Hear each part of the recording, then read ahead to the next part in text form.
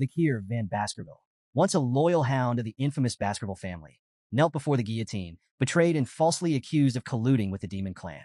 As the blade hovered above him, he vowed, if fate gave him another chance, he would never be a submissive hound again. To his shock, the guillotine's finality dissolved, and he awoke, not in the afterlife, but in the fragile body of an infant. Surrounded by the cries of newborns, Vikir realized he was in the Baskerville family nursery. His new life began under ominous circumstances. The cold-eyed patriarch Hugo Le Baskerville entered to inspect the infants.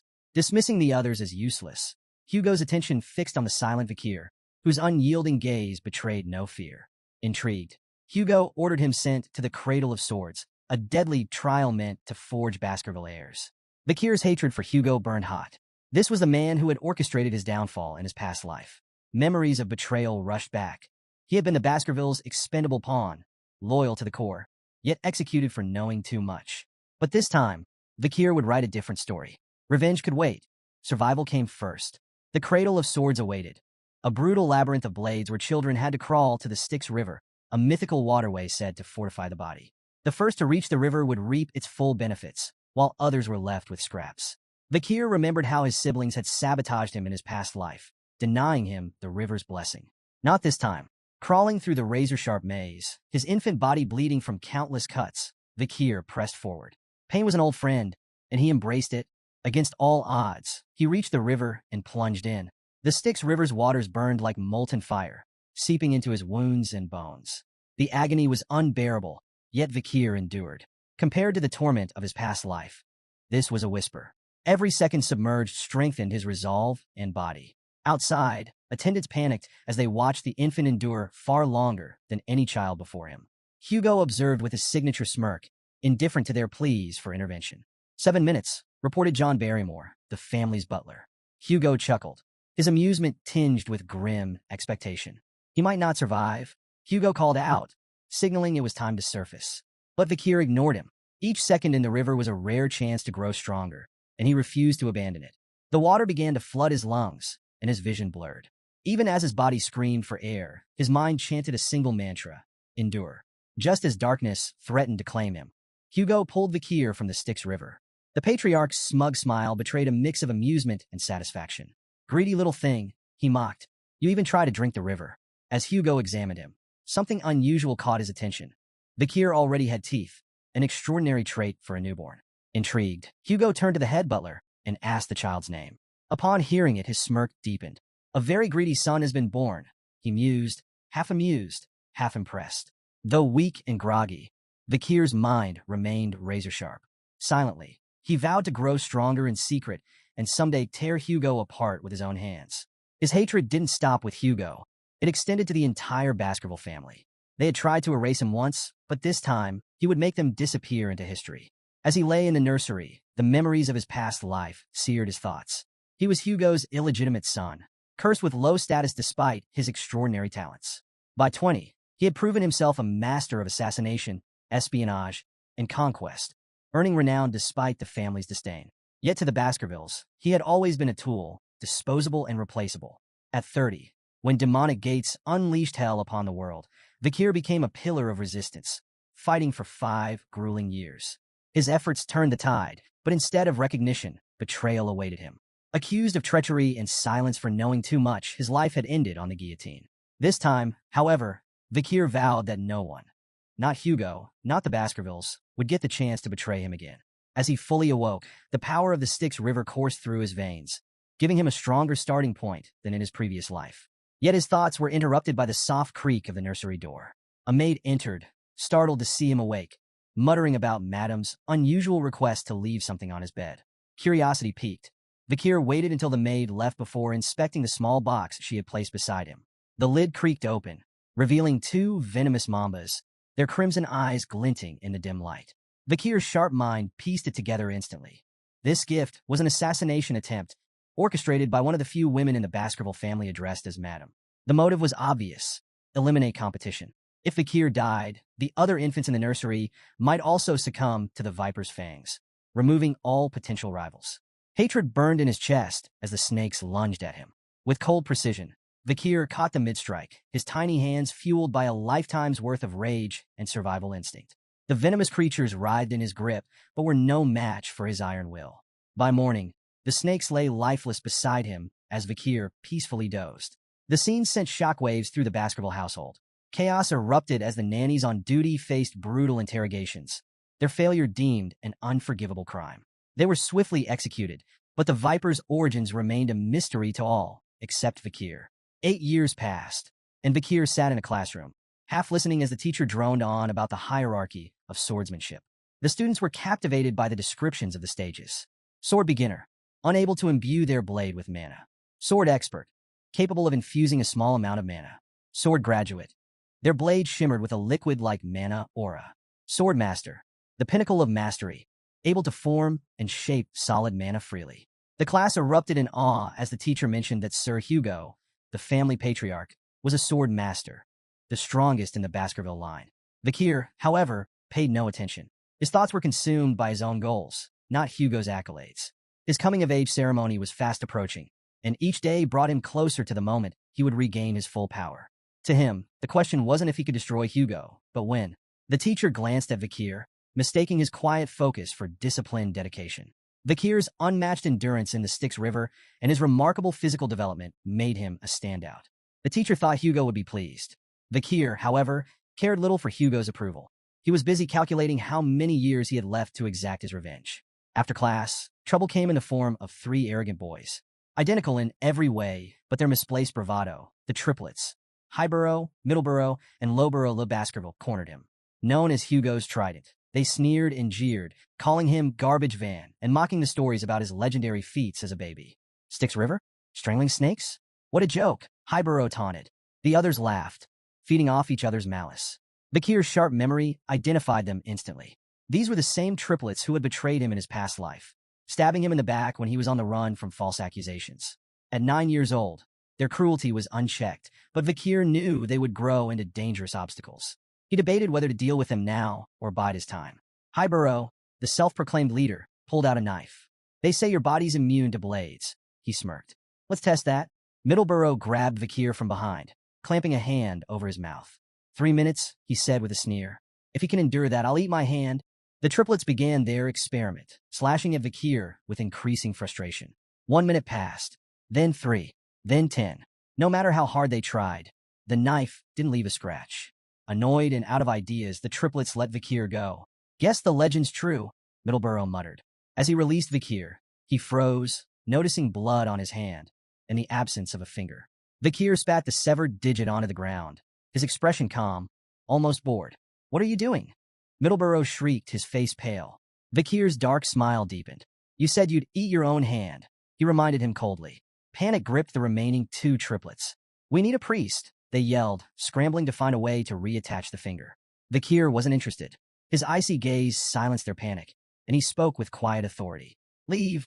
The enraged triplet lunged at Vakir with a knife, hurling insults and emphasizing their age advantage.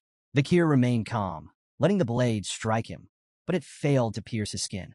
Seizing the moment, he grabbed the boy's wrist and twisted it with merciless precision.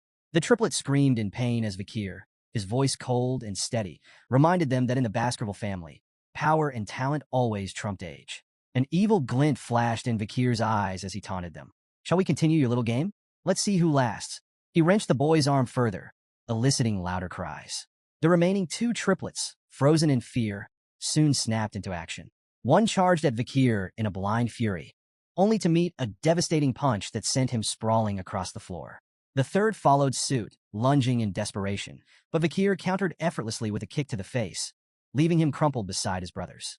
The room fell into an eerie silence, broken only by the groans of the defeated triplets. Vakir stood over them, his gaze icy and unforgiving. With chilling detachment, he told them that while their wounds could be treated, they would have to endure their pain for now. Then, with a mockingly generous tone, he offered them a way out. One of you can leave the room, Vakir said. Relief flickered across the triplets' battered faces, and they quickly asked which one of them would be spared. In response, Vakir picked up the knife and tossed it onto the ground between them. Decide for yourselves, he said, his voice dripping with cruel amusement. As he turned to leave, he added one last taunt. Don't take too long. At least one of you should live, right?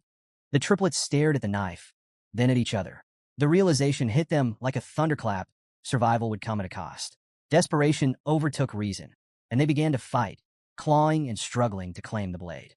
From outside the room, Vikir paused to listen, satisfaction curling his lips as the sounds of their infighting, grunts, shouts, and cries echoed through the hallway. The once united trident of Baskerville had been shattered, their bond irreparably fractured. Meanwhile, in the Patriarch's office, Hugo Le Baskerville received troubling news from his head butler, John Barrymore. "The Morgs clan is stirring trouble at the Ruby Mines, my lord," John reported. "They've started staking claims to the territory." Hugo leaned back in his chair, unfazed. "Let them. We'll deal with it when they come knocking," he replied coolly. John nodded and shifted topics. "The juvenile evaluations at the Baskerville Fortress have concluded the written exams. Master Vikir scored the highest." He hesitated briefly before adding, "The practical exams are in 5 days. The Guardian Knights have already begun clearing the training grounds." Hugo nodded, his expression unreadable, but John's slight hesitation didn't escape him. "Is there something else?" Hugo asked, his voice low. John hesitated again before finally speaking. "There's been an incident involving the young masters." Hugo's gaze darkened. "How many died?" "None, my lord," John quickly clarified. "But there were injuries. Master Highborough's teeth were completely shattered. Master Middleborough suffered a broken jaw, and Master Lowborough lost his left index finger." Hugo's face remained impassive as John continued. "The physical wounds have been treated, but the psychological impact seems severe. The boys are deeply shaken." Hugo's brow furrowed in mild surprise as he remarked, "The Trident of Baskerville is known for their unshakable bond. They wouldn't have turned on each other without good reason." John Barrymore, standing attentively, responded with precision. "The cause was another young master, Vikir. Not only did he inflict their injuries, but he also achieved the highest score on the written exam." Intrigued and faintly concerned, Hugo ordered, "Summon him." Vikir entered Hugo's office with a calm smile, exuding quiet confidence. Hugo greeted him with a tone of authority, commenting, "You've grown considerably since we last met." Hugo wasted no time addressing the incident with the triplets, noting the gravity of their injuries, not the physical ones, which had been treated, but the deeper wounds inflicted on their bond as brothers. Hugo's gaze was steady as he asked, "Do you think your actions were wrong?" Vikir met his gaze without hesitation, replying with his own question. "What did I do wrong?" Hugo's eyes narrowed slightly, yet he allowed Vikir to continue. The boy elaborated, asserting that in the Baskerville family, strength was paramount.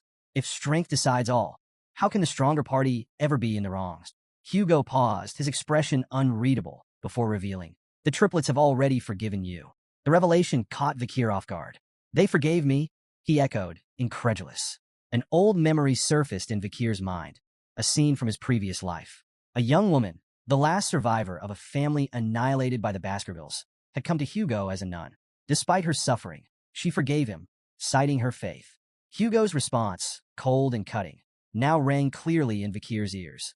Forgiveness is merely an excuse for the weak, who lack the strength to seek revenge. Drawing from that memory, Vikir repeated Hugo's own words back to him. Forgiveness is nothing more than a way for the powerless to cope with their inability to retaliate. For a moment, silence filled the room.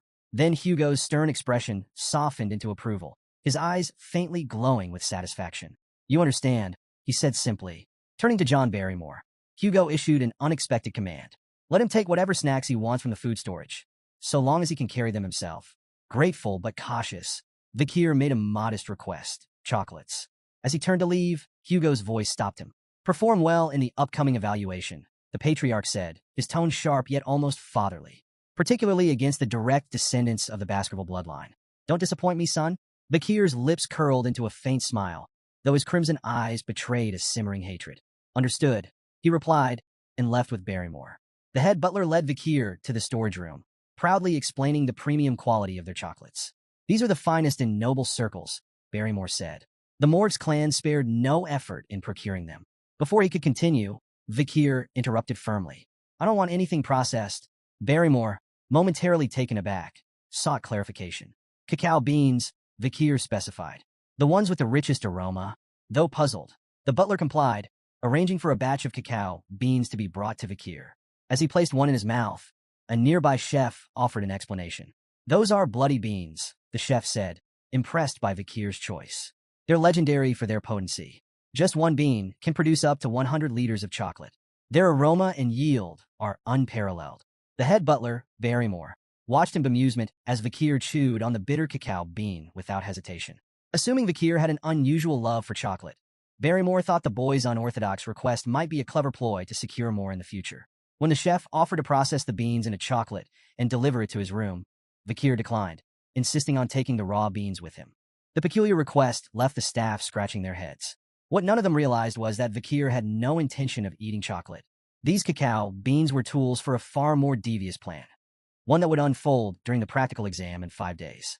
Unbeknownst to everyone, the seeds of chaos had been sown, and a catastrophic event loomed, destined to become a defining moment in the Baskerville clan's brutal history.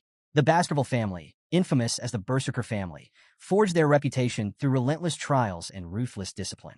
From their first steps, Baskerville children were shaped by grueling evaluations designed to strip away weakness.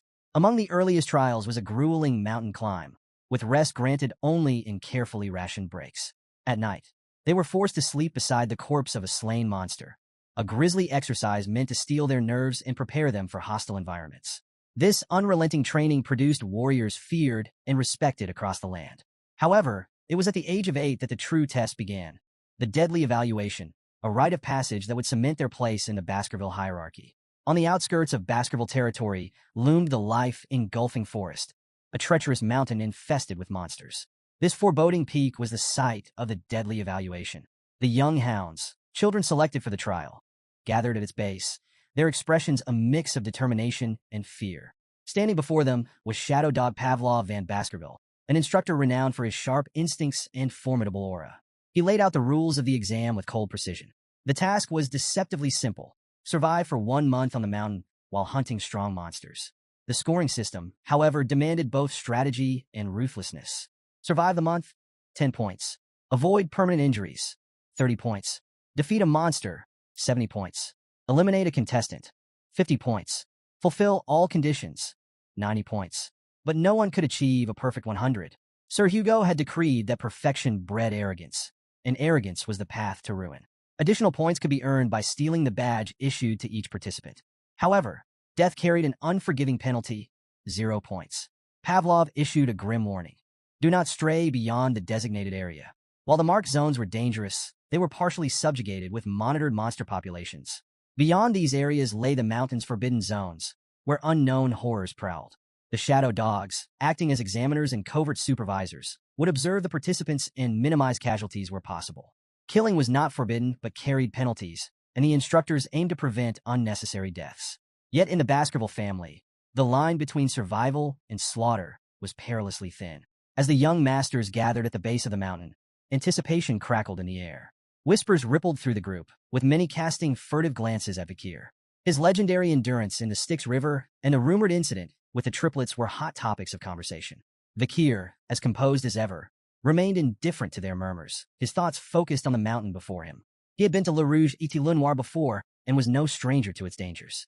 Unlike the others, who saw only a brutal test, Vakir saw an opportunity. Nearby, the triplets stood together, their usual arrogance dampened. Beads of sweat glistened on their foreheads as they cast uneasy looks at Vakir. Their nerves betrayed them. It was clear the memory of their encounter with him still lingered. Shadow Dog Pavlov, standing tall and imposing, offered a brief wish for success before the sharp toll of the bell echoed across the mountain. The evaluation had begun. The group exploded into motion, scattering in every direction. Some pursued carefully planned strategies, racing toward areas they believed offered an advantage. Others played opportunists, trailing their peers to claim their badges, or their lives, when the moment presented itself. The triplets, however, were already arguing. Each insisted on their own plan, their voices growing louder as frustration took hold. Their bickering slowed them down, their movements clumsy and disorganized. Watching from a hidden perch, Pavlov's expression darkened. Though he hoped to keep casualties minimal, the disarray among the participants hinted at an inevitable bloodbath. One shadow dog, assigned to monitor Vakir, followed him closely, while the other candidates scrambled for safe zones or sought out weaker competitors to target. Vakir took an entirely different route. He strode confidently toward the restricted zone, a place forbidden even to many of the instructors. The shadow dog's curiosity was piqued. Who was this boy? Rumored to be a prodigy, Vakir had already distinguished himself through his feats. His boldness in venturing into the restricted zone intrigued the seasoned observer, who followed silently, eager to see how Vakir would fare in the uncharted wilderness. Vakir stopped at a massive tree, scanning his surroundings with calm precision. The soft ground beneath the tree seemed like the perfect place to set up camp.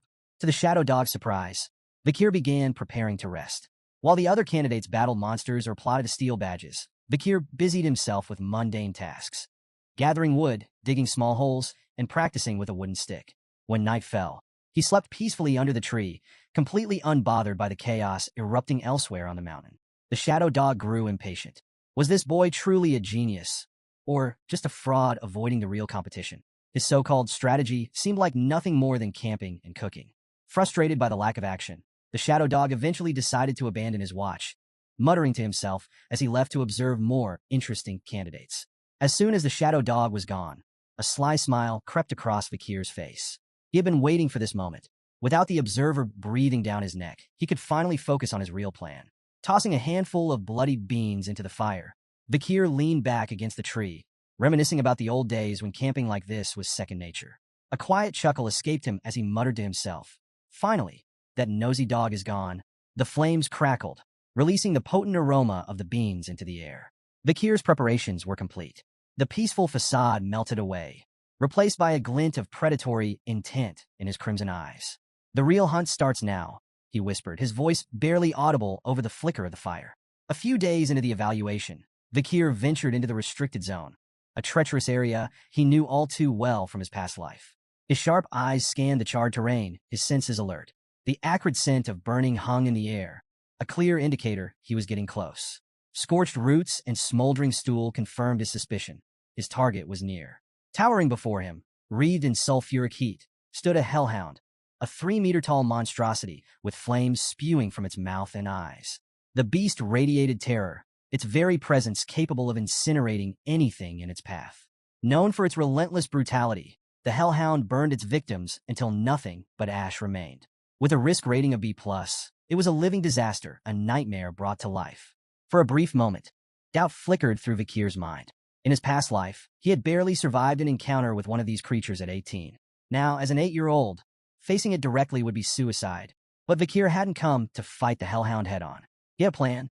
The hellhound lunged, flames flaring wildly as it snapped its massive jaws. Vikir sidestepped, narrowly avoiding its bite. He recalled the creature's first critical weakness. Hellhounds could only move in straight lines.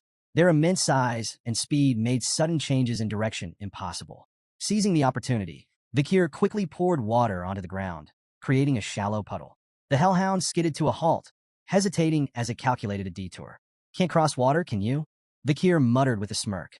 Like most canine monsters, the hellhound was instinctively repelled by water, even in shallow amounts. This bought Vikir precious time to reposition himself. But the danger was far from over. The beast's bloodlust was unrelenting, and it lunged again, flames roaring. Vikir sprang into action, executing the final step of his plan. As the hellhound opened its massive jaws to roar, Vikir hurled a bloody bean directly into its throat. The beast staggered, its snarls turning to whimpers as its body trembled violently. It collapsed, immobilized and helpless. "Chocolate's toxic to canines," Vikir remarked, watching the hellhound writhe. The bloody bean, capable of producing 100 liters of chocolate from a single seed, acted as a concentrated poison, overwhelming the beast in moments. With the hellhound incapacitated, Vikir approached with deliberate calm. His crimson gaze locked on its weak point, a vulnerable spot near its kidney, where no ribs offered protection. He gripped his sword tightly, then plunged the blade into the hellhound's side with surgical precision. The beast's body convulsed before going still. A rush of energy, its karma, flowed into Vikir, fortifying his young body. His sword felt lighter, his movements sharper.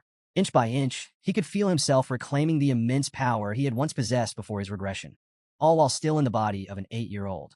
Standing over the fallen hellhound, Vikir allowed himself a moment of satisfaction. He imagined the stunned expression on Hugo's face when he returned to the clan with the head of a B+ rank monster. With a flick of his blade, Vikir decapitated the hellhound and hoisted its massive head. The weight felt insignificant in his hands, a testament to his growing strength. As he gazed out over the charred forest, Vikir's smirk deepened. Victory was already in his grasp. He knew that this kill had all but guaranteed him first place in the practical exam. Vikir's triumph was short-lived. A low, menacing growl shattered the silence, and he turned to see a group of hellhounds emerging from the shadows. Their flaming eyes locked onto him, filled with vengeful fury. It was clear they had come for their fallen comrade. Despite the odds, Vikir remained calm. He gripped his sword tightly, mentally calculating his resources. He had enough bloody beings to exploit their weakness, and he knew their patterns and limitations. Victory wasn't impossible, but before the hellhounds could attack, something unexpected happened. The pack began to whimper, their flaming eyes darting nervously as they shrank back. This sudden display of fear immediately caught Vikir's attention. Hellhounds never back down, even when facing certain death. What could terrify them? Vikir murmured, his heart pounding as he turned to face the source of their fear. His eyes widened in shock. Towering above him was a Cerberus, the legendary three-headed guardian of the underworld. The beast was colossal, 7 meters tall and radiating an aura of unmatched menace. Its 3 heads snarled and snapped, each mouth spewing fiery embers. With a risk rating of A+, Cerberus was leagues beyond the hellhounds in strength and ferocity. Vikir's mind raced. What is a Cerberus doing here? The monstrous creature was supposed to reside on the 7th ridge of life engulfing forest, far beyond the exam's designated area. Then he noticed something critical. Cerberus was injured. The creature's massive body bore several deep wounds, and arrows jutted out from its flesh. Blood trickled down its dark fur, and its movements were slower than usual. It was clear someone or something had been hunting it, driving it to this lower ridge. Realizing the opportunity before him, Vikir quickly assessed his options. An injured Cerberus was still a massive threat, but it was far more vulnerable than usual. This was a once-in-a-lifetime chance. With steely resolve, Vikir charged forward, his body moving with precision honed from years of battle in his past life. His blade flashed in the dim light as he landed several strikes on the massive beast. Each blow was calculated, targeting weak points exposed by its injuries. The Cerberus roared in pain, its fiery breath scorching the ground as it lashed out in retaliation. Vikir dodged with agility, his movements sharper than ever thanks to the strength he had gained from the Styx River. An injured Cerberus. This is doable, Vikir thought, his determination burning as brightly as the flames around him. But his confidence was short-lived. In a moment of carelessness, the Cerberus struck with lightning speed. Its first swipe shattered Vikir's sword, the blade exploding into fragments that scattered across the forest floor. The second blow hit him with tremendous force, sending him flying through the air like a ragdoll. Vikir's flight ended abruptly as his body slammed into a tree trunk with a sickening crack. The impact left him crumpled on the ground, motionless and battered. Blood spilled from his mouth, pooling beneath him as silence descended. For a moment, nothing moved. Then, Vikir's eyes fluttered open. Pain shot through his body, sharp and overwhelming. Panic flared as he noticed the unnatural angle of his left arm. His first thought was that the Cerberus had torn it clean off, but to his relief, it was still attached, though badly mangled. He grimaced, forcing himself to sit up. The Styx River's blessing saved me, he realized, though the protection came with limits. He wouldn't survive another direct hit. The Cerberus advanced, its 3 heads snarling in unison, fire and fury emanating from its massive frame. Vikir's instincts screamed at him. Brute force was no longer an option. Survival demanded a different strategy. Sometimes the wisest move was to retreat and live to fight another day. Swallowing his pride, Vikir turned and ran. His mind raced as he scanned the terrain for an escape. The beast's roars thundered behind him, its footsteps shaking the ground with each stride. Then he saw its salvation. A weathered iron fence loomed just a few yards ahead, marking the edge of the restricted zone. If he could cross it, he'd be closer to the safe haven he had prepared before the battle. Summoning every ounce of strength, Vikir sprinted toward the fence. The Cerberus lunged, its massive jaws snapping inches from his back. With a final burst of speed, he threw himself through the gate, crashing onto the other side. Relief surged through him, but there was no time to waste. The beast's pursuit was relentless, and Vikir had to move fast. He scanned the forest, his eyes locking onto the trap he had set days earlier, a deep pit camouflaged beneath thick foliage. As the Cerberus charged, Vikir led it straight to the concealed pit. Timing his move perfectly, he dived out of the way just as the beast lunged forward. Unable to stop its momentum, the Cerberus plummeted into the pit, impaling itself on the wooden spears hidden below. Vikir's lips curled into a grim smile. His meticulous preparation had paid off. The spears, coated with the essence of bloody beans, acted as a lethal poison to canine monsters. The Cerberus howled in pain, its growls turning to gurgles as foam oozed from its mouths. Yet, Vikir knew better than to relax. The legendary beast wasn't defeated yet. Despite its injuries, the Cerberus began to climb out of the pit, its enormous claws scraping against the sides. Vikir wasted no time. He grabbed a wooden spear, its tip smeared with venom from a bloody mamba snake, and hurled it with precision. The spear pierced the creature's side, eliciting another anguished roar, but the beast pressed on. Step by agonizing step, the Cerberus dragged itself forward. Vikir counted silently, his pulse pounding. 1, 2, 3. The beast advanced, each step slower and more labored than the last. 4, 5, 6. As the seventh step landed, the mighty Cerberus faltered. Its knees buckled, and with a final, earth-shaking groan, it collapsed lifeless at Vikir's feet. Vikir exhaled deeply, his body trembling from exhaustion and relief.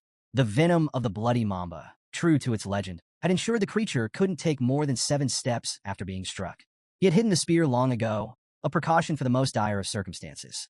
Today, it had saved his life. The immense energy of the defeated Cerberus surged into Vikir, strengthening his body further. His muscles felt lighter, his reflexes sharper. Power coursed through him, and he marveled at how close he was to reclaiming the strength of his former life. He turned to the massive corpse of the Cerberus, a testament to his victory. Its 3 heads alone would be proof enough of his feat, but there was a problem. The poisoned spears and venomous effects would be obvious upon examination.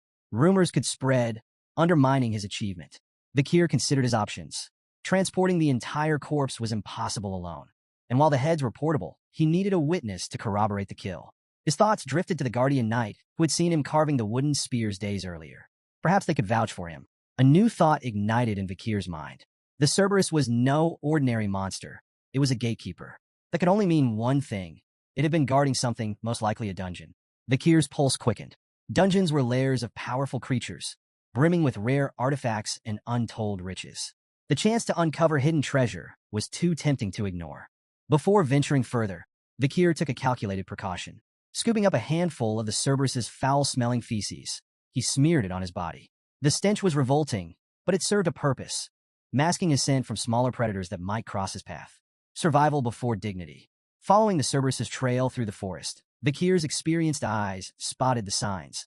A path of dried soil, rotting leaves, and disturbed roots. Recognition struck him like a lightning bolt. This dungeon, he muttered to himself. In his past life, this place would be discovered a decade from now. By then, it would have already been plundered, its treasures long gone. But now, it was untouched. The air around it practically hummed with mana, an unmistakable sign of its vitality. The dungeon's entrance loomed before him, shrouded in oppressive darkness. Vikir approached cautiously, his crimson eyes faintly glowing with anticipation. One wrong step could mean death. He stepped inside, the silence broken only by the soft echo of his footsteps. The further he descended, the more the dungeon revealed its wonders. Veins of ruby minerals streaked the walls, their faint glimmers lighting the way. Vikir deduced they were connected to the nearby Red All Mountain, famous for its precious gems. His excitement grew as he pressed deeper into the labyrinth. Then, a glimmer of light ahead caught his attention. Quickening his pace, he entered a massive, brightly lit chamber and stopped in awe. At the chamber center stood a colossal ruby mounted atop a stone pillar, its intense, otherworldly glow illuminating the room. This wasn't just any jewel. Vikir could tell at a glance that the gem was infused with mana, its brilliance far surpassing anything he had ever seen. For a moment, he simply marveled at the treasure before him. But his awe was short-lived. Nearby, a skeleton lay crumpled on the ground. As he approached, the signs of violence became apparent. Deep stab wounds marred the brittle bones, and dried blood stained the floor around it, a silent testament to the victim's gruesome fate. Vikir knelt beside the remains, his sharp mind piecing together clues. Lying next to the skeleton was a weathered letter, its edges worn with age. Curiosity piqued, he picked it up and began to read. The writer introduced himself as Cain, but notably avoided providing his full name. The handwriting struck a chord of recognition deep within Vikir. His crimson eyes narrowed. This is Baskerville handwriting, he murmured, his suspicions growing. The letter detailed a harrowing tale. Cain and his brother, Abel, had stumbled upon this legendary chamber, a place spoken of in Baskerville lore for generations. Together, they had navigated countless trials and slain powerful monsters to reach this fabled location. But their journey ended here. The letter revealed they had been trapped by the dungeon's final trial, imprisoned in this chamber for 3 agonizing years. Vikir's thoughts churned as he absorbed the weight of Cain and Abel's grim tale. What treasure could possibly justify such suffering? His attention returned to the massive ruby at the chamber's center. Its mesmerizing glow seemed to call out to him, and Vikir knew instinctively it held the key to the dungeon's final challenge. Approaching cautiously, he read the riddle inscribed on the stone aloud. When entering, it's 1. But once inside, it's 2. When leaving, it's 1. The cryptic words hung heavily in the air, their meaning elusive. Vakir recalled Cain's letter, where the brothers had wrestled with this very puzzle. Cain and Abel, twins separated at birth, had believed the riddle required them to become one again. This interpretation led to tragedy. Cain, driven by desperation, had killed Abel in a futile attempt to solve the riddle. Yet even after his brother's death, the treasure remained inaccessible. Racked with guilt, Cain had abandoned the dungeon empty-handed, his letter warning future adventurers of its cruelty. He called it the Devil's Den, a place designed to prey on human greed, offering despair instead of salvation. Vakir reread the riddle, refusing to succumb to the same despair that had broken Cain. The answer wasn't about people, it couldn't be. His sharp gaze scanned the chamber, noting every detail. The ruby's light, the skeleton's silent testimony, and the phrasing of the riddle itself. 1, 2, 1. Suddenly it clicked. The answer wasn't about twins or sacrifice. It was about shadows. Vakir stepped toward the ruby, his thoughts crystallizing. In the dark passage leading to the chamber, he had cast no shadow. Upon entering the ruby's glow, he became two, himself and his shadow. And when the light disappeared, the shadow would vanish, leaving only one again. It was simple, too simple for Cain and Abel, blinded by their assumptions. Vakir gripped his weapon and struck the ruby with a precise blow. The gem shattered into fragments, its brilliant light extinguished in an instant. The chamber lit up with a final, blinding flash as the ruby crumbled. Then, as silence returned, the treasure the dungeon had guarded was revealed. Vakir's breath caught. At the center of the newly exposed chamber stood a sword embedded in a stone. Its sinister aura filled the air, heavy with malice and power. The blade exuded a dark, otherworldly energy that sent shivers down Vakir's spine. Approaching cautiously, he read the inscription etched into the stone. "Only those with Baskerville's blood may claim me." His eyes widened. This wasn't just any weapon. It was the fabled Beelzebub. The name stirred memories buried deep within him.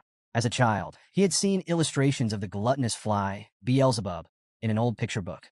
The monstrous entity was said to devour all in its path, an insatiable glutton tied to ancient legends. The stories of Beelzebub were more than legends. They were warnings. Known as one of the seven calamities, Beelzebub was part of the devil's holy constellation, a force of destruction so immense that 7 great families, including the Baskervilles, had risen to combat them. Each family had faced a fragment of their power, sealing the remnants within their lands. The first patriarch of the Baskerville family had battled Beelzebub, sealing its essence within their territory. Many dismissed these tales as myths, but as Vakir stood before the ominous blade radiating Beelzebub's malevolence, he knew the truth. The sword's existence was undeniable proof that the legends were real. Vakir stared at the blade, its dark aura flickering faintly like the dying embers of a fire. This weapon was more than a tool of destruction. It was a symbol of his family's cursed legacy. Yet, it also represented unparalleled power. He thought of the blood-soaked history tied to its edge. Beelzebub's sword, once wielded by the demon clans, had left countless human lives in its wake. The weapon was both a prize and a threat, but one thing was clear. It could not fall into the wrong hands. "This sword is mine now," Vakir declared, reaching for the hilt. The moment his fingers closed around it, an intense surge of energy shot through his body, forcing a gasp from his lips. The blade reacted instantly, vanishing from sight only to reappear moments later, fused to his hand. Vakir held his breath as the sword materialized again, emerging directly from his palm as if it had always been part of him. Its faint, ominous aura pulsed in rhythm with his heartbeat. He stared at the weapon in awe. The sword wasn't just a relic. It was a fragment of the devil's holy constellation, imbued with potential that made his blood race. A grin spread across his face as he marveled at the power it could unlock. With such a weapon, his path to vengeance grew clearer. After thoroughly exploring the dungeon and finding nothing else of value, Vakir decided to leave. But as he approached the exit, a sudden wave of nausea overtook him. His vision blurred, his legs buckled, and he fell to his knees, clutching his stomach. At first, he thought it was his own hunger, but the sensation was strange, foreign. Then he understood. It wasn't his hunger. It was the sword's. Beelzebub's insatiable appetite was now linked to him, its hunger coursing through his veins. Stumbling out of the dungeon, Vakir felt the blade tugging at him, pulling in a specific direction. Unable to resist, he followed its guidance. It led him back to the Hellhound's corpse, still steaming from its earlier battle. Confused but compelled, Vakir extended the blade toward the body. His eyes widened as the sword came alive, voraciously absorbing the Hellhound's blood. The once dark blade pulsed with crimson light as it fed, its hunger satiated at last. As the feeding ended, the sword let out a strange, satisfied sound, like a child after a hearty meal. Vikir's own hunger faded, replaced by a gnawing frustration. The blade was unpredictable. Its needs a burden he hadn't anticipated. Yet, its power was undeniable. Examining the weapon, Vikir noted its intricate design, slots embedded within the blade, faintly glowing. He recalled the stories about Beelzebub's inherent ability, gluttonous flies. The sword could absorb not only the blood of its victims but their skills, adding them to its arsenal. This ability made Beelzebub a weapon of limitless potential, but also one of chaos. Many of its past wielders had overindulged its appetite, allowing it to absorb so much that even their most fearsome opponents had been rendered powerless. I won't make the same mistake, Vikir muttered. He resolved to limit the sword's consumption to 3 abilities at a time, no more. Any more would risk making the blade unmanageable, and himself its victim. The barren trees and dried soil of the mountain took on a new meaning as Vikir reflected on the blade's gluttony. He suspected Beelzebub had been the cause of this desolation, its insatiable hunger draining life from everything around it. Inspecting the first slot, Vikir noted the newly absorbed skill, Hemorrhage Hellhound B+. This ability caused wounds inflicted by the blade to bleed uncontrollably, even from the smallest cuts, a devastating tool for attrition-based battles. His gaze shifted to the massive corpse of a Cerberus, and an idea sparked. Extending Beelzebub toward the body, Vikir allowed the blade to begin feeding. The sword's dark aura flared, and the Cerberus's blood was drawn into it. Before the weapon could devour the entire corpse, Vikir stopped it with a sharp word, tapping the hilt lightly, as if scolding a pet. Enough, he muttered. The blade responded with a shrill cry, like a reprimanded child. Beelzebub's 3 slots were now filled. 1. Incinerate Cerberus. A+, inflict severe, flaming injuries that are resistant to healing. 2. Hemorrhage Hellhound, B+, causes catastrophic blood loss from even minor wounds. 3. High-speed regeneration. F. A minor healing ability absorbed from a crushed sewer rat.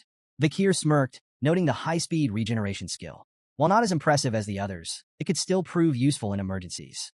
He glanced at the squashed rat beneath the Cerberus's corpse and felt a mix of amusement and practicality. Reflecting on Incinerate Cerberus, Vikir marveled at its raw destructive power. Thermal injuries, he knew, inflicted far more agony than hemorrhage. With his preparations for the exam complete, Vikir chose to remain near the Cerberus's remains until the evaluation officially ended. When the young hounds returned to Baskerville Fortress, the elders began assessing their performances. Each participant was awarded a reward crafted from the remains of their hunted monsters, a sword, shield, or necklace symbolizing their success. But one hound stood out above the rest. In his office, Patriarch Hugo Van Baskerville leaned back in his chair, eyebrows raised in mild surprise. Turning to his head butler, John Barrymore, he asked, "Who caught what?" Barrymore responded dutifully. Master Vikir Van Baskerville, the 8-year-old hound, hunted a Cerberus, an A+ rank monster that wandered into the restricted area during the exam. Hugo's surprise deepened. Even the family's guardian knights avoided facing such creatures. Yet, Vikir had managed to slay one. Barrymore continued, explaining that the Cerberus had been previously wounded by the barbarian tribe before Vikir encountered it. The boy had then used poison on a wooden spear to secure his victory. However, the exact nature of the poison remained unknown, as Vikir's hunting journal offered no explanation.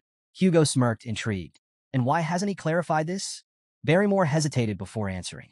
The boy claimed he was tired and retired to his dormitory. The patriarch chuckled, his eyes glinting with amusement. The little brat is already so sly. He understands that information is power, and power has its value. Barrymore nodded, though his astonishment lingered. It's remarkable that such talent comes from a hound named Van, rather than Lon. Hugo dismissed Barrymore's implication with a smirk. I do not judge hounds by their lineage. I raise them for their talent and their spite. Even mutts can rise to greatness. His tone left no room for doubt. In the Baskerville clan, skill and ambition outweighed noble birth. Barrymore hesitated, his mind drifting briefly to Hugo's second son, who was undergoing isolation training.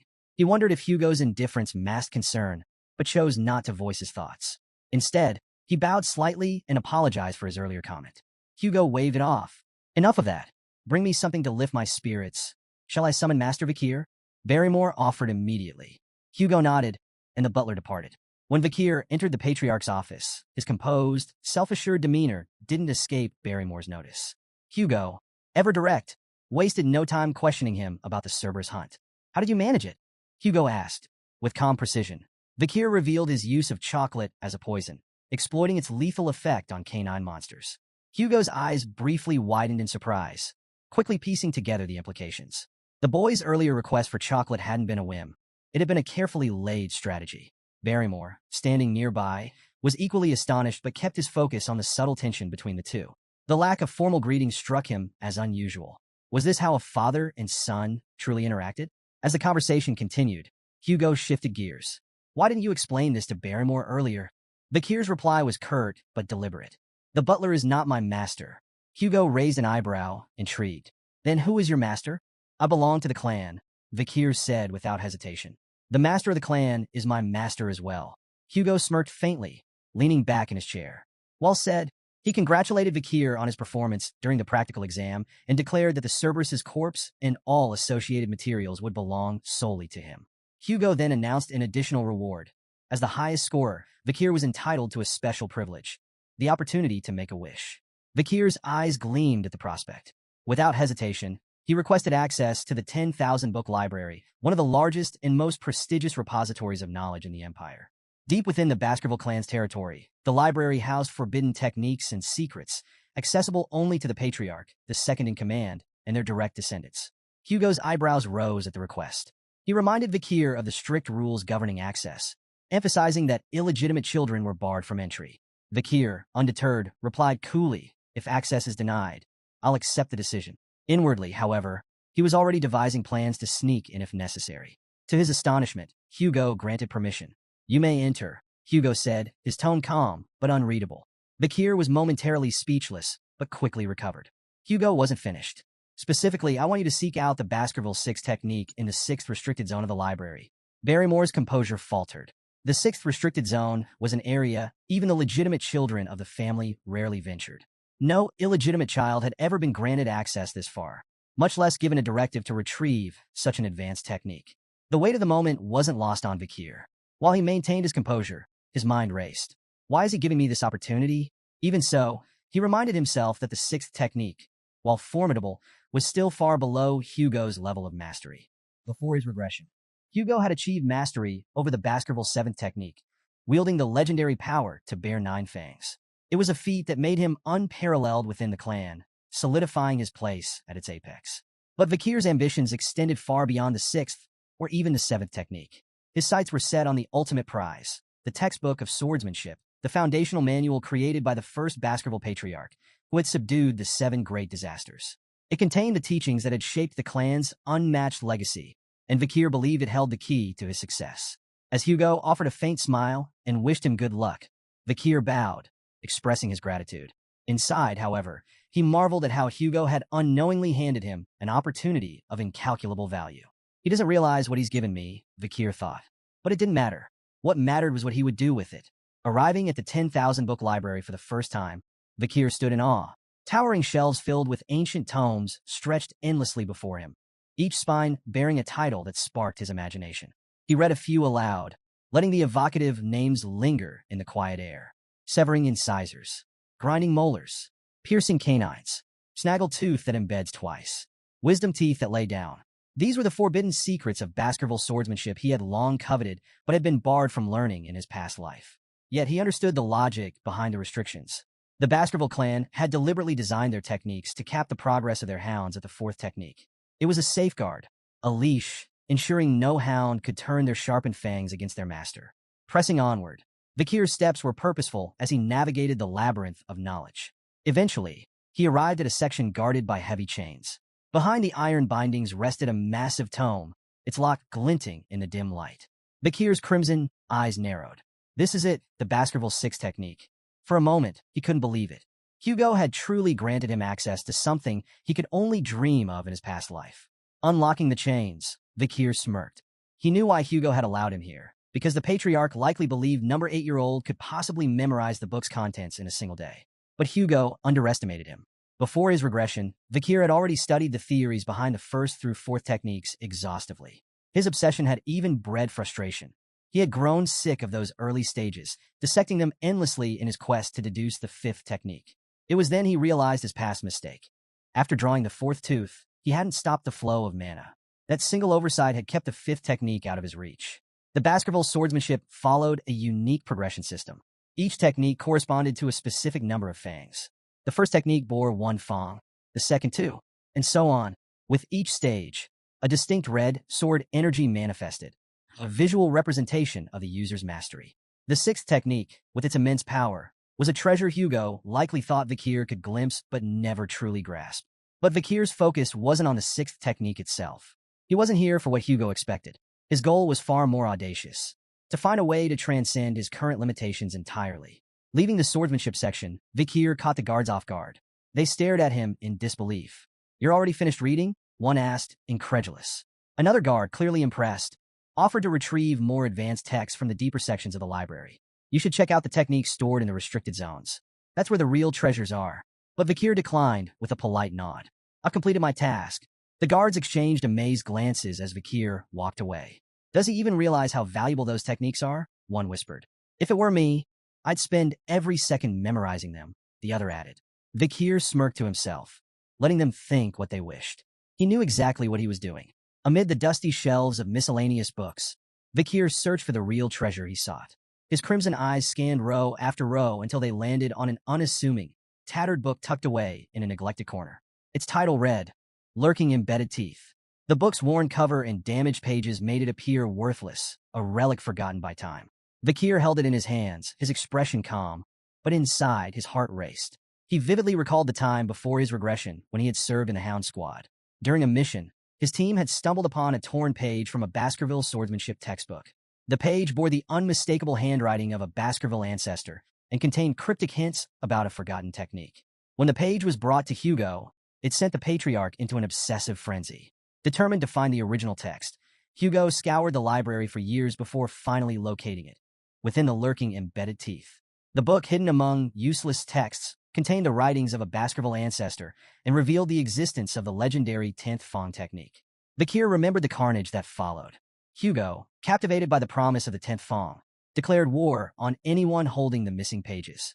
He dispatched Baskerville hounds to the 7 great families to recover the remaining 6 pages. The mission came at an unimaginable cost. Hounds died by the dozens, their bodies piling high, drenched in blood. When the pages were finally recovered, Hugo's only acknowledgement was a cold, dismissive phrase: "Good job." Vikir's hands clenched as the memory burned in his mind. The senseless waste of life enraged him. He vowed that history would not repeat itself. He would surpass Hugo, not by mimicking his methods, but by learning from his mistakes. Flipping through lurking embedded teeth, Vikir noted its disjointed techniques and incomplete passages. Without the missing pages, the book was little more than a fragmented puzzle. But Vikir had an advantage no one else did. Before his regression, he had memorized every detail of those lost pages. The reason he couldn't progress beyond the 4th technique in his previous life wasn't his lack of skill or mana. It was the absence of this original text. The missing pages were the key to understanding the techniques in their entirety. As Vikir closed lurking embedded teeth, he muttered to himself, "To most, this book would seem like meaningless, disjointed nonsense. But with the missing pages, the misleading information transforms into an absolute masterpiece." He marveled at the text's brilliance, understanding that its true genius emerged only when the blanks were filled. Before his regression, Vikir had reached the pinnacle of graduate aura and mastered the highest level of the 4th Fong technique. Now, armed with this knowledge, he was confident he could surpass it. This time, however, he vowed to avoid the mistakes of his past. Before he turned 15, he would reclaim all the power he had lost, and more. Engrossed in the book, Vikir lost track of time. By the time he finished, dawn had broken. The realization of how much he had achieved filled him with pride. He had memorized every word, every nuance of the text. Glancing around the library, he noticed the absence of the Guardian Knights. The silence emboldened him. Though his young body wasn't yet capable of drawing all 10 fangs, he was certain the elusive 5th Fong technique, which had eluded him in his past life, was finally within reach.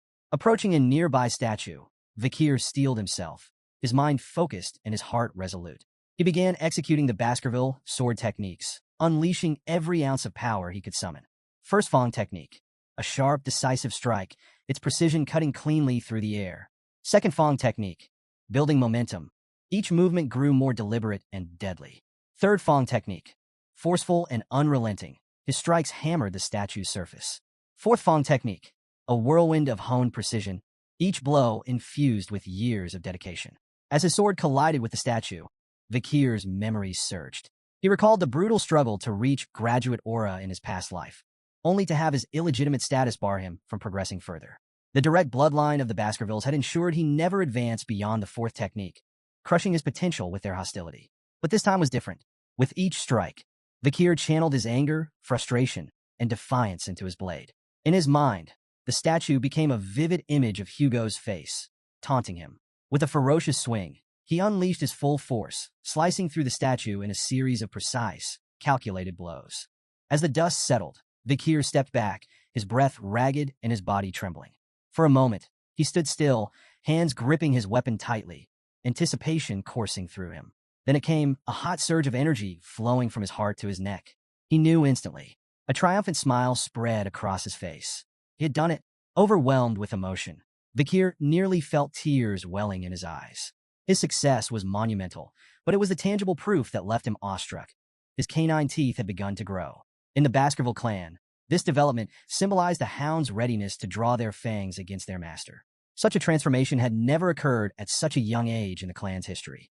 His body trembled with excitement as his mana surged within him, evolving into something far greater. The solid state of his energy had transformed into a liquid form, denser and more versatile. This was graduate aura at its true peak, a level of mastery that had taken him 30 arduous years in his previous life. Now, at just 8 years old, he had reached the same milestone. Vikir gazed at the flowing aura surrounding him, its liquid form a testament to his newfound status. To reach graduate aura was to ascend leagues above sword experts, and the realization filled him with both awe and quiet confidence. Yet this was only the beginning. His gaze shifted back to lurking embedded teeth, the book that had unlocked this monumental progress. The text's seamless transitions between offense and defense represented a swordsmanship technique of limitless potential, one perfectly suited to someone with Vikir's boundless ambition. Carefully, he placed the book near the window and allowed himself a moment to reflect. Since his regression, his growth in strength and skill had been exponential. With his current abilities, Vikir was confident he could hold his own against a mid-class graduate aura swordsman and emerge victorious. Still, he knew better than to reveal the full extent of his power. Not yet. For now, he needed to keep Hugo's eyes on him, buying time to secure everything he needed for the future. A sly grin spread across Vikir's face as he pulled out a magnifying lens. Positioning it over the book, he allowed the sun's rays to converge, igniting the pages in a small, controlled fire. As the flames consumed lurking embedded teeth, he remarked to himself that destroying the book would make it nearly impossible for Hugo and the hounds to piece together the 10th Fang technique. For him, however, it was no loss. He had memorized every critical detail. The acrid smell of burning paper quickly drew the attention of the library guards, who burst into the room. Startled to find Vikir there, they demanded an explanation. Vikir's expression shifted instantly to one of sheepish contrition. Bowing his head, he apologized profusely, claiming the fire had started when he had carelessly left the magnifying glass too close to the book. He even offered to report the incident to the butlers himself. The guards exchanged uneasy glances, fearful of punishment for neglecting their duties. One finally suggested that the blame lay with them for failing to monitor the library properly. "We're just lucky it happened in this section," one guard muttered, glancing at the ashes of what they deemed useless books. Seizing the moment, Vikir subtly steered the conversation. He mentioned their preoccupation with the Morg's clan and the disturbances at the Ruby Mines, suggesting this might explain their absence. The guards nodded in agreement, grateful for the excuse and eager to bury the matter. They promised to keep the incident a secret if Vikir did the same. As he left the library, Vikir apologized again, thanking the guards for their understanding. Once he was out of sight, a mischievous grin spread across his face. The guards' voices echoed behind him, praising him as thoughtful and considerate, someone who deserved respect. Vikir relished their naivety, knowing he had orchestrated the situation perfectly. Later, in Hugo's office, the patriarch leaned back in his chair, his piercing gaze fixed on Vikir. "So," Hugo began, "did you learn anything enlightening from the libraries?" Vikir replied cryptically, "Something warm, sharp, soft, and viscous." Hugo and Barrymore exchanged startled glances. The implications of Vikir's words hit them simultaneously. He might have achieved aura. Aura was the hallmark of a swordsman's true awakening, signifying their official entry into the world of the blade. Even among the most talented Baskerville hounds, reaching this milestone before the age of 15 was unheard of. Hugo, visibly skeptical, reminded himself that Vikir was only 8 years old. Shaking his head, he demanded, "Prove it. Show me what you've learned." Vikir nodded without hesitation, his crimson eyes glinting with quiet determination. In the heart of a massive Colosseum-like structure, Vikir stood alone at the center, his sword steady in his grip. Surrounding him, rows of young hounds looked on, their faces filled with confusion and curiosity. Beside Hugo, the head butler leaned in, his voice low. How do you plan to test the boy's skills? Hugo's smirk was both calculated and unsettling. By releasing a monster, the butler's eyes widened in disbelief. A monster? For an 8-year-old? Hugo confirmed with a nod, his smirk deepening. Hungry and feisty too, the gates before Vikir creaked open, and a chained orc was led into the arena by a guard. The massive, green-skinned creature snarled, its bulging muscles rippling with barely contained rage. Razor-sharp tusks jutted from its mouth, and its beady eyes darted around the Colosseum, assessing its surroundings with animalistic intelligence. A collective gasp rippled through the audience of young hounds. "That's overkill," one whispered. "Do they really need a monster like that to test him?" murmured another. Some muttered their concerns aloud. If things spiraled out of control, would the Guardian Knights have to intervene? But while the crowd buzzed with doubt, Vikir stood calm and composed. His sharp eyes fixed on the orc, he showed no sign of fear. His body was still, his blade poised, as Hugo gave the signal. The orc's chains fell away with a deafening clatter. With a feral roar, the beast charged, its massive bulk hurtling forward with terrifying speed. Vikir remained motionless, timing his move with surgical precision. As the orc lunged, he swung his sword in a blinding arc. The strike was fluid and flawless, severing the creature's arm in a single motion. The orc stumbled back, roaring in pain and confusion. Before it could recover, Vikir closed the distance with terrifying speed. Another precise strike followed, this time severing the orc's leg. The monster collapsed, growling in agony, its body writhing helplessly on the arena floor. The Colosseum was frozen in stunned silence. How? How did he do that? One young hound muttered. Did he even use mana? Another asked, incredulous. From his vantage point, Vikir noted the orc's confusion. Its bleeding wounds failed to regenerate, a hallmark of its species. Vikir smirked. He knew why. It wasn't just the severed limbs. Hemorrhage Hellhound, the ability imbued in his blade, was preventing the orc's famed regeneration from activating. A C-class monster like the orc was powerless against the lingering effects of a B-class Hellhound's curse. From the sidelines, Hugo watched intently, his face unreadable. But Vikir recognized the look. His father wasn't just evaluating the fight. He was deciphering what Vikir had learned in the library. Vikir decided it was time to give him an answer. Hugo's eyes began to glow faintly, a sign of heightened interest. Beside him, the head butler gasped, his voice trembling. That's an aura blade. In the arena, Vikir's sword began to radiate a brilliant red light. The energy was sharp and visceral, a manifestation of his mastery over aura. The orc, still struggling, roared weakly. But it was too late. Vikir charged forward, his blade slicing cleanly through the air. With a single, devastating strike, he decapitated the orc. The monster's massive head tumbled to the ground, its body crumpling lifelessly as the red glow of Vikir's blade faded into the silence of the Colosseum. The Colosseum erupted in astonishment. The young hounds could barely process what they had just witnessed.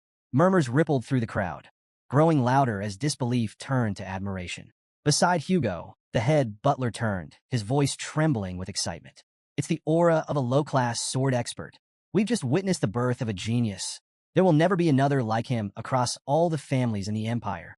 But despite the head butler's praise, Hugo's sharp gaze remained fixed on the pool of blood spreading beneath the orc's lifeless body. The creature's famed regeneration had been utterly nullified. He only won because the orc was weak, Hugo said flatly, though his tone carried an undercurrent of intrigue. Before Hugo could say more, Vikir's calm voice cut through the murmurs. Is there anything stronger than this orc? The Colosseum fell silent. An 8-year-old, asking for a stronger opponent after defeating an orc? Even the doubters in the audience were struck speechless. Vikir's reasons were clear. He wanted to demonstrate his progress, not just to Hugo but to the entire clan. A performance like this might earn him recognition. Perhaps they'd send him to a prestigious academy, or even dispatch him to a remote area, away from Hugo's direct control. Hugo leaned back in his seat, his curiosity piqued. A faint chuckle escaped him. It seems the orcs I brought from afar are not enough to satisfy my son's hunger. Turning to the head butler, he asked, do we have anything stronger? Something suitable from the creatures captured during the barbarian raid. The head butler hesitated, clearly uneasy. There is one left, my lord. Hugo's smirk widened. Bring it in. The massive gate creaked open again, its echoes amplifying the tension in the Colosseum. All eyes were glued to the entrance as the ground began to tremble with heavy footsteps. A collective gasp spread through the audience as a troll emerged, bound in heavy chains. Vikir stood calmly in the arena, his crimson eyes fixed on the towering creature before him. The troll, with its twice-human size, rippling muscles, and ferocious presence, was a creature designed to instill terror. Vikir turned toward Hugo, seeking silent approval. The patriarch gave a slight nod. The troll's chains clattered to the ground, and the beast roared, the sound reverberating through the Colosseum. It lunged forward, its massive fists swinging down in a punch that could crush a boulder. But Vikir was faster. With almost inhuman agility, he sidestepped the attack, the troll's fist smashing into the ground with a thunderous impact. Dust and debris flew into the air as the crowd gasped at the sheer force of the blow. Moving with calculated precision, Vikir slipped behind the troll, exploiting its momentary confusion. From the audience, a young hound shouted, "That's the perfect moment to attack. Why didn't he take it?" Hugo's calm, instructive voice cut through the murmurs. Trolls have extraordinary regenerative abilities. Only fatal attacks are worth it. Anything less is a waste of effort. A proper plan is essential to hunt a troll. The troll charged again, its massive frame lumbering forward with raw power but sluggish movements. Vikir moved with grace, effortlessly evading every swing, swipe, and stomp. Each step was calculated, each dodge precise. The audience watched in awe as the 8-year-old displayed remarkable poise. Yet their curiosity grew with every second. "Why isn't he fighting back?" someone muttered.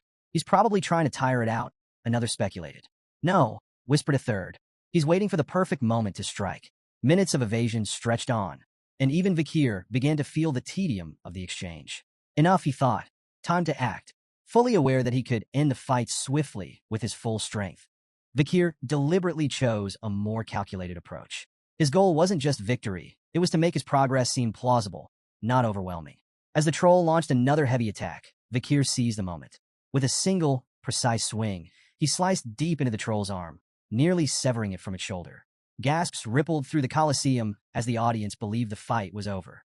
But their astonishment turned to unease as they watched the troll's wound heal before their eyes. The severed tissue reconnected rapidly, and within moments, the arm was as good as new. Vikir frowned slightly. He had expected the troll's regeneration to kick in, but seeing it firsthand confirmed the challenge he faced. The hemorrhage skill of Beelzebub could nullify this, he thought, but he couldn't rely on such an obvious technique. It would reveal too much. From the sidelines, Hugo's sharp voice rang out. "Enough, Vikir. Stop before this gets out of hand." But Vikir's response was calm, resolute. "I'm almost done," he replied. "If I can't finish it with the next attack, I'll give up." The troll roared, its beady eyes blazing with rage as it prepared another charge. Vikir's mind raced, his plan falling perfectly into place. He knew exactly how much power he was willing to reveal. This will look like a breakthrough, he thought, smirking inwardly. A moment of growth under pressure. The move would impress Hugo and the audience while concealing the true extent of his strength. The crimson glow of Vikir's sword flared, its fiery aura blazing brighter than before. Gasps echoed through the Colosseum as the young hound's presence seemed to grow, commanding attention. The troll lunged with a guttural roar, its massive fist hurtling toward Vikir. Vikir met the attack head-on, his blade flashing in a clean, decisive arc. The audience held their breath as his strike cut through the troll's neck, severing its head in one fluid motion. The troll's body collapsed with a deafening thud, its massive head rolling across the arena floor. Silence engulfed the Colosseum. Every pair of eyes widened in shock, frozen in disbelief at what they had just witnessed. Even the normally stoic head butler gasped audibly, his composure breaking. "The second technique," he whispered, his voice barely audible. "He's achieved the second technique of the Baskerville clan at 8 years old." His gaze turned to Hugo. "That's unheard of. Most don't reach this level until they're at least 18. In the center of the arena, Vikir stood with an innocent smile, his sword lowered, as if blissfully unaware of the magnitude of his accomplishment. "I did it," he declared cheerfully, his tone almost childlike. The silence that followed was deafening. Hugo remained seated, his expression unreadable. Yet inside, he was reeling. What he had just witnessed defied everything he knew about swordsmanship and training. An 8-year-old performing the second technique? The implications were staggering. A week later, Vikir sat in the Baskerville dining hall, staring down at a bowl of unappetizing meat porridge. Around him, the air was heavy with tension. None of the other young hounds dared approach him. Their gazes flickered toward him briefly, before they quickly looked away. Vikir wasn't surprised. In the Baskerville family, power was everything. His recent display had placed him far beyond the reach of his peers, and they all knew it. As he ate, Vikir reflected on his progress with satisfaction. Even Hugo seemed unsettled by his performance. So far, he had revealed only what he wanted them to see, his mastery of the second technique and his rank as a medium-ranked sword expert. Yet the truth remained hidden. He was, in fact, a low-ranked sword graduate capable of weakly performing the fifth Fong technique. Vikir's thoughts turned to the ability he had gained from the troll. Super speed regeneration, C+. now occupying Beelzebub's third slot. The skill bolstered his strength to the level of an average graduate or a swordsman. Yet he noticed an unexpected side effect. His appetite had increased dramatically since acquiring the ability. Shoveling another spoonful of porridge into his mouth, he paused as he sensed a sudden presence behind him. The triplets had appeared, surprised and wary. Vikir turned to face them cautiously. He had no desire to deal with them again, so he returned his focus to his food, hoping they would leave. But instead of provoking him, the triplets quickly blurted out their reason for approaching. "You were so cool during your fights with the Cerberus and the Troll." The statement hit Vikir like a thunderbolt. He was so shocked that he spat out his porridge. The triplets, alarmed, asked if he was okay, but Vikir remained suspicious. Could this be a two-faced technique? Or maybe a deceitful policy? He wondered. For a brief moment, he even considered beating them up preemptively, just in case. But after a moment's thought, he decided to observe them further. Before Vikir could act, Barrymore appeared behind him, his presence commanding the room. "Master Vikir," the head butler said, his tone polite but firm. Vikir turned, startled. It wasn't often that the butler sought him out in the dining hall. "The Patriarch has summoned you to his office immediately," Barrymore informed him. Intrigued, Vikir quickly finished his meal and stood. The triplets shuffled aside, their sudden admiration for him still puzzling. With a nod to Barrymore, Vikir made his way to Hugo's chambers, his mind racing with curiosity about what awaited him. In the Baskerville Patriarch's office, Hugo sat in his chair, exuding his usual air of authority. Across from him stood Adolphe Morgs, the Morgs clan's proxy patriarch. The Morgs clan, a prestigious mage family, had a long, intense history with the Baskervilles, an iron-blooded sword clan. While their philosophies clashed, the Emperor's decree bound them to conduct annual joint training sessions for children between the ages of 8 and 15. "It's been a while," Hugo said curtly. Adolphe nodded politely. "Indeed. I trust this year's event will proceed smoothly." Hugo's tone was casual, almost dismissive. "The joint training has always been handled without issue." Adolphe raised an eyebrow. "Without issue? Last year, 2 children, one from each family, were seriously injured." Hugo waved off the remark with a faint smirk. "A scratch. Nothing more. It seems the Morgs children are dramatic." Adolphe's lips twitched in irritation. "The Morgs children are noble and dignified, unlike some." His words carried a subtle but unmistakable sting. Once, the Baskervilles and Morgs had enjoyed a strong alliance. The past emperor had even declared that magic and swords complemented each other, fostering cooperation between the two clans. But everything changed with the discovery of a ruby mine along their shared border. The bloodshed that followed shattered their relationship. Now, the joint training sessions continued solely because of imperial command. Adolphe had arrived on behalf of his brother to ensure this year's event proceeded without complications. Turning to Hugo, he remarked, "I've heard there's a supernova in the Baskerville family. A rare genius, born once in a century. A blessing to the Empire, no doubt." Though secretly pleased, Hugo downplayed the compliment. "It's nothing extraordinary," Adolphe smirked, detecting the subtle pride in Hugo's tone. "We, too, have a genius in our family," he said, gesturing toward the door. "Mort's clan head Raspine's daughter, Camus." The door opened, revealing a red-haired girl with a fiery demeanor. She strode into the room with confidence, her sharp eyes immediately locking onto Hugo. Adolphe began a formal introduction, but Camus interrupted, pointing an accusatory finger at Hugo. "Are you the thief who stole our ruby mine? Give it back." The room fell into a tense silence. Hugo's face darkened, his calm demeanor giving way to a sharp glare directed at Adolphe. "Thief?" he asked coldly. "Is that what you're teaching your kin now?" Adolphe looked startled. "I never said such a thing." Camus, however, was unfazed. Fixing Adolphe with a determined glare, she declared, "You did. An hour and 42 minutes ago, right before we got off the carriage, you called him that annoying chin beard who stole the ruby mine." Hugo's glare deepened further as Adolphe stammered, his composure crumbling. "Camus, you must have misheard. I said no such thing." But Camus stood her ground, arms crossed. "You definitely said it." Hugo's patience was wearing thin. "It seems the Mords clan struggles with teaching children proper etiquette," he remarked, his voice laced with irritation. Adolphe, scrambling to salvage the situation, tried to defuse the tension. "It's simply a misunderstanding, Patriarch Baskerville. Camus is young and spirited." Hugo's sharp gaze remained fixed on him. "There's no need to explain the Mords clan's problems with education to me," he said icily. Camus, undeterred, persisted. Crossing her arms, she repeated her demand, her fiery tone cutting through the air. "Our research is impossible without those stolen rubies." Adolphe's voice turned warning. "Camus," but she ignored him, stepping closer to Hugo. Hugo's patience finally snapped. His voice was sharp, tinged with barely concealed anger. "It seems the Mords don't teach manners at all. Adolf bristled at the comment, his composure cracking. And what do you plan to do? He retorted, his words biting. Threaten an 8-year-old girl? The insult struck a nerve. Hugo's proud Baskerville dignity prevented him from stooping to such behavior, leaving him momentarily speechless. Before the tension could escalate further, a calm but cutting voice sliced through the heated exchange. It seems the morgues don't teach their children not to envy what belongs to others. All eyes turned toward the speaker, Vakir. He stood in the doorway alongside the head butler, his composed demeanor stark against the tension in the room. The butler formally announced his arrival as Hugo turned to see his son, standing steady and unruffled. Adolf, startled by Vakir's sudden appearance, quickly connected the dots. This boy had to be the rumored Baskerville supernova. His thoughts were interrupted when he noticed something odd. Camus, who had been sitting beside him moments earlier, was no longer there. Camus had moved swiftly, now standing directly in front of Vakir. Her fiery demeanor was on full display as she demanded, "What did you just say?" Adolf called her name sharply, trying to stop her from causing a scene, but Camus ignored him entirely. Vakir, meanwhile, remained unruffled, studying her intently.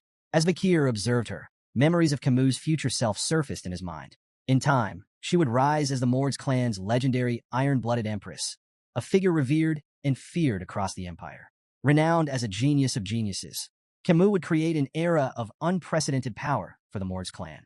She was infamous for her ferocity, having eradicated the monsters and barbarians from life-engulfing forest to form the infamous border of blood and ashes. Her political acumen would even allow her to manipulate the imperial family, earning her the title Fire Goddess of Authority. But for now, Camus was just a child. A fiery, talented child, yes, but still far from the towering legend she would one day become. His musings were interrupted by Camus snapping. "Why does the ruby mine belong to you?" Remaining calm, Vakir countered, "Because it does. Your tantrum won't change that. Don't you think your behavior is childish?" Camus bristled at the remark, her irritation palpable. Without a word, she began casting a spell. Vakir instinctively prepared for an attack, but to his surprise, Camus conjured an intricate ice sculpture instead. She pointed at the sculpture, her tone defiant as she began explaining. "This is the joint security area," she said, using the sculpture as a visual aid. She pointed to a small cave carved into the icy representation. The mine entrance lies within Morgue's territory, but the vein itself runs beneath Baskerville land. This prevents you from claiming it entirely, but it also makes it impossible for us to mine freely without crossing into Baskerville territory. Her finger traced the icy veins with precision, her voice steady but laced with frustration. "We've offered, repeatedly, to pay rent for the use of the land, but your family rejects every proposal. You treat us like trespassers, interfering with our work." She turned to Vakir, her fiery eyes locking with his. "The ruby vein belongs to the Morgues clan," Camus declared firmly, "but your people keep claiming it's yours." Adolf nodded approvingly at Camus' explanation, his pride evident. Meanwhile, Hugo's expression darkened, annoyance brewing beneath his stoic exterior. Vakir, still calm and composed, interjected, "Rubies are common magic ingredients. The Baskervilles don't need them." Camus turned to him, her frustration evident. "Then why not rent your land if you don't need the rubies?" Vakir met her fiery gaze, his tone even. "The Baskervilles are fiercely protective of their land. We're uninterested in letting others profit from it. Entering Baskerville territory will bring losses, not gains, for your clan." Camus refused to accept his reasoning. With a determined glare, she placed her hand over the portion of her ice sculpture representing Baskerville land. "Then whose arm is this?" she asked defiantly. Vakir moved swiftly, catching her wrist in his grip. His confident smile returned. "It's my arm," he said coolly, "because it's in my land." Camus' face flushed crimson, caught off guard by his unexpected reply. She stammered, "What are you talking about? How could I belong to you?" Clearly amused, Vakir tilted his head, his grin turning mischievous. "Who said you're mine?" he teased, his tone ambiguous. Before Camus could respond, Vakir reached behind him and produced a knife. The sudden motion startled everyone in the room, Camus, Adolf, and even the head butler. Vakir's grin darkened, and his voice dropped. "What I'm saying," he said ominously, "is that your arm is mine." Camus froze, her fiery confidence shaken. "What?" she stammered, her voice trembling. Hugo, observing from his seat, broke into a cold sweat. The room grew thick with tension, the only sound Camus' faint, nervous hiccup. As Vakir moved the knife closer to her hand, Camus screamed, "Uncle, help!" Adolf appeared behind Vakir in an instant, his expression fierce. "Step away from my niece," he commanded, his voice full of protective fury. Camus seized the distraction to wrench her arm free, retreating quickly to Adolf's side. Shaken but defiant, She clung to her uncle's arm, glaring at Vikir. Adolphe turned his anger toward Hugo, his voice rising. What is going on here? Hugo, still sweating, turned his stern gaze to Vikir. You've gone too far with your joke, he said in a reprimanding tone. Vikir chuckled, raising the knife to reveal its harmless edge. It's just a toy, he explained, a Baskerville children's knife, given to us to practice with from a young age. The room fell silent for a moment. Adolphe's outrage returned with full force. A dangerous toy like that for children? This is unacceptable. Vikir bowed his head, his tone contrite. I apologize if I frightened Camus, he said. That wasn't my intention. Camus, however, was far from convinced, her fiery glare fixed on Vikir. Adolphe's frustration simmered. This boy fails to take anything seriously, he snapped. Hugo stepped in, his tone light but firm. Adults shouldn't meddle in the affairs of children, he said. Let's focus on the ruby mines and move on to the friendly duels. Adolphe hesitated, but seeing Hugo's resolve, he relented with a sharp nod. Camus, still upset and wiping away tears, turned to Vikir, her voice trembling with indignation. I won't forget this. Vikir met her glare with a faint, unreadable smile. Good, he said simply. Camus' fist clenched, her frustration bubbling over. But before she could respond, Adolphe guided her away. Vikir remained in place, his calm demeanor unwavering, his crimson eyes gleaming faintly in the dim light of the office. The day of the friendly duels had arrived. Children from both the Baskerville and Morgs clans, aged 8 to 15, gathered in the grand arena to showcase their skills. The younger participants displayed theoretical techniques and mana sensitivity, while the older children engaged in live combat. Yet, this year, all eyes were on one match. Camus Morgs versus Vikir van Baskerville. Camus stood confidently in the arena, her fiery red hair catching the sunlight. She turned to Vikir, her expression sharp and determined. Get ready, she said firmly. I won't hold back. Without hesitation, Camus began casting a spell. Her intricate hand movements and the shimmering glow of mana captivated the audience. Spectators murmured in awe as her magical energy grew more intense. A voice in the crowd broke through the noise. Is she casting quadruspells? The exclamations turned to gasps of astonishment. Quadruspell casting, the ability to cast 4 spells simultaneously, was a feat that eluded even many adult mages. Seeing an 8-year-old achieve it left the audience awestruck. She really is the Morgs clan's genius mage, one spectator remarked. Exactly what we'd expect from someone like her. Camus unleashed a flurry of attacks, casting 4 powerful spells simultaneously. Fire, ice, wind, and earth magic surged toward Vikir with precision and force. But Vikir dodged effortlessly. His movements were fluid, almost casual. Shaking his head slightly, he spoke with a faint tone of criticism. Instead of showing off with flashy spells, maybe focus on mastering just one. Camus sneered. Her pride stung. Why do you even care? You're just an idiot who doesn't understand magic. With a swift incantation, she conjured a sand wall, a thick barrier of swirling grains, to separate them. But Vikir, unimpressed, broke through it with a single kick. The wall crumbled like paper, scattering in the wind. Camus froze, stunned. Is this the strength of someone who's bathed in the river Styx? Her mind raced, recalling the tales of the infamous Baskerville trial. But before she could regroup, Vikir moved in with lightning speed. Realizing too late that the attack was unavoidable, Camus shut her eyes, bracing for the blow. But it never came. When she opened her eyes, she found herself propelled backward. Not by a strike, but by a flick to her forehead. The sheer power of the flick sent her tumbling across the arena floor. On the sidelines, Adolphe stared in disbelief. A flick? That was just a flick. Camus winced, holding her forehead, her fiery demeanor shaken. Why did you flick me? Are you going easy on me? Vikir smiled faintly, tapping his own forehead. Maybe it's time to end this before things get out of hand. Camus' eyes watered with frustration, but she refused to yield. With a defiant shout, she cast another spell. This time, she conjured 2 sand walls, layered for extra protection. Try getting through this, she declared confidently. Vikir stood unbothered, considering walking around the walls entirely. But with a faint smirk, he decided to humor her. Drawing back his fist, he punched straight through both barriers. The sand wall shattered, leaving a clean hole in his wake. Camus froze, astonished, as Vikir stepped through the debris. As he approached her, Vikir mimicked a flicking motion with his hand. Whose arm crossed the wall? He asked, his tone calm and deliberate. Camus opened her mouth to respond, but before she could, Vikir answered for her with another flick to her forehead. The stronger one, he said simply. The force of the flick sent Camus sprawling to the ground again. Growling in frustration, she pushed herself up, her fiery glare fixed on Vikir. Still ready to fight, she snarled, I'm not done yet. Vikir sighed inwardly. Dealing with children is harder than I thought. I could end this in zero point 0.1 seconds if I wanted to, but that would just cause more problems. Dodging Camus' relentless spells with ease, Vikir's sharp gaze wandered to another part of the arena. Two contestants, a sword apprentice and a mage, were locked in a duel. The swordsman's precise, powerful strikes tore through the mage's spells. An idea sparked in Vikir's mind. They might be useful for this. Meanwhile, Camus' frustration boiled over. "Stop running away and fight me," she shouted, her voice trembling with anger. Vikir seized the opportunity, his tone calm but firm. "You might want to have a defensive spell ready." Camus blinked, momentarily confused by his sudden comment.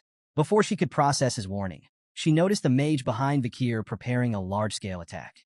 The intense glow of gathering mana filled the air. Adolf, observing from the sidelines, pieced together Vikir's plan. His voice rose in alarm. "Camus, watch out." The mage's spell erupted in a massive, fiery blast that engulfed the arena. Gasps and cries rippled through the audience as heat and blinding light consumed the battlefield. For a few tense moments, nothing was visible but flames and dust.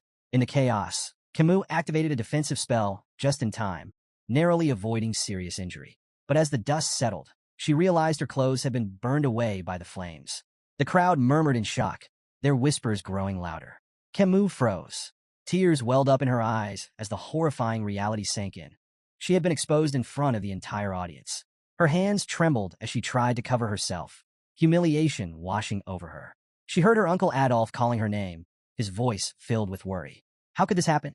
She thought, her shame overwhelming. As the smoke began to clear, Vikir stepped forward. His calm figure emerged from the dissipating dust, unscathed and composed. The audience fell silent, their attention fixed on him. Vikir approached Camus, shrugging off his jacket as he reached her. To the crowd's surprise, he draped it over her shoulders. "You'll need this," he said simply, his voice steady. Camus stared at him in shock, her face flushed. "But you'll be exposed if you give me your only jacket." Vikir brushed off her concern with a faint smile, his tone light but resolute. "It doesn't matter." Camus, still reeling from the chaos, struggled to understand why her supposed rival would offer her kindness. Her confusion deepened when she noticed a thin line of blood trailing down Vikir's arm. "You're hurt," she said, pointing at the wound. Vikir glanced down, momentarily surprised. He hadn't expected his body, strengthened by the river Styx, to be scratched. Examining the cut more closely, he realized the swordsman's blade in the adjacent duel must have carried lingering aura. As the dust fully settled, the scene came into focus for the audience. Camus sat on the ground, wrapped in Vikir's jacket, her fiery demeanor momentarily subdued. Beside her stood Vikir, his shirtless figure revealing a small but noticeable wound on his arm. The crowd murmured in awe, their gazes drawn to Vikir's impressive physique. Despite his young age, his toned muscles and disciplined build stood as a testament to the brutal training of a Baskerville hound. Among the spectators, admiration for Vikir was growing. But for Camus, the situation was more complicated. Her cheeks burned with a faint blush as her gaze kept drifting toward Vikir. "Why am I feeling like this?" she wondered, her earlier anger replaced by an unfamiliar sensation. Even as her uncle Adolf pulled her into a protective hug, her thoughts remained on Vikir. Later, Vikir walked alongside Hugo down a dimly lit hallway, breaking the silence. Hugo's voice was calm but probing. "How was the battle with the Morg's girls?" Vikir answered thoughtfully. "It was interesting. I learned the purpose of the event once again." Hugo nodded slightly. "A battle with a mage is different from a duel between swordsmen. Why didn't you go for a decisive blow?" Vikir hesitated before admitting. "I wasn't sure how to handle a lady in battle." Hugo's expression hardened. "Letting your guard down will only lead to injury. Take this scratch as a lesson." The unexpected concern in Hugo's tone gave Vikir pause. This isn't the Hugo I remember, Vikir thought. The Hugo he knew had been strict, cold, and brutal, his emotions as unyielding as stone. Rumors whispered that Hugo's harshness stemmed from the loss of his first wife and eldest daughter, but such things had never been Vikir's concern. Yet now, hearing a faint trace of worry in Hugo's voice, Vikir felt a rare moment of unease. Seeking to shift the subject, Hugo asked, "What do you think we should do with the ruby mines?" Without hesitation, Vikir replied, "We should give control of the mines to the Morgs." Hugo's eyebrows shot up in surprise. "And your reasoning?" "The Baskervilles' primary focus is territorial expansion," Vikir explained. "The monsters and barbarians around the mines will be obstacles if we try to claim the region directly. By allowing the Morgs control of the mines, we can use them to minimize our losses. Their presence will draw the threats into that area, allowing us to handle everything at once." Hugo listened carefully, his sharp mind processing Vikir's words. Slowly, a smile spread across his face. Interesting, he said. Once the Mords assign a large number of people to the mines, we'll push the monsters and barbarians into that region. The ruby veins will be soaked in their blood, and the Mords will think twice before stepping onto our land again. Placing a hand on Vikir's head, Hugo said, "Your idea aligns with about 90% of what I had in mind." Impressive. Vikir accepted the praise silently, his expression composed. Inside, he mused on the irony. This plan was originally Hugo's idea. Vikir had carried it out on his orders in his previous life. Now, seeing it unfold from this perspective brought an odd sense of satisfaction. To conclude, Vikir added, "We should keep a close eye on the Mord's movements." Hugo dismissed the concern with a wave of his hand. "There's no need. I've already increased the number of hounds scouting the area." Vikir nodded, choosing to keep his thoughts to himself. As they continued walking, a familiar voice rang out behind them, stopping them in their tracks. "Hugo, I have something to discuss before I leave." Turning toward the source, they saw Adolf approaching, his expression serious. Hugo nodded, gesturing toward a nearby room. "Let's talk." Once seated, Hugo leaned back in his chair. "What is it you want to discuss?" Adolf wasted no time. "I think it's time to resolve the issues surrounding the ruby mines peacefully," he began. Hugo raised an eyebrow. "Peacefully?" Adolf continued. "We could implement usage fees, but I have another suggestion, an engagement between the Morgs and Baskerville children." As the two patriarchs discussed the potential union, Camus sat nearby. Her gaze occasionally drifted toward Vikir, her cheeks faintly flushed. Hugo noticed this, leaning forward with subtle interest. "Which children do you have in mind?" he asked. Adolf smiled confidently. "The eldest son of the Baskerville clan and the eldest daughter of the Morgs, my niece Camus. She's exceptional, beautiful, intelligent, talented. She lacks nothing and would make an ideal match." Hugo raised an eyebrow. "My eldest son is 25. That's a 17-year age gap." Adolf waved the concern away. "What's a mere 17 years? In the grand scheme of things, it's nothing." Before Hugo could respond, Camus interjected firmly, "I will not marry anyone weaker than my mother. And I don't want a significant age gap in my partner." Adolf's face twisted in frustration as he turned to his niece. "Camus, if you insist on marrying someone stronger than your mother, you'll be alone for the rest of your life. That's not a realistic demand." Hugo, clearly displeased, added dryly, "Engagements aren't a buffet where you can pick and choose. Consider the bigger picture." But Camus, confident and unwavering, crossed her arms. "I have no intention of playing around." Suddenly, Camus' face flushed a deep red, and she looked away, drawing the attention of both Hugo and Adolf. Adolf followed her gaze, his eyes narrowing as realization dawned. She was looking at Vikir. Adolf's mind reeled. "No, this can't be happening. Not him." Leaning toward her, Adolf hissed in a harsh whisper, "Don't even think about it. Vikir is of the Van surname, not from the Lil lineage. He's a small fish in a big pond. This is absurd." Hugo, sensing the rising tension, sighed and decided to intervene. "The most important thing in an engagement," he said, "is the opinion of those involved. Let's hear what Vikir has to say." All eyes turned to Vikir. Camus looked at him expectantly, her blush deepening as the room fell silent. Meeting her gaze, Vikir's calm voice broke through the tension. "I accept." The room erupted into chaos. Adolf's face turned beet red. He opened his mouth to object, but before he could say a word, Vikir added, "To do as I'm told." Adolf's outrage doubled, his voice rising. "What kind of attitude is that toward the Morgs clan's daughter?" Camus, on the other hand, was completely flustered. Her face turned crimson as she tried to decipher Vikir's cryptic response. Is he shy? Does this mean he's secretly okay with the engagement? Her mind raced with possibilities, each more baffling than the last. Hugo, clearly amused by the situation, interjected with a composed tone. "In the Baskerville household, names and titles hold little meaning. Greatness comes from ability, not bloodline. Even those of Van descent can rise to prominence." Adolf's expression remained skeptical, his eyes narrowing as he turned to scrutinize Vikir. The young Baskerville stood tall, calm and unyielding under Adolf's piercing gaze. Internally, however, Vikir was assessing Adolf just as carefully. As a six-circle mage and one of the Mords clan's strongest supporters, Adolf was undeniably formidable. Breaking the silence, Adolf said coldly, "I don't think it's wise to rush this. We can't have just anyone become Camus' husband." Vikir reflected on the peculiar customs of the clans, where engagements often felt more like polite suggestions than binding agreements.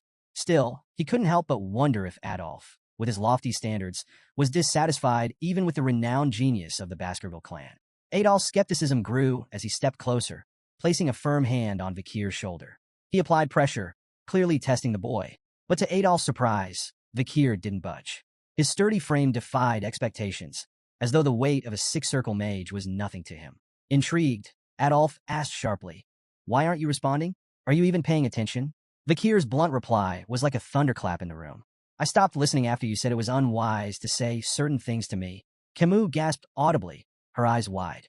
Her uncle, one of the most powerful mages in the clan, had been dismissed by a child.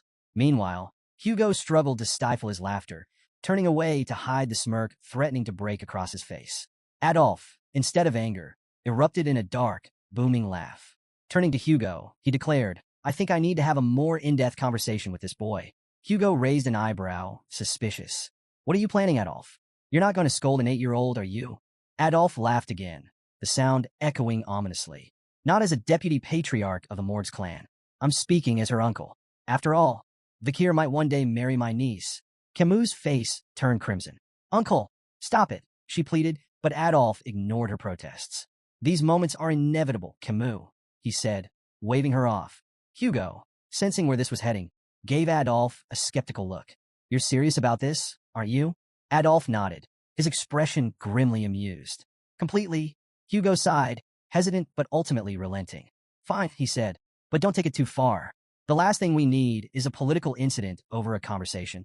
Camus groaned in frustration. "This isn't a conversation," she muttered, crossing her arms. It quickly became clear to everyone in the room. This wasn't going to be a talk. It was a duel. After some time, Vikir and Adolf stood face to face in the center of the arena, tension crackling in the air. Hugo and Camus watched from the sidelines, each with their own thoughts. Adolf smirked and declared, "Show me everything you've got, boy. Don't hold back."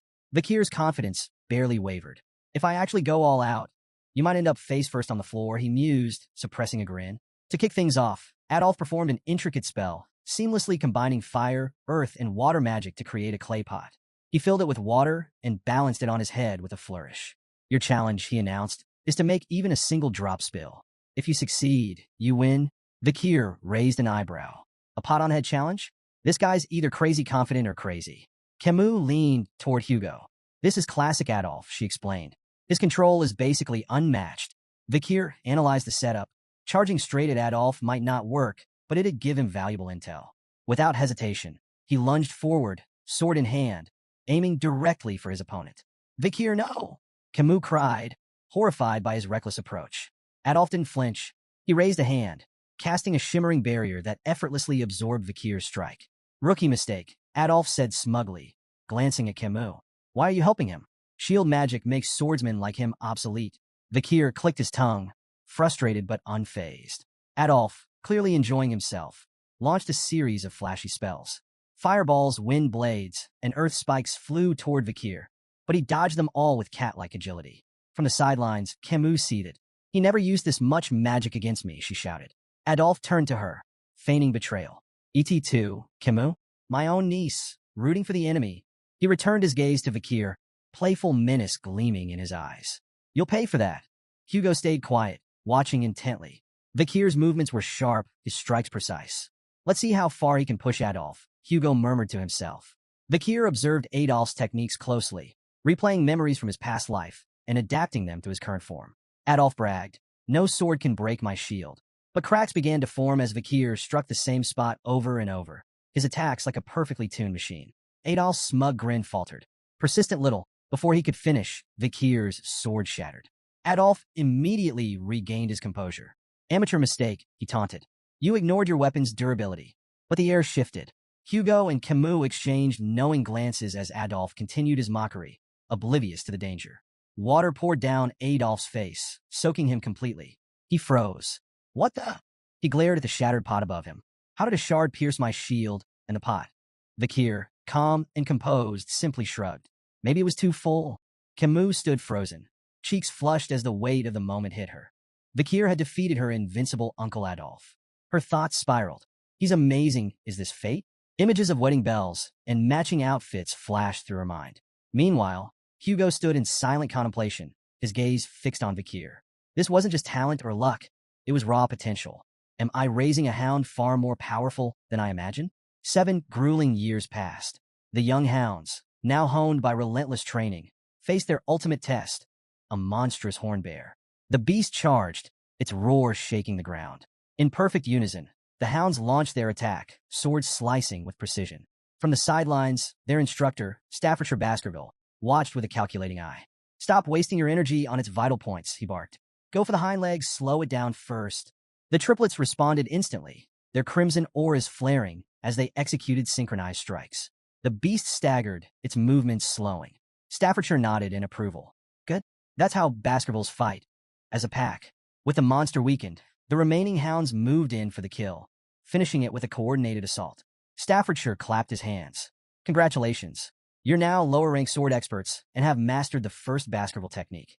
But his tone turned grim. This was a controlled environment. Out there in the life-engulfing forest, the oxbears won't be caged or predictable.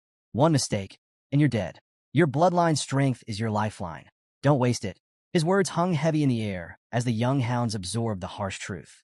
Their 7-year training had officially ended, but their journey was only beginning. The newly minted hounds buzzed with excitement, discussing their futures. 2 of them debated their preferences for the Baskerville clan's 7 night orders. "I'm all about the Wolfhound order," the first said, puffing his chest. "Guarding the Patriarch? That's peak prestige. Wolfhound's cool," the second replied, "but I'm eyeing the Doberman, Pitbull, and Rottweiler orders. Assassination and all-out warfare? Now that's my vibe." Their banter shifted to a figure sitting atop the massive carcass of a slain oxbear, Vikir. "Who's that?" the second asked, intrigued. The first gestured toward Vikir. "That's the Vikir. Took down an oxbear twice the size of ours." He leaned closer, voice filled with awe. "He's already a high-level sword expert and mastered the third Baskerville technique. He's on par with the Shadow Hounds." Sitting on the slain beast, Vikir stared into the distance, lost in thought. His progress had been substantial. He'd reached the 5th Baskerville technique and graduated as an intermediate-rank swordsman. But to him, it felt agonizingly slow. 7 years, and still, I'm far from where I need to be. His brooding was interrupted by the arrival of Barrymore, the head butler. "Master Vikir," Barrymore said with a bow, "the Patriarch requests your presence. Your assignment has been decided." Vikir rose, his expression unreadable. "All right," he replied, sheathing his sword. The time for training was over. A new chapter awaited. Vikir stepped into the Patriarch's office, greeted by Hugo's signature grunt. His sharp eyes immediately caught a small cut on Hugo's nose. "Rough fight?" Vikir asked, curious. Hugo smirked. "Barbarians in a life-engulfing forest. Outmatched by an archer," he admitted, before adding with a satisfied grin. "But I left her a matching souvenir." After a brief silence, Hugo congratulated Vikir on his graduation, but his tone carried an edge. "Things will only get tougher from here," he warned. Vikir's mind wandered. This had to be about his new assignment. Memories of his previous life surfaced. Back then, as a junior knight of the Pitbull Order, he'd endured 21 brutal months in a life-engulfing forest. Just another expendable soldier in the Baskerville clan's ruthless system. At 15, Baskerville children were divided into 2 paths, elites or expendables. The expendables, like Vikir before his regression, were sent to the front lines, survival being their only measure of worth. Meanwhile, the elites received political and administrative training, protected by the expendables who lived long enough to serve them. Vikir knew the 5th Baskerville sword technique was designed to close the gap between the elite's polished training and the expendables' hard-earned battlefield experience. Before his regression, he'd never progressed beyond the 4th technique. Worse, as an illegitimate child, he'd never been considered for the elite path. Hugo's voice cut through his thoughts. "I want you to try the lower house of Parliament." Vikir blinked. "What?" "The lower house manages the clan's regional administration. Law enforcement, infrastructure, economic oversight, its politics and pragmatism combined. Far from the battlefield." The idea shocked Vikir. Hugo, the patriarch of the Baskerville clan, was offering an illegitimate son an elite position? It felt like a cruel joke. As if reading his thoughts, Hugo leaned back. "Your achievements by 10 surpassed our so-called geniuses. You've earned this." Vikir listened as Hugo explained his role. Deputy Consul of Underdog City, a city notorious for its challenges. Both the consul and deputy consul positions were vacant, leaving Vikir with a clean slate. "Do you want it?" Hugo asked. After a moment's consideration, Vikir nodded. "I'll take it." Before the conversation could end, Vikir shifted topics. About the Mord's clan and the Ruby Mines, Hugo's lips twitched, clearly aware. "Outmaneuvered Adolphe Morgs, didn't you?" Vikir nodded and made a bold request. To borrow his reward from the incident. The head butler froze, his shock evident. But Hugo didn't flinch. Stamping a document, he handed it over. "Don't make me regret this." "I won't," Vikir said firmly, though his stomach churned at the sound of Hugo's final words. "Good luck, son." The word hit like a thunderclap. Before his regression, Hugo would never have called him son. As Vikir and the head butler walked down the hallway, the butler's grave tone broke the silence. Master Hugo holds you in high regard. Assigning a consulship before a battle posting, unprecedented. It's part of the disciplines of kingship. His words implied that Hugo was grooming Vikir for far greater responsibilities.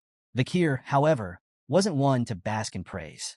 He knew this appointment wasn't a reward but a challenge. This was a chance to sharpen his skills in a less dangerous environment. Even so, memories of his past life refused to let him relax. The cold sensation of the guillotine's blade haunted him. That vivid memory fueled his resolve. Someday, Hugo La Baskerville would feel the same icy despair. Meanwhile, in Underdog City, a bustling villa buzzed with activity. A bald man barked orders at two workers. The villa must be spotless by tomorrow. The new deputy consul arrives then. One worker, wiping sweat from his brow, muttered, "I hope he knows business." His companion snorted. "Business? The guy's only 15. Their speculation was interrupted by a boy approaching the villa. Mistaking him for a servant's child, one worker placed a hand on his shoulder. "Hey kid, whose son are you?" The boy's glare was icy. "Remove your hand." The workers exchanged glances, taken aback, as the boy produced a document. "I'm Vikir van Baskerville," he announced coolly, "your new deputy consul." The men stood dumbfounded, their eyes darting between Vikir and the papers. One finally stammered, "But you're early." Ignoring their confusion, Vikir strode inside, issuing his first order. "Prepare food and drinks. We're hosting a party tonight." By nightfall, the villa was a whirlwind of celebration. Nobles mingled, tables groaned under feasts, and laughter echoed through the halls. Yet not everyone was in a festive mood. Chihuahua Baskerville, the general secretary of Underdog City, was pacing in his office. From his window, he could see the lavish party raging below. His fists clenched. "Unbelievable," he muttered. The city was already reeling from corrupt officials, and every deputy consul before Vikir had been sacked for bribe-taking. Now, the new appointee, just a kid, was throwing a party on his first day? Chihuahua's indignation turned to alarm as he suddenly felt a presence behind him. "Are you the general secretary?" Chihuahua whirled around, nearly tripping over himself. Standing in the shadows, calm and composed, was Vikir. Yes, that's me," Chihuahua stammered, trying to regain his composure. Vikir stepped into the light, his piercing gaze unsettling. "Vikir van Baskerville, your new deputy consul." Chihuahua swallowed nervously, but managed to introduce himself. Vikir repeated his name thoughtfully, his sharp eyes narrowing slightly. "No middle name?" Vikir mused aloud, his tone light yet pointed. Chihuahua braced for ridicule. In Baskerville hierarchy, a missing middle name marked one as an outsider, an employee, not family. He had endured years of discrimination because of it. When Vikir placed a hand on his shoulder and said, "Nice," he flinched internally, expecting sarcasm. Instead, Vikir's tone was calm. "I reviewed your background on the way here. Born and raised in Underdog City, right? You've done well. I won't interfere with how you manage things." Chihuahua blinked, his confusion palpable. "Okay," he muttered, unsure if this was a genuine compliment or some strange new form of harassment. Vikir's tone shifted, growing more serious. "Your management of the personal law system is commendable, but the judicial system here is another matter. The problem isn't just illegal businesses. It's that the underground economy has more power than the law." Chihuahua hesitated before replying. "So, shut down the illegal businesses? That won't be enough," Vikir countered. "The heads of these operations need to be removed. And to do that, we need a new law." "A new law?" Chihuahua repeated, startled. Vikir nodded. "Within a week, the underground economy will be in shambles. But I need a cause, something to justify creating and enforcing this law." Chihuahua furrowed his brow. "Why do you need a cause? Isn't it enough to act against illegal businesses?" Vikir smirked, his gaze sharp. "I'm a 15-year-old deputy consul. Without a strong performance, I'm just a kid with a fancy title. This isn't about acting. It's about proving I can win." His expression twisted into a mischievous grin as he added, "To put it simply, I'll lay out poop for the flies." Chihuahua stood there dumbfounded. What in the world was this kid planning? The next day, Vikir arrived at Dort Smile Street, Underdog City's bustling downtown hub. Crowds had already gathered, their curiosity piqued by the rumors of their new deputy consul's first public action. Standing on a makeshift stage, Vikir held a large stake in his hand, his calm demeanor commanding attention. Chihuahua and the other officials stood nearby, exchanging puzzled glances. Since dawn, Vikir had been on that stage, silently biding his time. Finally, he stepped forward and introduced himself. "I am Vikir van Baskerville, your new deputy consul." The crowd buzzed with surprise, their whispers swelling like a tide. Many found it hard to believe that someone so young could hold such a high position. While a few onlookers murmured that Vikir was cute, Most questioned what someone his age could possibly achieve. Undeterred, Vikir raised his voice, addressing the crowd with confidence. He reminded them of the Baskerville family's long-standing laws, unwavering and as strict as ever, regardless of who held office. But skepticism was thick in the air. Doubts about his age, ability, and resolve rippled through the crowd. Some muttered bitterly about the corruption of past officials, assuming Vikir would inevitably fall into the same trap. Standing beside him, Chihuahua clenched his fists. Unable to stay silent, he snapped at the crowd, demanding respect for the new deputy consul. His sharp tone momentarily hushed the murmurs, though many still whispered that Chihuahua seemed better suited for the role than the boy standing on the stage. Then, Vikir acted. With a display of raw strength, he hoisted the large stake high above his head. In one powerful motion, he drove it into the ground with such force that the earth seemed to tremble. Gasps spread through the audience, their skepticism giving way to astonishment. Before the awe could fade, Vikir made his move. Standing tall, he declared the introduction of a new decree, the Vikir Special Law. The first provision, he announced, his voice carrying over the crowd, is simple. Anyone who pulls this stake from the ground will be rewarded with 100 million gold, personally paid by me. The crowd erupted in disbelief. 100 million? They shouted, their voices blending into a chaotic cacophony of awe and doubt. Could it really be that simple? Could pulling out a stake make someone unimaginably rich? Yet, despite the excitement, no one stepped forward. Vikir's sharp eyes scanned the hesitant faces, his gaze daring someone to take the challenge. What's wrong? He taunted. Does no one have the guts to try? When the silence persisted, he smirked and raised the stakes, literally. Paragraph 1, Article 2, he declared. The prize is now 1 billion gold to the person who pulls out this stake. Gasps of shock rippled through the crowd. 1 billion gold was beyond anyone's wildest imagination, a life-changing fortune. The murmurs turned feverish as the audience grappled with the sheer magnitude of the reward. Amid the tension, a loud, mocking laugh cut through the noise. An overweight man lumbered forward, his face twisted in disdain. What is this nonsense? Do you take us for fools? He barked. No one's going to fall for such a ridiculous stunt. But someone in the crowd, quieter yet no less intrigued, muttered, 1 billion isn't exactly pocket change. The mood shifted. Whispers of curiosity and hesitation rippled through the audience. Behind Vikir, Chihuahua was more perplexed than ever. Why weren't they the ones embarrassed by this spectacle? Why was the crowd the one feeling the pressure? Unfazed by the noise, Vikir remained calm, his presence commanding.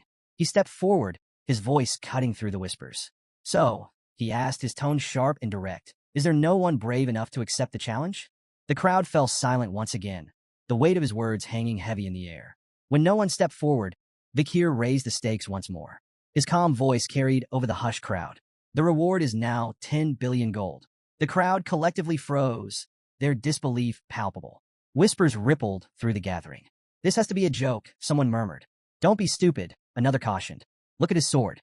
If you seem too greedy, he might cut you down. Despite the unimaginable prize, fear and hesitation kept everyone rooted in place. Beside Vikir, Chihuahua leaned in, whispering anxiously. Deputy Consul, there isn't enough money in the city to back that promise. Before Vikir could reply, a small hand shot up from the crowd.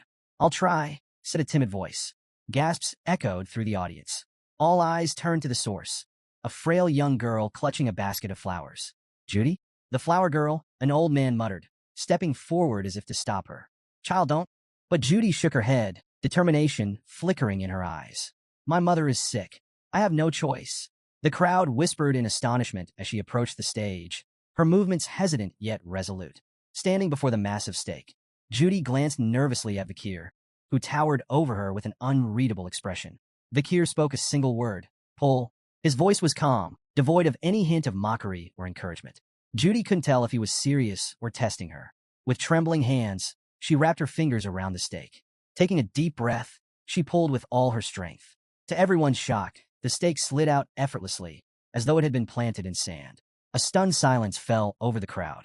Mouths hung open, eyes wide in disbelief. How could a frail little girl succeed where no one else dared to try? Judy stared at the stake in her hands, unsure of what to do next. She glanced nervously at Vikir, her heart racing when she saw him reach for his sword.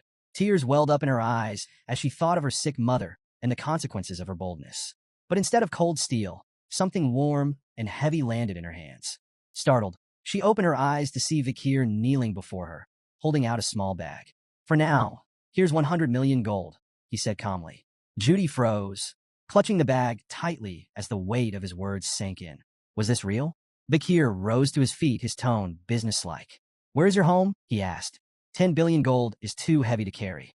I'll have it delivered with a guard to protect it. Placing a hand gently on Judy's head, Bakir spoke with quiet authority. This is the law. It must always be obeyed. The crowd erupted into a cacophony of murmurs and gasps. Bakir had done the unthinkable. He had kept his outlandish promise. Even Chihuahua, standing on the stage, was left slack-jawed, unable to process what he had just witnessed. This bold performance was a turning point.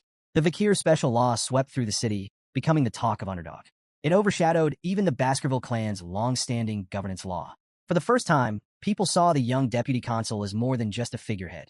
He was someone who kept his word, no matter how audacious it seemed. Citizens were deeply moved by the simple fairness of the law, rewards for those who upheld it and consequences for those who broke it. Word of Bakir's commitment spread like wildfire. Unlike his corrupt predecessors, Bakir wasn't about greed or empty promises. He was earning the city's respect. In a matter of weeks, the atmosphere in Underdog City began to shift. Crime rates plummeted, and for the first time in years, the streets felt safer. The people began to take pride in their leadership. In the deputy consul's office, Chihuahua was scribbling on a board when Bakir approached, noting that the text was written in the Eastern language. Impressive handwriting, Bakir remarked casually, sparking a conversation. Still reeling from the earlier spectacle, Chihuahua confessed, Deputy Consul, I've lived in this city for 2 decades, and I've never seen anything like today. It was inspiring. Bakir offered a faint smile. Fear and wrath can only go so far. Trust in the law is what matters. Today wasn't about theatrics. It was about trust. Chihuahua, visibly moved, stepped forward and bowed deeply. You have my loyalty, sir. From this day forward, I will serve you for the rest of my life. Relax, Chihuahua. You're going to overheat, Bakir teased, but his thoughts were already drifting. Reflecting on his success, Bakir couldn't help but think of a future that once was. He remembered Camus Morgues, whose iron-fisted rule had once brought crime rates to an impressive 1%. But her methods relied on fear, alienating the people she ruled. Bakir was determined to forge a better path, one that earned loyalty, not resentment. Turning to the map spread out on his desk, Bakir marked several locations. These were potential hideouts and operational bases for illegal groups. The real challenges are just beginning, he murmured. The 10 billion gold reward had already been spent. Now it was time to recover those funds. Pointing to the marked areas, he laid out his plan to monitor these locations and confiscate the dirty money fueling the city's criminal networks. Chihuahua leaned over the map, intrigued. How do you know these are their bases? With a smirk, Bakir tapped his nose. I can smell them. The truth, of course, was far less mystical. Bakir's memories from before his regression had provided him with precise knowledge of these operations. While Chihuahua marveled at his investigative prowess, Bakir kept his advantage to himself, confident that his next steps would tighten his grip on the city's underground economy. Their conversation was interrupted by a staff member bursting into the room. Deputy Consul, he announced, the Village Hall's Youth Autonomy Association has requested a meeting. Chihuahua didn't seem surprised. It's about time, he muttered. Bakir, however, scowled. Arrogant bastards, he said bluntly. What do they want? Chihuahua explained. The Youth Autonomy Association is made up of second and third generation members from Baskerville's 7 founding families. Despite the grand name, it's just a rowdy social club for entitled brats. He shrugged. They probably have opinions about the Bakir special law. Bakir's grin was sharp, his tone cutting. The dung flies have started to smell the bait. Both Chihuahua and the staff member blinked, momentarily speechless. Bakir's cold smirk deepened. Let's deal with the pests gnawing at the city's foundations. Meanwhile, deep within the burning suspension, a high-end club in Underdog City's most luxurious hotel, a raucous party was underway. In the VVIP lounge, rented for a staggering 10 million gold for just 6 hours, the 7 key members of the Youth Autonomy Association reveled in extravagance. These second and third generation heirs of Baskerville's most influential families were steeped in privilege. The room buzzed with laughter as they built a pyramid of glasses, pouring expensive wine over it and letting the liquid cascade dramatically across the table. The blonde ringleader of the group smirked as he turned to the waiters. Drink it, he ordered, gesturing to the wine pooling on the table. Without hesitation, the waiters complied, lapping up the spilled wine like obedient dogs. Thank you, sir, for the privilege, one muttered, wiping his mouth. Reclining on a plush sofa, the blonde man chuckled. No matter how recklessly I spend, my money always comes back to me, he bragged. One of his companions nodded, raising a glass. Thanks to the Baskervilles, of course. All that territorial expansion gives us an endless supply of barbarians to kidnap and sell as slaves. Another laughed. The Baskervilles' ambitions are a blessing. They're like our personal hunting dogs, always there to protect us. Protect us, the blonde man scoffed. They're just sword-wielding idiots we can manipulate. Leaning forward, he added with a grin, remember when we orchestrated that conflict between the Mesamadrano and Baskerville clans? The Baskervilles wiped them out without even realizing they'd been played. The group burst into laughter, toasting their cleverness. As the laughter died down, one of them brought up the new deputy consul. What about this Vikir van Baskerville? The blonde man sneered. Oh, never heard of him. The group shook their heads, equally unimpressed. Well, the blonde man said, his grin widening. How about we teach the boy a lesson? We'll invite him to a lavish party, ply him with expensive drinks and women, and then stick him with the bill. The group roared with laughter at the thought. Think about it, the blonde continued. The kid wouldn't dare report us. A 15-year-old deputy consul? He'd ruin himself trying to pay. As they finalized their plan, the waiter entered with a group of women in tow, their arrival announced with a flourish. The group's attention shifted immediately, their laughter giving way to eager anticipation for the night's indulgences. As the party raged on, one of the companions noticed an unfamiliar young man standing among the women. His brow furrowed. Who's that kid? He demanded. The waiter stammered nervously. He entered with so much confidence that no one stopped him.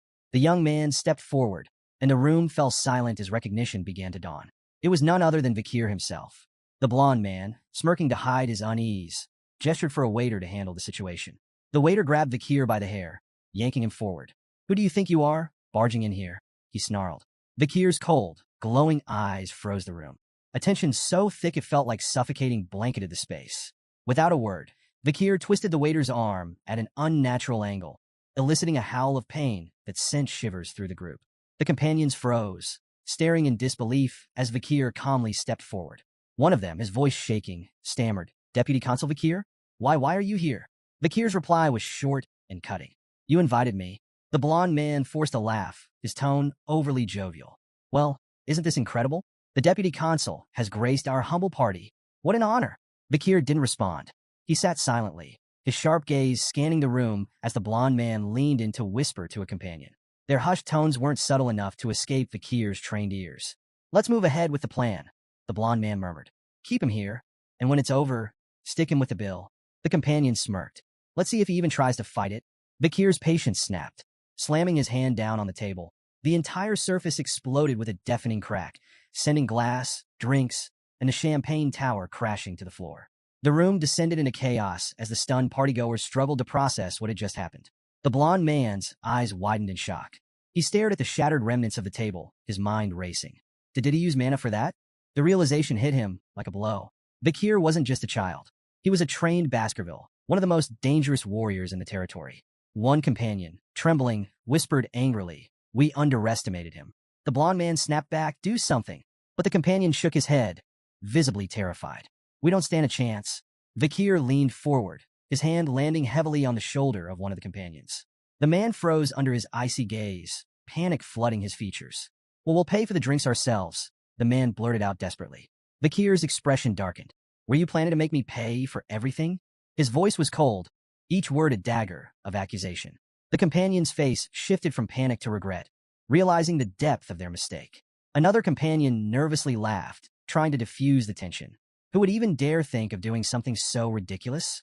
The blonde man forced an awkward laugh, jumping in. "It's all a misunderstanding. We were just testing you, to see if you're strong enough to resist the city's corruption." "Exactly," another chimed in hastily. "And it looks like you've passed. You're just the kind of leader Underdog City needs." Vikir's piercing gaze silenced their excuses. Without warning, he lunged at the man sitting closest to him. In one swift motion, his palm struck the man's stomach with a claw-like grip, driving him backward with devastating force. The man gasped in pain as Vikir leaned in, his voice low but firm. "An owner can test their dog," he said coldly, "but a dog should never test its owner. Ever." The room plunged into an uneasy silence as Vikir's icy gaze swept across the group. His voice was calm, but razor-sharp. "Have you grown so complacent with your wealth and power that my actions don't move you?" His eyes narrowed. "You have no idea what real fear looks like." Without hesitation, he threw the man beneath his grip to the ground and stomped on his face. The sickening crunch reverberated through the room. Vikir straightened and looked back at the others. "Do you even know why I'm doing this? If not, perhaps you all need the same lesson." The blonde man's face turned deathly pale. Stammering, he insisted, We understand perfectly. There's no need for more." Vikir's expression darkened. If you really understood, you'd already know what's coming next. He delivered a sharp kick to the down man, eliciting a groan of pain. Tension boiled over. The blond man spat. "You bastard." Another sneered, his voice dripping with scorn. "Do you really think you can get away with this?" In an instant, Vikir closed the distance between them, standing mere inches from the second man. His voice was cold and unyielding. "You're guilty of abduction, kidnapping, illegal slave trafficking, and insulting Baskerville authority." The room froze. The companions' faces contorted in shock. How could Vikir possibly know the details of their crimes? Before they could react, Vikir's fist collided with the second man's face, sending him sprawling to the ground. "Animals don't learn until they're taught," Vikir said, his tone dripping with disdain. His lips curled into a sinister grin. "And now, I'll teach you disobedient creatures what happens when you defy the law."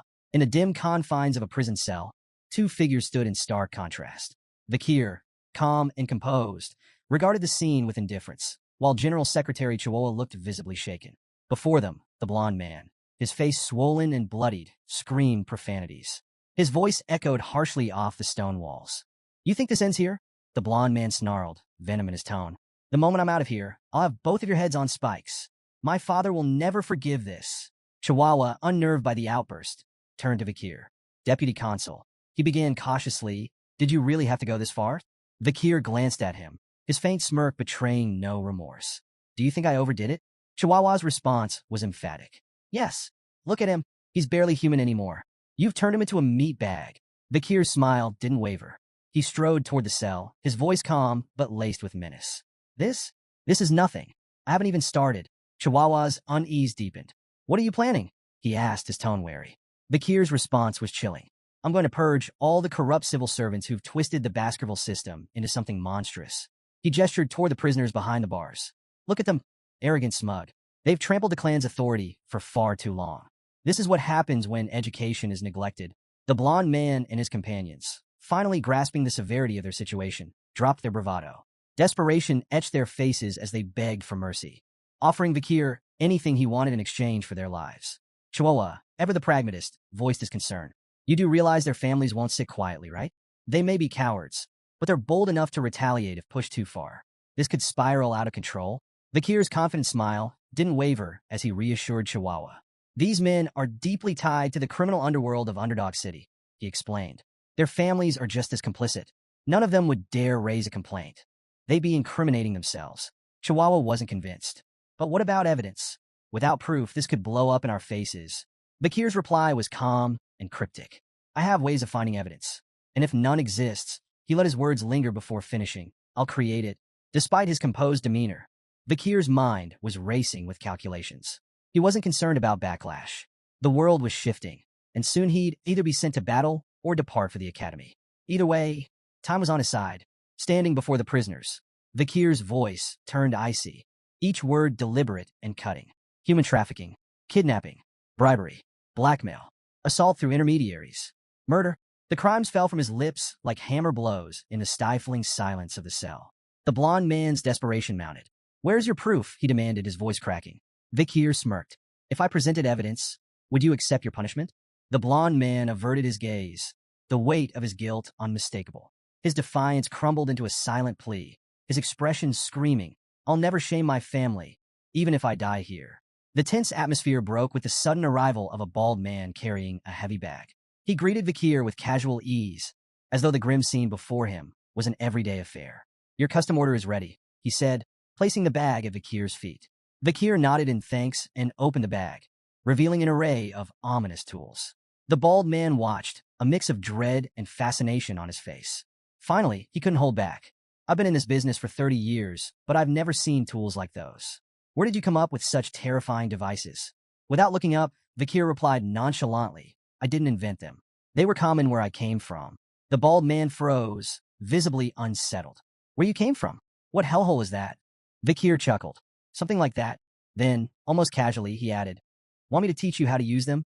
The bald man quickly shook his head, his face pale. "No thanks. If I watch what you're about to do, I'd lose everything I've eaten this week." Vikir smirked, but didn't respond. He turned his focus back to the tools, methodically arranging them as his mind drifted to darker times, the era of destruction. Memories of breaking Demon Clan prisoners resurfaced, the era when interrogation techniques reached horrifying heights in sophistication and cruelty. Opening his coat, Vakir revealed a series of tools strapped to his body. The blond man's defiance shattered. His bravado dissolved into a high-pitched squeal as sheer terror gripped him.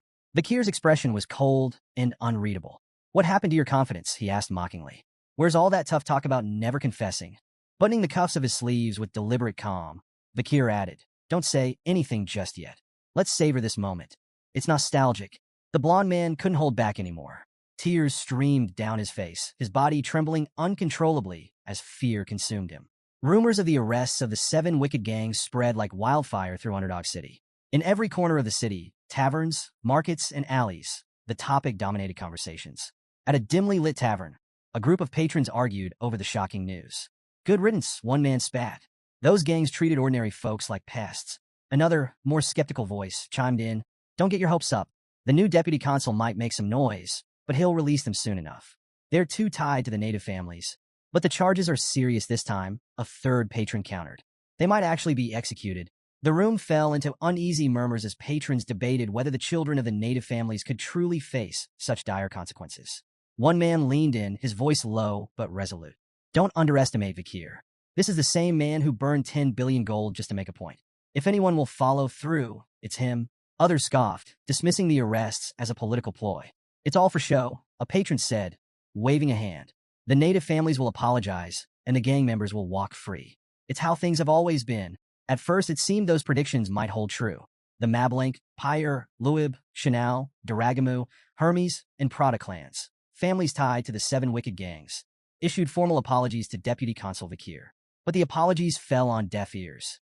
In the heart of the city's central square, 7 severed heads hung grotesquely from iron spikes. Salt preserved their twisted expressions of agony, a chilling reminder of the suffering they endured before death. Above the heads, a public notice detailed their crimes and punishments under the Baskerville Family Autonomy Constitution, a set of laws infamous for its strict and unforgiving penalties. Clause 1. Banning illegal brothels. Punishment: tattooing the word sex across the criminal's face. Clause 2. Banning illegal gambling. Punishment: wrist amputation, repeated 72 times, 1 for each offense. Clause 3. Banning illegal private loans. Punishment: eye removal. This penalty was suspended after pleas from victims. Clause 4. Banning illegal lobbying. Punishment: exile. Since the criminals were already dead, their headless bodies were discarded outside the city walls. The crowd stood frozen, staring in silent horror at the grisly display. The severed heads of the 7 wicked gangs and the brutal enforcement of the laws left the city in shock. In his office, Vakir addressed Chihuahua, who was visibly shaken. "There's no need to look so surprised," Vakir said, his tone cold. "These laws have always existed. The only difference is that this is the first time the so-called native families are facing the consequences." Chihuahua swallowed hard, struggling to process what had just unfolded. "Do you really think this will work?" Vakir turned his gaze to the window, watching the flickering torches of the central square below. "This is only the beginning," he said. "This enforcement will spark a chain reaction. Underdog City is on the brink of a violent shift." His voice grew darker. "When the destruction begins, this city will become a bloodbath." Turning back to Chihuahua, Vakir's tone sharpened. "Brace yourself. You're joining me for the next step of the plan." Chihuahua blinked, clearly rattled. "Me? Why do I have to?" "You're part of this now," Vakir interrupted, his voice leaving no room for argument. Chihuahua let out a resigned sigh, his face pale as the weight of what lay ahead settled over him. The scene shifted to a dimly lit tent buzzing with anticipation. Chihuahua, now donning a sinister mask that only made him more jittery, stood among a crowd of similarly veiled figures. Turning slightly, he whispered nervously to a figure caged behind him. Vakir, exuding his usual unbothered confidence. "Are you sure this plan isn't insane?" Chihuahua asked, his voice barely audible. Vakir's crimson eyes locked onto him. "Have I ever let you down?" Chihuahua's silence spoke volumes. He adjusted his mask, feigning composure as more masked individuals filed into the area. This was no ordinary gathering. It was the infamous underground slave auction in Underdog City, a lawless pit nestled at the edge of Baskerville territory. Under the cover of night, a sprawling tent had risen from the barren wasteland, its garish lights luring in luxurious carriages like moths to a flame. Inside, a grim marketplace awaited, where lives were bartered like commodities. Kidnapped barbarians, disgraced nobles, and commoners alike. The Baskerville family, oblivious to this atrocity on their outskirts, remained conspicuously absent. At the entrance, The auctioneer greeted arrivals with exaggerated cheer.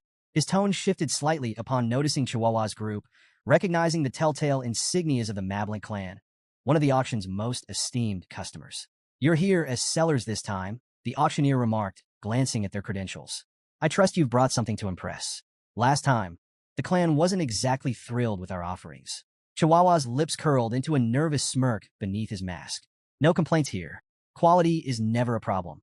The auctioneer's gaze fell on Vakir, trapped in a cage among the other merchandise. His striking black hair and piercing crimson eyes drew the man's attention like a shark to blood. "Now that's a rare gem," he murmured, his greedy eyes glinting. "I'll make sure he fetches a premium." Feigning agreement, Chihuahua nodded and let the auctioneer handle the rest. The man bowed theatrically before disappearing, leaving Chihuahua to stew in the chaos of the tent. Inside, the atmosphere was electric. The crowd of criminals and elites buzzed with anticipation, swapping whispers about the night's offerings. From exotic slaves to tragic nobles, everyone had their preferences, though all shared the same ravenous hunger for novelty.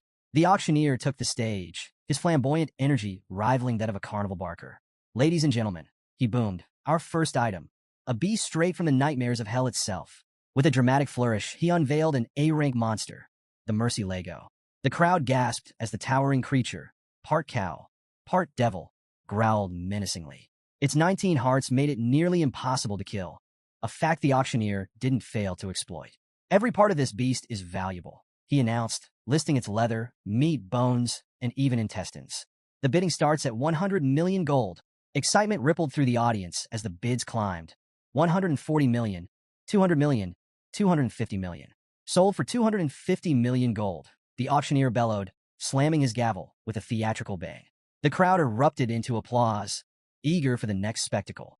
As the auction continued, a variety of bizarre and horrifying products paraded across the stage, each commanding the audience's morbid fascination. However, the crowd's murmurs hushed when a worker approached the auctioneer, whispering in his ear. A wicked grin spread across his face. "Ladies and gentlemen," he announced, his voice laced with excitement, "we have a special addition to tonight's lineup. From the savage tribes of the life-engulfing forests, a warrior of unparalleled ferocity." The girl was dragged onto the stage, her fierce glare defiant even as the chains bit into her wrists. The auctioneer wasted no time hyping her up as a wild beast begging to be tamed, urging the crowd to prove their dominance. "Bidding starts at 5 million gold," he declared, his voice booming. Silence. "All right, 3 million," he tried, his enthusiasm wavering. The crowd exchanged uninterested glances. "Fine, 1 million gold. She's a steal," he shouted, desperation creeping into his voice. Still nothing. Murmurs of boredom rippled through the tent.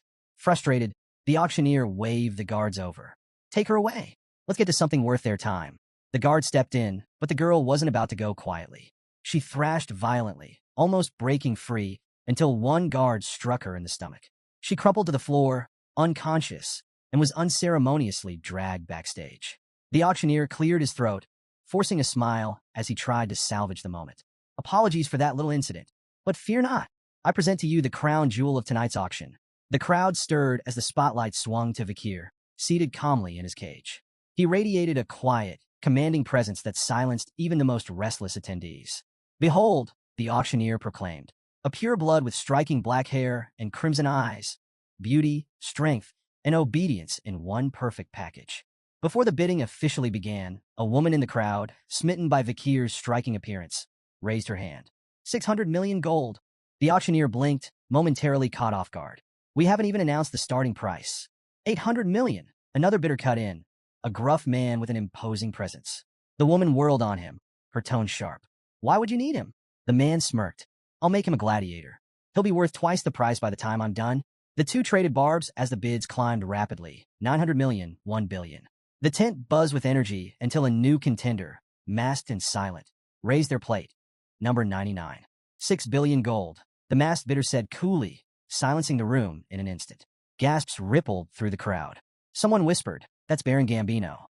He's swimming in money after taking over the underground funds from the granary." While the audience admired the Baron's bold move, his attendant leaned in, her tone cautious. "That's a dangerous sum for a slave. You'll only profit if he stays unscathed." The Baron shot her a withering glare. "I saved you from the streets, and this is how you repay me? Keep your mouth shut." The auctioneer slammed his gavel. "Sold. To customer 99 for 6 billion gold." Guards hauled Vakir from the cage, presenting him to Baron Gambino. Up close, Vikir's presence was even more intimidating, his crimson eyes practically daring the Baron to test him. "You're mine now," Gambino said, a twisted grin spreading across his face. "But don't worry, I'm not a bad guy." Vikir's stoic expression didn't falter, though the Baron's lecherous tone was enough to make the air in the room feel heavy. "Relax," Gambino purred. "I'll find all sorts of ways to enjoy you." If looks could kill, Vikir's glare would have struck him down on the spot. Vikir raised his bound hands toward the Baron, a subtle smirk playing on his lips. The Baron blinked, misinterpreting the gesture. "Oh, do you want me to unlock those for you?" Before the Baron could finish his sentence, Vikir's wrists tensed, and the cuffs snapped apart with a metallic crack that echoed through the room. "What?" The Baron sputtered, eyes wide. Vikir wasted no time. He delivered a thunderous kick to the Baron's chest, sending him sprawling across the floor like a discarded rag doll.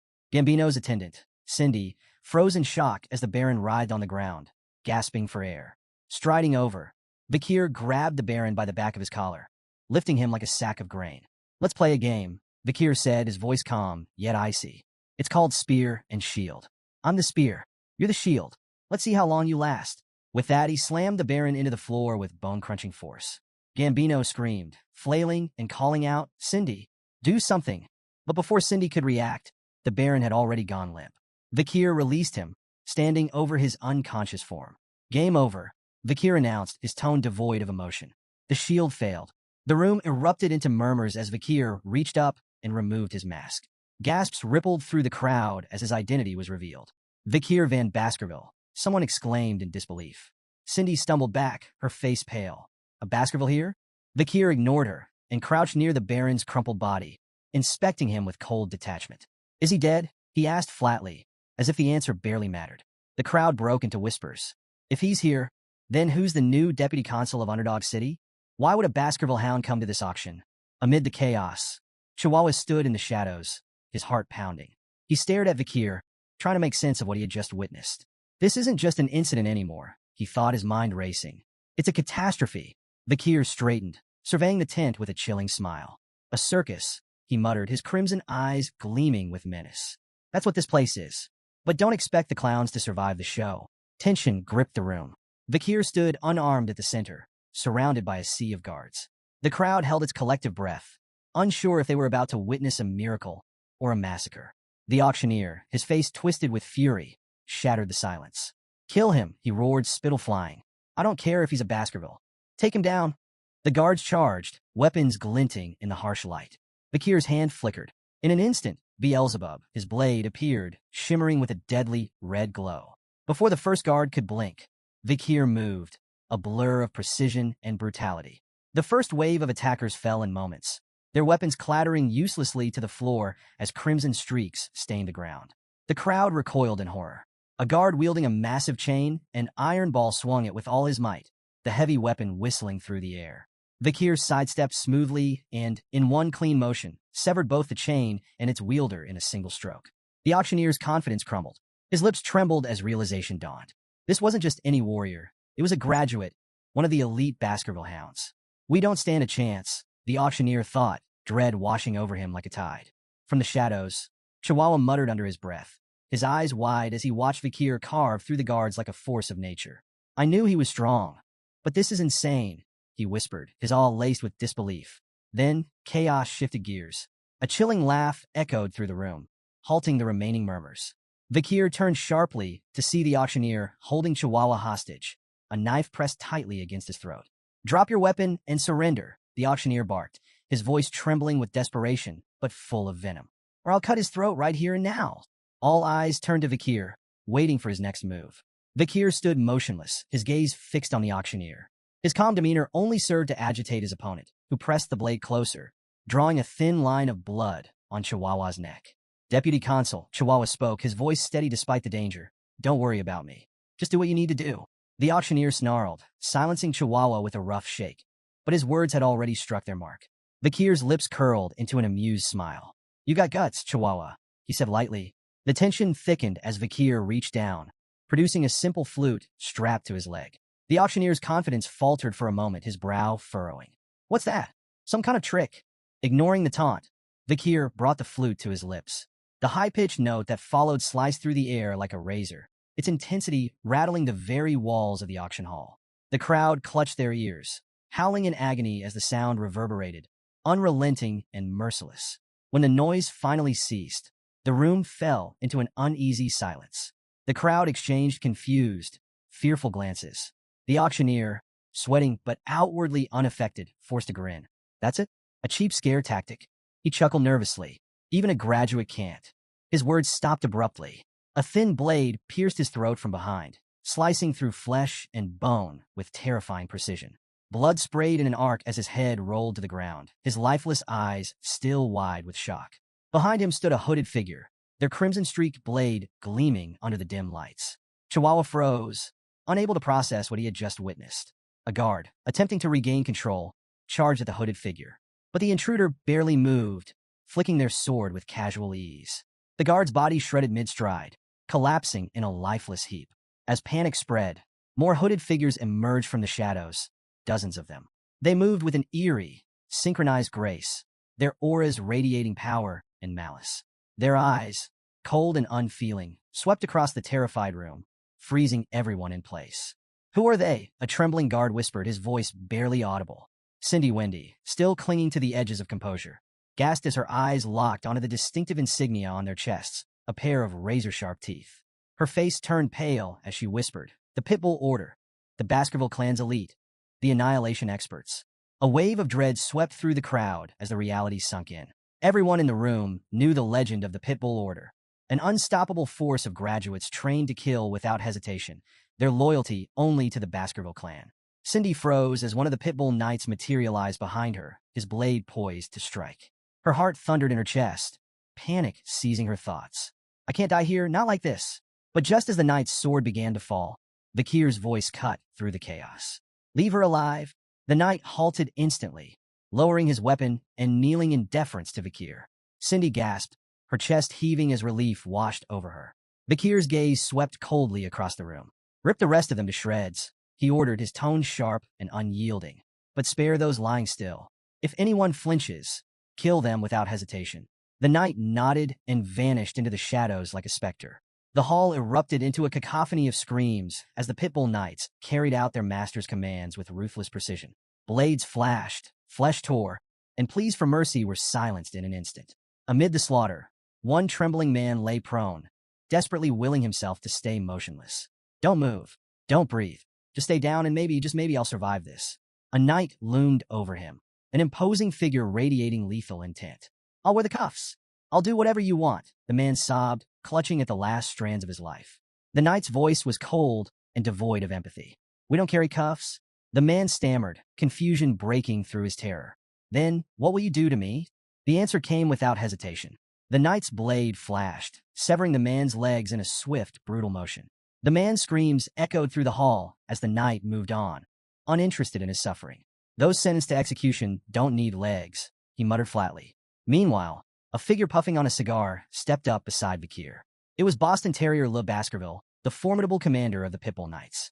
He took a long drag, his sharp gaze appraising the young warrior. "So, what do you think of the Pitbull Knights?"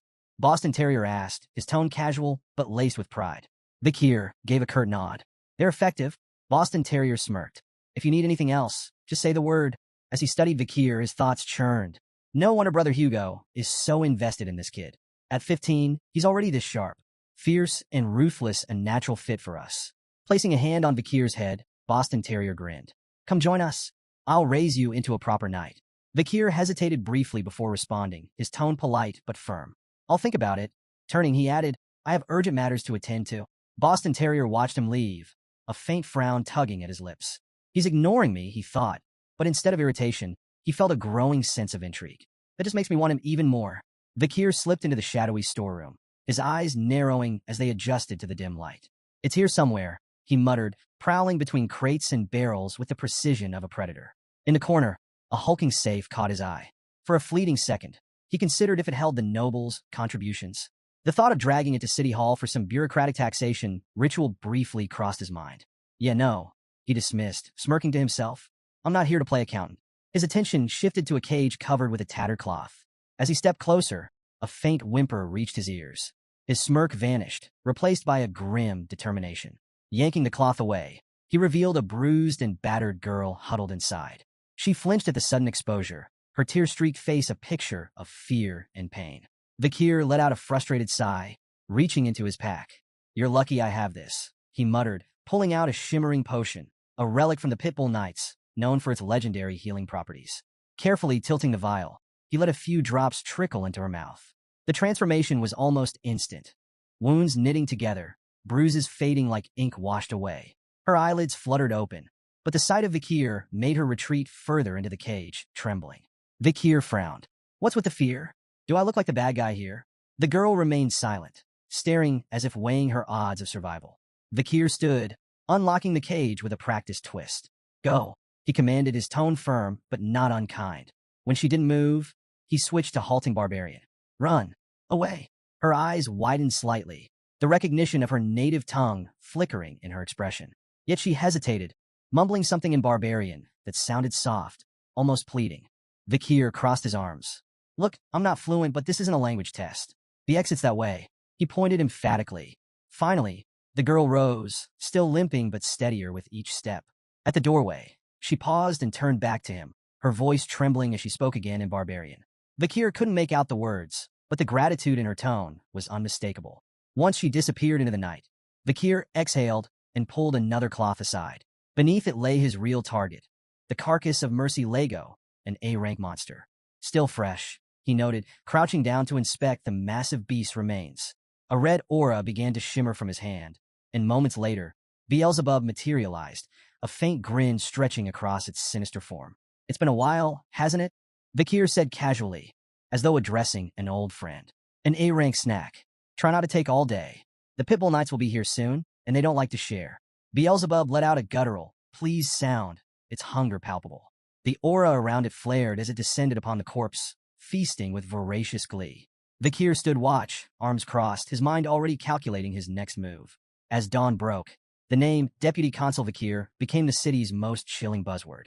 Stories of his brutal crackdown on the criminal underworld spread like wildfire. Nobles and other elites involved in the illegal slave trade were now prisoners in Underdog City's notorious jail, minus a few limbs. The infamous Burning Suspension Club, once the crown jewel of the city's vice, had been reduced to smoldering ruins. Its VIP patrons hadn't fared any better. Their heads now adorned stakes in the main square, a grim display of justice that sent shockwaves through the city. The 7 original clans, whose heirs had been among the casualties, were quick to react. Their indignant letters of protest flooded Vikir's office. But his response was as cold and final as the guillotine. The death penalty is the only justice for violating the imperial family's ultimate decree. Vikir's assault wasn't just physical, it was financial. Bank drafts, incriminating ledgers, and records seized from Burning Suspension were handed over to the Baskerville clan. These documents detailed everything from bribes to secret transactions, implicating powerful players. With evidence mounting and reports heading to the imperial family, even the proudest clans found their protests turning to silence. In a desperate move, the patriarchs of the 7 original clans personally arrived at Vikir's office to beg for mercy. Their pleas were met with the same icy resolve. "The black ledgers don't lie," Vikir said, unflinching. "Your family assets will be confiscated. For the crime of treason, 3 generations of your bloodlines are sentenced to eradication. That's final." The city itself felt the shockwave of Vikir's iron rule. Execution grounds flowed red as the corrupt elite were purged. Freed from criminal strangleholds, public offices and contractors began hiring again, slashing unemployment. The destruction of the underground auction house funneled newfound tax revenue into public welfare. Businesses flourished, and even the stock market felt the effects as optimism surged. Underdog City transformed almost overnight, its people celebrating a newfound hope. Meanwhile, Vikir's popularity skyrocketed, and the once embattled deputy consul became a beacon of progress. One morning, Chihuahua entered Vikir's administrative office, carrying a steaming mug. "Coffee delivery," he announced with a grin. Vikir looked up, raising an eyebrow. "You're the office manager, not my errand boy." Chihuahua waved off the remark. "Call it gratitude. You saved me at the auction, remember?" That clown's knife was way too close for comfort. A rare smirk tugged at Vikir's lips. "Coffee? That's a bit cheap for a life debt." Chihuahua laughed. "Hey, it's not just any coffee. 2 spoons of sugar, extra creamer, and barely any water. Top shelf stuff." Their banter filled the room with an unusual warmth before Chihuahua shifted gears. "How's the transcribing going? Still practicing your writing?" Wordlessly, Vikir handed him a sheet of paper. Chihuahua scanned it, his eyes widening. Wow, you've only just started learning, and this is incredible. Your handwriting is nearly perfect. Vikir shrugged, downplaying the compliment. Still a long way to go. Besides, you're the one running this office like clockwork. Chihuahua chuckled, but couldn't help feeling awed. Beneath Vikir's stern demeanor lay a man capable of reshaping the city's foundations. He didn't just enforce laws. He understood their purpose, their weight. Watching Vikir at work, Chihuahua silently hoped he'd stay in Underdog City. With Vikir at the helm, it felt like the city was finally on the verge of something extraordinary. Under the pale glow of the moonlight slipping through iron bars, Vikir stood in the shadows of a prison cell. Opposite him, Cindy Wendy, Baron Gambino's former attendant, sat bound and blindfolded, her defiant posture stark against the cold walls. Breaking the silence, Vikir spoke, his tone apologetic yet distant. I should have come sooner, but duty kept me. Cindy Wendy, isn't it? She ignored the question, her voice cutting through the air like ice. Why did you spare me? Vikir stepped forward, removing the blindfold with deliberate calm. Their eyes met, his crimson gaze steady. Because I need answers. Her lips twisted into a bitter sneer. So that's it? You only kept me alive to interrogate me. Ignoring the jab, Vikir began pacing slowly, his words precise. Baron Gambino's meteoric rise wasn't natural. A nobody doesn't climb the ladder that fast without help. That help was you. Your talent for generating wealth made him untouchable. If you'd chosen a different path, you could have been a respected merchant, maybe even a banker. He stopped in front of her, dragging a chair noisily across the floor. Sitting down, he locked eyes with her. Let's keep this simple. Answer my questions honestly, and you'll walk free. Refuse, and his voice trailed off ominously, leaving the alternative to her imagination. Cindy's eyes narrowed as she bit her lip, wrestling with her anger before spitting out a reply. Fine, I'll answer. Vikir leaned back, his first question direct and unsettling in its simplicity. How would you rate my performance as a law enforcer? Her laugh was sharp and mocking. A shining beacon of justice in Underdog City, she quipped, sarcasm oozing from every word. Unmoved, Vikir leaned forward. Mockery's a dangerous game, Cindy. Play along, or the deal's off. With an exasperated sigh, she dropped the act. Fine, you're doing well. Happy. Vikir's demeanor shifted instantly, his grin sudden and wolfish. Rising, he closed the distance between them, gripping her chin. His voice dropped to a chilling tone. Why do you think I'm doing well? Cindy stiffened, sweat beading on her brow as his crimson eyes bored into her. Releasing her, Vikir returned to his chair, gesturing for her to speak. Grinding her teeth, Cindy finally relented. Because you enforce order with fear. People listen, but not because they respect you. They're terrified. You crush criminals and boost your authority, but you're planting seeds of hatred at the same time. That hatred will grow, and one day, it'll burn everything you've built. She paused, her gaze hardening. And the Baskerville clan? They won't tolerate your rise. They don't like threats to the throne, and you're becoming one. Vikir's face remained unreadable, absorbing her words like a stone soaking in rain. After a moment, he asked, What's your solution then?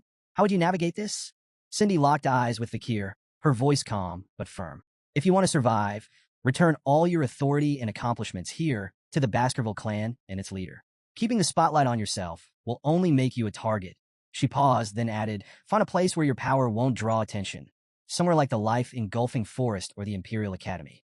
Among your peers, you can blend in, hide your strength, and slip out of the Baskerville clan's crosshairs. Cindy's tone softened slightly. If you do this, the clan leader will eventually bear the consequences in your place.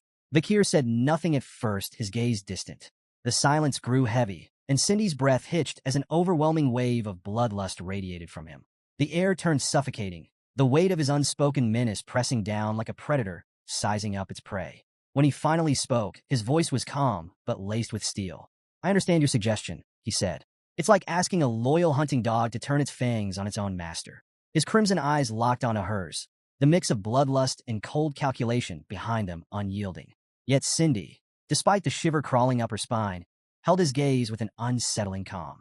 It's the only way to escape the Baskerville clan's hatred, she said evenly. A faint smile tugged at Vikir's lips. Not bad, he remarked. Your thoughts align suspiciously well with my own. To Cindy's surprise, Vikir stepped forward and unlocked her handcuffs, the metal clattering to the floor. She stared at him in disbelief. You're really letting me go? Vikir nodded, his expression unwavering. I keep my promises. Cindy hesitated as she walked past him, glancing back. I hope you never come to regret this. Before she could leave, his voice stopped her cold. Do you know the Messamid Inaro clan? Cindy turned, her expression puzzled. Bakir's tone was measured, deliberate. Among the founding families of Underdog City, everyone knows the 7 original clans. But there was an 8th, a prosperous merchant family, the Messamidinaro clan. They were as wealthy and influential as any of the 7. His voice darkened as he continued. Their rise ended in a single night. During a grand birthday celebration, the clan's youngest son showed off his newly learned sword technique. It stunned the onlookers because it was the secret Baskerville sword art, knowledge that only bloodline members of the Baskerville family are allowed to possess. Cindy's body tensed as she listened. Bakir's words carried the weight of history and bloodshed. The Baskerville clan leader deemed it a betrayal of the highest order. Their response was swift and merciless. The hunting dogs were unleashed, and the Messamidinaro clan was erased from existence. Cindy's unease grew, but she managed a forced smile. And what does this have to do with me? Bakir's eyes sharpened, his tone cutting. There's more to the story. That technique wasn't leaked by accident. It was stolen by the young masters of the 7 clans and taught to the boy as a cruel joke. The Messamidinaro clan was nothing more than a scapegoat, a victim of their malice.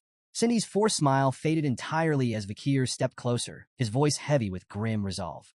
There was one survivor, a 1-year-old girl pulled from the ruins of her family's massacre. Beautiful, even as an infant, but beauty brought her no mercy. She endured unimaginable torment at the hands of those who took her. Cindy's fists clenched as anger flashed across her face. I don't want to hear any more of this, she snapped, turning away and striding toward the exit. But Bakir's voice cut through the silence, stopping her in her tracks. The story doesn't end there, he said, his tone measured but unrelenting. A new deputy consul uncovered the truth and brought justice. The 7 young masters who orchestrated the fall of the Messamidinaro clan were captured, interrogated, and forced to confess. His expression darkened, the weight of his words pressing into the room. Before they died, they showed remorse. Their final words were, "We're sorry for committing such a heinous crime." Cindy froze, tears streaming down her face as she turned to face him. Her voice trembled as she asked, "Who are they apologizing to?" Bakir met her gaze with calm resolve. "They were apologizing to the sole survivor of the Messamidinaro clan," he said. "To the girl who took the name Cindy Wendy." Cindy staggered, her tears falling faster. "How am I supposed to believe that?" she demanded, her voice raw with pain. "You tortured them. How can I trust that their apologies were genuine?" Without hesitation, Bakir grabbed a nearby torch. "There's only one way for you to believe me," he said evenly. "See it for yourself." He led Cindy through the dim halls to a desolate prison cell. Stopping before the door, he gestured toward the ground. "Look." Cindy's eyes widened as she took in the horrific sight. On the cold stone floor, written in dried blood, were the prisoner's final, desperate words. "We brought devastation upon the Messamidinaro clan. Forgive us for our crimes." The pitiful plea was raw and haunting, a message scrawled in their final moments of terror. Cindy's knees buckled as the weight of it all hit her. Overcome, she clutched her stomach and retched, tears streaming down her cheeks as she trembled. Bakir stood behind her, his voice steady but laced with an edge of cold purpose. Even though they suffered and died, the vengeance of the Messamidinaro clan isn't finished. There's still one more clan that must pay for what they've done. He knelt slightly to meet her gaze, his crimson eyes burning with intensity. "Hate the Baskervilles. You have every right to despise us. As a survivor of the Messamidinaro clan."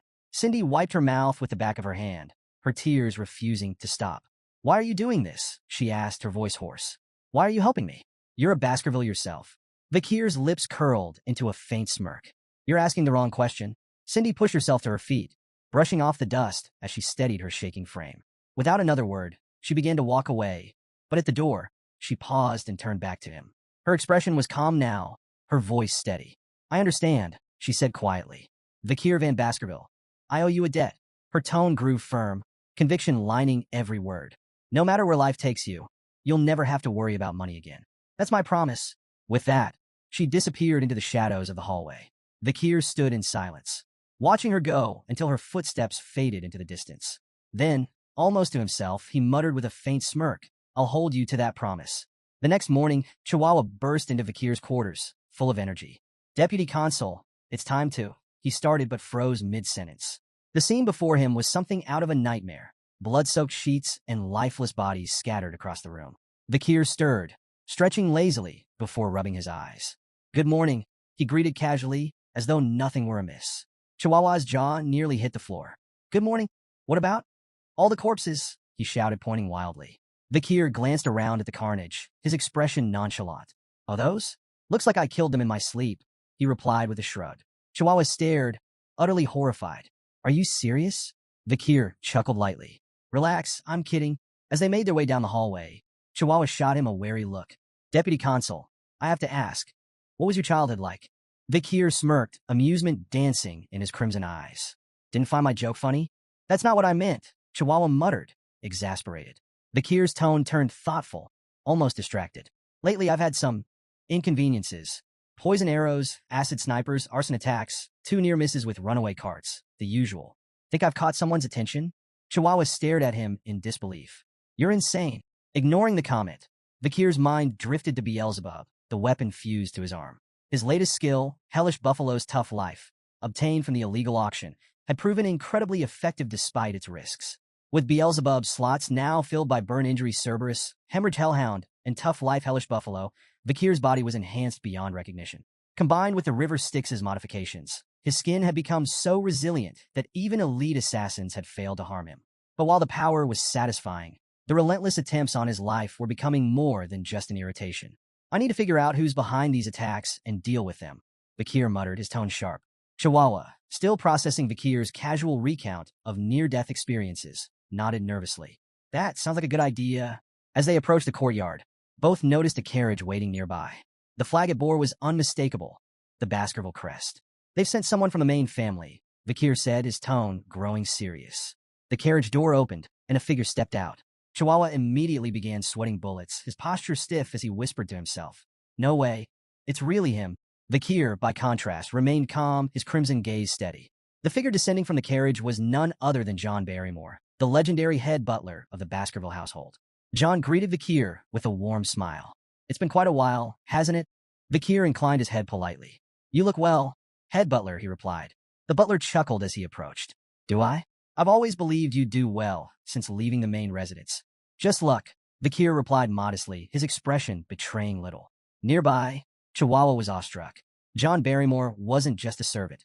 He was the servant, a man who had faithfully served the fearsome Baskerville family for 4 generations. Meeting him was like standing in the presence of a myth. Breaking the moment, Vikir addressed John directly. What brings you here, head butler? John's ever-present smile didn't falter as he delivered his message. The patriarch has been following your progress and is pleased. He's ordered you to return to the main residence. Vikir blinked, momentarily thrown. Hugo is pleased, he thought, struggling to picture such a concept. In his mind, he imagined his stern Uncle Hugo smiling, an image so absurd he almost laughed out loud. At the Baskerville estate, Hugo Le Baskerville, the clan patriarch, sat at his desk, his piercing gaze fixed on a newspaper article with a peculiar headline. The most beloved figure among underdog citizens, Vikir. The piece listed several awards Vikir had earned. Most trusted by merchants, most loved by farmers, most respected by children and scholars, most targeted by assassins. Hugo's sharp eyes scanned the page before looking up at Vikir, standing silently before him. The Baskervilles have always been known for their weapons, not their wits, Hugo remarked bluntly. But with your actions, perhaps we can change that reputation. He nodded, a faint trace of approval in his expression. You've done well, Vikir. Vikir bowed deeply, placing a hand over his chest. I only did what was expected of me. Yet inwardly, he couldn't help but wonder if Hugo's rare praise masked another layer of intent. Was that faint smirk truly pride, or something far colder? Hugo leaned back in his chair, his tone commanding. Reward and punishment must always suit the occasion. You've earned your reward. You will be attending the Colosseo Academy this year. Vikir nodded, unsurprised. He had anticipated this move. The Colosseo Academy was the Empire's premier institution for the elite, accepting only the children of aristocracy and royalty. Its strict dormitory rules and unparalleled security made it the perfect training ground for the future rulers of the empire, and an ideal way for Vikir to grow stronger while keeping a safe distance from Hugo's scrutiny.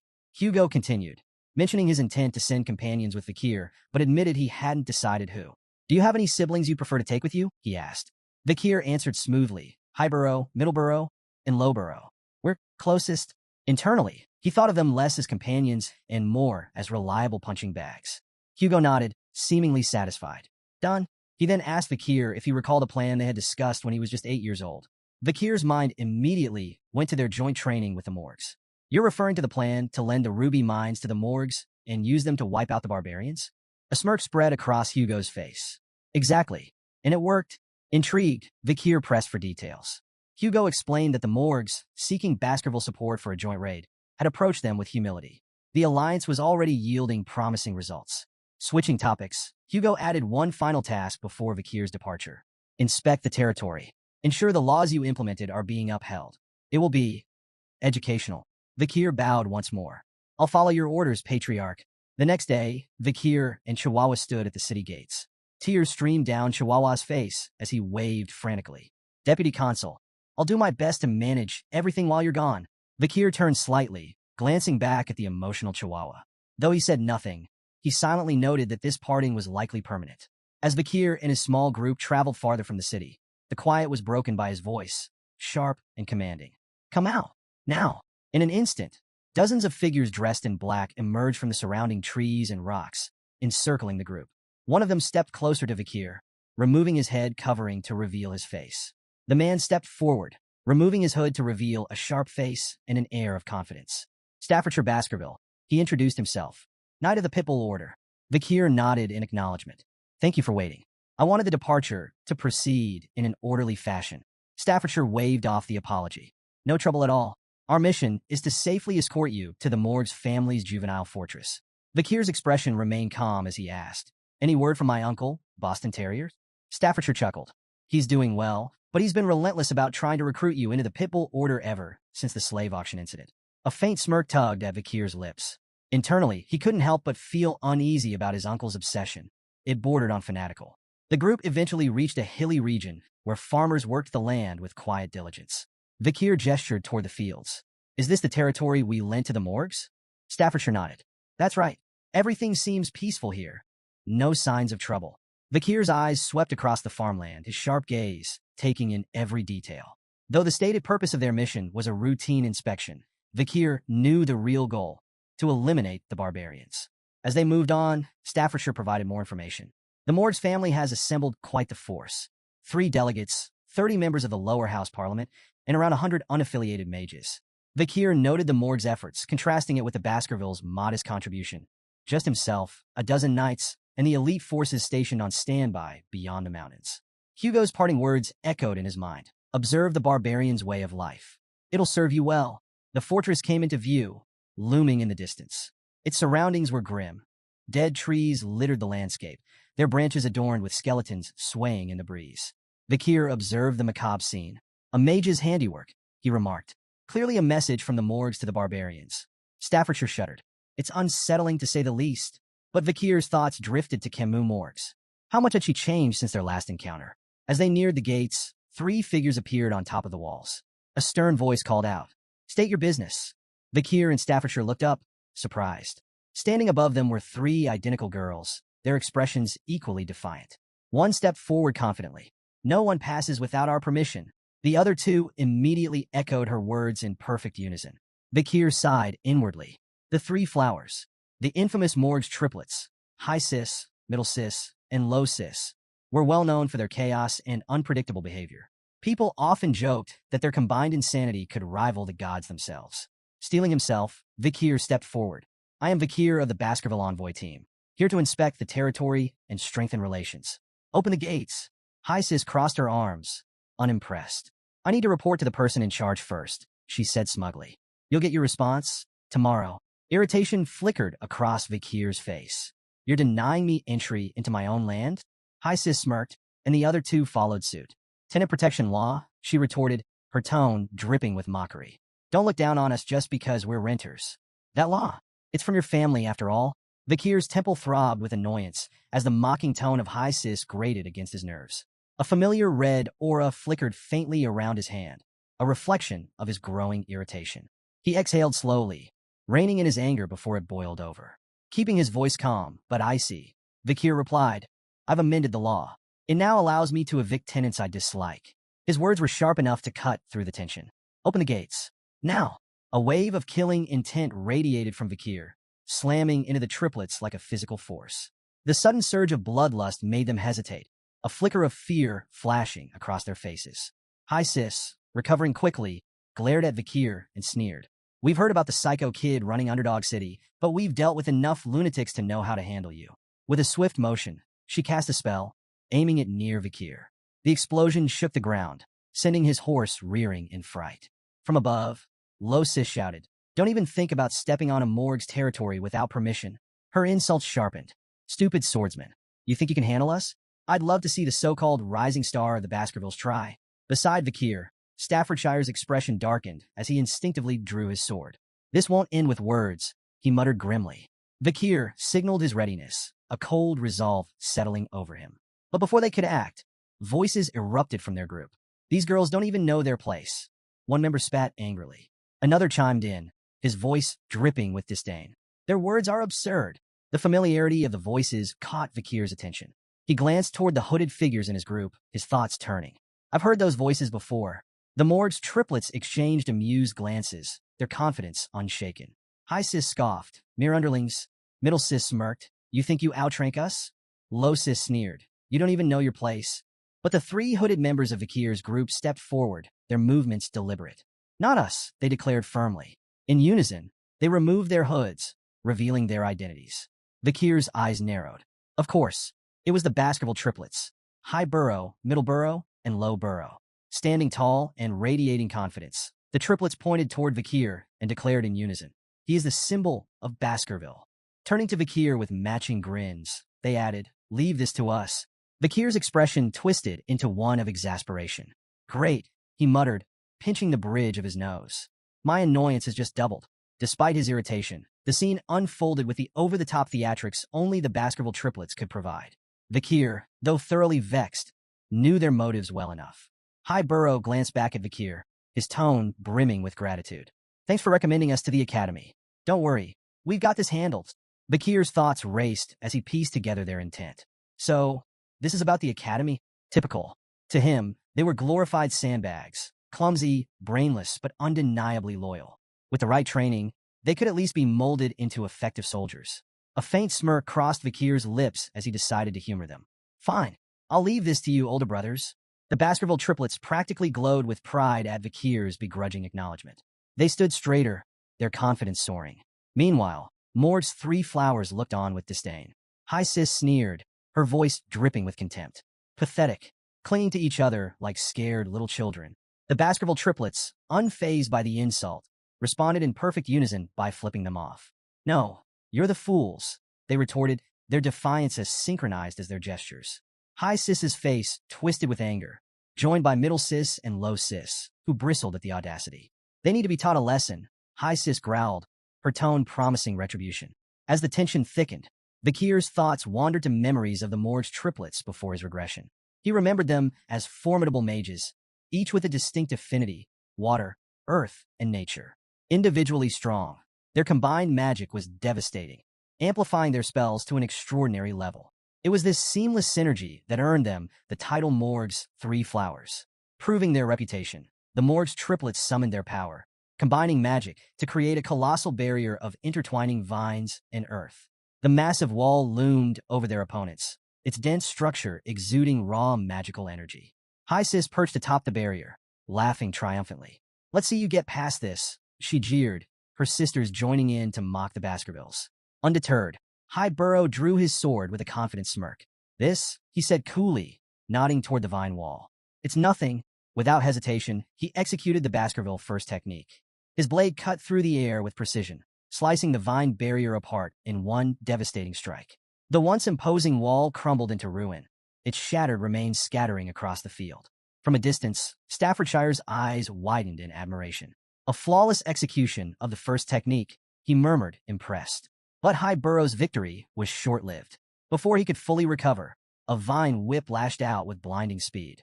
He managed to block the strike with his sword, but the force sent him staggering backward. High Burrow, Middle Burrow, and Low Burrow shouted in alarm, rushing forward to assist as their brother struggled to regain his footing. Perched atop the wreckage of her barrier, Low Sis smirked down at the Baskervilles. "Your pathetic swords will never reach us," she taunted, her voice brimming with confidence. The Baskerville triplets' expressions darkened, their anger flaring like hunting hounds scenting blood. The air between the two groups grew heavy with unspoken tension, the promise of further violence thick in the atmosphere. Staffordshire turned to Vakir, observing his calm demeanor amidst the chaos. "Enjoying the show?" he asked, a trace of amusement in his tone. Vakir raised an eyebrow, unimpressed. "What exactly do you mean by show?" Staffordshire gestured toward the clash. The age-old debate. Magic versus swordsmanship. Magic channels mana from the surroundings to amplify elemental power, while swordsmanship focuses a warrior's own energy for pure, explosive strength. Watching the two collide, it's fascinating, don't you think? Vakir sighed, his crimson eyes narrowing in exasperation. If you put it like that, I'm part of this debate too. Staffordshire smirked knowingly. True, but let's face it, you've already left everyone else in the dust. Vakir, however, was far from entertained. His expression hardened with frustration as he glanced at the ongoing clash. They're all wasting my time. If only they'd wipe each other out and save me the trouble. I've got more important things to deal with than refereeing a squabble between overgrown children. His thoughts drifted to his mounting responsibilities. Between managing the chaos of Underdog City and finding a capable supervisor, his patience for pointless bickering had long since worn thin. A fiery explosion erupted across the battlefield, silencing the chaos in an instant. A commanding voice, filled with anger, cut through the smoke and flames. What are you fools doing in front of my territory? High Burrow, momentarily distracted, tried to seize the advantage against High Sis, but the battle's tide shifted dramatically as a massive wall of fire surged forth. The blast shook the ground, leaving everyone momentarily stunned. Staffordshire tensed at the overwhelming display of magic, while Vakir stood unfazed, a faint smirk on his lips. If we're lucky, that might have incinerated them all, he muttered dryly. To his annoyance, the Baskerville triplets emerged from the smoke, coughing and stumbling, singed but alive. Vakir clicked his tongue in irritation, glaring at them. High Burrow wiped soot from his face, still in shock. What the hell was that? Middle Burrow, equally rattled, spun toward the source of the attack. Who's behind this smoke wall? He shouted. As the haze began to dissipate, the morgue's triplets came into view. High Sis and Middle Sis, usually so smug, were visibly shaken, their confidence cracked. If I dodged a second later, I'd be dead, High Sis muttered, trembling. Low Sis clung to her sisters, her voice shaking. What kind of monster uses fire magic like that? From atop the fortress gate, a figure stepped forward, flames still flickering in her hands. Her presence exuded authority, silencing the battlefield. Camus Morgs. Her voice sliced through the tension. I can't forgive anyone who causes trouble in the territory I manage. She leapt down gracefully, landing in front of the Morgue's triplets. Her cold gaze pierced through them, and High Sis scrambled to explain. We were trying to stop the invaders, she stammered. Low Sis pointed accusingly. It was their fault. They started it. Camus didn't flinch, fixing them with a withering glare. First of all, address me properly. I'm the vice head of this fortress, not someone you can call Camus so casually. Her sharp tone sent Middle Sis into a panic. Hastily, she corrected herself and addressed Camus with the proper honorific. Camus' gaze shifted to the skeletons swaying ominously in the trees. If you don't want to end up like them, she said icily, I suggest you think more carefully next time.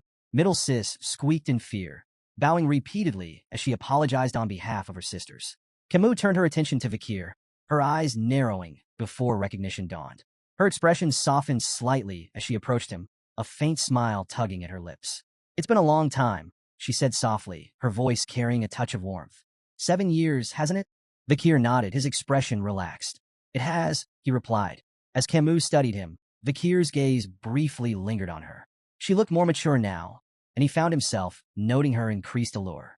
He recalled how, in his previous life, Camus had captured the attention of countless men in high society. Rumors and scandals swirled around her, some involving even married men. But in this timeline, there were no whispers of such stories. Dismissing the thought, Vakir returned to the matter at hand. Open the gates, he said bluntly, his tone firm. Words won't work on the triplets. Camus blinked at Vakir's bluntness, her expression darkening. That's all you have to say to me after all this time, she snapped, her voice edged with frustration. Vakir tilted his head slightly, his crimson eyes studying her with a mix of curiosity and detachment. What else should I say? He replied, his tone calm and neutral. Camus' frustration boiled over. Staffordshire, observing from a safe distance, raised an eyebrow, wondering if this verbal sparring might escalate into a clash between the two stars of their respective clans. Pointing a trembling finger at Vakir, Camus glared at him, her eyes shimmering with unshed tears. 0 points. You get 0 points, she declared, her voice quivering with a mix of anger and embarrassment. Your attitude toward your future wife is appalling. The words hung in the air like a lightning strike. The entire group, Morg's 3 flowers, Baskerville's triplets, Staffordshire, and even Vakir, froze in stunned silence. Camus, realizing what she had just said, turned away sharply, her face reddening. She muttered a flustered humph while refusing to meet anyone's gaze. The collective thought running through everyone's mind was the same. Whose wife? Later, as the group rode toward the fortress, Vikir and Camus found themselves riding side by side. Their earlier tension softened into casual conversation. The Baskerville clan doesn't seem to know much about the barbarians, Camus remarked, her tone light but probing. Vikir raised an eyebrow. We know more than you think, he countered confidently. We've fought them countless times, probably more than the Morg's family ever has.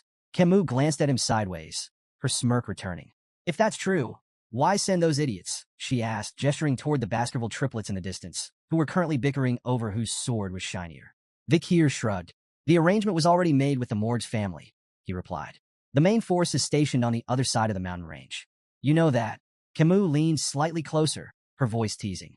You may think you know, but I wonder if you're as informed about the barbarians as you claim.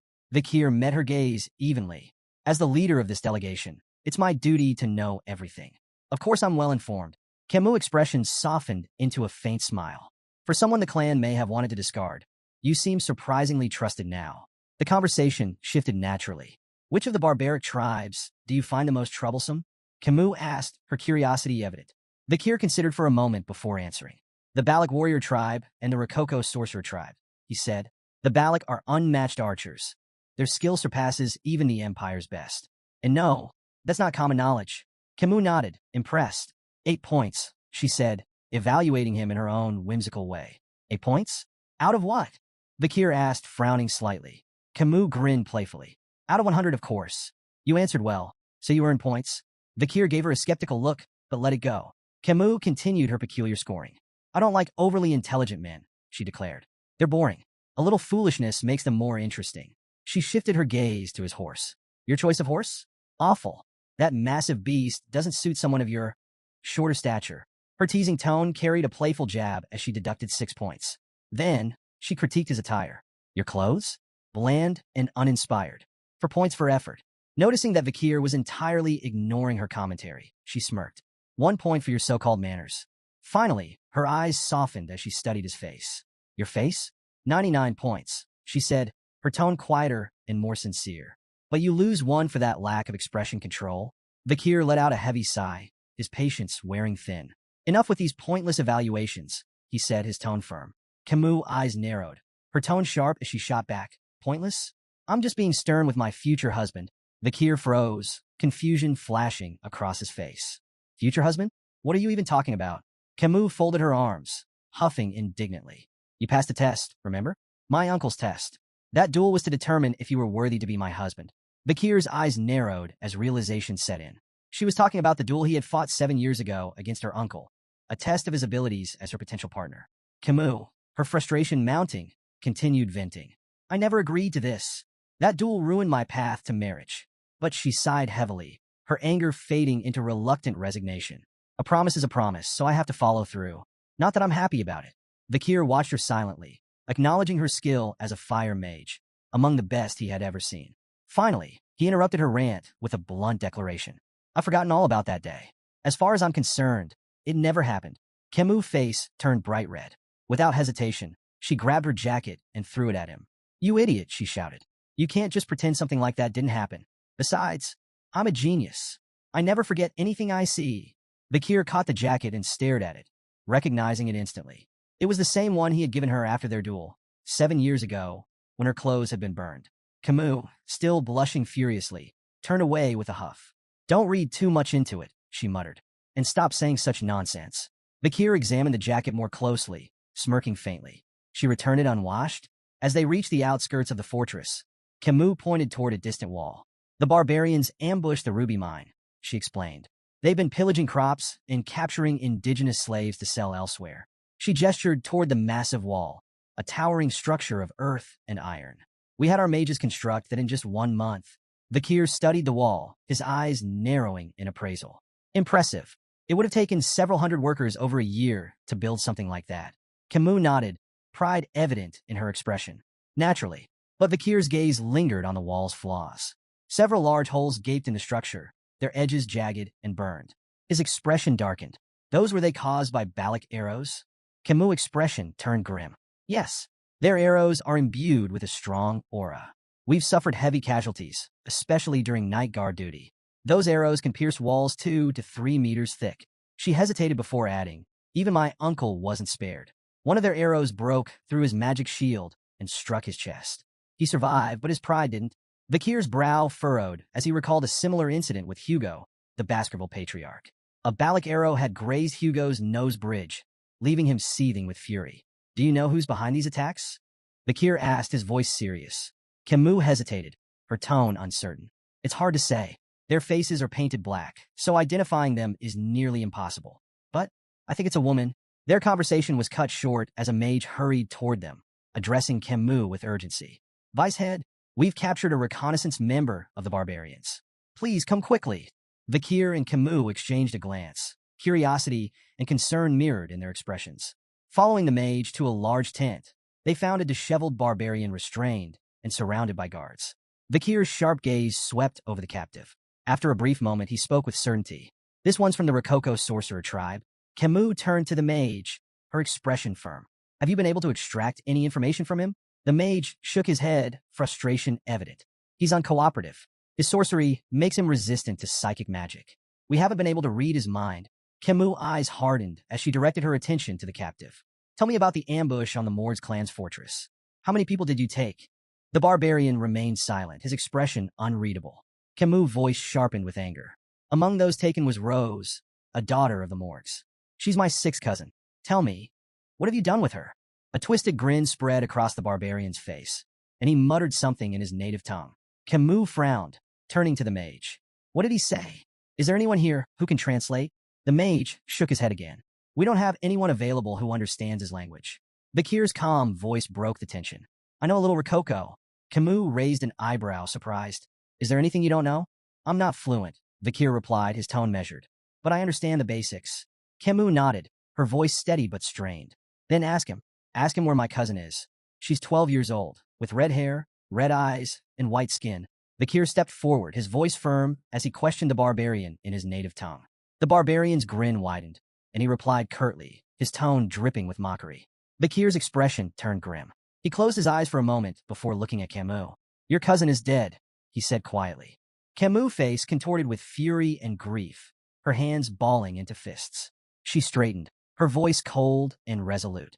With the senator of the audience hall recovering and the senator of the temple away, the decision falls to me. She took a deep breath and declared, I, Camus Morgs, a member of the Middle House and the vice head of this fortress, issue the verdict.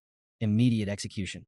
Without hesitation, a sharp spike shot through the barbarian's body, followed by a torrent of flames that consumed him entirely. As the fire raged, the barbarian cried out in his language, his voice weak and filled with venom. Camus' voice was icy as she dismissed his final words. After this war, your language will only be spoken in hell. The barbarian's screams faded into silence as the flames reduced him to ashes. Nearby, another restrained barbarian watched in silent terror, his wide eyes reflecting the flames. Camus, her rage still smoldering, turned abruptly to Vakir. Follow me, she ordered, her tone leaving no room for argument. As Vakir exited the tent, he spotted Camus some distance away. Her shoulders trembled, and muffled sobs escaped her as she cried openly. Despite her formidable exterior, Vakir was reminded that she was still just a 15-year-old girl. He approached her slowly, his voice soft. Were you close with your cousin? Camus nodded, her tears falling freely. Very close. She was so pure, nothing like the rest of us. Unlike the cold-hearted Morgs, she didn't belong in a place like this. Vakir hesitated before offering comfort. I believe she left this world peacefully. Camus turned to him, her tear-streaked face clouded with doubt. Don't lie to me, she said, her voice trembling. I'm not stupid. I'm a genius. I understood a little of what he said. Her voice cracked as she pressed him. Tell me the truth. What did he really say? Vakir froze, unsure of how to respond. He had hoped she hadn't caught the barbarian's chilling words. We ate her. Camus' knees buckled, and she fell to the ground, her cries raw and full of anguish. I couldn't protect her, she whispered, guilt consuming her. I'm so sorry, Rose. Vakir stood silently, his expression unreadable as he watched her grief unfold. For a moment, he extended a hand toward her, but then he hesitated, pulling it back. Camus' heart-wrenching cries echoed through the air, and Vakir remained lost in thought, contemplating the weight of the moment. After a while, Camus managed to steady herself. Wiping her face, she stood and took a deep breath, her composure returning. This isn't a bad thing, she said, her voice steady despite the lingering tremor. If anyone had given me half-hearted sympathy, I'd have killed them on the spot. She turned to Vikir, her tear-streaked face now filled with resolve. This isn't the time to mourn. I need to focus. I need to prepare for revenge. Vikir studied her steely determination, a faint glimmer of admiration surfacing in his mind. Heroines really are built differently, he thought. He extended his hand toward her, nodding silently in agreement. Before Camus could take his hand, a loud, bell-like sound rang across the fortress, shattering the moment. Vikir frowned. What's that? Camus stood up abruptly, her expression serious. It's the signal for a barbarian attack. Vikir smirked faintly. Seems your time for revenge has come sooner than expected. Outside the fortress, a group of barbarian girls astride massive white wolves prepared for battle. Each was armed with a bow, their leader standing at the front. The leader, her face painted black, knocked an arrow. Drawing it back, she aimed toward the guards on the fortress walls and released. The arrow struck its mark with deadly precision, detonating in a fiery explosion that sent guards scattering in disarray. She raised her voice, commanding her companions. Attack! The barbarian girls launched into battle, their wolves charging with terrifying speed. The massive beasts tore into soldiers with relentless ferocity, while the barbarians themselves struck with brutal efficiency. Ropes flew through the air, lassoing soldiers by the neck and dragging them down with startling precision. The fortress descended into chaos. Vikir arrived at the scene, his sharp eyes scanning the battlefield. The gruesome sight before him, a storm of blood, smoke, and bodies, was something he had seen countless times before. Did I get here too quickly? He wondered, assessing the chaotic scene. His focus sharpened as he prepared to enter the fray. Suddenly, a rope shot toward Vikir, wrapping tightly around his neck before he could react. His crimson eyes narrowed as he turned his gaze forward, spotting two barbarian girls expertly holding the ends of the rope. In their native tongue, one of them grinned and said, "We've caught a good one. This hunt for husbands is going well." Vikir immediately understood their intention. The barbarians were capturing men to breed stronger offspring for their tribe. Without missing a beat, Vikir grabbed the rope with one hand and yanked it forcefully, sending the two girls flying through the air. "Sorry," he said dryly, "but I'm not available. I might already be engaged." The barbarian girls crashed to the ground with a heavy thud, eliciting shocked gasps from the male barbarians nearby. "What? Who is this guy?" one of them muttered in disbelief. The others quickly readied their arrows, uncertainty flickering in their eyes as they debated whether Vikir was friend or foe. Despite the tension, Vikir remained calm. Hugo's warning rang in his mind. Avoid engaging in battle before meeting up with the main force. Vikir hesitated briefly, considering whether to hold back, but his decision came swiftly. Drawing his sword, he strode forward confidently, unbothered by the arrows flying toward him. With precision and agility, he cut through the barrage with ease, each strike precise and deadly. His movements were fluid, almost mesmerizing, as he deflected every projectile aimed at him. The barbarians' shock turned to panic. "How is that possible?" they whispered among themselves. Their awe, however, was short-lived. A wave of fire suddenly erupted across the battlefield, engulfing the barbarians in searing heat. Cries of pain echoed as flames consumed their surroundings. Camus stepped forward, flames crackling in her hands, her expression fierce and unyielding. "These barbarians will burn," she declared, her voice dripping with fury. Vikir turned to her in astonishment, realizing she had transformed the battlefield into an inferno. Camus glanced at him, her sharp eyes narrowing. "Are you using liquid aura?" she asked, a rare note of acknowledgement in her tone.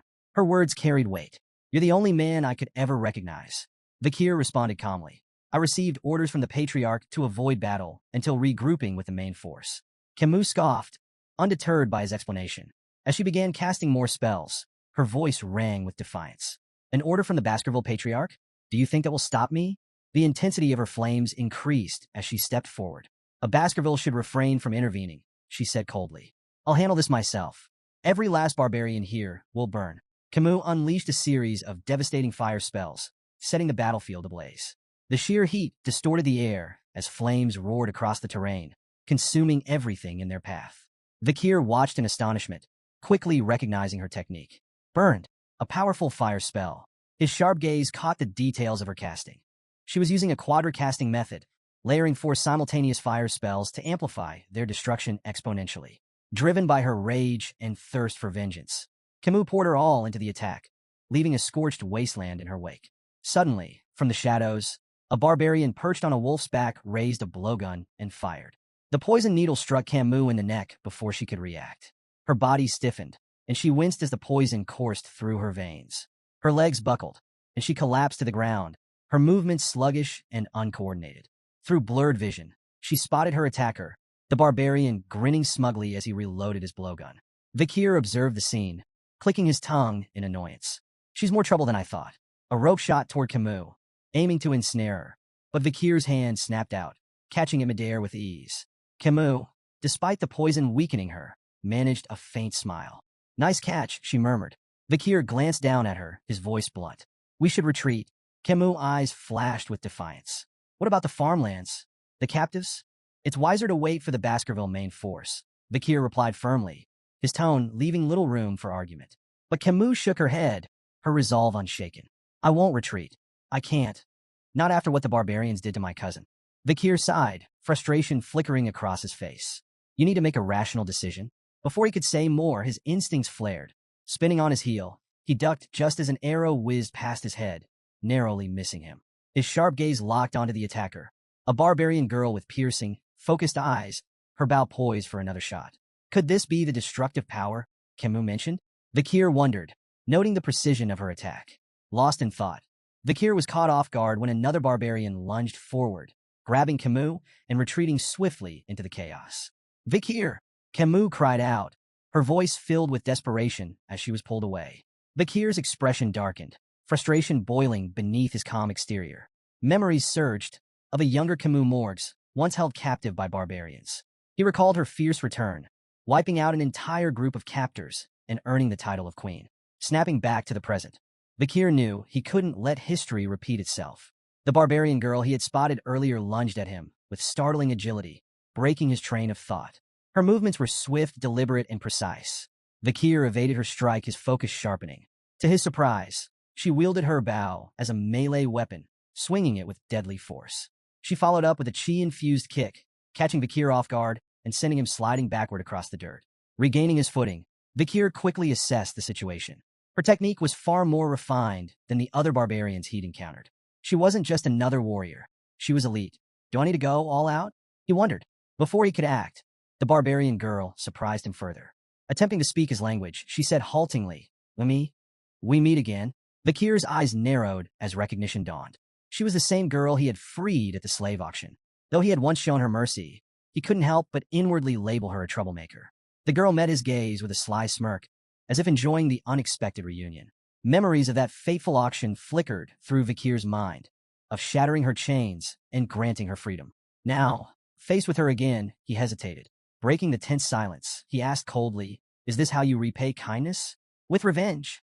The girl chuckled, her smirk widening. Not revenge for you, she said, her tone steady despite her broken grasp of the language. For them, the Morgs.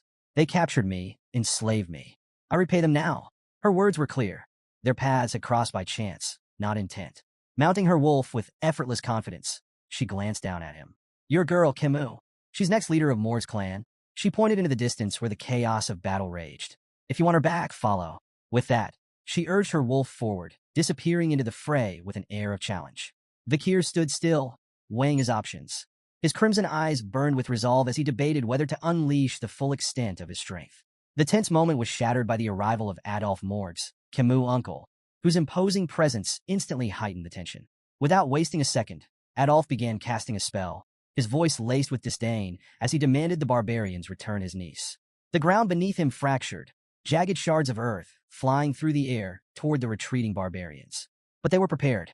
With uncanny agility, they maneuvered their wolves over the unstable terrain, leaping effortlessly between shattered rocks and evading the spell's destructive force. Adolphe could only watch their retreat, frustration etched on his face. His curses echoed across the battlefield, a vent for his mounting anger. The ambush had unraveled mere minutes after the warning bell, a testament to his force's inexperience and lack of preparation. As he seethed, a mage approached, bearing troubling news. The barbarians have fled into the restricted area of life-engulfing forest, the mage reported grimly. At the mention of the forest, Adolphe's rage shifted to grim concern. Life-engulfing forest, deep within the mountains, was infamous for its deadly ecosystem. It was a perilous region no sane person would enter at night, a place where survival was nearly impossible. Even with his niece's life at stake, Adolphe hesitated. The risks were staggering, and the thought of losing more lives weighed heavily on him. Before he could voice his uncertainty, Vikir's calm voice broke through. We can still pursue them, he stated simply, his tone steady and confident. Adolf turned to Vikir, incredulous. Are you serious? You know as well as I do that forest is a death trap after dark. Unfazed, Vikir nodded. I've navigated terrain like this since childhood. Life engulfing forest isn't as impossible as it seems. Not for someone trained. Memories of his past life flooded Vikir's mind. He recalled years spent honing his survival and reconnaissance skills in dense, hostile environments. These forests, no matter how treacherous, were his element. Adolf's gaze sharpened. Grabbing Vikir by the shoulders, he demanded, Are you truly serious about this? Do you know what you're risking? Nearby, the Mord's clan mage voiced his doubts. Sir, entering that forest at night, it's suicide. Adolf silenced him with a sharp glare. His resolve crystallized as he turned back to his forces. Anyone unwilling to join the pursuit may stand down now, he declared. There will be no judgment for those who choose safety over valor. As murmurs rippled through the group, Adolf fixed his gaze on Vikir. Reluctance flickered in his expression, but so did a grudging respect. He had known from the start that this young man was no ordinary warrior. With no other options, he had to entrust his niece's rescue to Vikir. Vikir, Adolf said, his tone heavy with resignation. I'm entrusting you with this mission. Bring my niece back. Life engulfing forest was a place that lived up to its ominous name. Nestled within Baskerville territory, it was a realm of horrors where survival was a fleeting hope. Bone-sucking mosquitoes, poisonous thorn-covered vines, silent spiders that hunted soundlessly, and countless other lethal creatures made it a graveyard for the unprepared. Few who entered lasted more than an hour. Despite its dangers, the Morgs and Baskerville troops pressed forward, closely following Vikir as he navigated the treacherous terrain with practiced ease. He moved like a shadow, leaping over obstacles and cutting through hazards with swift precision. Adolf, watching in awe, couldn't contain his curiosity any longer. Are all Baskerville boys like this? He asked, his voice tinged with disbelief. Staffordshire Baskerville chuckled, shaking his head. No, not all of them. But young Master Vikir? He's different. Their conversation was cut short when two enormous, venomous bees emerged, buzzing aggressively as they blocked the group's path. Before anyone could react, Vikir dispatched them in a single fluid motion, his blade slicing through the air with effortless grace. The bees fell, lifeless, before they could even pose a threat. The onlookers froze, stunned by the display. He's so cool, the Baskerville triplets whispered in unison, their admiration practically glowing. Suddenly, Vikir stopped behind a large tree and raised a hand, motioning for the group to halt. He pointed ahead, where faint flickers of light pierced through the dense canopy. They're close, Vikir said, his voice low. The barbarians haven't gone far. He added a warning, his tone grave. Balak hunters scatter dry leaves around their camps to detect pursuers. From here on, every step needs to be taken with extreme caution. Before the group could react, Adolf stepped forward, casting a spell. Silence. He intoned, the magic targeting Vikir. Vikir shot him a questioning look, but Adolf quickly explained. This spell ensures you make no sound as you move. Adolf smiled, a hint of his confidence restored. I'll take it from here. Thank you for your help, nephew-in-law. Vikir's brow furrowed. Nephew-in-law? He thought, puzzled. What is he talking about? Not far ahead, the barbarians had set up camp in a clearing. A fire crackled at its center, casting flickering shadows on the surrounding trees. Camus was tied tightly to a tree, her wrists and ankles bound with thick ropes. Her fiery spirit, however, remained unbroken. You're all going to burn to ash the moment I get out of here, she shouted, her voice filled with fury. I'll make you regret capturing me with my special fireball. Her captors paid her no mind, likely unable to understand her language. Nearby, two barbarian girls chatted casually. One spoke of her interest in the man they had encountered earlier, while the other lamented her lack of success in husband hunting. Camus gritted her teeth, her frustration mounting. They're not even listening to me, she thought bitterly. She caught snippets of their conversation and pieced it together. Husband hunting? Wife hunting? Realization dawned. Is that why they've been ambushing us this whole time? Her thoughts were interrupted as the male barbarian who had captured her approached. Smirking, he addressed Camus in his native tongue. An excellent catch like you. Every male in our tribe will want you. Camus glared at him, her fiery spirit undiminished. You perverted bastard, she shouted. If that's your plan, just kill me now. The barbarian scratched his ear lazily, feigning confusion. I don't understand what you're saying, he said with a mocking grin. Then, with unsettling cruelty, he grabbed her chin, forcing her to meet his gaze. But I can tell you're talking back just by looking into your eyes, he sneered. Camus struggled, her anger boiling over as she spat. Touch me again, and I'll burn you alive. Ignoring her, The barbarian raised an arrowhead in his hand. Slowly, deliberately, he licked its tip, his intentions clear. This arrogant slave needs to be disciplined, he said menacingly, his voice dripping with malice. Before things could escalate further, another barbarian strode into the clearing, a figure Vikir immediately recognized. It was the barbarian girl he had freed during the slave auction. "Stay away from my slave," she commanded sharply, her piercing gaze fixed on the male barbarian, Ahan. Ahan hesitated, his bravado faltering. "Commander Ian," he stammered. Then, regaining a shred of pride, he added, "But I was the one who captured her." Commander Ian shot him a cold glare. "Lower your voice," she ordered, her tone sharp enough to make him flinch. Defensive, Ahan tried to justify himself. "I shot the paralyzing arrow. I set the trap." Ian cut him off without missing a beat. "If I hadn't stepped in, you'd be a corpse. That boy with the sword would have taken your head in seconds." Ahan froze, her words sinking in. After a moment, he muttered weakly, "So, this woman, she's your prize now?" "That's right," Ian replied, her voice brooking no argument. Camus, still bound to the tree, watched the exchange with growing curiosity. An internal power struggle? She thought. While her grasp of the barbarian language was limited, she caught enough to piece things together. The girl's name was Ian, and she was clearly their commander, a position of authority that even the brash Ahan seemed to fear. Ahan, still nursing his wounded pride, jabbed a finger toward Ian. "You may be a commander, but you're still just a woman." The clearing fell silent. Ian's eyes burned with fury as a powerful blue aura erupted around her, the air growing tense with her presence. Fixing Ahan with an icy glare, she retorted, "And what difference does that make? If you got a problem with me, come forward. I'll leave you in a bloody heap." Ahan's bravado evaporated as his body broke out in a cold sweat. Raising his hands in surrender, he stammered, "I'm not angry. Do as you please." He turned and retreated hastily, thoroughly cowed. Camus watched the scene, taking note of the respect or fear that Ian commanded. "She's definitely in charge here." Commander Ian turned her attention to Camus, her gaze appraising. "Good eyes, strong physique, as expected from the future leader of the Morg's bloodline," she said, almost to herself. But her tone darkened as she delivered a sudden, sharp kick to Camus' side. Camus winced, anger flashing in her eyes as Ian continued bitterly. "You Morg's bastards sold me into slavery. If not for a stroke of kindness, I'd still be rotting in chains. But you won't be so lucky." Leaning closer, Ian's voice dropped to a menacing whisper. "I'll tame you. You'll feel it in your very bones and soul.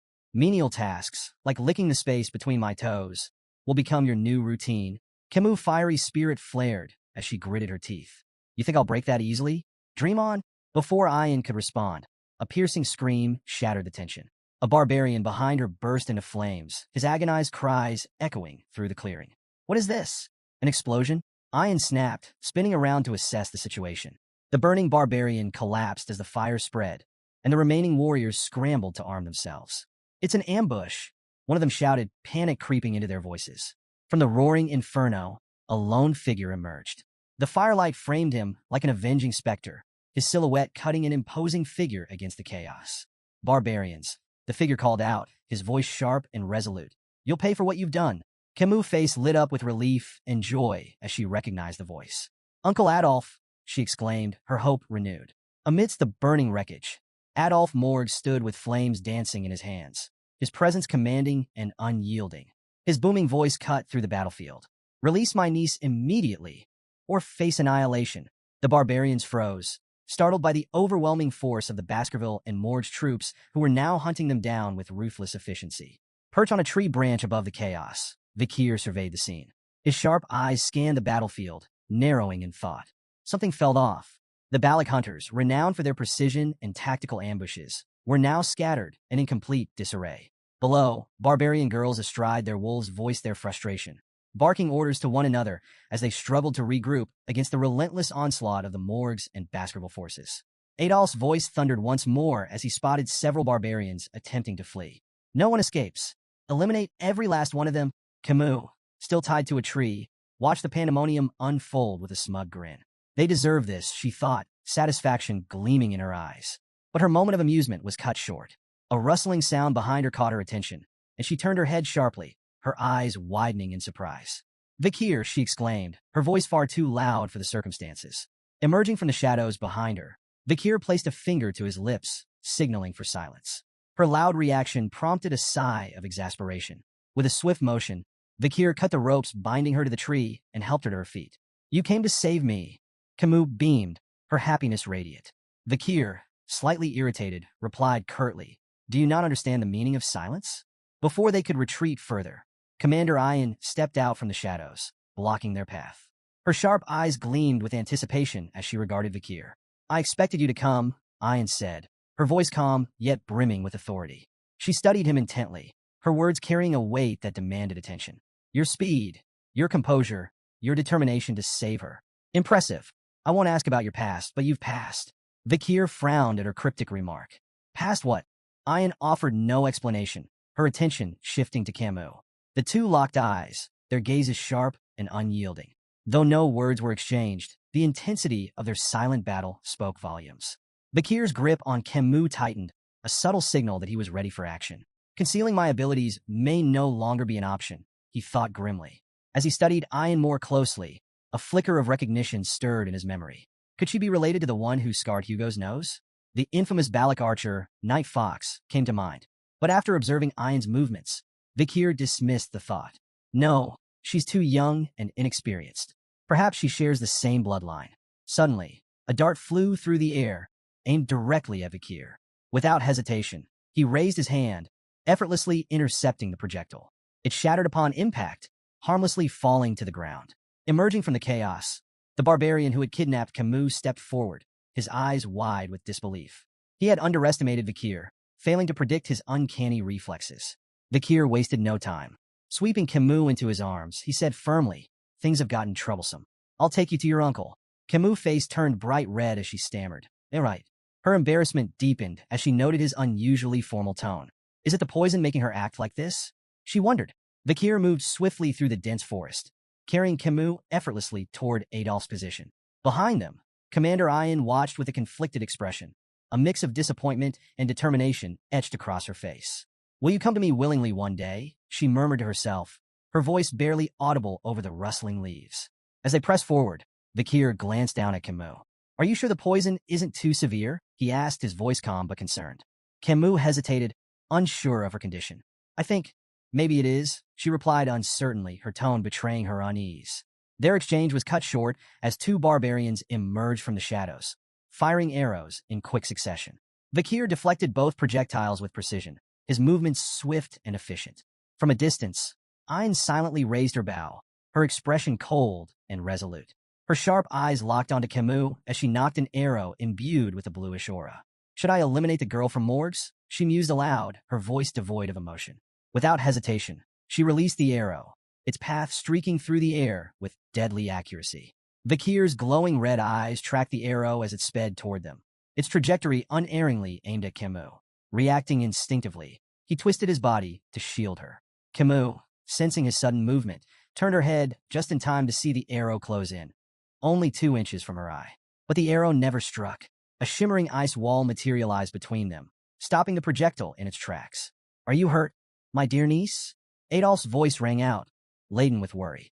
He approached quickly, flame still flickering faintly in his hands, the ice spell dissipating as he stepped forward. Uncle! Camus cried, relief washing over her. Adolph wasted no time, reaching out to cast Cure Poison. It's a severe numbing poison, he explained. I've slowed its effects, but we'll need to visit Divine Quo Vadis for complete treatment once we return.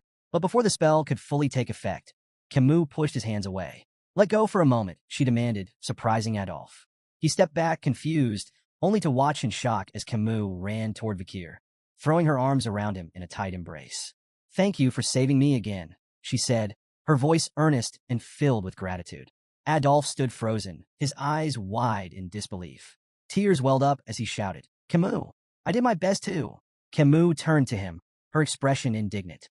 And yet, you show up now? She snapped. I'm telling Mother about this. Before Adolph could muster a response, a rope shot through the air, wrapping tightly around Vakir's neck.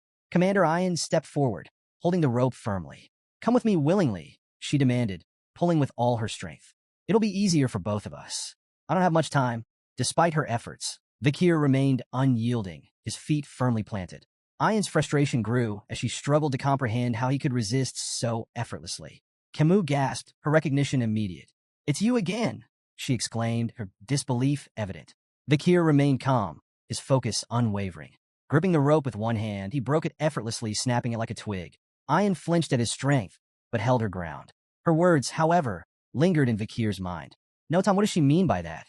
He wondered, sensing a deeper urgency behind her actions. A sudden, overwhelming wave of killing intent swept through the forest, suffocating the air. Birds burst from the treetops in panicked flight, their cries fading as an oppressive sense of dread settled over the area. Ayan's face turned deathly pale as her eyes darted upward, horror etched across her features. Her trembling voice cut through the eerie silence. "It's noticed us," she whispered, each word quivering with fear. Vikir frowned, confused, until a sharp, buzzing sensation radiated from his hand. He glanced down to see the red lines etched into his skin, glowing ominously. Beelzebub, the hidden blade coursing through his arteries, was issuing an intense and unmistakable warning. "She's coming," Ayan murmured, her voice barely audible, yet heavy with dread.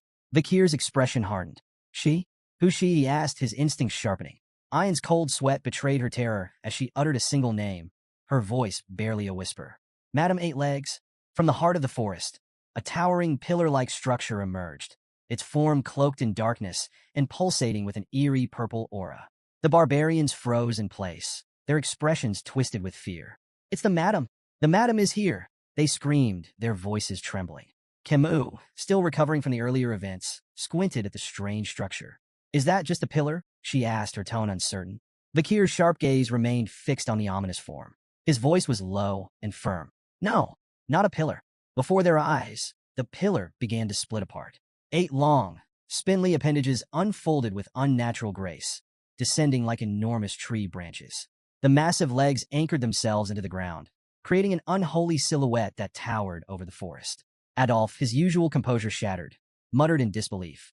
How could something so monstrous have been hidden here all this time? Vikir's face turned grim as the pieces clicked into place. This was Madam Eight Legs, a name that carried weight and terror. A creature ranked as an S-tier threat, capable of leveling entire cities in mere hours. The spider stood on its 8 grotesque legs, its massive frame casting a shadow over the trembling group. It let out a piercing scream, an ear-splitting wail that sent shivers down every spine and rooted the onlookers in place. Camus opened her mouth to speak, but Vikir was faster. Placing a hand firmly over her mouth, he leaned in and whispered urgently, "Stay quiet. Madam Eight Legs has poor sight, but heightened touch and hearing." Vikir's mind raced as fragments of an old native legend surfaced. He had once dismissed it as a terrifying campfire story, a tale of the Madam of Eight Legs, a monstrous entity that haunted the depths of forbidden forests. But now, standing face to face with the legend, it felt all too real. He recalled the Empire's monster dictionary, its several revisions still failing to fully account for this nightmare. Madam Eight Legs, a name that struck fear into even the bravest warriors. The creature screamed again, louder this time, before spewing a stream of greenish liquid from its gaping maw.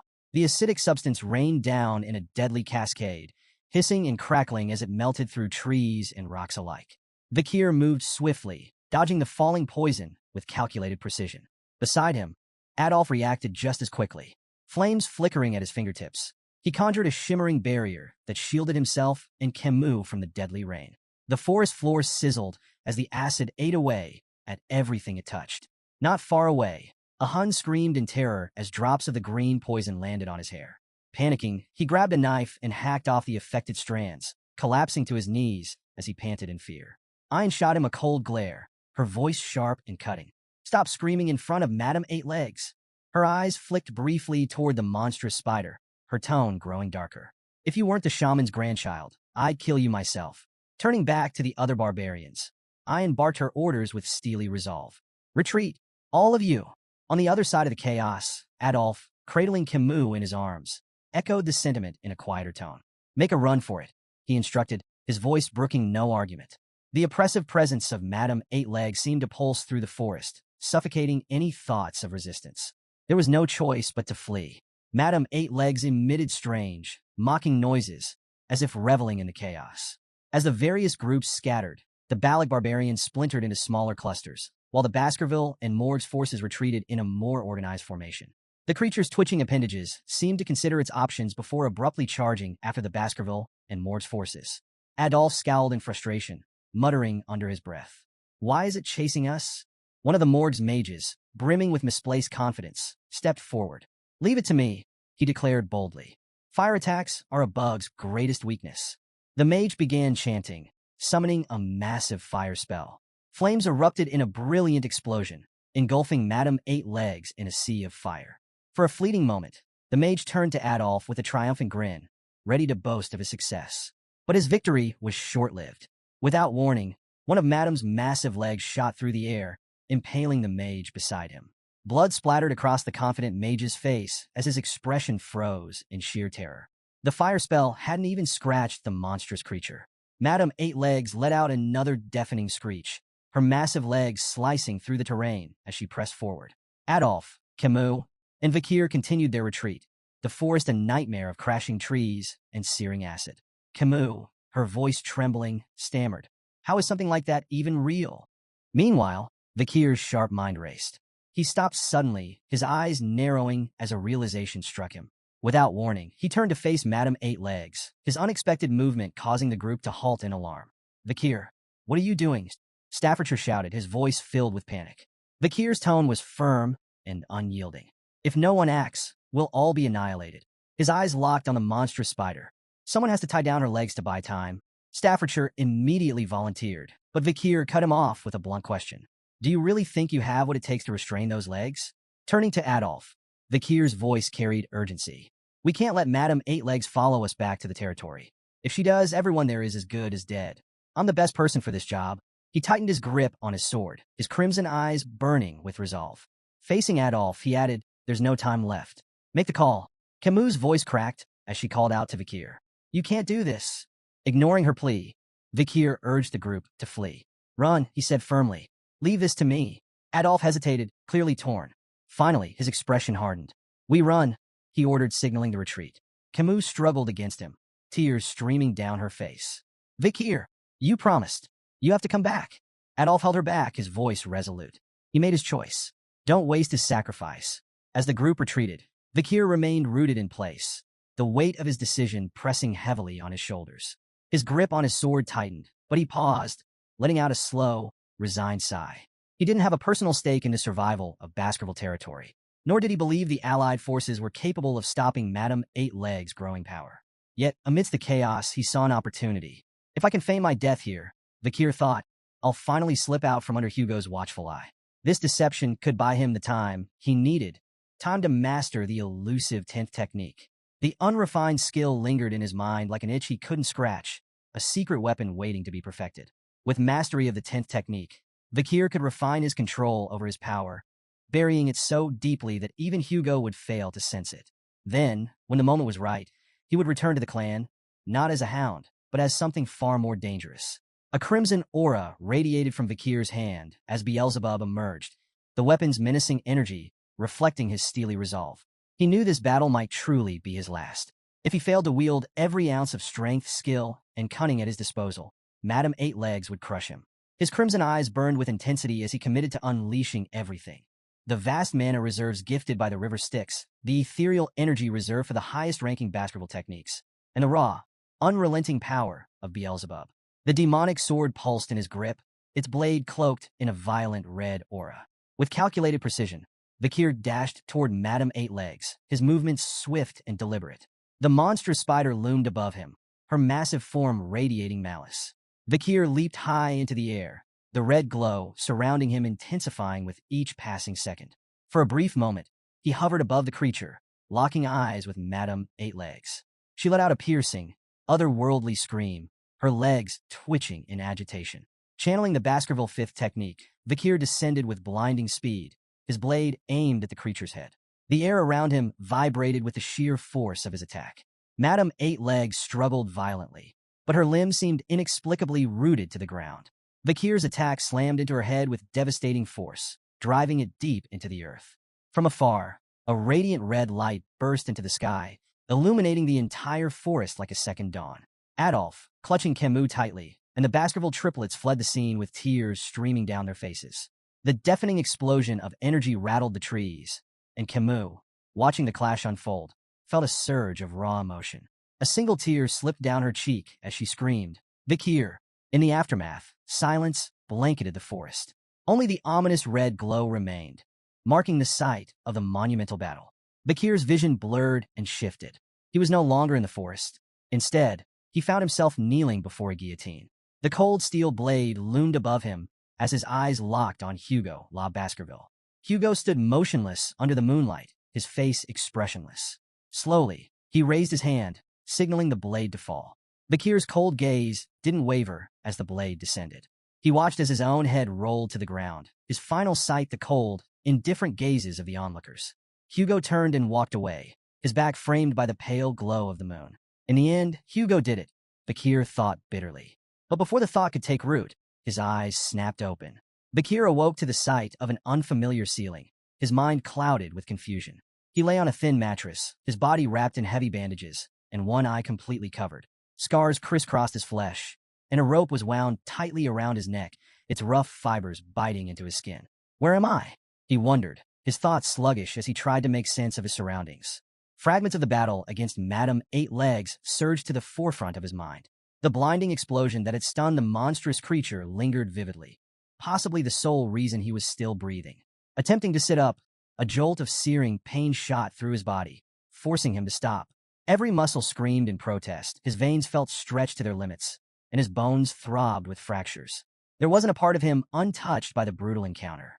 The memory of Madame's final, devastating attack made the rope around his neck feel like a trivial annoyance in comparison. Yet, ironically, it was that very trap, set during the chaos of battle, that had saved his life, anchoring him just out of reach of certain death. Bakir closed his eyes briefly, evaluating his situation. Despite his injuries, everything seemed to be going according to his plan. Adolphe and Camus had witnessed his supposed final stand, providing ample proof to confirm his death. Hugo's watchful gaze was finally off him. Dragging himself out of the room, Bakir surveyed his surroundings. Barbarians moved about the camp with purpose. Children practiced archery while slaves hurried under harsh commands. The chilling realization hit him. Gulak, the Balak camp. He was deep within the territory of the Baskerville clan's sworn enemies. His eyes scanned the area, noticing something unsettling. Among the slaves were captured soldiers bearing the insignias of both the Baskerville and Mord's clans. Why am I still alive? He wondered. In his condition, escape was impossible, yet his execution seemed equally overdue. Before he could dwell further, a familiar face appeared. A Hun, the barbarian who had kidnapped Camus, sauntered over with a smirk plastered on his face. You should be grateful, a Hun sneered, looking down at him. If you weren't the commander's pet dog, you'd already be boiling in a pot. Pet dog. The phrase echoed in Bakir's mind, igniting a deep, simmering rage. Memories of Hugo flashed before him, of chains, humiliation, and subjugation. A surge of killing intent radiated from Bakir, catching a Hun off guard. Startled but defensive, a Hun lashed out, his fist connecting with Bakir's already battered body and knocking him to the ground. Arrogant bastard, a Hun spat, his frustration evident. With a dismissive glare, he added, Follow the rope, dog. Your owner's waiting. Bakir lay still, his body racked with pain from the fall, his rage boiling beneath his calm exterior. He glared after a Hun's retreating figure, silently vowing to repay the humiliation tenfold once his strength returned. Dragging himself up, Bakir began following the rope tied around his neck. Its length stretched endlessly through the camp, each step testing his patience and fortitude. How far does this thing go? He muttered under his breath, his irritation growing with every tug. Finally, the rope grew taut, and Bakir found himself at its end. What lay before him stopped him in his tracks. Ayan, the barbarian girl from before, stood waist-deep in a small pond. She held the other end of the rope with casual ease, her expression relaxed. As she noticed him, a mischievous smile spread across her face. Lie down, she instructed, her voice carrying an air of playful authority. Bakir froze, his mind racing. He stared at her, bewildered and unsure how to respond to the bizarre command. Before Bakir could fully process her words, Ayan yanked the rope with surprising force, sending him stumbling forward. Whiz! An arrow streaked through the air, narrowly missing Bakir's head before embedding itself into a nearby tree trunk. Ayan's sharp glare turned toward a group of children holding bows in the distance. What did I tell you about practicing near the pond? Go somewhere else, she barked, her voice commanding enough to send the children scattering. As Bakir lay on the ground, recovering from the unexpected tumble, Ayan turned her attention back to him, a sly smirk playing on her lips. I never properly thanked you for the auction, she began, her tone light but calculated. Pointing at him, she continued, in Balak culture, kindness is repaid twofold and revenge tenfold. Since you saved me once, I've saved you twice. Bakir's brows furrowed in confusion. Twice. he asked, his tone skeptical. Ayan crossed her arms, clearly enjoying herself. After that explosion, who do you think dragged your sorry self out of the forest? If I hadn't gone back for you, you'd be spider food by now. So yes, twice. Her smug response only deepened Vikir's unease. He sat up slowly, the rope around his neck pulling uncomfortably. If you've repaid the debt, why keep me alive? He asked bluntly, gesturing toward the rope. Ayan's grin widened, her mischief on full display. Because you're valuable. I have no doubt your party will pay a hefty price for you. You're not some ordinary soldier, are you? Vikir froze at the implication, his mind racing. If the Baskerville clan got involved in hostage negotiations, his entire plan to feign his death and escape Hugo's control would unravel. He kept his expression neutral, suppressing the panic bubbling beneath the surface. Ayan leaned in slightly, her voice dropping to a playful whisper. Relax. I've got no intention of returning you to them just yet. She straightened, her tone turning mock serious. You're my slave now. Without warning, she drew a dagger and sliced through the rope binding his neck. For a moment, Vikir felt an internal surge of relief. Maybe my plan is still intact, he thought, but his optimism was short-lived. Ayan pointed the dagger at him, tilting her head mockingly. Let's settle this properly. You'll call me master, and I'll decide what to call you. Vikir remained silent, his face impassive. His lack of reaction only seemed to amuse Ayan further. I like those rebellious eyes, she remarked with a smirk. It'll make taming you all the more satisfying. Before Vikir could respond, Ayan sheathed her dagger and gestured for him to follow. We have a stop to make, she said casually. Where? Vikir asked, his voice low. She shot him a glance over her shoulder, her tone teasing. Don't tell me you don't know. In the Balak way, we always pay respects when stepping onto someone else's land. Her grin widened. We're going to meet the matriarch. The matriarch's tent loomed ahead, its entrance adorned with intricate carvings. Inside, a throne made from the skulls of predators dominated the room. Bears, jaguars, alligators, and other deadly creatures stared down at visitors, their heads mounted with precision. Each skull bore an arrow firmly lodged between its eyes, a testament to the matriarch's unparalleled skill. As they approached, Ayan glanced at Vikir and began explaining the Balak way of life. If you don't have a place to sleep, borrow a friend's hammock. If you're hungry, someone wealthier will share their food. That's how we survive. Her voice softened slightly, a touch of pride in her words. It's why we're strong. Everyone here is bound by the same rules, tight-knit, homely, and united. Vikir noted something intriguing about the Balak camp. Private assets seemed to hold little importance to them. Everything functioned on a communal system, a stark contrast to the rigid hierarchies he was used to. Ayan led the way to the grand tent without hesitation, her pace confident. Stopping outside, she gestured toward the imposing structure and declared, We've arrived. She entered first, her voice ringing out with authority. Mother, she called, addressing the figure seated on the throne inside. The single word sent a jolt through Vikir, startling him. His sharp mind immediately began piecing together the connection between Ayan and the matriarch. The implications were unsettling. The matriarch rose gracefully from her seat, her commanding aura filling the tent like a storm cloud.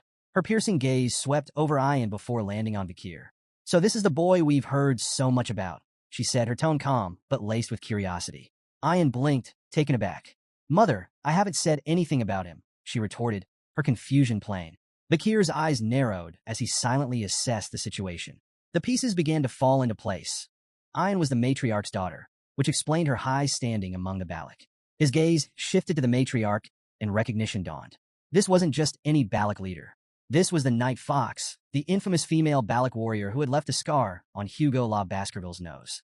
Memories of her prowess flooded back, particularly how her influence had made crossing Le Rogue in life engulfing forest nearly impossible during his previous life. Vikir analyzed the hypothetical scenarios from his past. If his previous self had faced her head-on, the odds of survival were non-existent. Assassination attempts? A flat 0%. The only viable option would have been escape, and even that offered a slim 20% chance. The matriarch turned her sharp gaze toward Vikir, her lips curving slightly. You look familiar, she remarked, her tone probing. Vikir's thoughts raced. Does she recognize my connection to Hugo? Before the situation could escalate, Ayan interjected with an airy laugh. Most imperial men look alike, mother, she said dismissively. The matriarch tilted her head, unconvinced but unwilling to press the matter. Her attention lingered on Vikir, and she addressed her daughter with a question that carried an undercurrent of disdain. What are your plans for this stray dog? Ayan straightened, her voice firm. With proper care, he could prove useful, she said confidently. He played a key role in the attack on Madame Eight Legs. The matriarch's expression turned cold, her tone biting. You should understand your place before acting so impulsively, Ayan. There are consequences for overreaching. Her gaze shifted back to Vakir, appraising him once more. It doesn't matter what state his body is in, as long as the seed remains intact, she said coolly. The room fell silent, tension crackling like a live wire. Ayan, clearly flustered, interrupted quickly. No, that's not why I brought him, she blurted, her usual confidence faltering. The matriarch raised a brow, amused by her daughter's sudden change in tone. Ayan cleared her throat and hastily clarified. I need a slave to assist me during hunts, she said, her voice a touch too loud, as if trying to convince herself as much as her mother. The matriarch let out a soft chuckle, stepping closer to gently pat Ayan on the head. The owner decides how to use their slave, she remarked. Ayan's cheeks tinged faintly pink as she cast a shy glance toward Vakir. Standing at the center of the tent, Vakir maintained a calm exterior, though his mind remained razor-sharp. His eyes briefly wandered to the tent structure, studying the beams and supports. Escape options, he noted inwardly, his focus momentarily drifting from the tent's exchange. As they left the matriarch's tent, Vakir broke the silence. His tone calm and curious, he asked, What's your name? Ayan stopped abruptly, her eyes wide with disbelief. Whirling around, she glared at him. How dare you ask such a question, slave? She snapped, her voice brimming with indignation. Vakir, unfazed by her outburst, explained evenly, I don't intend to call you master. I asked for your name, so I can address you properly. His straightforwardness caught Ayan off guard. A faint blush crept up her cheeks, and after a moment of flustered silence, she huffed. It's Ayan, she muttered reluctantly. Vakir, he replied with equal composure, introducing himself. Now, what's your first order? Ayan's face reddened further, and she stomped her foot. You're not supposed to call me by my name, she shouted, though a smirk soon curved her lips. She took a step closer and declared her command with mock seriousness. Build a house. That'll be your new home, slave. She couldn't hide the satisfaction in her voice. Let's see this imperial swordsman figure out something so far removed from his training, she thought smugly. To her surprise, Vakir smiled. Sounds enjoyable, he said simply. Hours passed, and Ayan stood staring at the results of Vakir's labor, her jaw practically hitting the ground. Before her stood a perfectly constructed tent, its structure seamless and sturdy. Her disbelief grew as she glanced at the crude tools she had provided him, tools that now seemed laughably unnecessary in his skilled hands. Vakir worked quietly nearby, adding finishing touches with calm efficiency. Ayan finally blurted, How did you do this? Vakir didn't look up, his tone even as he replied. During difficult times, relying solely on swordsmanship is a death sentence. To survive, you learn other skills. Ayan's gaze shifted to the expertly crafted drains surrounding the tent. They were flawless, designed to redirect water effectively. Even the drains are perfect, she muttered, more to herself than to him. Vakir, however, shifted the conversation. The matriarch's tent, he began, has a structural issue. Ayan blinked, taken aback. What are you talking about? Vakir explained, the central pillar isn't stable. During the rainy season, the ground beneath it will shift, leading to water leakage. Ayan narrowed her eyes. And you have a solution, I assume? Mix lime-rich dirt with gravel from the nearby hill to make bricks, Vakir said matter-of-factly. Reinforce the bricks with oil and fire them. They'll stabilize the structure. Ayan crossed her arms, trying to mask her growing admiration. Fine, she said curtly. Do it. Methodically, Vakir gathered materials, shaping bricks with precision and drying them over a fire. Ayan accompanied him to the matriarch's tent once the repairs were ready, explaining the plan to her mother. The matriarch watched with skepticism as the repairs were made. But when the work was completed, she examined the tent with astonishment. All these years, she muttered, her voice tinged with frustration. So many failed attempts, and it was the central pillar all along. Turning to Ayan, the matriarch's expression softened into a rare smile. You've chosen well, she said approvingly. This male is useful. Ayan's cheeks flushed as she tried to maintain her composure. He's my slave, she mumbled, though her tone lacked its usual edge. The matriarch addressed Vakir directly, her voice commanding. From now on, you're responsible for handling all such tedious matters in the barracks. By the water's edge, Vakir rinsed clothes methodically, his movements calm and deliberate. Ayan approached, her tone casual, as she struck up a conversation. Doesn't all this slaving away exhaust you? She asked, gesturing at the laundry. You could always consider becoming an official member of the tribe. You know, without missing a beat, Vakir replied, it's not so bad. Internally, though, he reflected on how this simpler life, mundane as it was, offered a reprieve from the chaos and treachery he had endured. Whether in the backstabbing politics of the Baskerville clan or the corrupt streets of Underdog City, peace had been a rarity. Ayan observed him for a moment, her gaze appraising. You're surprisingly disciplined, she remarked. Guess it's hard for someone like you to complain, huh? Vakir maintained his calm demeanor. It really isn't that bad. Ayan snorted in disbelief. No way. Tough, tedious work is never easy, no matter how you spin it. As they walked back toward the camp, Ayan nudged him lightly. You should stop with this complacent attitude, she said. Follow my lead. I'll help you figure out how to survive among the Balak people. Who knows? If you do well, maybe I'll even untie that rope around your neck. Vakir glanced at her curiously. What do you want me to do? Ayan smiled slyly, clearly pleased with his directness. Now we're getting somewhere. She paused for dramatic effect.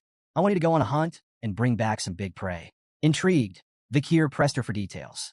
Ayan explained. The warriors haven't brought in anything substantial recently. The kids are growing, and they need meat. If you manage to catch something impressive, it wouldn't be crazy for your title to change from slave to commoner. Playfully slapping him on the back, Ayan added with a grin. You should feel honored to serve as the slave of the Balak's esteemed hunting commander. Vakir winced slightly at the force of her slap, but remained composed. After a brief moment of consideration, he nodded. Fine, I'll do it. Ayan's face lit up with a smile, and for a fleeting moment, a faint blush colored her cheeks. What's with the look? Vakir asked, noticing her expression. Her demeanor shifted immediately. What look? She snapped, quickly turning away. You're imagining things. Unbeknownst to them, a pair of jealous eyes watched from the shadows. Ahan glared at Vakir, his teeth clenched and his fists trembling with rage. Seeing Ayan happily engaging with the outsider stoked a fire of envy and resentment within him. Disgusting bastard, Ahan muttered under his breath, his eyes fixed on Vakir. At the tribe's central gathering, the Balak shaman, a human, began a traditional hazing ceremony. Standing before a pot of glowing charcoal, he withdrew his hands slowly, his face solemn. Gesturing for the hunters to line up, a human's voice carried across the clearing. Step forward to receive the blessing, he intoned, his words heavy with authority. Without it, your hunt will fail. Refuse, and you invite misfortune upon yourself and your kin. One by one, the hunters approached, bowing their heads as the shaman smeared the charcoal across their faces in intricate patterns. Ayan, standing beside Vakir, leaned closer to explain. The markings conceal the hunters from the god of death, she whispered. It's a gesture of guilt, our way of asking forgiveness for taking the lives of our prey. Vakir observed the ritual in silence, noting the presence of a shaman even among the fiercely independent Balak warriors. Nearby, a barbarian girl whispered skeptically to her companion. The shaman's always nagging, she muttered. The boy shrugged, replying, let it go. A human has to make himself seem important somehow. The girl frowned. His blessings don't work anyway, she added. The only time the tribe even bothers with him is for rare hunts or big ceremonies. Vakir absorbed their words quietly. Even in this remote tribe, hierarchies, doubts, and cynicism were no strangers. Just another version of what he had seen across the empire. Later, Ayan approached Vakir, her face adorned with charcoal markings that were noticeably uneven. Vakir raised an eyebrow, fighting the urge to laugh. You look ridiculous, he said flatly, though a hint of amusement crept into his voice. Ayan flushed, furiously wiping her face. I don't get along with the shaman, okay? She snapped, flustered by his teasing. In her embarrassment, she shoved the collar into his hands. Vakir held it up with a deadpan expression. Is this a dog collar? Ignoring his tone, Ayan fastened a similar collar around her own neck. These protect our necks from being bitten during hunts, she explained matter-of-factly. Vakir eyed the collar, muttering. I've fought enough monsters to know they rarely aim for the neck. But as he watched her effortlessly adjust to the collar, he realized it was just another part of adapting to life among the Balak. Ayan and Vakir rode together on a wolf, the large beast moving swiftly through the forest. Ayan glanced back over her shoulder. Hold on to my waist if you don't want to fall off, she instructed. Vakir, stubborn as ever, refused to follow her advice. Moments later, a sharp bump sent him tumbling to the ground. Ayan pulled the wolf to a stop, watching him dust himself off with a smirk. See what happens when you don't listen, she teased. Vakir grimaced, wondering if he had the strength to climb back on the wolf. Before he could decide, an unwelcome voice cut through the air. So this is what you've been up to. They both turned to see Ahan approaching, his expression smug and brimming with disdain. Ayan, you seem awfully free these days, Ahan sneered, his tone dripping with sarcasm. Neglecting your duties to play around, are you? Ayan dismounted and folded her arms. What do you want, Ahan? He stepped closer with dramatic flair. I'm here to tell you that I'll be catching the biggest prey this time. The next hunt? I'll lead the group as captain. My success will bring honor to my family. Ayan raised an eyebrow, unimpressed. You're staking your grandfather's honor on your limited knowledge of shamanism? Bold move. Ignoring her jab, Ahan suddenly lashed out with a kick aimed at Vikir's face. The attack was abrupt, startling Ayan. Ahan, she shouted angrily. What are you doing? Ahan smirked as Vikir sidestepped the blow, his movements subtle yet precise. This guy. Ahan gestured toward Vikir dismissively. He's a burn, injured and slow. How can you rely on him? But before Ahan could continue his tirade, Ayan's expression shifted. A sly smile curled her lips as she pointed at him. You might want to check your waistband before bragging any further. Confused, Ahan glanced down. His expression twisted into shock as he realized his quiver and arrows were missing. Still seated on the ground, Vikir wiped the blood from his lip and held up Ahan's quiver, a smug smile tugging at the corners of his mouth. You should hold onto your weapons as you would your lover, he remarked dryly. Ahan's expression twisted in rage as he realized he'd been outmaneuvered. Before he could fully process the humiliation, Ayan doubled over in laughter, clearly enjoying the spectacle. Seething, Ahan lunged at Vikir. Arrogant slave bastard, he roared, throwing a punch with all his strength. But before the blow could land, Ayan intervened. With a single, swift motion, she used her bow to block the attack. Her voice turned icy as she stared him down. Whose slave do you think you're punishing without permission? She demanded. Ahan, his face flushed with anger and embarrassment, shouted back. He insulted a Balak warrior. That demands punishment. Ayan's expression didn't waver. Pathetic, she muttered, her tone dripping with disdain. Desperate to salvage his pride, Ahan's voice took on a mocking edge. What's this, Ayan? Have you fallen for the slave? Ayan placed a hand on her head, sighing in exasperation. Her irritation was palpable. Vikir is my slave, she admitted coolly. If he's done something wrong, I'll punish him. But you? You have no right to lay a hand on him. The tension in the air was palpable as Ayan turned toward Vikir, who watched the exchange silently, his expression unreadable. Without warning, Ayan's fist shot out, connecting with Vikir's face. The impact sent him sprawling, blood spraying onto the green grass. Ahan stumbled back in shock, his jaw slack as he watched the scene unfold. Ayan turned to Ahan, fixing him with a cold stare. Are you satisfied now? She asked sharply. Ahan opened his mouth to speak, but Ayan cut him off. I get it, you're frustrated. You haven't managed to capture a maiden, and it's eating you up. But touch my slave again, her voice dropped, and I'll make sure you regret it. Ahan, cowed by her words and her sheer presence, nodded reluctantly. His bravado extinguished, he turned and retreated, muttering under his breath. Later, as Ayan and Vikir rode the wolf back toward the camp, Ayan kept sneaking glances at him. Her expression was conflicted, an uncharacteristic mix of guilt and concern. After several minutes of silence, she broke the ice. Does it hurt? She asked cautiously. Vikir didn't reply. She tried again. Are you angry? Still nothing. Frustrated by his silence, Ayan finally spoke up. Look, it was necessary, she began defensively. Ahan's stubborn and petty. If I didn't deal with him like that, he'd keep looking for excuses to retaliate. When Vikir remained unresponsive, Ayan sighed heavily. Why aren't you saying anything? Finally, Vikir spoke, his voice calm, but tinged with a hint of dry humor. It hurts? Ayan froze. Then, with surprising agility, she twisted in midair, landing backward on the wolf to face him. Her hands cupped his face as her eyes filled with worry. Does it hurt a lot? Is it bad? Are you in danger? She asked anxiously, her words tumbling out in rapid succession. Vikir remained stoic. It hurts to talk, he replied plainly. But it's not the first time. Before he could finish, Ayan leaned forward, her lips suddenly meeting his. Time seemed to freeze as Ayan pulled away, her face flushed a deep crimson. She pressed her fingers to her lips, as if only now realizing what she had done. Turning forward hastily to avoid his gaze, she muttered, I knew I was right. You show promise. Even for an imperial bastard. Vikir blinked, wiping his face as he tried to process the moment. His mind wandered briefly. Do barbarians usually lick each other's injuries? He wondered. The thought of spreading infection crossed his mind, though it seemed a trivial concern compared to his confusion. Ayan glanced back, her tone suddenly more composed. So, is there anything you want from me? If it's within my ability, I'll make it happen, she offered. Vikir raised an eyebrow, intrigued. Anything? Her body tensed at his question, and she stiffened visibly. Trembling slightly, she nodded. A Balak warrior never goes back on their word. Vikir's expression turned serious as he considered her offer, leaving Ayan's mind to spiral. Her cheeks grew redder as she assumed he was plotting something inappropriate. Finally, Vikir broke the silence. Teach me how to shoot arrows, he said plainly. Ayan's hopeful expression fell flat, disappointment etched into her face. She quickly recovered, though, and nodded. Fine, she said curtly. As they continued onward, she added, we'll start your special training tomorrow. Vikir nodded in agreement, unaware of her lingering irritation. The next morning, Vakir took aim at a tree trunk, releasing an arrow under Ayan's watchful eye. The arrow missed its mark, landing far from the embedded target. Ayan sighed, her tone tinged with exasperation and amusement. No. Aim for the arrow already stuck in the trunk, she instructed. Vakir raised an eyebrow. Are you sure you're qualified to teach? Ayan smirked. You're the one who asked for lessons, she retorted.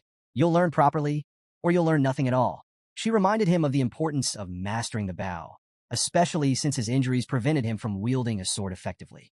If you want to capture prey and stop being a slave, you'll do this right, she emphasized. To correct his stance, Ayan pressed firmly against his back, adjusting his posture. Vakir winced, feeling the strain on his battered body. Suddenly, Vakira, Ayan's wolf, appeared behind them, startling her slightly. Without realizing it, Ayan applied more pressure to Vakir's back, eliciting a loud crack. Vakir crumpled to the ground, groaning in pain. Ayan, unfazed, turned to Vakira and asked, Did you find it? The wolf howled in response, and Ayan's lips curled into a confident smile. Good boy. Turning back to Vakir, she clapped her hands impatiently. Get up. We're moving now. They arrived at a serene stream where the river met the ocean, a tranquil location teeming with life. Ayan gestured at the unique surroundings. This place is special, she explained. It's where the ocean and river meet, so you'll find animals from both habitats. It's a prime hunting spot. She paused, sharing a story her grandmother used to tell. The salmon here fight their way up the waterfalls, dreaming they'll become something greater, massive, legendary beasts. Most fail, though. They fall onto sharp rocks and become food for the ox bears. Vakir's gaze shifted to the massive bear prowling nearby. Is that one of them? He asked, noting its impressive stature. It looks a lot tougher than the ox bears I've seen before. Ayan nodded, her tone reverent. That's no ordinary ox bear. It's a superior specimen, born from a powerful bloodline and a survivor of countless battles. It's the kind of prey only the best hunters can take down. When Vakir questioned if their task was to take down the colossal ox bear, Ayan shook her head with a smirk. We're not here for the dominant female, she explained. Our target is the smaller male trying to court her. As they watched from a distance, several male bears approached the towering female, each attempting to win her favor. One by one, she rebuffed them with brutal swipes, sending them fleeing into the forest. Intrigued by the display, Vakir asked what kind of mate the female was searching for. Ayan chuckled. Strength isn't the answer, she corrected.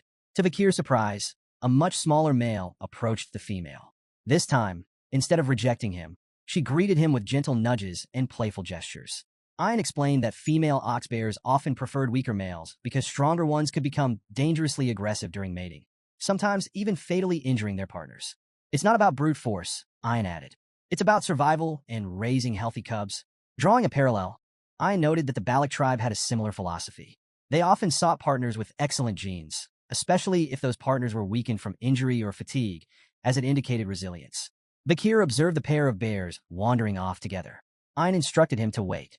The female will completely drain his strength, she explained. Once he's exhausted, we'll strike. For days later, Vakir stood outside a cave, listening to the deep roars and moans of the ox bears echoing through the forest. He reflected on their strategy, leaving food for the bears to facilitate their courtship and encourage their mating ritual. Ayan approached, holding a small fruit in her hand. This fruit boosts strength temporarily, she explained, but it shortens lifespan. The clever female will avoid it. The male? He'll eat it without a second thought to keep up with her. The strategy clicked in Vakir's mind. The male's desperate attempt to impress his mate would leave him depleted, making him the perfect target. Ayan handed Vakir a bowl of soup, urging him to eat and regain his strength. As he sipped, he couldn't help but comment on the bear's remarkable stamina during their mating ritual. Ayan smirked, leaning closer. That's just typical for Balak males, she teased. Imperials like you wouldn't know anything about it. Too reserved. Vakir raised an eyebrow, unimpressed by her jab.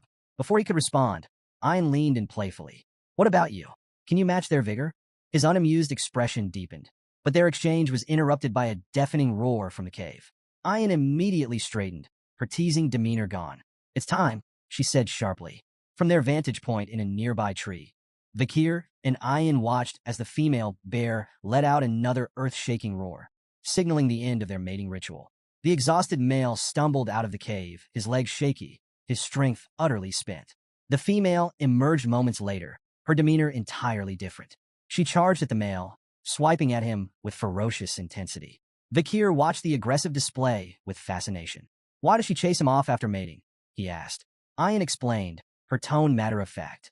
Once the ritual is over, she becomes territorial. She'll drive him away to protect her space and ensure he never comes back.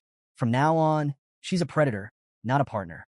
Vakir couldn't help but smirk as he watched the exhausted male bear stumble forward, desperate for rest after 4 relentless days. He looks ready to collapse, Vakir observed, his tone laced with amusement. I nodded in agreement. He's completely drained. All he wants now is a safe, secluded spot to recover. That's where we'll strike. The two tracked the bear deeper into an unforgiving, icy terrain.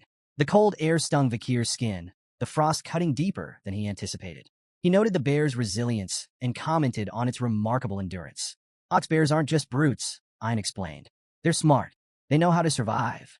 This one came here deliberately to avoid blood-sucking insects.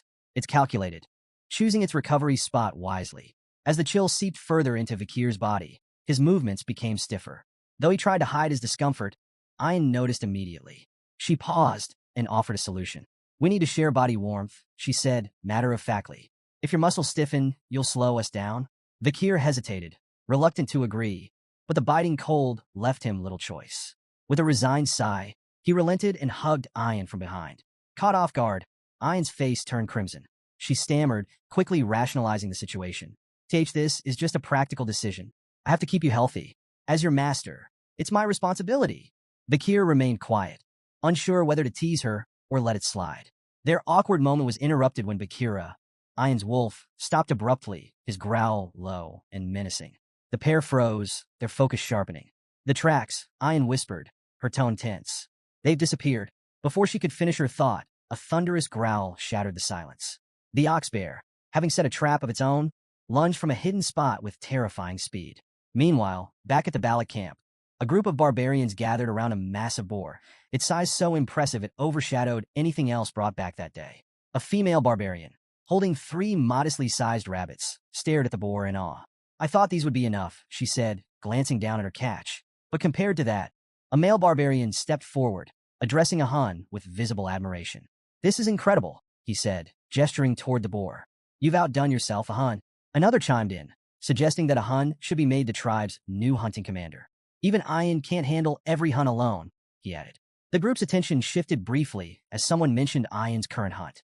She brought a slave with her, a female barbarian noted, her tone skeptical. I doubt they'll catch anything worthwhile.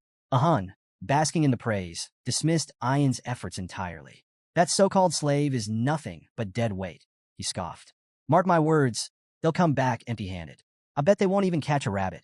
On the other side of the forest, the ferocious male ox bear launched a sudden attack, its massive paw swinging toward Ein with devastating force.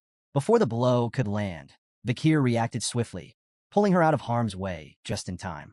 The bear's crushing strike missed her by mere inches, the sheer force blowing strands of her hair into the air. Both Vakir and Ein tumbled off their wolf, landing hard on the frosty ground. Vakira, the wolf, growled fiercely, leaping into action to shield its companions. Vakir quickly turned to Ein. Are you okay? He asked, his tone calm but urgent. Ein nodded, still catching her breath. Thanks to you, she admitted reluctantly. Vakir's sharp eyes assessed the situation. It's almost like it set this up, he speculated, his voice low. Did the ox bear lure us here deliberately? Ein frowned, her pride bruised but unable to deny the truth. It's too smart for a monster, she muttered. Her gaze flicked toward the bear, now snarling at them from a distance. No wonder the female picked it. Realizing there was no avoiding a direct confrontation, Ein felt a pang of inner conflict. Being rescued by her own slave, a status she had so thoroughly emphasized, pricked at her pride. But she quickly steeled herself, standing tall. Stay behind me, she commanded, her voice firm. I'll handle this. You've done enough. With a defiant glare, Ein mounted Bakira and charged at the ox bear, her bow drawn and ready. Her first arrow whistled through the air, aimed directly at the beast. You think you can act like this in front of my slave? She shouted angrily. You're going to pay for this indecency. The ox bear, sensing the danger, retreated behind an icy boulder for cover. Ein pulled another arrow from her quiver, her tone sharp with confidence. There's nowhere you can hide from me, she declared. She loosed the arrow, which embedded itself harmlessly in the boulder. The ox bear growled in defiance, thinking itself safe. But the moment the bear let its guard down, a surge of blue energy erupted from the embedded arrow. The aura-infused blast pierced through the boulder, striking the bear in the stomach with pinpoint precision. The ox bear roared in agony as blood spewed from its wound, its massive frame staggering forward. Vakir, watching from the sidelines, was momentarily awestruck. Ayan's archery was a masterful display of skill and precision. The way she infused aura into her arrows with such finesse left him impressed. In that moment, he thought that purely in terms of archery, Ayan might even surpass Camus Morgues. The wounded ox bear emerged from behind the shattered boulder, its bloodshot eyes blazing with rage. It charged directly at Ayan, undeterred by the injury. Ayan's hand moved with practiced speed, another arrow nocked and ready. She fired at the bear's eye, but the beast's fury drove it onward, ignoring the projectile entirely. Undeterred, Ayan prepared a final shot. Her voice rang out confidently. An arrow filled with sincerity can pierce even a castle wall, she declared, releasing the arrow with perfect form. But to her shock, the ox bear dodged with uncanny agility, evading the attack entirely. Ayan's confidence wavered, her composure briefly shaken. Before she could recover, the ox bear lunged at Bakira. Its massive paw struck the wolf with brutal force, sending both Bakira and Ayan flying. Ayan tumbled across the ground, her body skidding to a stop as Bakir sprinted toward her, his expression grim. As Ayan lay dazed, fragments of her mother's teachings surfaced in her mind. Her mother had once told her that beasts on the brink of death could sense the killing intent of a predator, often becoming most dangerous in their final moments. Ayan now realized, too late, that she had gravely underestimated the ox bear. Confidence, bolstered by her righteous intentions, had blinded her to the peril. The ox bear, now a towering menace, advanced with drool dripping from its massive jaws. Its mouth opened wide, ready to deliver a fatal bite.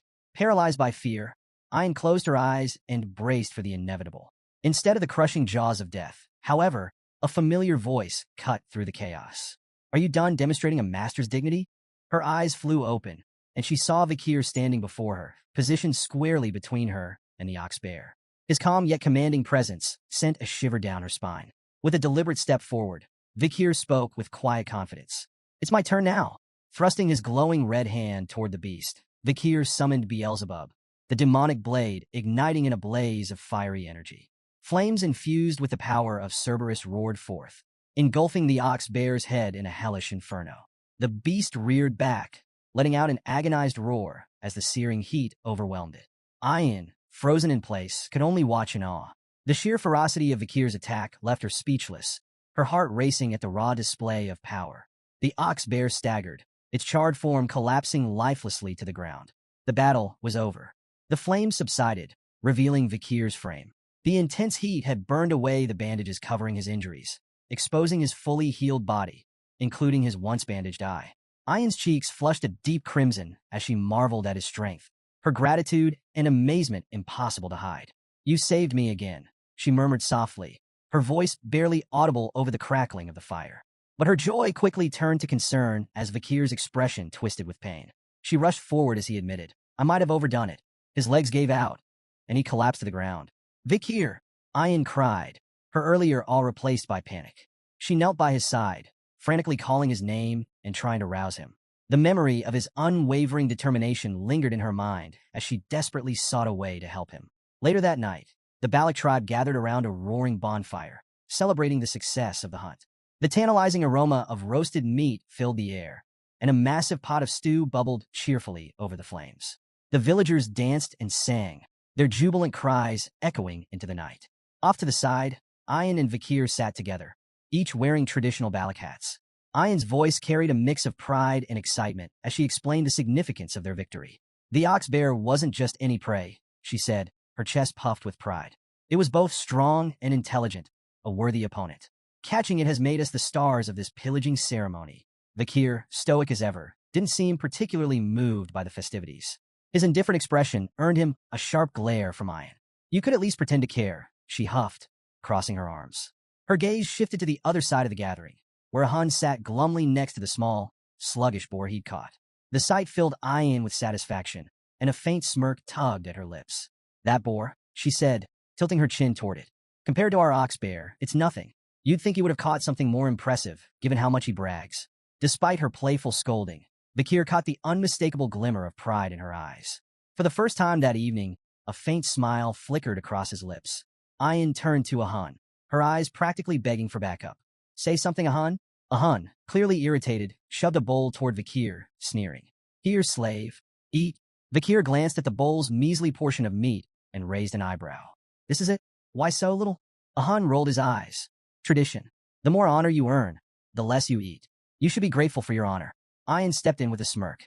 In our tribe, the greatest contributor to the hunt gets the smallest share. It's a symbol of respect and selflessness. Vakir's expression remained blank. Selflessness?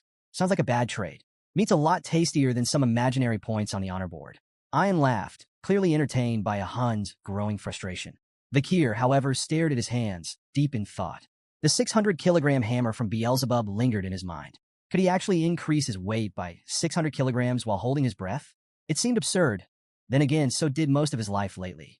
Taking a casual sip of his soup, Vakir reflected on his recovery. Beelzebub's absorption of the ox bear hadn't just granted him new powers. It had patched him up like magic glue. Noticing Vakir's nearly empty bowl, Ian grabbed another, heaping with meat, and thrust it toward him. Here, eat. Vakir shook his head. I already had my share. A bit of meat, some blood, intestines, standard barbarian meal. I'm good. Ian pushed the bowl closer. You should eat more. Every part of the animal has a purpose. Weak eyes? Eat the eyes. Bad heart? Eat the heart. Weak limbs? The legs. That's how we grow stronger. Vakir squinted at the bowl, particularly at the coiled piece of meat bobbing in the broth. So, you're saying my insides need work? His tone dripped with sarcasm. Before Ian could answer, 3 barbarian girls approached, their presence as subtle as a thunderstorm. Commander, the first one huffed, glaring at Ian. Why are you bothering with him? The second chimed in. It's so obvious what you're doing. And the third? Why waste food on a slave? Vakir ignored the peanut gallery and took a bite. The meat was tougher than he expected, but he chewed through it. Ian's eyes lit up with excitement. Good. Now you'll be ready to fulfill your duty. Vakir stopped mid-bite. Duty? What now? I already played my part in the hunt. At dawn, Vakir found himself near a massive tree trunk, its top sliced clean off. He noticed faint scorch marks at the edges and recalled something Ian had mentioned last night. While standing at this very spot, he'd seen slabs of prime meat laid on the trunk. He questioned Ian about wasting such quality food, especially during a shortage. It's an offering, she had explained, her tone reverent. To Madam Eight Legs. It's how we ask for permission to live here. Ah yes, the village's 8-legged landlord. Vakir had taken a moment to digest this, realizing how deeply the Balik people respected and feared the creature. Now, staring at the offering site in the cool morning light, Vakir muttered, what an annoying monster. As Vakir approached his hut, a peculiar scene stopped him in his tracks.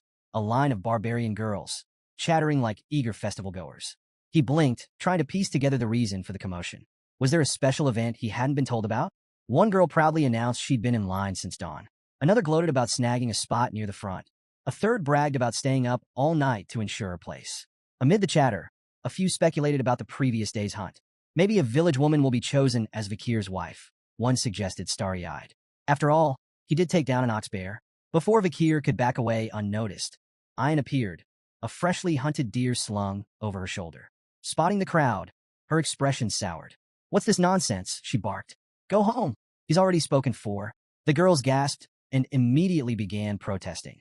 You can't claim him just because you fed him stew, one argued. Yeah, that's unfair, another chimed in. You should have shared with us. Ian narrowed her eyes. If you're so hungry, why don't you catch something yourself? Set some traps. Prove you're worthy. The girls groaned in defeat, explaining they had tried and failed. We even went as far as the Empire's border, one muttered wistfully. But there's no one like him out there. Then keep going. Ian snapped, her tone sharp. Try hell while you're at it. Her glare was enough to send the girls scattering, their excitement evaporating like morning mist. As they disappeared, Ian muttered under her breath, annoyed yet wary. Those sneaky girls might try something while Vakir's still recovering. Her irritation turned into a self-assured smirk. After all, she had fed him the ox bear stew that made her claim indisputable. A sudden shift in the air made her glance sideways. There, not 10 feet away, stood Vakir, arms crossed, watching the entire scene unfold. Ian froze. Oh, I didn't realize you were standing there, she stammered, visibly flustered. Vakir's face twisted slightly as realization dawned. So that's what I ate yesterday. Sensing his discomfort, Ian scrambled to change the subject. Anyway, my mother held a meeting with the elders last night. You'll be called before her soon as the honorable hunter. When the time comes, make sure to ask for what I'll suggest. It's important. Later, in the matriarch's tent, the atmosphere was charged with quiet reverence. On one side, the elders sat stoically. Opposite them, the younger prodigies gathered in silent awe. Vakir knelt, bowing his head respectfully. The matriarch, the famed night fox of Aquila, greeted him with a warm yet commanding nod. "You've brought great honor to our village by hunting the ox bear," she said. "Because of you, we feasted well." Vakir replied humbly, "I only did my duty." The matriarch smiled, her gaze sharp yet kind. "You've healed quickly, proof of both your resilience and the tribe's care," she noted. As Vakir observed her, he felt a flicker of respect. Despite her reputation as a fearsome archer who had once terrorized even the Empire, she carried herself with an almost maternal warmth. He couldn't help but compare her to Hugo, both commanding figures, but her demeanor was far more approachable. The matriarch rose gracefully, her voice commanding as she addressed the gathering. "Vakir's deeds have proven his worth. From this day forward, he is no longer a slave, but a member of the Balak family." The room buzzed with a mix of murmurs and hushed whispers. While many nodded in agreement, a few elders, notably a human, the tribe's shaman and Ian's grandfather, exchanged skeptical glances. A human cleared his throat loudly, his disapproval evident.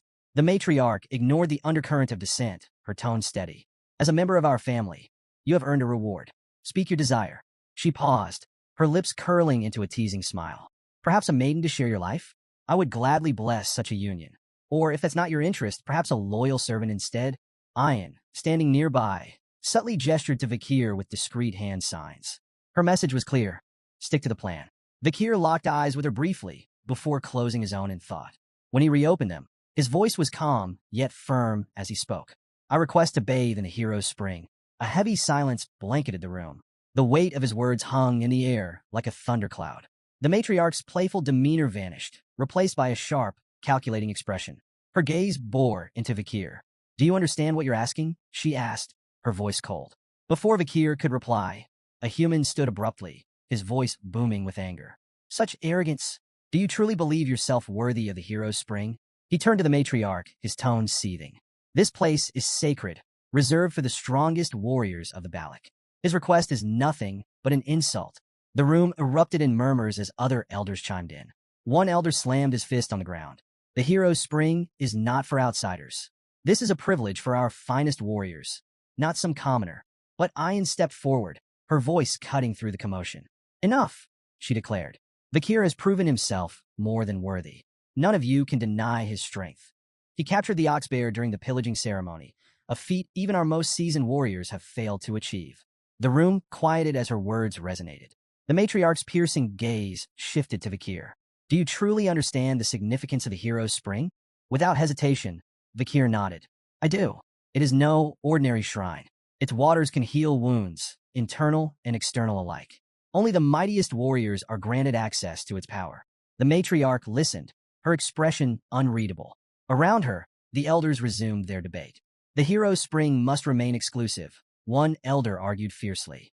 "To allow an outsider to touch its waters is to insult generations of our warriors." Another elder, however, countered, stroking his beard thoughtfully. "This could be a chance to inspire him further. If he holds such potential, granting him this honor might benefit the tribe." The arguments volleyed back and forth.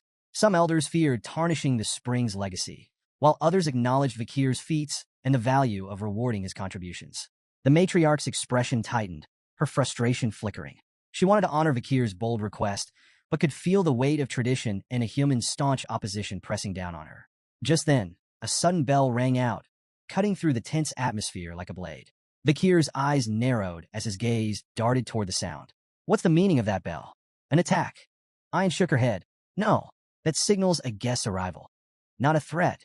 The matriarch seized the opportunity to end the heated debate. "This meeting is adjourned. Return to your duties," she commanded, rising gracefully and exiting the tent. As the elders filed out, a human lingered, his expression dark and brooding. His disapproval was palpable, the faint click of his tongue like thunder in the quiet. Watching the matriarch leave, his unease simmered beneath the surface, a storm waiting to break.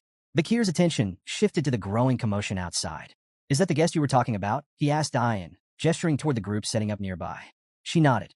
"Merchants from beyond the forest. They visit a few times a year, bringing goods we can't make ourselves. The tribe always looks forward to their arrival."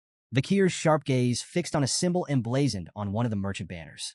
Recognition flashed in his eyes. "The bourgeois family," he muttered, his voice low. Ian glanced at him. "You know them?" "More than I'd like," he replied, his mind racing. The bourgeois family was one of the 7 most powerful merchant clans in the empire. Their presence in such a remote region was unusual, almost suspicious. The only way to reach Balak territory was through lands controlled by the Baskerville or Morge families, neither of whom would allow safe passage to outsiders. Vakir's thoughts turned dark. How did they get here? Smuggling routes? Backdoor deals? The merchants wasted no time setting up their vibrant stalls. Their leader, a round, jovial man with an air of authority, addressing the tribe in fluent Balak. Welcome, friends. For the next 5 days, the market is open. Barter your finest goods and discover treasures from beyond the forest. Excited murmurs spread among the villagers, who surged forward to browse the offerings. The merchants displayed their wares with practiced flair. One held up a gleaming glass orb, claiming it could bring sweet dreams when placed near a bed. Another showcased perfumes, cosmetics, and sacks of grain. Vakir observed the frenzy with a critical eye. The goods on display were mundane by imperial standards, but the merchants bartered them for rare forest treasures of far greater value. The imbalance was glaring, and Vakir's jaw tightened. The bourgeois are bleeding them dry. A commotion nearby drew his attention. Ian's voice rang out, laced with frustration. A diamond for corn? Are you serious? For a brief moment, Vakir felt a flicker of relief. At least someone here recognized the absurdity of the trades. But then, to his horror, Ian's expression shifted. She grinned triumphantly, handing over a diamond for 2 ears of corn. Clutching her prize like a trophy, she beamed with pride, clearly convinced she had struck an incredible deal. Vakir pinched the bridge of his nose, exhaling sharply. Hopeless, he muttered, watching her celebrate her victory. Elsewhere in the market, 3 Balak warriors were locked in intense negotiations with the merchant leader. I'll trade this pearl clam for 2 radishes, one of them demanded, his tone suggesting he genuinely believed it was a steal. Another inspected a cabbage with a critical eye, scrutinizing its quality before eventually bartering a prized deer antler for it. Their persistence wore down the merchant leader, who, with exaggerated reluctance, tossed in extra items to seal the deals. The warriors left with wide grins, proudly celebrating their victories. The merchant leader, meanwhile, smirked as he watched them walk away, amused by how easily they'd given up treasures worth far more than the goods they'd received. In a quieter corner of the market, a young Balak girl timidly approached the merchant leader. Her wide eyes sparkled with hope as she pointed at one of the glowing glass orbs on display. "Excuse me, sir," she said softly. "May I trade for that orb?" The merchant leader crouched down, his smile dripping with condescension. "Well now, little one, what do you have to offer?" Beaming with pride, she reached in her pouch and pulled out a small, wriggling sun larva. It's very rare, and it's nutritious too." The merchant leader's face twisted with disgust. "Ugh, disgusting," he barked, slapping the larva from her hand. The tiny creature hit the ground with a wet thud, and the girl froze, her face crumpling as tears welled up in her eyes. Sneering, the merchant leader turned to leave, muttering under his breath, "For a primitive barbarian, she's quite pretty. She'd fetch a decent price as a slave." The girl knelt, clutching the rejected larva in trembling hands, tears streaming silently down her cheeks. Suddenly, a shadow loomed over her, and a gentle hand rested on her head. She looked up to see Vakir standing beside her. His expression was calm, but the fire in his eyes burned with quiet fury. "This trade is invalid," Vakir declared, his voice steady but sharp enough to cut through the market's noise. The merchant leader stopped mid-stride and turned back, his feigned confidence masking unease. "And what do you know about valid trades?" he asked mockingly. "Surely a savage like you wouldn't understand the intricacies of imperial customs." "Perhaps there's been a misunderstanding." Vakir's gaze locked onto the merchant with chilling precision. "A misunderstanding?" he asked, his tone colder than ice. "Do you mean your intention to sell a Balak child as a slave?" The merchant leader flinched but quickly recovered, waving his hand dismissively. Now, no need to be dramatic. These trades are sanctioned by the Balak shaman, a servant of the forest god, no less. It's not your place, boy, to question their sacred authority." Vakir ignored the merchant's bluster, taking a deliberate step forward. His voice, though calm, carried an undeniable weight. "I demand the cancellation of every trade conducted today. They are blatantly unfair." The merchant leader furrowed his brow in feigned confusion, his voice dripping with mockery. "Unfair, you say? And who made you the arbiter of fairness?" Vakir's expression remained cold, his tone sharper than steel. "Fairness is determined by market value, something your trades blatantly disregard." He stepped forward, his presence commanding, as he began dismantling the merchant's schemes piece by piece. "Take that corn you bartered. Each ear is worth 100 gold at most. Yet a diamond, worth 2 million gold, was given in exchange. And the ox-bear horn? Properly crafted into billiard balls, it would fetch no less than 1 million gold. It's comparable in value to goblin bud mushrooms, banned for export due to their high medicinal demand in the empire." The crowd murmured in disbelief as the merchant leader's confident grin began to crack. Vikir's precise breakdown of values left the merchants visibly shaken, their earlier smugness now replaced with unease. Reaching for one of the merchant's prized items, a glass orb, Vikir held it aloft for all to see. "And this," he began, his voice heavy with contempt, "is your so-called treasure for sweet dreams." The merchant leader forced a tight smile. "Ah yes, one of our finest wares, a marvel for peaceful sleep, perfect for weary minds." Vikir rolled the orb between his fingers, his eyes narrowing. "This orb is coated with microscopic holes that release a drug.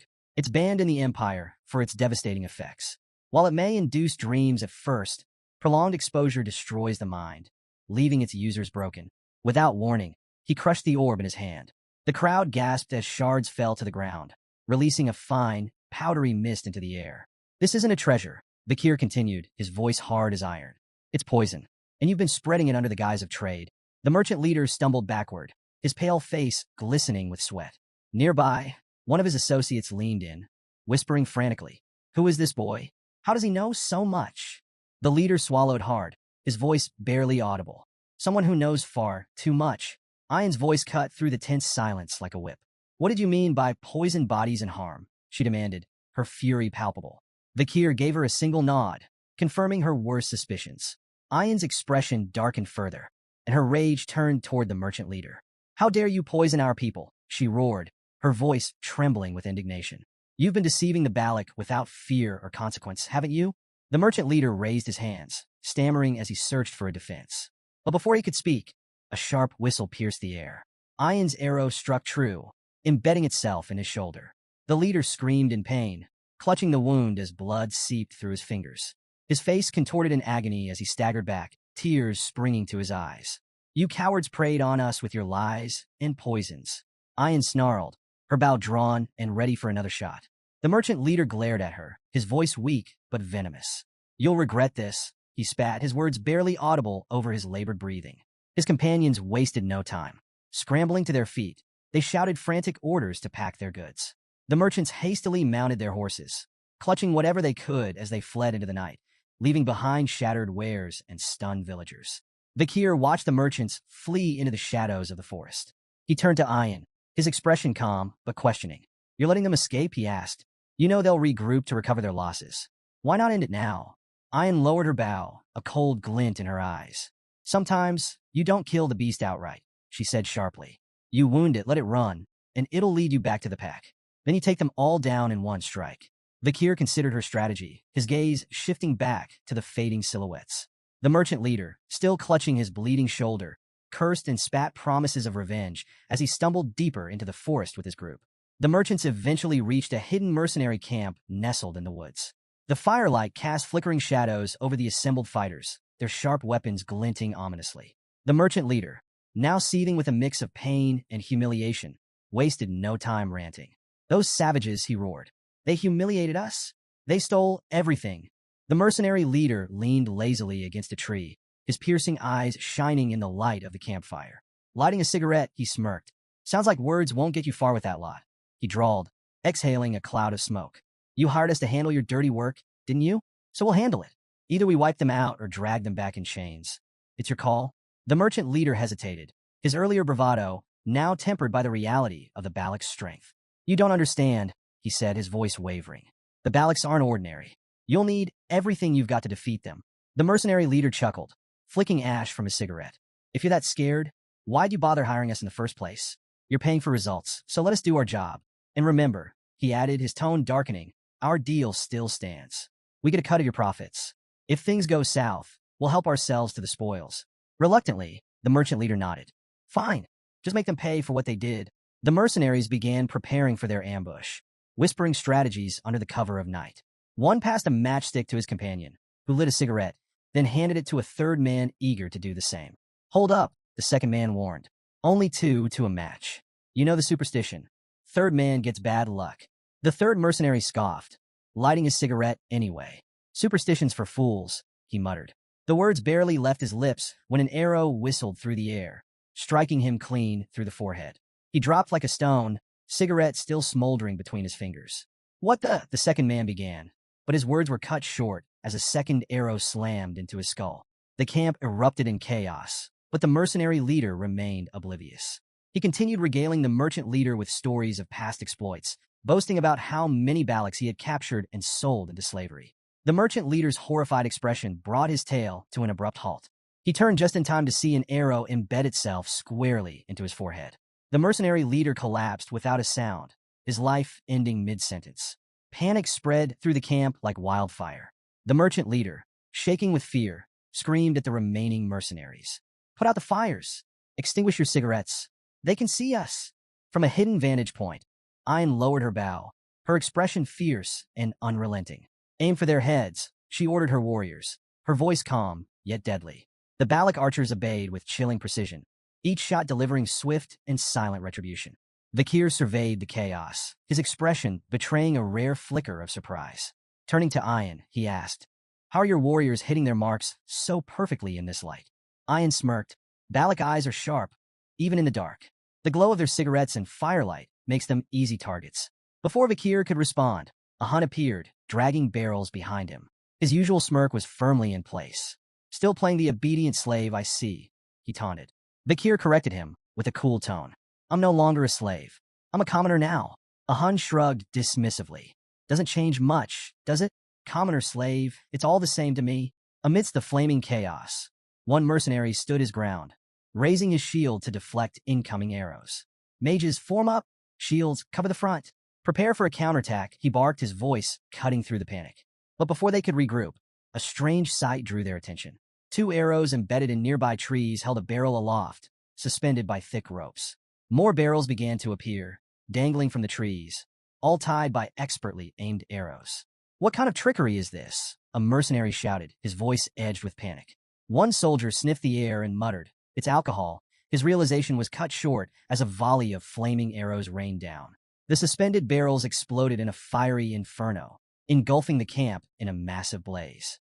The fire spread rapidly, consuming everything in its path. The screams of burning mercenaries filled the night air, mingling with the crackle of flames.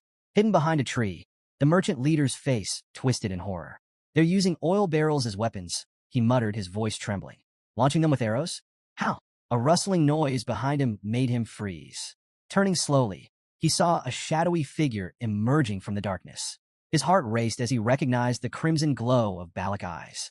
"Wait, don't kill me," he pleaded desperately. Fumbling, the merchant leader pulled a document from his bag, the official seal gleaming faintly in the firelight. "This is an exploration permit," he stammered, "stamped by the deputy consul of Underdog City. If you kill me, the Baskerville family will have their revenge." Vakir stepped into the light, his red eyes gleaming coldly. "This deputy consul," he said softly, "was his name Vakir by chance?" The merchant leader nodded eagerly, sensing a lifeline. "Yes, Vakir, the infamous Vakir." A faint smirk tugged at Vakir's lips. "Strange," he replied icily. "I don't recall granting any such permit." The merchant leader's face paled as recognition dawned. "You're—" His words were cut short by Vakir's arrow, which struck him cleanly in the chest, silencing him forever. "Those who forged the Baskerville seal," Vakir stated, his voice steady and unforgiving, "are executed without exception." Moments later, Ayn arrived astride her wolf, urgency in her voice. "We need to move, slave. Hurry." Vakir's brow twitched as he corrected her, his tone firm. "Not a slave. Remember that." The surviving mercenaries, emboldened by the sudden cessation of Balak arrows, regrouped. "They're retreating," one shouted. "Pursue them. Make them pay." Before they could advance, the forest seemed to shift. A monstrous presence descended upon their position, a suffocating aura that struck terror into even the bravest. Screams of fear echoed through the night, as the mercenaries faced something far worse than the Balak warriors. Standing beside Vakir, Ayn watched the distant carnage. "The fire tactic was clever," she remarked, her tone tinged with admiration. "You're becoming a real Balak warrior." Vakir smirked faintly. "I could say the same whenever I see you." Their attention shifted to the looming shadow of Madame Eight Legs, her monstrous aura palpable even from afar. Vakir's expression hardened, his voice carrying a note of resignation. "This night just keeps getting better." Back in the village, the matriarch addressed the gathered Balak warriors with a warm smile.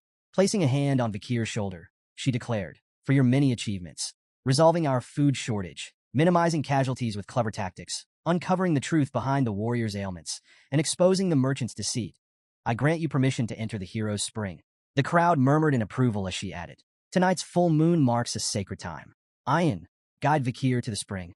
Ayan stood with a cheerful, yes, mother, and led Vikir toward the sacred site. As they walked, she looped her arm around his casually, her tone light, but pointed. Did you notice a human stayed quiet back there? He was quick to blame curses for the warrior's sickness. But your discoveries? Let's just say they didn't help his reputation. Vikir's gaze drifted toward the shaman, recalling the merchant leader's words about a human being a supposed proxy of the forest god. He couldn't help but wonder how much truth there was in those claims, or how much the shaman might be hiding. That night, Vikir submerged himself in the hero's spring, letting its warmth seep into his battered body. He closed his eyes as relief washed over him. The spring's magical properties soothed his muscles, mended his bones, and purified his mana. It was leagues beyond the river Styx back in Baskerville, free of its limiting conditions. He was so absorbed in the spring's restorative effects that he almost missed Ayan slipping into the water beside him. Opening one eye, he raised a brow. The matriarch said I should bathe alone. If you're here, the spring's effect might diminish. Ayan waved off his concerns with a grin. Details. True Balacs don't bother with minor rules. Rolling his eyes, Vikir let it slide. His interest peaked when Ayan mentioned Sir Adonai, the legendary figure credited with discovering the spring. Adonai? What's his story? Ayan's tone shifted to reverence as she explained. He's the only warrior in Balac history who dared to face Madame Eightlegs head-on. The most powerful man in our legends. You should show him respect. Vikir nodded, acknowledging her words. If he stood up to that monster, he deserves honor. Ayan frowned, catching the faint trace of skepticism in his tone. I'm being serious.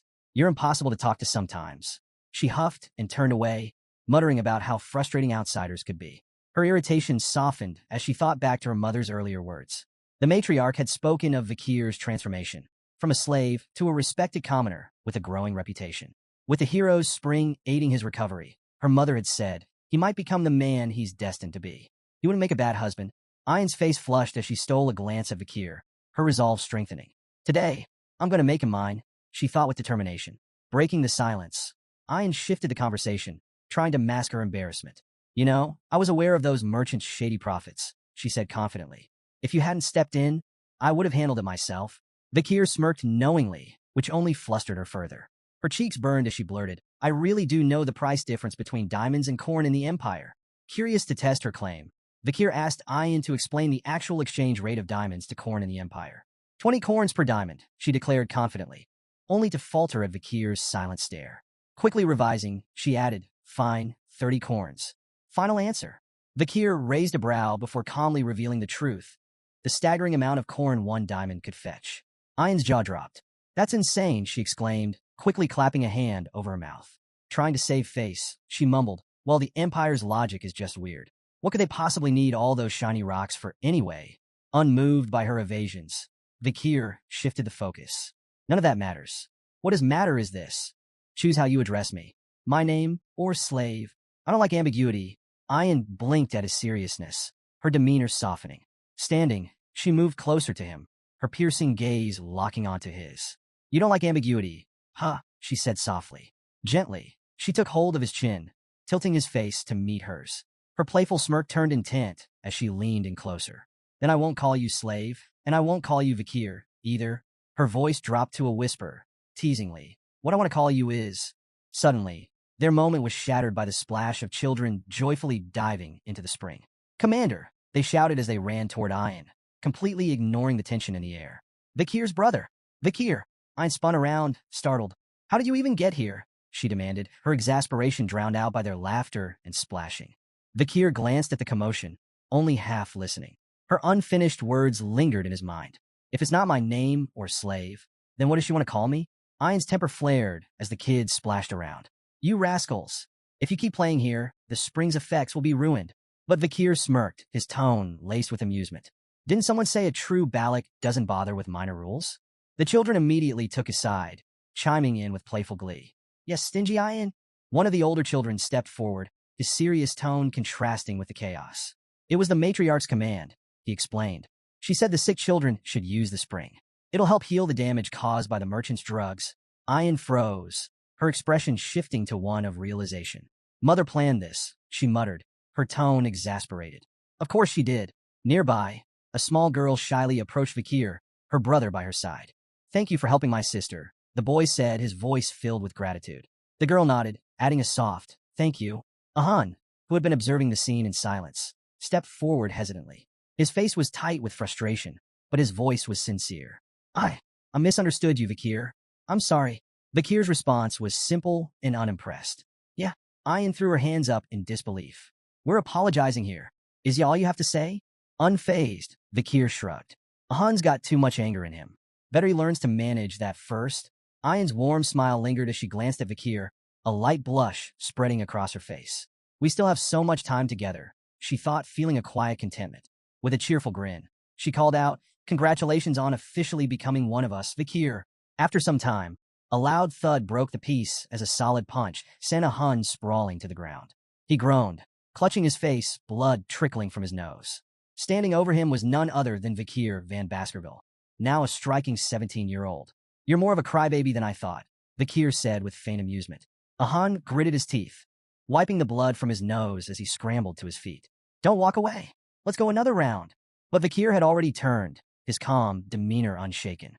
That's enough for today, he said casually, his back to Ahan. Running away again? Ahan shouted, his frustration palpable. Vikir didn't stop walking. I'm just going for a stroll. The moment Vikir left, Ahan's friends rushed to help him up. Man, he's a beast, one muttered, shaking his head. He's gotten stronger since he recovered. Another chimed in, stronger? I heard his marksmanship's on par with Commander Ayan now. The third scoffed. On par? Don't make me laugh. I could probably give him a bloody nose with one punch. Ahan surprised them by revealing the truth. You don't get it. His punch didn't even hit me. His friends blinked in confusion. What are you talking about? Ahan clenched his fists, still feeling the phantom impact. It stopped right in front of my face. The wind pressure from his punch made my nose bleed. Elsewhere, Vikir stood in front of a wall riddled with massive holes. Sweat dripped from his brow as he exhaled, his chest heaving from exertion. Finally, he muttered, the sixth technique perfected. His gaze sharpened as he assessed the destruction before him. At just 17, Vikir had mastered the six-fong technique, a feat even seasoned Baskerville swordsmen rarely achieved. Pride flickered in his eyes, but he remained grounded. The path to the pinnacle, the 10th technique, still stretched far ahead. Beyond his swordsmanship, Vikir had cultivated 6 mana circles, raising himself to the rank of a high-tier graduate. He reflected briefly on the tools and techniques that had brought him here. The river Styx's power coursing through him, the demonic sword Beelzebub in his arsenal, and the lethal skills he'd honed during his time with the Balax. With these combined strengths, Vikir knew he could now stand toe-to-toe with even the most elite graduates of the Baskerville lineage. 2 years had passed since he entered the deep forest. As he stared into the horizon, a question lingered in his mind. When my preparations are complete, will it finally be time to leave the Balax? Later, Vikir and Ayan moved through the dense forest together. Vikir crouched down, examining faint impressions in the dirt with a sharp eye. These tracks, he said, his voice steady, are from a deep forest snake Masasu. An old, massive one. Ayan nodded, her expression momentarily serious. If we catch it, Vikir continued, it'll feed the village for 4 days. As he stood and turned to her, he noticed something was off. Ayan's gaze was distant, her face clouded with thought. You seem distracted, Vikir remarked, narrowing his eyes. Something on your mind other than the hunt? Caught off guard by Vikir's question, Ayan's face flushed crimson, and she stumbled over her words. Of course not, she blurted, though her tone was anything but convincing. Desperate to change the subject, she quickly pulled a knife from her belt. Anyway, she said hastily, another hunting group wanted me to ask you about something. Vikir's brow arched, suspicion flickering in his eyes. It was clear she was dodging the conversation. Ayan held up the blade for him to inspect. They found this on an imperialist who trespassed into the forest, she explained. Do you recognize the emblem? Vikir leaned closer, his sharp gaze scanning the intricate design on the blade's hilt. His expression darkened as he nodded. I do. That emblem belongs to the Leviathan clan, one of the 7 imperial clans, alongside Baskerville. Ayan's face fell as she processed the information. We thought it might have belonged to someone from the mercenary group we took down 2 years ago, she admitted. But it looks like this is something bigger. Her tone grew heavier as she continued. There's something off about all of this. We've been finding traces of a red liquid at random locations around the headquarters. Glass bottles, shattered and discarded, always left behind by intruders who disappear before we can catch them. Vikir's eyes narrowed. What kind of red liquid? Ayan sighed. We're not sure, but it's deliberate. The hunting group did manage to capture someone once, but she hesitated, her frustration evident. They swallowed poison before we could question them. This dagger is all they left behind. She paused, studying Vikir intently. Her demeanor shifted, her voice lowering. Vikir, she asked softly, do you want to go back to your hometown? The question stopped him cold. He turned to meet her gaze, his brows furrowed. "Why are you asking me this now?" he asked, his tone steady but edged with caution. Ayan's frustration broke through as she stepped closer, her voice rising slightly. "I don't like secrets or lies, Vakir. Just tell me the truth." Before he could respond, her next words struck like a bolt of lightning. "Another imperialist entered the deep forest recently," she said, her tone grave. "I believe they're here for you." Vakir froze, his sharp composure faltering for a fraction of a second. Ayan didn't miss the flicker of shock in his expression. She leaned in closer, her voice barely above a whisper. "There's one more thing," she added. "It's a red-haired girl." Her words hung in the air, thick with tension. Ayan reflected on the past 2 years, replaying the confrontation with Madam and the search party's venture into the deep forest. She suspected they were hunting for Vakir. The question burning in her heart could no longer be suppressed. Would Vakir leave with this girl? The thought tied her stomach in knots. What if he was furious she had kept this from him? Worse, what if he left? Could tribal laws stop him? Or would her protests be useless? Vakir, ever composed, answered firmly. He wasn't going back. Ayan, though still skeptical, pushed him. Did he mean it? His resolute confirmation brought her relief. Her radiant smile lit up her face as she hugged her wolf companion, joyfully declaring that Vakir was staying. Vakir, however, turned his thoughts inward. He was certain the Empire still believed him dead, a deception he intended to maintain until he could mask his strength from Hugo. The mention of the girl stirred his curiosity. Was it Camus Morgue? Did she remember he had saved her? Or was this purely a political maneuver? Watching the Baskerville clan aid the Morgue's search efforts hinted at their unshaken alliance. He wondered if his death had further cemented that bond.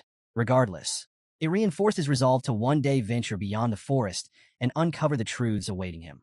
Later, as Vakir and Ayan stood by the river, their peace shattered when a massive lungfish erupted from the water, flopping violently onto the shore before falling still. Ayan identified it and remarked that its leap likely heralded the rainy season. Judging by the fish's size, she predicted this year's rains could be unusually long. Vakir's sharp eyes caught an anomaly, an arrow embedded in the fish. Cutting it open, they were shocked to find a human skeleton clutching the arrow inside.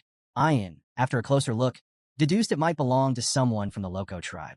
Signs of resistance hinted at a struggle, even in the fish's belly. This confused her. Lungfish typically scavenged only the dead. Vakir speculated the person was so weakened the fish mistook them for a corpse. Ayan questioned what could drive someone so frail to risk such dangers, and Vakir suggested desperation. Perhaps the Loco tribe faced grave circumstances. This, he said, demanded deeper investigation. Their trek into the forest uncovered a chilling sight, a clearing strewn with corpses. Ayan gasped, horrified. "Are all the Loco warriors dead?" she whispered, her voice trembling. Struggling to process the carnage, she watched as Vakir crouched to inspect the remains. His keen observation revealed grim signs: vomiting, diarrhea, and red spots on the bodies. The horrifying possibility struck him. This could be a deadly disease. The implications were staggering, and both Vakir and Ayan felt the oppressive weight of a tragedy unfolding within the forest depths. As Ayan and Vakir neared the Loco village, an unsettling silence loomed over them. It was well past mealtime, yet no smoke curled from cooking fires. The eerie stillness gnawed at their nerves as they pushed deeper in. Overgrown weeds choked the paths, and there wasn't a single sign of life. Ayan hesitated. Maybe they relocated, she suggested, though her voice lacked conviction. But before Vakir could respond, she yanked back the curtain of a tent and immediately recoiled. A swarm of flies buzzed out, revealing a lifeless, rotting corpse inside. "Vakir!" she shouted, alarmed. Vakir, already searching, had found another body nearby. His mind churned with grim recognition.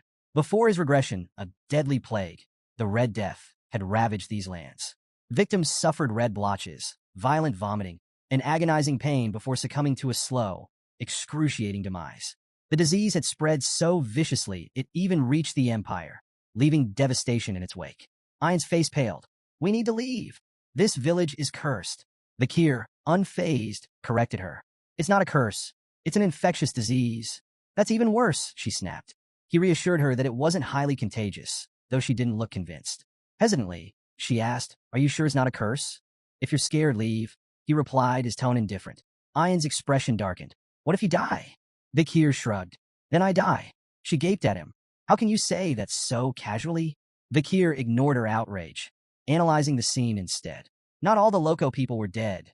The village looked abandoned rather than exterminated. It seemed the survivors had fled, leaving behind the sick and dying. He decided to check the barracks for supplies. Find a safer spot and wait, he advised. Fuming at his cold attitude, Ayan turned to leave, only to freeze mid-step. Her eyes widened in horror, her face drained of color. Then she screamed. Vikir spun around, alarmed, and saw her on the ground, shaking violently. Ayan, she pointed ahead, her voice breaking. TT the curse. Run, Vikir. Now! A small figure stood in the distance. Ayan, paralyzed with fear, begged him to flee. If you run, I'll follow. I swear. Just don't go near it. But as she tried to stand, she cried out again, clutching her leg in pain. A cramp. Vikir ignored her panic and approached the figure. It was a little girl, no older than 5. She wasn't loco, that much was clear. She stood near a small pile of stones, a wilted flower resting atop them, a grave. She had been mourning someone. Kneeling, Vikir met her eyes. Who are you? The child hesitated before responding with 3 chilling words. Loco slave. Kitchen maid? Ayan gasped audibly, but Vikir remained calm, studying her. She had been a servant, enslaved by the Loco tribe. What's your name, he asked. The girl hesitated again before softly replying. Pomerian. Vikir's eyes narrowed. The name sounded imperial.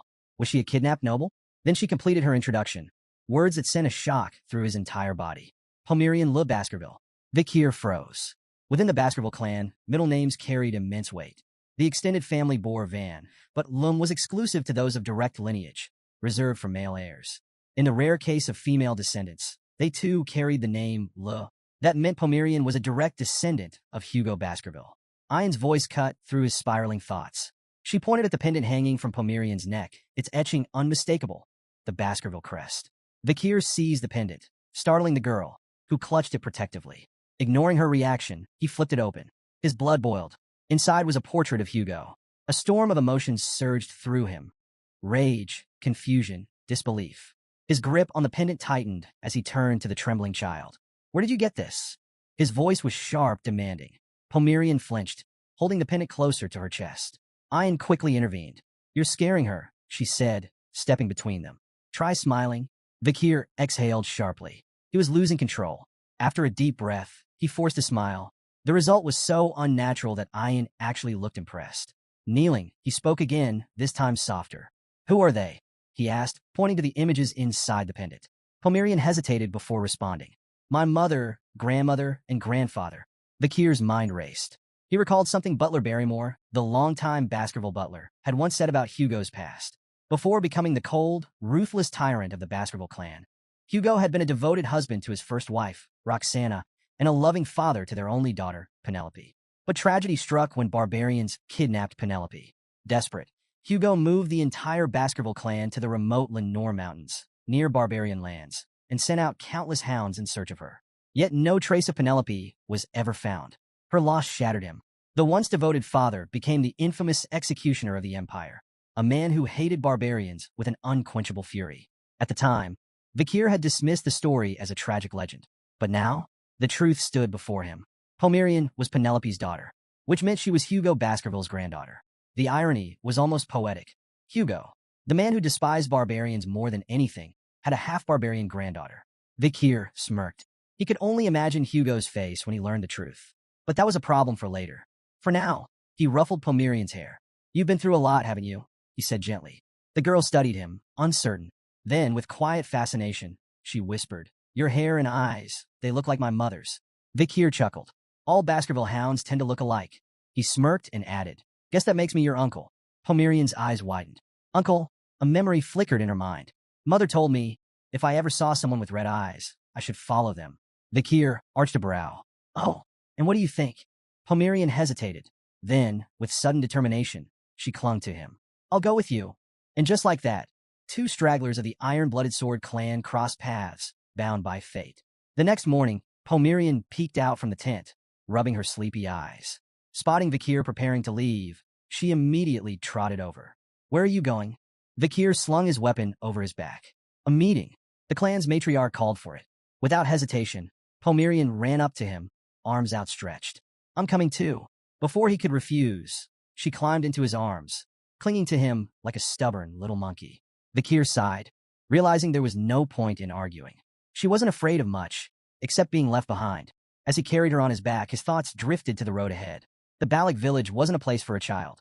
She needed safety, civilization, A home far from Hugo's grasp. This wasn't just his fight anymore. He had someone to protect. His resolve hardened. He needed help. First, he'd see the matriarch. Then, he'd find Chihuahua and make arrangements to leave the forest for good. Inside the matriarch's tent, the atmosphere was tense. The matriarch's weary eyes scanned the gathered elders and shamans as she addressed the growing crisis. The disease is spreading, she said gravely. If the rainy season begins while it persists, the consequences will be catastrophic. The shaman scoffed. This is no disease. It's a curse. He declared that the spirits of their ancestors were furious, and the only solution was a grand ritual to appease them. Ian immediately objected. This isn't a curse. If we don't act fast, more will die. We need to move the village. The elders pushed back. Their ancestors' ashes were buried here. The land was sacred. Leaving was unthinkable. Ian's group refused to back down. The children are dying, one of them argued. What's the point of honoring the dead if we let the living perish? The shaman supporters held firm. The ancestors are punishing us. If we abandon them, we'll be cursed forever. Meanwhile, Ian's group speculated about the true cause. Tainted mushrooms, parasites, or a contagious infection. Voices rose in frustration. The debate became a battlefield of faith versus logic. Eventually, all eyes turned to the matriarch. The room fell silent, awaiting her verdict. She hesitated. This wasn't just about survival. It was about their identity. Did I in the back? Vakir observed quietly, piecing together the truth.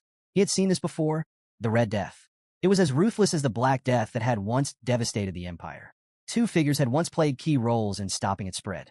Camus Morgue, who created a massive firewall to contain the infection. Dolores, the saintess of Quo Vadis, who purified the afflicted with divine power. But their aid had only extended to the Empire. The barbarians in the Lenore Mountains had been left to rot. Most perished, and the Baskerville clan had benefited greatly from their extinction. With fewer barbarians, low-tier monsters overran the region, wreaking havoc on civilians. The Empire funneled more resources into Baskerville hands to manage the threat, allowing Hugo to consolidate his power. Vakir clenched his fists. This wouldn't become another stepping stone for Hugo's rise. Suddenly, he raised his hand. The matriarch's gaze snapped to him. The entire tent fell silent. Then, with quiet confidence, Vakir made his declaration. I know how to stop the Red Death. Vakir's method was put to the test. A goblin, bound and suspended upside down, was submerged in water drawn from an infected source. Seconds passed. When they pulled it out, horror rippled through the crowd. Red spots bloomed across its skin, the telltale mark of the Red Death. Without hesitation, the barbarians threw the writhing creature into a fire. Better to burn it than risk the disease spreading. Ian turned to Vakir, her expression shifting between shock and realization. Every goblin exposed to the contaminated water had shown symptoms. So it really spreads through water, she muttered. Vakir nodded. Boiling the water will neutralize it. That's our best defense. To verify his claim, they escalated the experiment. Ian suggested testing boiled water safety, so they dropped a goblin directly into the boiling pot. It died instantly. Ian winced. Well, that didn't work. Vakir, unfazed, replied, let's try cooled, boiled water instead. After adjusting the test, 2 goblins were submerged in cooled, previously boiled water. This time, no red spots appeared. The gathered barbarians murmured in awe. Boiled water was safe. The matriarch, watching the results unfold, finally spoke. You've given us hope, Vakir. Despite their breakthrough, Vakir remained cautious. The Red Death doesn't just spread through water. It can be transmitted through breathing, eye contact, and exposure to mucous membranes. Stay vigilant, especially during the early morning fog. Ian smirked, casting a smug glance at the shaman. Funny, I remember someone insisting it was a curse. The shaman scowled but quickly fired back. And how do you plan to avoid rain? The river will flood. The humidity will rise. You can't fight water forever. Vakir didn't argue. The shaman was right. The rainy season would spread the infection faster than ever. The Lenore River would overflow, drowning the forest in contaminated water. So he made a bold decision. We need to relocate. The elders stiffened in outrage. You already know the answer to that. One snapped. We cannot abandon the graves of our ancestors. Vakir remained unfazed. Then we won't abandon them. We'll adapt. As the rainy season arrived, the Lenore River swelled, turning the deep forest into a treacherous swamp. Normally, the Balak village would have been washed away. But this time was different. Under Vakir's direction, the barbarians worked tirelessly, constructing elevated platforms, rope bridges, and reinforced barriers. 2 warriors pulled massive support beams into place, securing them high in the towering trees. Others wove thick rope walkways to link their new homes above the floodwaters. When the work was done, the village no longer stood on the ground. it thrived above it. As the storm raged and rivers overflowed, the Balak remained untouched. A barbarian, staring down at the flooded forest below, whistled in admiration. Even with these rains, we haven't lost a single home. Another, beaming, clapped Vakir on the back. We owe this to you. Vakir didn't respond, just gazed up at the towering trees. If the Balak territory hadn't been so naturally blessed, none of this would have worked. Pomerian, crawling out of the hut, rubbed her sleepy eyes. I want to stay with you, she murmured, clinging to Vakir's leg. Before he could respond, urgent shouts cut through the air. Two barbarians were waving frantically from a nearby platform. Something fell off. Vakir's instinct screamed, danger. A massive catfish erupted from the murky waters, its gaping maw aimed at the unsuspecting warriors. Their fearful screams rang out as they scrambled to react. Too late. Just as the catfish lunged, an arrow whizzed through the air, striking it cleanly in the side. The impact sent the beast flailing back into the water. The sharpshooter? Ayan. Lowering her bow, she glared at the catfish. You ugly bastard. Try that again, and I'll turn you in a stew. Vakir exhaled, momentarily impressed. Fast, precise, sufficient. Ayan had saved them in seconds. He turned to her. That thing, is it the infamous Mishisu? Ayan shook her head. No, this one's Ka. It's ruled these waters for decades. Before she could say more, Ka slammed into a platform. The impact sent two barbarians tumbling toward the water. Vakir moved instantly. His hand glowed red as he summoned Beelzebub. His blade blurred as he unleashed the sixth Baskerville technique, 6 lurking ambushes. A flurry of precise, deadly slashes struck Ka, forcing it back. The beast screeched in agony before retreating into the depths. The fallen barbarians caught onto a nearby tree trunk and managed to climb back up, shaken but safe. The gathered warriors, still processing what had happened, suddenly erupted into cheers. Vakir, the hero of Balak Village. You saved us again. As chants of praise filled the air, Vakir noticed a bitter glare from the crowd. The shaman, watching from a distance, clicked his tongue in irritation. Meanwhile, Ayan smirked, giving Vakir a thumbs up. You pass, she teased, though her eyes hinted at mischief. That evening, the atmosphere inside Vakir's hut was surprisingly warm. Pomerian sat at the table, happily eating the meal Vakir had prepared. Beside her, Ayan also dug in, her face blissful as she chewed. Pomerian beamed. This is delicious. Ayan, mouth still full, nodded in agreement. You're a surprisingly good cook. Vakir arched a brow. I don't remember inviting you. Ayan, flashing a mischievous grin, pointed to her empty plate. The smell led me here. Can't just ignore fate. Vakir sighed. I didn't make enough for you. Ayan shrugged. What belongs to the slave belongs to the master. Vakir scowled. I'm not a slave. She waved him off, clearly enjoying herself. Pomerian, watching their playful exchange, suddenly tilted her head. You two act like a married couple. Ayan choked on her food. Face burning red, she grabbed Pomerian into a tight hug. You're so adorable. Let's keep you forever. Pomerian giggled, hugging her back. Vakir, watching them, exhaled. When did those two get so close? Suddenly, the warm mood shattered. A chill swept through the hut, and Vakir's sharp instincts flared. Turning toward the entrance, he saw a shadowy figure standing in the rain, soaked to the bone, trembling, and eyes filled with desperation. Ayan's expression darkened. Ahan, the young warrior stepped forward, his voice shaking. Vakir, I need your help. His tears mixed with the rain. Please save my little sister. The rain pounded against the tent, the dim light inside barely piercing the gloom. On a makeshift bed, a frail young girl lay still, her breathing ragged. Red bruises mottled her small body, a cruel sign of her worsening condition. Vakir, Ayan, and Ahun stood around her, the weight of the moment pressing down on them. Breaking the silence, Vakir's voice was calm but firm. When did this start? Ahun swallowed hard. Yesterday. She went into the swamp to gather wood for the village. Ayan added softly. Yahello is always trying to help. She's kind, too kind. She turned to Vakir, eyes pleading. Is there a way to save her? Before he could answer, a shadow entered the tent. A sharp grunt. A heavy presence. A human. The shaman and Ahun's grandfather. His piercing gaze swept over them before settling on Yahello. His face twisted with disapproval. Foolish girl, he muttered, voice dripping with contempt. I warned you not to go near that swamp. His frustration exploded. He turned on Ahun and slapped him across the face. The crack echoed in the tent. Useless boy, he spat. You and your imperial spy bastard friend have disgraced this tribe. His glare bore into Vakir. Ayan bristled at the insult, but Ahun didn't fight back. Tears slid down his face, silent and unchallenged. The shaman's voice boomed. declaring Ahul's condition a divine curse, punishment for neglecting ancestral rites. Only an offering will cleanse this taint, he warned. The matriarch will understand. With that, he stormed out. The silence that followed was thick with tension. Ayan clenched her fists. That old bastard, she hissed. How can he? But Vakir's calm voice cut through the storm. If you want to save her, I have a plan. The battle against disease begins. Vakir turned to Ahun. You want to help? Ahun snapped out of his daze. Yes. Then listen carefully. Vakir's tone was steady, decisive. Sanitize everything Ahul has touched. Use boiling water. Burn charcoal in the bonfire to repel insects and bats. Keep her isolated, warm, and dry. This gives her the best chance to fight the disease. He locked eyes with Ahun. Can you handle it? Ahun wiped his tears away. I'll do it. Without hesitation, he rushed out to begin preparations. Ayan stepped closer, worry clear in her voice. You really think you can save her? Vakir didn't hesitate. I can, but I need your help. She straightened. What do you need? Vakir's answer shocked her. I have to leave the forest. I need medicine. Ayan stiffened. You know that's impossible. Though Vakir had earned a place in Balak, leaving the territory was strictly forbidden. The matriarch, Ayan's mother, would never allow it. Vakir nodded. I know. That's why I won't ask her. Ayan's breath hitched. If you and the others keep this secret, I can leave and return before anyone realizes. His red eyes met hers. Will you let me go? Ayan froze. Caught off guard. She struggled for words, but none came.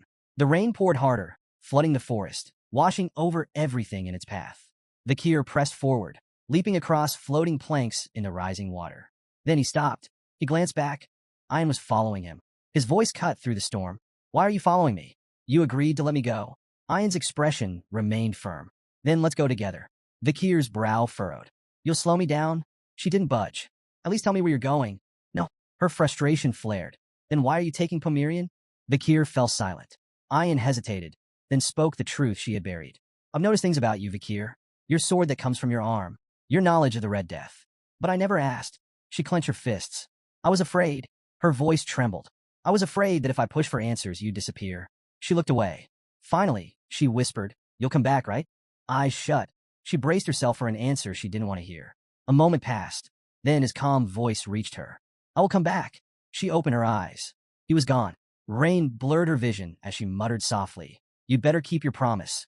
The deputy consul's office was a disaster zone of paperwork. General Secretary Chihuahua sat at his desk, drowning in documents. No matter how much he worked, the pile never shrank. He sighed, rubbing his temples.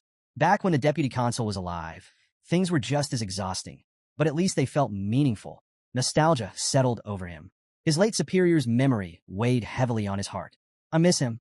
Then, a face appeared outside the window. Upside down. Deadpan. Did you call for me? Chihuahua's soul nearly left his body. He stumbled back, eyes wide, sweat forming on his forehead. His mind refused to process what he was seeing. Vakir gracefully flipped down, landing at the window. A faint smirk played on his lips. How have you been, General Secretary Chihuahua? He asked, sipping tea as if nothing was amiss. Chihuahua's brain short-circuited. Vakir, the man he thought was dead, was sitting across from him, completely unfazed. His mind flooded with questions.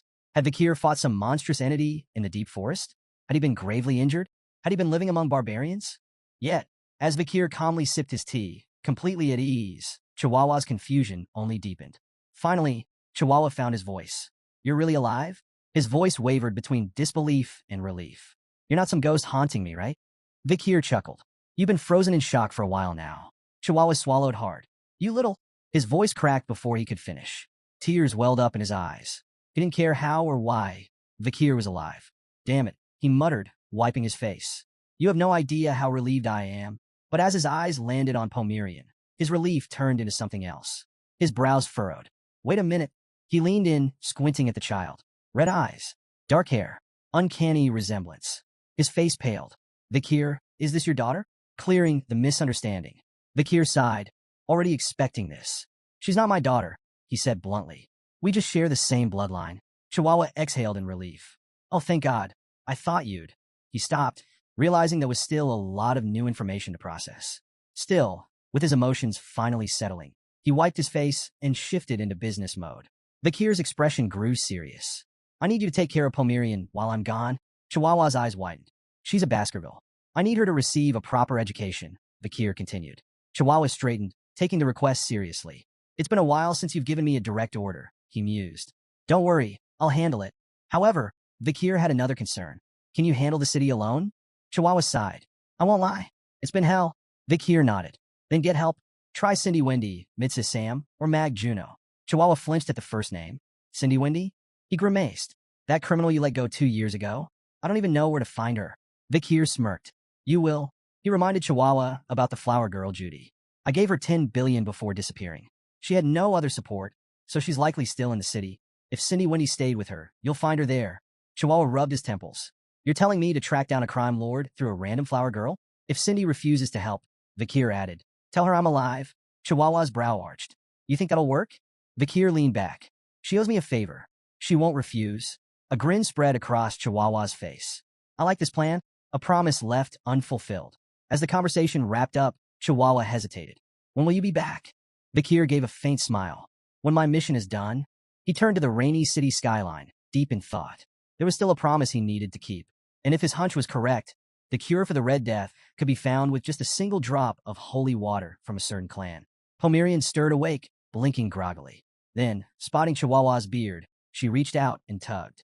Ow! Ow! Hey! Chihuahua yelped, flailing in surprise. Pomerian giggled, unfazed.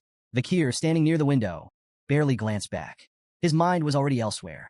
His next destination was set, the holy city of Quo Vadis. At the gates of St. Mecca, 2 guards stood watch, their spears crossed in vigilance. From the distance, a carriage rumbled forward. The driver, Sir Joseph, was a familiar face, the manager of the first-floor oil shop.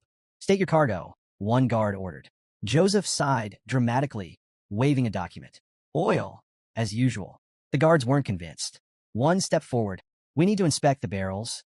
Joseph's jaw clenched. You see me every week. Do we really need to? Orders from higher up. A bead of sweat slid down Joseph's temple. As the guards moved to open a barrel, he silently prayed. Please, not that one. Fate was cruel. The guard picked the worst possible barrel. Joseph held his breath as the lid creaked open. Oil. Nothing but thick black oil.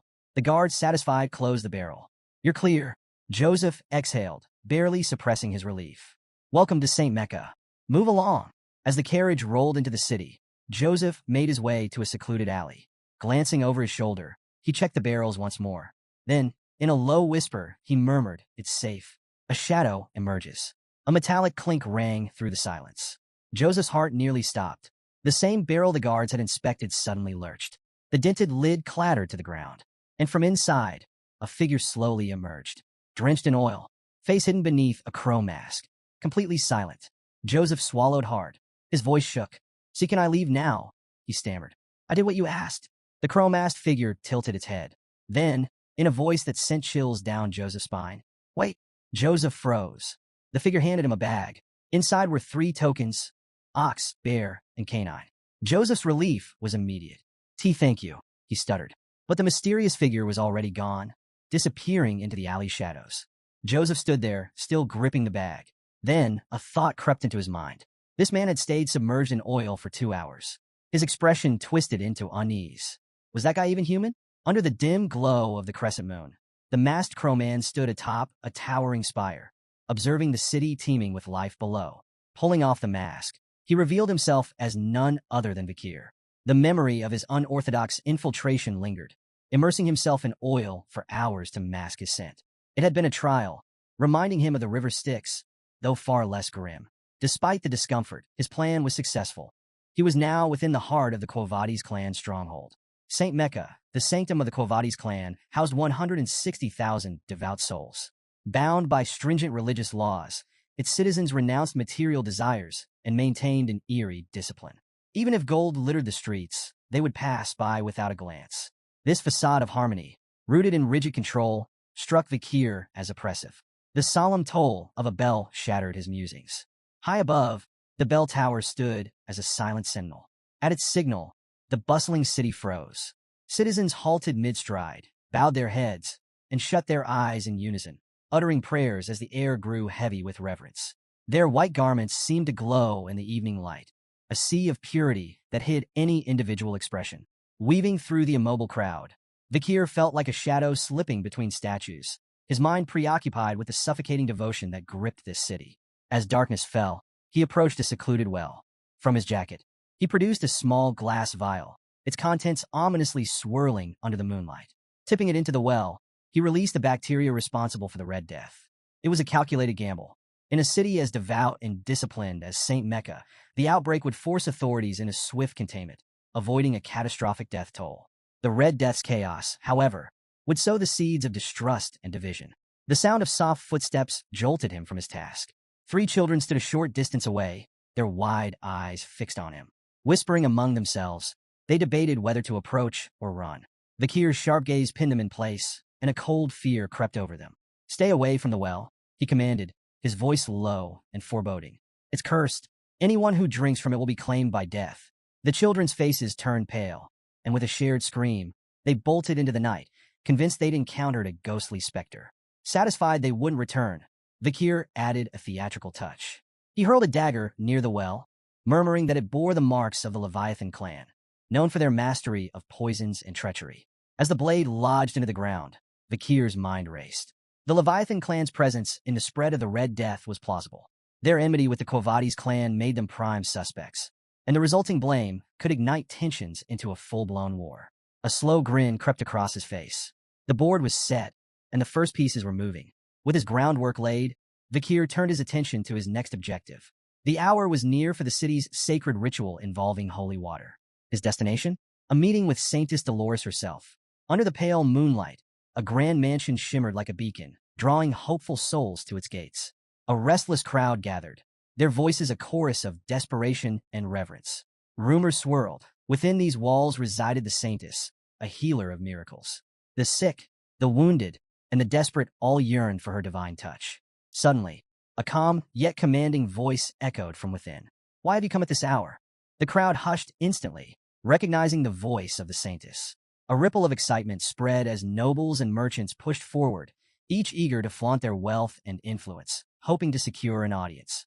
A young noble from the Dortsmile region, heir to the Jonathan clan, boasted of his family's military prowess and ties to the Alphonse clan. Another man, an overseer of the Ibsen Guild, flaunted his control over lucrative trade routes, proudly name-dropping Count Boston Le Baskerville.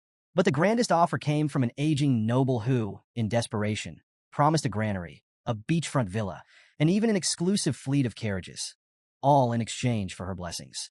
But the Saintess remained unmoved. Her voice, unwavering, dismissed them. "Wealth and status do not grant you the right to disturb me." Disheartened but obedient, the crowd gradually dispersed into the night. Yet one figure remained. Vakir. The glow of his crow mask shimmered under the moonlight as he stood in quiet contemplation. Memories resurfaced, visions of the Saintess in his past life. On a battlefield soaked in blood, she had walked among the wounded, her pristine white robes stained crimson, yet her divine light never wavered. Unlike the nobles who sought her favor now, she had always despised wealth and power, standing apart from the corruption that plagued the elite. Then, her voice broke through his thoughts once more. "You, who are you?" Vakir knelt, his voice steady yet reverent. "I am but a lost lamb seeking guidance." A pause.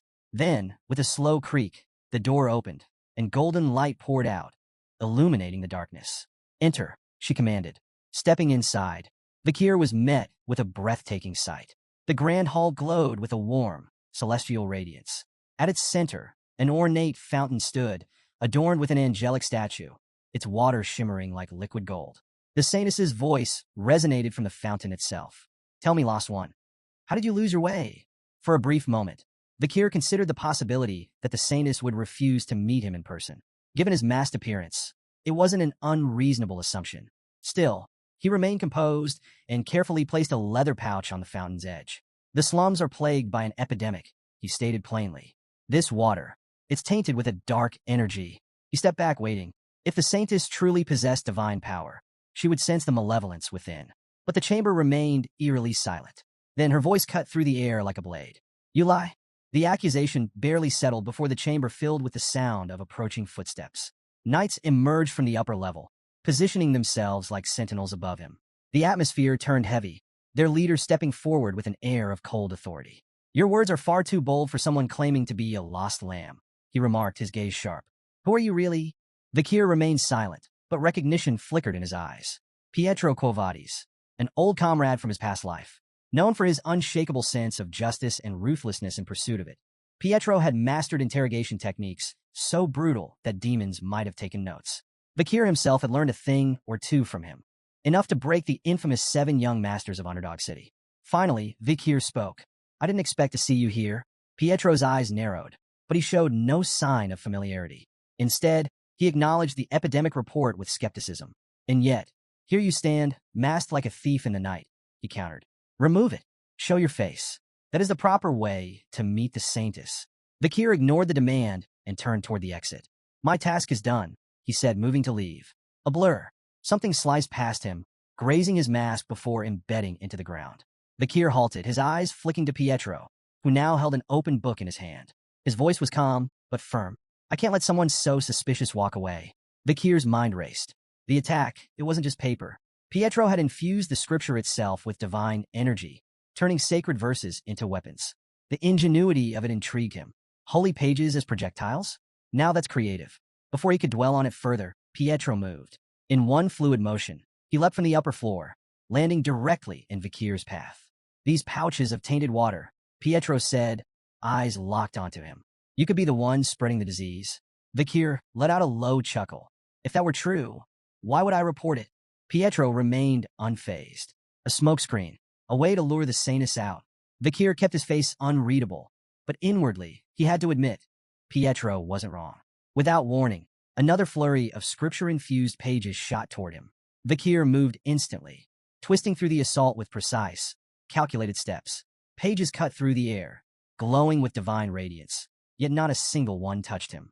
He landed lightly on the opposite side of the chamber, his eyes assessing Pietro. Fast, tactical, as sharp as ever. He considered activating his aura to shift the battle in his favor. But the moment he did, the truth would be undeniable. He was a Baskerville. And that wasn't a secret he was willing to reveal. Not yet. Vakir saw an opening and took it. Launching off the wall, he propelled himself forward, his foot swinging in a powerful kick aimed straight at Pietro. The knight barely had time to raise his arm guard, reinforced with his holy book as a shield. The impact sent a shockwave through the floor, cracking the stone beneath him. Pietro staggered, his eyes widening in disbelief. That strength! How does he have such monstrous power in such a small frame? But Vakir wasn't done. Using the rebound, he pushed off Pietro's guard and flipped backward, landing gracefully. He smirked. 600 kilogram stability. A technique he had developed 2 years ago after taking down the legendary Oxbear. This was its first real test in battle, and judging by the cracked floor and Pietro's shaken stance, it worked beautifully. Not giving Pietro a chance to recover, Vakir shot forward, unleashing a relentless barrage of punches. Pietro blocked with his book, deflecting the blows, but the sheer speed and force behind them made it impossible to counter. Pietro clenched his jaw. This lost lamb isn't weak at all. Then, Vakir raised a hand, and with a flick of his wrist, Cerberus flame ignited. A surge of fire erupted toward Pietro, consuming his book in an instant. Flames licked at his hands, searing his skin. With a pained grunt, Pietro flung the burning tome aside and plunged his hands into the fountain, desperately trying to cool the blistering heat. Vakir remained composed. Do you want to keep going? Pietro, despite his obvious pain, wasn't ready to back down. Gritting his teeth, he lunged forward. You use sorcery. You stand against the divine. Vakir sighed. Then, without hesitation, he kicked the burning book straight at Pietro's face. The knight recoiled, momentarily blinded. That was the opening. Vakir moved like a shadow, closing the distance instantly. His fist slammed into Pietro's chest with devastating force. A sickening crack echoed through the room as Pietro's armor shattered. The sheer impact sent him hurtling backward, crashing into the grand fountain. The angelic statue collapsed in a spray of water and stone before Pietro slammed into the far wall, blood spilling from his mouth. Silence. The knights above stared in frozen disbelief. One whispered, "Is this a dream?" Another stammered, "Pietro lost?" The fallen knight lay crumpled amidst the rubble, his breath ragged. Slowly, his comrades moved, forming a defensive formation with shields raised and swords drawn, ready to face Vakir. Vakir exhaled, adjusting his stance. "If you want to continue, A voice cut through the tension like a blade. Enough! The air in the room shifted. The knights immediately stepped aside, bowing as she entered. Vakir turned his gaze to her. Saintess Dolores. She took in the scene, the shattered fountain, the wounded Pietro, the knights bristling with tension. Then, her sharp eyes settled on Vakir. So, she mused, her voice laced with amusement. You're the lost young lamb? Vakir met her gaze. That's what I said. A small smile played on her lips. You look more like a puppy than a lamb. A small, stubborn puppy, covered in bruises. One night flared with anger. He's no puppy. He's a bloodthirsty wolf. The saintess waved off the remark with a chuckle. Be a dear and fetch some tea. What? Tea. The knight hesitated, but ultimately obeyed, clearly confused. Meanwhile, Dolores turned and began walking away. She glanced back at Vikir, her expression unreadable. Come, she said. We need to talk. Vikir sat across from the saintess at an ornately set tea table, his posture relaxed, but his senses alert. Behind her, Pietro stood like a sentinel, his sharp gaze locked onto Vikir, ever watchful. Vikir studied Saintess Dolores Quo Vadis. Despite appearing no older than 16, her name carried immense weight. During the war against demons, she had worked tirelessly on the front lines, healing the wounded when all seemed lost. To soldiers and marshals alike, she was a beacon of hope, a symbol of compassion in an age of despair. Even Vikir, hardened by battle, had once regarded her with a degree of reverence. Then, unexpectedly, she sighed. I've been really stressed lately. Vikir blinked. That was not what he expected. The saintess continued, seemingly unfazed by his silence. I just got back from the Imperial Academy of Colosso. I'm on break, but family matters have kept me busy. Vikir narrowed his eyes. What was she playing at? Why shift the conversation to something so mundane? She turned her gaze to the window, watching the moonlit city below. Nobles and merchants are relentless. They demand my presence at all hours, but most of their problems are self-inflicted. She swirled her tea absent-mindedly. Narcotics, personal misadventures, things they call urgent, but are really just the consequences of their own indulgence. Very few of them are actually suffering from serious illnesses. Taking a slow sip of her tea, she exhaled softly. People rarely care about justice, righteousness, or equality. They only focus on their immediate needs. Her words hung in the air, an unspoken challenge for Vikir to reflect on them. Vikir, ever composed, responded evenly. Theology is essentially the process of understanding humans, so such things are inevitable. The saintess's eyes flickered with intrigue. Asmo's Old Testament, chapter 6, verse 9. For the first time, genuine surprise flashed across her face. I never thought I'd meet someone who still remembers that passage. Vikir said nothing, merely taking a sip of his own tea. This woman was sharper than most gave her credit for. Still, there were more pressing matters. He placed a pouch of contaminated water on the table. There's an epidemic in the slums of St. Mecca, he stated. It's spreading fast. The saintess's demeanor shifted instantly, her light-hearted tone vanishing. Are you certain? Vikir nodded. See for yourself. She studied the pouch carefully, but did not immediately take it. Her gaze flickered back to him. Did you have anything to do with this? Vikir met her eyes, unshaken. If I did, why would I be telling you? Pietro, ever the skeptic, tensed. Silence settled over the room as the saintess continued scrutinizing him. Vikir could almost hear her calculating the risks, the possibilities. Then, slowly he raised his hand. Pietro moved instantly. In a blur, he stepped between them, reaching for his weapon. Saintess stepped back, but there was no attack. Instead, a radiant golden glow enveloped Vikir's hand. I dislike harming innocent people, he said simply. Especially in my hometown. Pietro froze. The saintess stared, her previous composure breaking in a genuine astonishment. The power radiating from Vikir, it was unmistakable. Are you? She hesitated, her voice tinged with disbelief. A believer of Lewin? Vikir remained unfazed. He met the saintess's gaze and spoke with calm precision. Now, will you hear me out? With no objections, he began recounting his findings. He detailed how he had witnessed suspicious individuals pouring liquid from glass bottles into the slum's water supply. These figures, he asserted, were the real culprits behind the epidemic. The saintess's eyes darkened. And their motive? Wordlessly, Vikir unfolded a map, laying it on the table. He pointed to two key locations, his tone measured as he explained his deductions. The Leviathan clan, the bourgeois family, two factions with everything to gain from a crisis. The Leviathan clan thrives on poison, Vikir began. They would see this epidemic as an experiment, an opportunity to collect samples and refine their methods. If the Quo Vadis clan collapses, their influence will spread unchecked. The saintess's lips pressed into a thin line. She knew of the Leviathan clan's long-standing enmity with her own. But Vikir wasn't finished. He tapped another point on the map. The bourgeois family. They don't need poison. They profit from disaster. His voice was sharp, cutting through the tension. When an epidemic sweeps through, the poor die first. Landowners go bankrupt. Factories shut down. Stores close. That's when the bourgeois family steps in, buying up land, seizing assets, expanding their empire. The saintess and Pietro exchanged stunned glances. It all made too much sense. Bakir leaned back. The Leviathan clan sets the fire. The bourgeois family waits for the ashes to settle. And to mask their scheme, they blame the native tribes of the deep forest. Silence. Pietro looked like he'd just swallowed glass. The saintess, normally composed, found herself genuinely shaken. Bakir had pieced together an insidious conspiracy with alarming clarity. Finally, she exhaled. Just who on earth are you? Bakir smirked. Call me Night Bloodhound. Pietro scoffed. Blasphemous. His gaze flicked to Bakir's dark attire, his torn cloak, the faint traces of blood still staining his boots. That name suits you far too well. The saintess, however, remained thoughtful. Even if your name is ominous, your words hold weight. She stood. Pietro, we're going to the slums? Pietro straightened. Understood. They would investigate the epidemic firsthand and report their findings to the Quo Vadis leadership. Bakir observed the saintess in silence. She acted swiftly and decisively, a rare trait among nobles. Meeting her had been fortunate. With her involved, the truth wouldn't stay buried for long. As she prepared to leave, the saintess glanced back at him. There was something about him that unsettled her. His small frame, battered from battle, seemed at odds with the sheer power he had displayed. His presence carried a storm of emotions: blood, oil, steel, violence, and fury. Yet beneath it all, there was sadness. A sadness so deep, so ancient, that she found herself wondering, who was this man before he became the Night Bloodhound?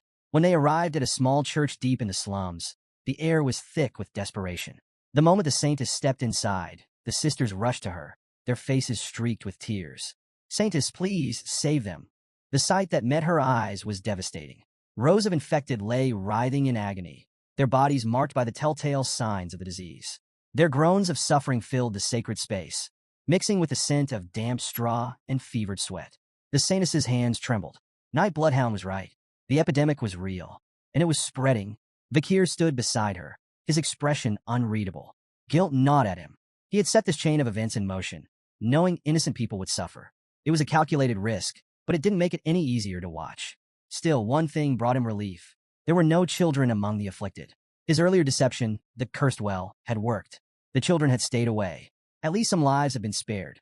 But this was no longer his battle. Now, it was her turn. The saintess stepped forward, her presence radiating warmth and sorrow. My people, she whispered, her voice heavy with emotion. God's love is boundless. His light will heal you. She knelt, clasping her hands together, and began to pray. Her voice wavered, raw with emotion, calling upon the divine. Her life, her fire, her soul. She pleaded for the suffering to end. A single tear slipped from her cheek, striking the cold stone floor. And then, light, a golden radiance erupted from the tear, spreading like wildfire. It poured through the room, seeping through every crack, flooding the church with an ethereal glow. The windows shimmered. The wooden pews hummed with divine energy. Then, the miracle unfolded. An elderly man, once gasping for breath, suddenly stilled. His ragged breathing steadied. The red lesions on his skin faded, disappearing like a bad dream. Around the room, the same transformation took place. Fevered bodies cooled. Pain-ridden groans turned to gasps of awe. The disease was lifting. The sisters wept with joy, falling to their knees. Their prayers of desperation became prayers of gratitude. Bakir watched in silence. Even after all he had seen, the wars, the bloodshed, the horrors, this was something different. The saintess truly was a miracle incarnate. And if her power could do this, it could change the fate of the deep forest. Late into the night, Saintess Dolores sat alone in her study, her face illuminated by the flickering candlelight. Before her, a map lay open, marked with precise notations. Her thoughts were razor-sharp. Her divine power had stabilized the afflicted, but it wasn't a cure. More cases would surface unless the true source of the epidemic was eradicated. Her gaze shifted to a glass tube filled with an infected patient's bodily fluids. A nightmare in liquid form. Short incubation. Slow, agonizing death. A disease designed not just to kill, but to prolong suffering. Her grip tightened. This wasn't natural. After careful deliberation, she reached a conclusion. Purifying the deepest well in the slums was the key. If she concentrated her divine power into a single, potent drop, it could neutralize the contamination at its source and put an end to the outbreak. A deep breath, a sense of renewed purpose washed over her. There were still people to save, but as she stood, a sudden pain lanced through her skull. She staggered, gripping the edge of her table. A headache, sharp, unrelenting. Was it anemia? Exhaustion? The strain of overusing her divine power? She clenched her teeth, pushing the pain aside. There was no time for weakness. Moments later, she emerged from her chambers, her expression unreadable. Waiting outside was a trio of noblemen. One of them, overly enthusiastic, lit up at her arrival. Saintess, what perfect timing. Dolores raised an eyebrow. Why were they here? Another noble, practically beaming with self-importance, stepped forward. We couldn't possibly allow someone as noble as yourself to venture into the filth of the slums alone, he declared. So we took the liberty of gathering some relief supplies. With a flourish of his hand, he gestured to 3 wagons stacked high with goods. Food, medicine, blankets, the works. The poor souls in the slums have truly hit the jackpot today, he chuckled, nudging his companion. Dolores studied them. Their smiles were too wide. Their voices dripped with self-satisfaction. This wasn't charity. It was theater. They weren't here for the sick. They were here for themselves. With a serene smile, Saintess Dolores walked past the noblemen, their exaggerated pledges of loyalty trailing behind her. It is a gentleman's duty to protect a lady, one declared dramatically. We swear to assist you in every way possible, another added, his eyes practically sparkling as if expecting praise. Her presence clearly captivated them, their hearts racing as if they were knights in a chivalric ballad rather than men about to enter a disease-ridden slum. Ever composed, Dolores offered them a gentle nod. I trust you will handle everything with great care, she said, her tone light yet distant. Their enthusiasm lasted all of 5 minutes. As they stepped deeper into the relief zone, the air grew thick with decay. The stench of sickness, filth, and human suffering assailed them like a physical blow. The first noble gagged, clutching his silk handkerchief over his nose. By the heavens, this stench. My limited edition shoes are going to be ruined. The second noble froze in place, eyes darting around in panic. Wait, what if we catch it? Shouldn't we be keeping a safe distance? The third, less subtle than the others, turned to a nearby priest. Clear this mess at once. And while you're at it, treat me first. Dolores watched them without surprise. Their discomfort was inevitable. Men who acted for image would always falter when faced with true suffering. True empathy wasn't about performance.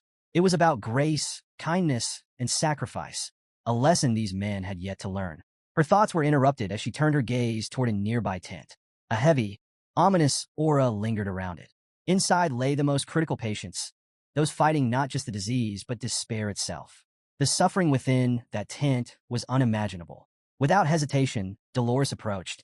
Forgive me for not coming sooner. She pulled back the curtain and stepped inside. I am here now, she declared softly. Let me help. Inside the critical care tent, the moment she entered, she was met with urgency. A commanding voice rang out. More saline now. Dolores turned her head, expecting to see a priest or healer. But instead, her eyes landed on something shocking. A doctor, one who moved with efficiency, precision, and expertise. A priest nearby stared in disbelief. His mouth opened as if to speak, but no words came out, because he recognized something impossible. The doctor wasn't just any doctor. It was Night Bloodhound. Dolores's breath caught. Vikir. For hours, he had been working tirelessly to treat patients. But what truly stunned everyone was his method. Using a small clinical knife, he made a careful incision at the infection site. Then, with just 2 fingers, he pressed against the wound, channeling divine power directly into it. The infection vanished on the spot. The priest, watching this unfold, felt his worldview shatter. Unlike the usual surface-level blessings used by the clergy, Vikir's technique forced divine power directly into the source of the illness. A technique no priest had ever considered. Dolores stood frozen, watching in silent awe. Vikir, this man with the aura of steel, blood, and fire, was healing people. After curing the infection, he administered medicine, ensuring the patient's recovery. His movements were efficient, measured, and above all, purposeful. This wasn't just skill. This was a man determined to save lives. Vikir placed both hands on the patient's chest, channeling divine power into their body. He understood the mechanics behind divine power well. It was typically granted through prayers to a god. The stronger the faith, the greater the return. 1 unit of devotion equaled 1 miracle. 10 units equaled 10. But Vikir knew better. There existed a loophole, a method that allowed 10 miracles with just 1 unit, and 100 miracles with 10. His mind drifted back to the Great Fall, a time of war and chaos, when hordes of monsters flooded the battlefield, and the wounded piled higher than prayers could reach. The clerics, their power reserves rapidly depleting, faced a grim realization. They didn't have enough divine energy to save everyone. So, the rules were rewritten. A divine decree altered the system. Miracles first, consequences later. Instead of strict calculations, clerics could now draw divine power without an immediate limit. The catch: the excess power came with an invisible cost, an interest to be paid later. This phenomenon became known as advanced divine power, and it wasn't limited to clerics. Anyone, even non-believers, could harness it, provided they had purged enough evil. Vakir, with a soul steeped in karmic energy from his past, could tap into this power naturally within the sacred grounds of Saint Mecca. It was this ability that made his miracles so efficient, allowing him to perform feats others deemed impossible. Just then, a child's sobs broke through the silence. A young girl knelt beside her unconscious mother, shaking her weak form. "Mama, wake up, please." Vakir, having finished his previous treatment, approached her with calm assurance. "She'll wake up soon," he said softly. He reached into his pocket, pulling out a gold coin. Pressing it into the girl's small hand, he instructed her, "Use this for food, firewood, whatever she needs to recover." Before the girl could respond, a priest quickly intervened. "Wait, we cannot give material assistance," he objected, his tone firm. "Monetary demands never end. If you start now, you'll give away everything before you realize it." Vakir, still composed, tilted his head slightly. "If demands are endless, then what defines their limit?" The priest blinked. Vakir's voice was even as he continued. "What truly is limitless?" Silence. The priest had no answer. Meanwhile, the little girl's quiet sobs softened. She clutched the coin tightly, her small fingers wrapped around it as if it were the first bit of hope she had ever held. Vakir watched her, his eyes unreadable. Then he spoke again, this time more softly. "I could give away all the money in my pocket right now. That much is true." His gaze fell upon the sick mother, her frail form barely moving. Then he apologized. "I'm sorry," Saintess Dolores observes. Dolores, watching from a distance, felt something shift within her. Why? Why would someone as calculating as Vakir, as strong, as composed, apologize? She turned his earlier words over in her mind. Theology is the pursuit of understanding humans. Then it clicked. He wasn't apologizing for what he had done. He was apologizing for what he couldn't do. For all his knowledge, all his power, he still couldn't save everyone. And she understood that feeling better than anyone. Her heartbeat quickened. At 16, she had seen miracles, had performed them herself. But this man who fought like a beast, carried the scent of steel and blood, and yet held divine power in his hands. He wasn't just a mystery. He was a contradiction, and he unsettled her in a way she couldn't explain. After hours of tirelessly treating the sick, Vakir finally stepped outside, seeking a moment of respite. He sat down with a quiet sigh, momentarily lifting his mask just enough to take a sip of water. The night air was cool, the city still heavy with the remnants of suffering. But his break didn't last long. From the corner of his eye, he noticed Saintess Dolores approaching. Quickly, he lowered his mask and greeted her. "Are you all right?" She settled beside him, her usual composure tinged with something more contemplative. "I just wanted to talk." Vakir nodded without hesitation. For a moment, neither spoke. Then, Dolores offered a quiet thanks. "With your help, we saved them," she said, sincerity in her voice. "The epidemic, we managed to stop it." Vakir, ever modest, simply shook his head. "I only did what had to be done." Dolores smiled softly, as if she had expected that answer. Then, silence settled between them. She clutched the fabric of her robes tightly, the tension in her fingers betraying the storm of emotions within. Finally, she spoke her doubts aloud. "Someone as strong as you should have been born with divine power," she murmured. She glanced down, hesitating before continuing. "I was given a gift, but I don't feel worthy of it. My faith is weak, my body frail, my mind uncertain." Her voice wavered. "Why would a higher power choose someone like me, when there are others, far more deserving?" Vakir's response caught her off guard. He smiled, calm assured. "Because of that doubt," he said simply. She looked at him confused. "The world doesn't need unshakable perfection," he continued. "It needs a light that can shine even in the darkest places." Dolores's breath hitched. His words, so unexpected, so certain, struck something deep within her. Tears welled in her eyes, but she blinked them back. "Do you really think I can become that person?" she asked, her voice small and certain. Vakir's reply was steady, unwavering. "You already are." Later, the clergy of the Quavadi's family gathered in solemn prayer, their efforts culminating in a sacred miracle. Before them, 3 drops of divine essence crystallized into liquid purity. Each drop held the power to cleanse the entire slums of the epidemic. Sealed in small glass bottles, they were given a name, Pliny de la Verge, or, as they were commonly known, the Saintess's Tear. In the grand hall of the temple, Saintess Dolores knelt before a podium. Before her, the sacred box containing the 3 bottles sat in quiet reverence. As she began her prayer, a radiant divine light filled the space. Her voice, clear, strong, yet laced with emotion, carried through the chamber. She spoke not of power, nor of miracles. She spoke of a woman, a mother, chosen to nurture the only son of a higher power. A woman who had spent sleepless nights in anguish, whose heartache surpassed the limits of endurance, whose sorrow was carried in silence. She declared this day as one of suffering, and she poured every ounce of that suffering into her prayer. As Saintess Dolores concluded her prayer, the divine light descended upon the podium, bathing the hall in its radiant glow. The air hummed with sacred energy, a testament to the power of her faith. Moments later, holy knights entered the chamber, their movements reverent as they approached the podium. At the center of their formation, a sealed box rested in their hands, containing the three saintesses' tears. The lead knight carefully secured the box, bowing deeply before Dolores. Saintess, your offering is a blessing upon this land. The tears shall be stored safely in the basement vault. Dolores nodded, entrusting them with this solemn duty. She watched in silence as they departed, their figures fading beyond the heavy doors. Finally alone, she allowed herself a brief moment of contemplation. What came next? Nearby, a priest knelt in prayer before a statue of the goddess, his focus unwavering. Dolores approached quietly. Father. The priest lifted his head. Cardinal Humbert Lon Quo Vadis, a towering figure within the Loon Church. His presence was both commanding and warm. His eyes softened as he looked at Dolores, greeting her with affection. My fairy, my daughter, he murmured, placing a firm but gentle hand on her shoulder. Come closer, child.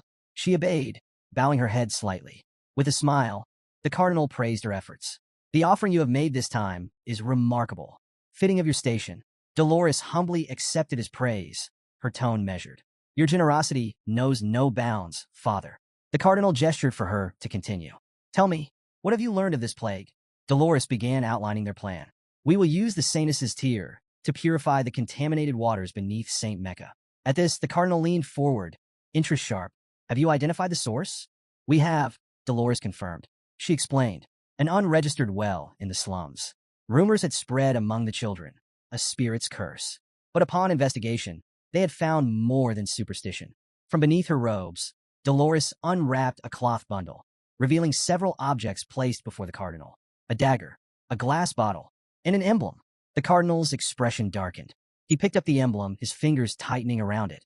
Leviathan, bourgeois, two insignias etched into cold steel. The atmosphere shifted instantly. A surge of holy aura erupted from the cardinal, crackling with righteous fury. His voice boomed through the chamber. Blasphemy, a defilement of the sacred. These vermin dare insult divinity itself. His rage was uncontainable. With burning resolve, he declared holy war. The poison addicts and misers will answer for their sins. The cardinal's verdict. Dolores remained calm and composed, unfazed by the cardinal's outburst. Until his voice sharpened. The night hound.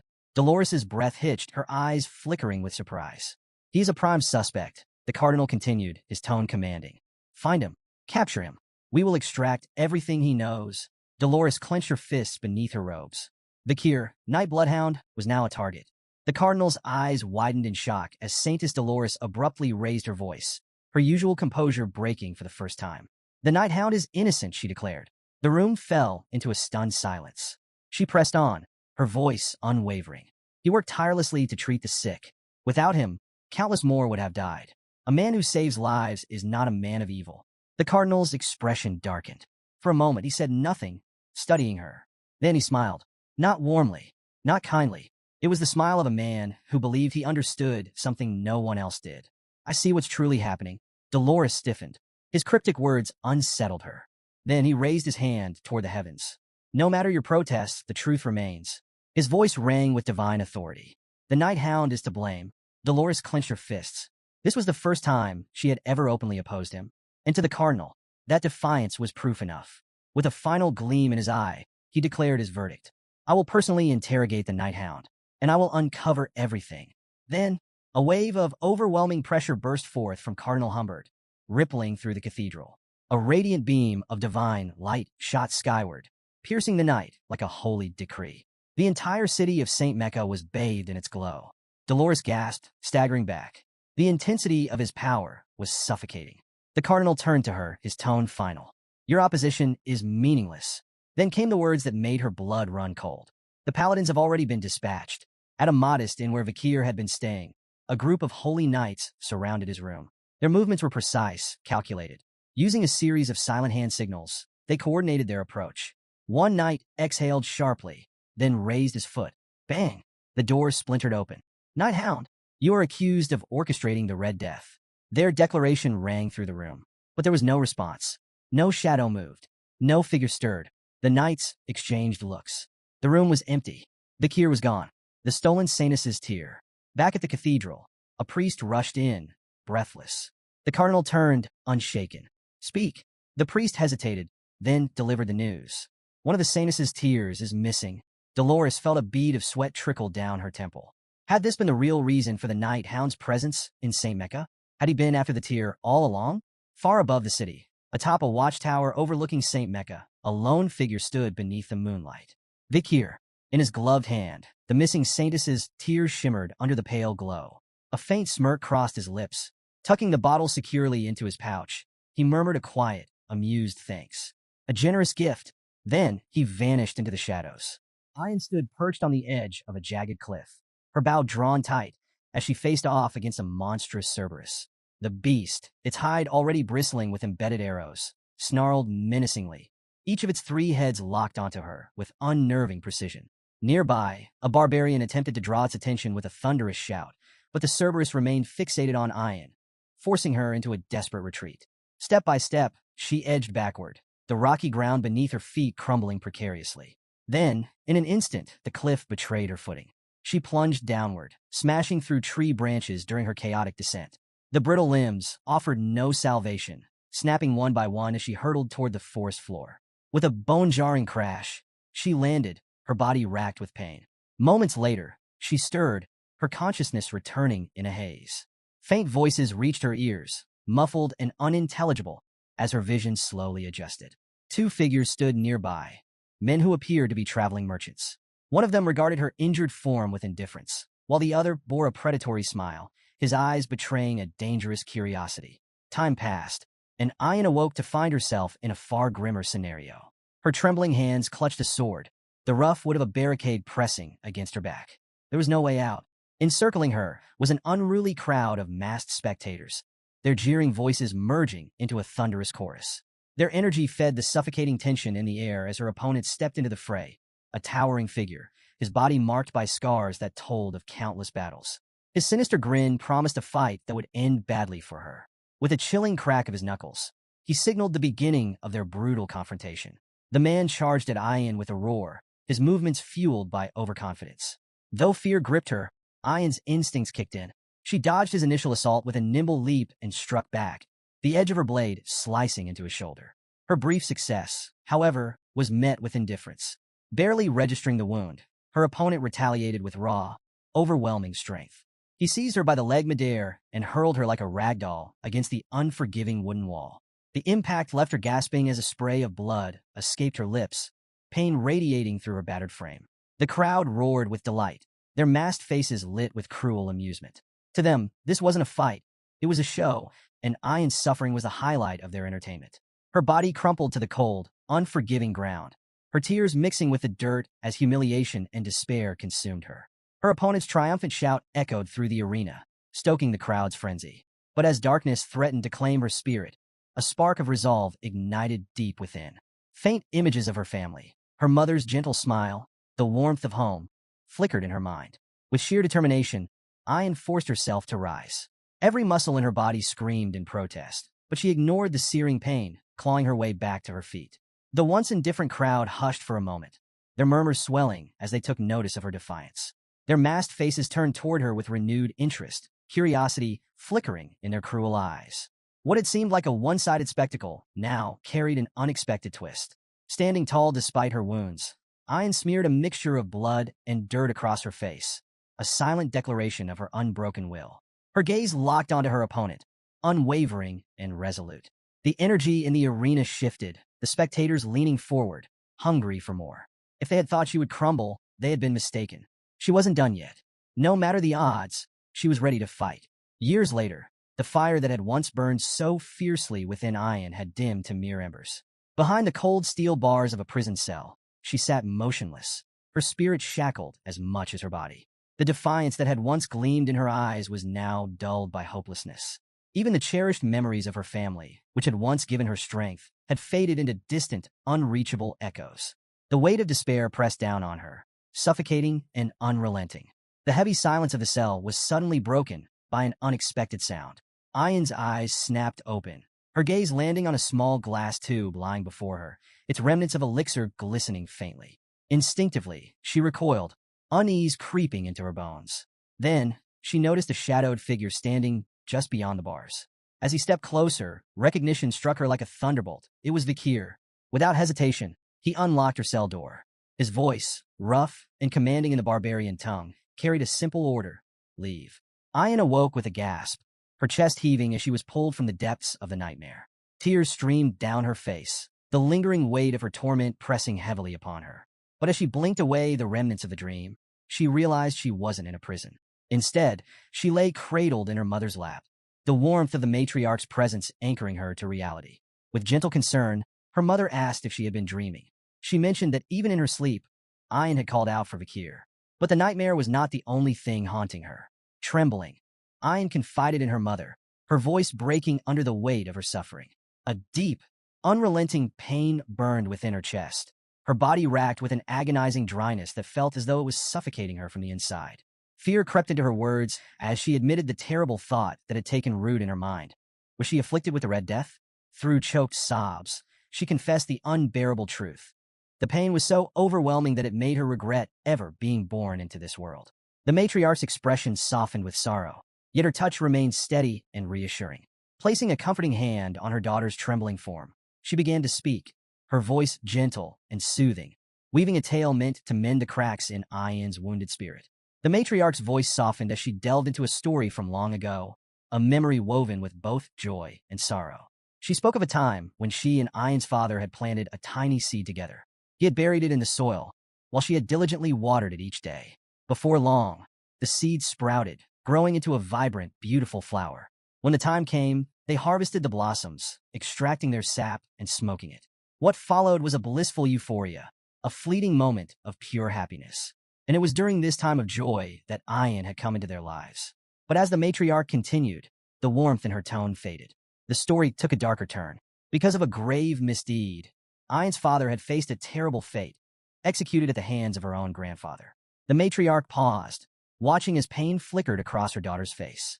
Struggling with both her illness and the weight of her emotions, Ayan could no longer hold back her despair. The suffocating agony inside her made her question everything. Sensing this, the matriarch smiled gently, reminding her that life was unpredictable, a journey filled with both hardships and triumphs. She urged Ayan to endure, to hold on to hope, and assured her that Vakir would return with a cure. But Ayan, lost in hopelessness, rejected the comforting words. She voiced her doubts, convinced that Vakir would never come back. Just as the words left her lips, a sudden shout echoed from outside, piercing through the heavy atmosphere. The message was clear. Vakir had returned, and he had brought the much-needed medicine. The matriarch's expression brightened instantly, a knowing smile playing on her lips. She turned to Ayan, ready to tell her that her faith in Vakir had been justified. But before she could speak, Ayan was already gone, having bolted out the door. Slightly exasperated, the matriarch muttered to herself, wondering if her daughter truly had the Red Death after all. Ayan sprinted through the settlement, her heart pounding with a mix of hope and urgency. Her thoughts raced back to the past, to the moment Vakir had rescued her from a life of slavery. She remembered the fearless way he had stood against Madame Eight Legs, the unshakable strength he had displayed. Through his actions, he had taught her a valuable lesson, the power of facing one's fears head-on. That lesson had given her the strength to rise above her own suffering. And now, as she pushed forward, her mind held on to one single thought. Vakir was back. Finally, she arrived at the gathering of barbarians, her breath coming in ragged gasps. And there he was, standing tall, calm, and resolute. Their eyes met, and for the first time in what felt like forever, a wave of relief washed over her. Vakir, noting her presence, raised an eyebrow in mild surprise. He had heard she was suffering from the Red Death, and yet here she was very much on her feet. Before he could say anything more, Ayan acted on instinct. Without hesitation, she ran straight at him and leaped into a forceful hug, sending them both crashing to the ground. Vakir groaned dramatically beneath her weight, pretending to struggle. With an amused smirk, he muttered that if he hadn't reinforced his body with mana, Her first hug might have actually broken his back. Then, with a teasing tone, he questioned how someone supposedly afflicted with the Red Death had the strength to tackle him like that.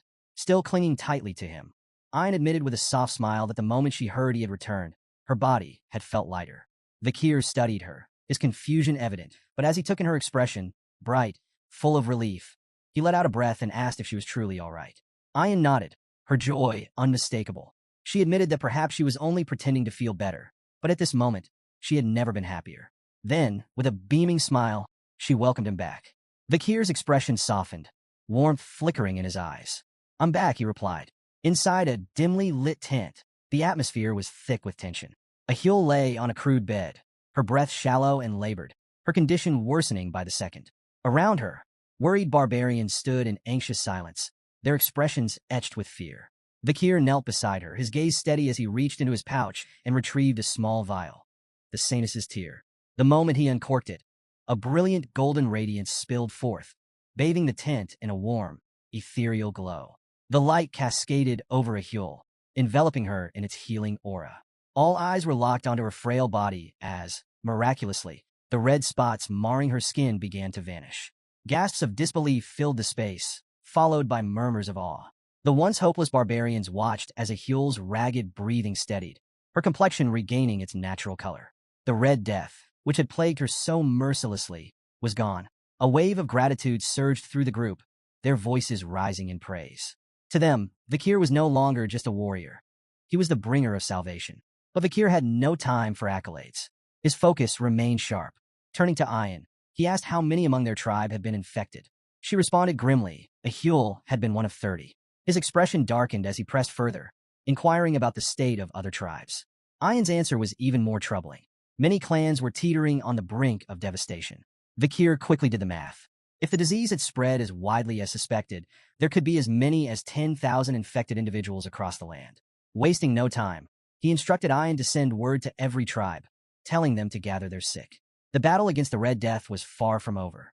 Concern flickered in Ayn's eyes. With hesitation, she asked the pressing question, was there truly enough of the cure for all?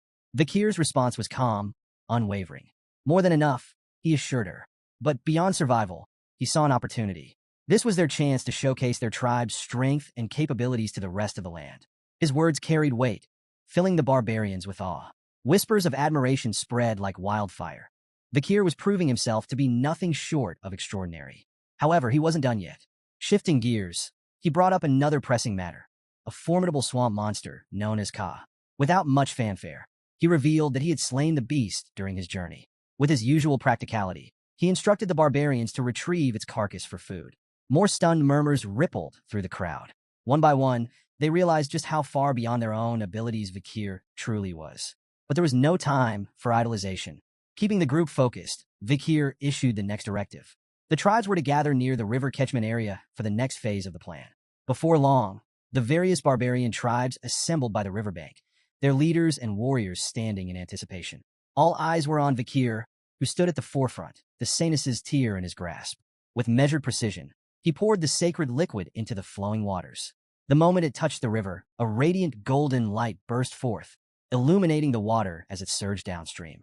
The glow spread rapidly, casting a brilliant shimmer across the forest, its reflection dancing like liquid gold.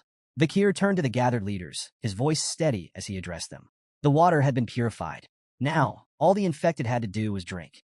One by one, the afflicted stepped forward, aided by their kin. As they took hesitant sips of the gleaming water, a hush fell over the crowd. Then suddenly laughter, cries of disbelief. "The sickness is gone," someone exclaimed. More voices followed, each filled with astonishment. One after another, the sick found themselves free of the Red Death, their bodies cleansed, their suffering lifted.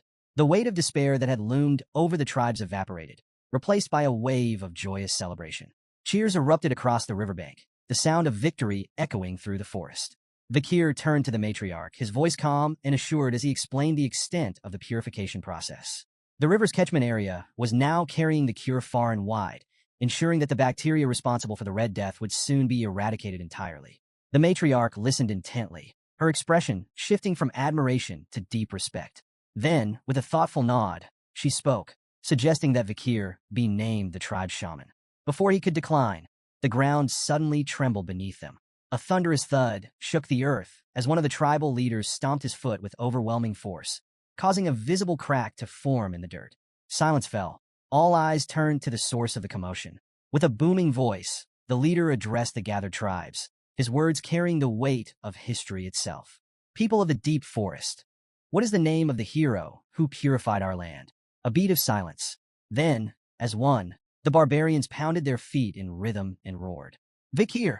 Another warrior stepped forward, raising his fist. Who saved our families from the Red Death? Again, the answer came like a rolling thunderclap. Vikir! A third leader spoke, voice rich with emotion. Who has brought hope and a bright tomorrow to the deep forest? The response was deafening. Vikir! The name echoed through the trees, vibrating through the very heart of the land. The people of the deep forest had spoken, their chants a declaration of gratitude and unwavering loyalty. Yet, amid the roaring celebration, Vikir remained composed. His mind was already working ahead, calculating his next move. The destruction caused by the Poison Clan had been devastating, but in the chaos, a unique advantage had emerged. Winning over the Deep Forest tribes was not just a victory. It was a strategic strike against the Baskerville clan. As a former member of Baskerville himself, Vikir recognized the opportunity before him. The loyalty of the mountain natives could be a powerful tool, one that might turn the tides in his favor against Hugo Baskerville, a man who had long stood as both a rival and an obstacle. A knowing smirk tugged at Vikir's lips. This was more than just gratitude from the tribes. This was leverage. The matriarch, basking in the moment of triumph, raised her arms joyfully, declaring that a grand festival would be held to celebrate their victory over the Red Death.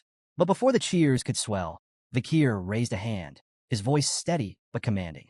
There's still one last matter to resolve. The matriarch and Ayan turned toward him, their joyous expressions fading into curiosity. Vikir's eyes darkened. We need to find the one responsible for poisoning the forest. Far from the revelry, deep within a shadowy cave, a man named a human sat, reveling in his own wicked brilliance. A slow, satisfied chuckle rumbled from his throat as he imagined his scheme playing out exactly as planned. By now, he believed, the people of the deep forest should have been on the verge of collapse, their bodies succumbing to the poison he had so carefully spread. His lips curled into a sneer, all because of that imperial brat. The thought of the imperial smugglers forced his expression into something twisted, a mixture of resentment and amusement. He had been forced into dealings with them, but he would turn the situation to his advantage. A human had crafted the perfect deception. He had planned to emerge at just the right moment, presenting himself as the savior of his people by conveniently providing the antidote. He had even poisoned his own granddaughter, Yahello, to sell the illusion completely. The irony was delicious. To him, this was a masterstroke. But as he stepped out of the cave, returning to the village, his confidence was met with a sight that made his stomach lurch. The village was alive. Instead of finding his people writhing in agony, their bodies weakened by the disease, he saw them moving about cheerfully, bustling with energy. His confusion deepened as his eyes darted from person to person. Just days ago, they had been gasping for air, some barely clinging to life. And then, his gaze landed on Yahello. His supposed victim, the proof of his scheme, stood by a fire, humming as she cooked food. A human stood frozen, his mind struggling to make sense of the impossible. How could this be? Just days ago, the villagers had been at death's door, and now they moved about as if the Red Death had never touched them. Desperate for answers, he stumbled toward the riverbank, his breath quickening as he reached the water's edge. What he saw made his blood run cold. The river, once contaminated and deadly, now gleamed with crystal-clear purity. The reflection of his own bewildered face stared back at him, eyes wide with disbelief. The fish, which should have perished in the poisoned waters, swam freely beneath the surface. A human's jaw clenched, despair creeping into his features as the weight of reality pressed down on him. His carefully laid plan ruined. Before he could process his spiraling thoughts, a voice shattered his daze. Clear water, isn't it? The casual remark came from behind him. A human spun around, his heart hammering in his chest. Standing there, watching him with a knowing smirk, was Vikir. A sharp hiss of frustration escaped a human's lips. You imperial bastard, he spat, masking his unease with venomous words. His mind raced. When had Vikir arrived? And more importantly, how much did he know? His unease only grew when he realized Vikir wasn't alone. Behind him stood a group of barbarians, their expressions grim and unreadable. Their silence carried weight, their stances unwavering. Then he saw it in Vikir's eyes, absolute certainty. The truth crashed down on a human like an avalanche. He knows. Memories from his past life surged through Vikir's mind. In his previous existence, There had been whispered tales of an old man from the deep forest who had orchestrated a horrifying tragedy. A man who had poisoned his own people under the guise of heroism, offering them salvation with a cure he never truly had. His plan had backfired spectacularly, leading to the deaths of nearly everyone in his tribe. Now, standing face to face with a human, Vikir realized the old legend was no myth. The villain of that story was right here, right now. A human, still clinging to his unraveling confidence, let out a hollow chuckle. Ah, has everyone come to greet the old shaman? His voice dripped with forced amusement, a desperate attempt to maintain control. But the barbarians weren't fooled. Their silence was deafening. Their eyes, once filled with respect for their elder, now held something far more dangerous, doubt. The weight of their scrutiny pressed down on a human, and for the first time, his mask began to crack. Vikir remained calm, his presence exuding quiet menace. He didn't need to say a word. His mere existence was enough to tighten the noose around a human's neck. Then the matriarch stepped forward, her piercing gaze locked onto a human, her voice even, but laced with sharp intent. Tell me, elder a human, have you completed the ceremony to rid our land of sickness? A human straightened, forcing himself to feign confidence. Of course, the infection should begin disappearing soon. The matriarch's expression didn't waver. Instead, she continued, her words carefully chosen. Strange. Word from the Empire suggests otherwise. A human's breath hitched. She went on, her tone growing heavier. A war is brewing in the Imperial lands. The cause? The discovery that the Red Death was artificially created and intentionally spread. Her gaze sharpened. Yet, the deep forest has no ties to the Imperial clan. How then did the infection reach our isolated lands? A human hesitated for a fraction of a second, but in that moment, it was clear he had no answer. Still, he grasped at straws, his voice teetering between uncertainty and indignation. I do not know. I only came to perform the rites for our tribe's recovery. The matriarch's eyes flickered with something dangerous. Is that so? She glanced briefly at Vikir, an unspoken confirmation passing between them. She had suspected a human's involvement before, but now she knew he was lying. Then her voice cut through the air like a blade. If that's the case, then tell me, elder, why were you at the catchment area instead of tending to the village? A human stiffened. Beads of sweat formed at his temples. He hadn't realized anyone had been watching him. The matriarch took another step closer, her presence suffocating. Vikir mentioned something interesting before. He believed you planned to exploit the Red Death to present yourself as the tribe's savior. Her voice lowered, laced with ice. After all, if you were the only one with the cure, your influence would be absolute, wouldn't it? A human's breath hitched. Then suddenly the air shifted. A chilling aura radiated from the matriarch, her authority pressing down like an unshakable force. The barbarians around them could feel it, the storm gathering within her. A human trembled. His body betrayed him, his fingers twitching at his sides. The matriarch's voice, steady yet merciless, rang through the air. Show me the contents of your pouch. As the tense confrontation unfolded, Vikir's mind drifted back to a past conversation with Ayan. She had once shared fragments of a human's mysterious origins, secrets that painted the old shaman in a far darker light. A human had never been a true member of the Balak tribe. His past was shrouded in secrecy, but what little was known was enough to unsettle even the most hardened warriors. Long ago, he had arrived in the deep forest as nothing more than a slave, bound to the previous shaman. But his fate took a treacherous turn. Through manipulation and deception, a human orchestrated a coup, betraying and killing his master. And with that single act of treachery, he not only claimed the shaman's life, he stole his sorcerous powers. For his role in the rebellion, a human was elevated from the lowest of slaves to the tribe shaman. Yet, despite his newfound status, his path within the tribe was anything but easy. If he wanted to belong, he had to endure years of humiliation.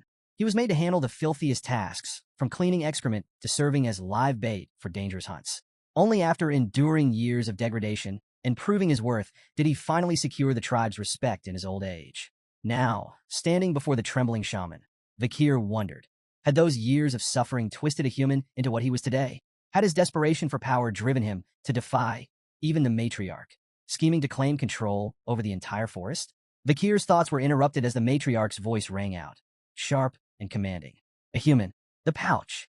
Now. The old man hesitated, his hands shaking as he fumbled for an excuse.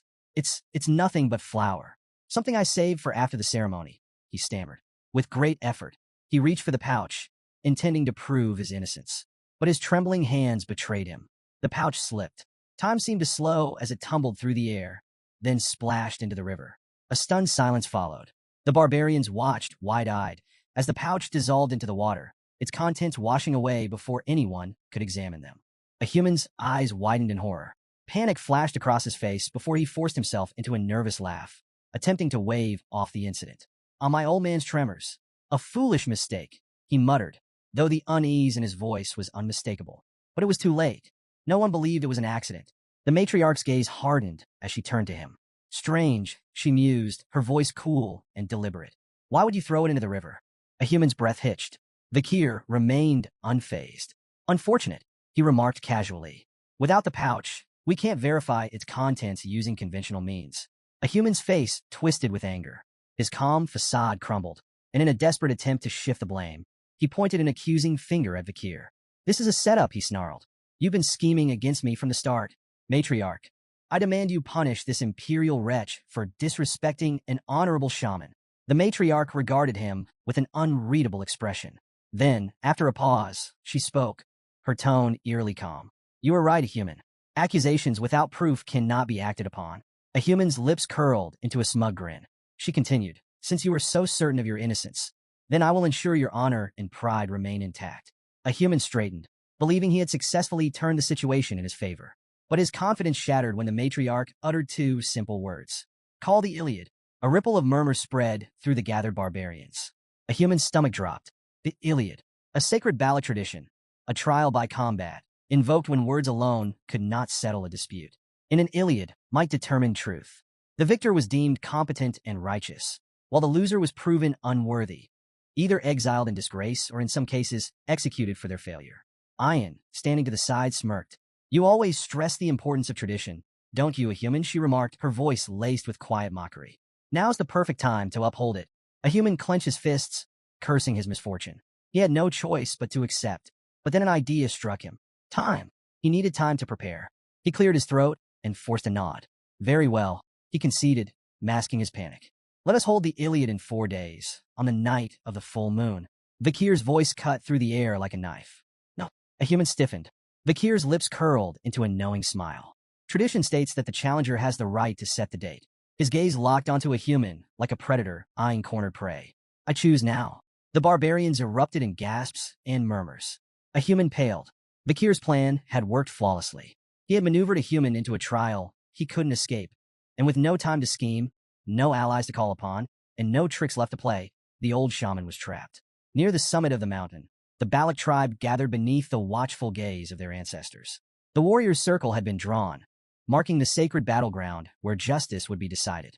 At its center stood the matriarch, her presence alone enough to command absolute respect.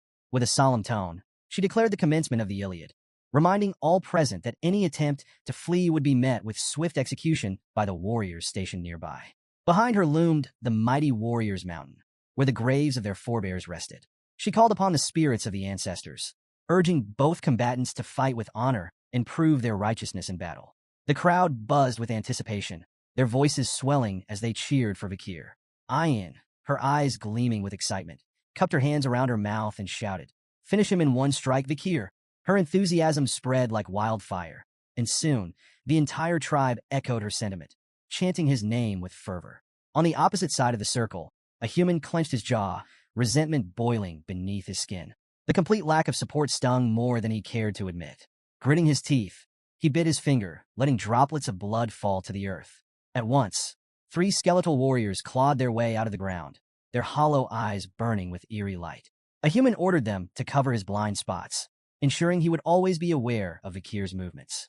Armed with a bow and arrow, a human allowed himself a smug smile. To him, Vakir was still an outsider. He had only lived in the forest for 2 years, while a human had survived in its depths for a lifetime. The terrain was his ally. The moment Vakir revealed himself, he would take him down with a single, well-placed shot. But a human had made a fatal miscalculation.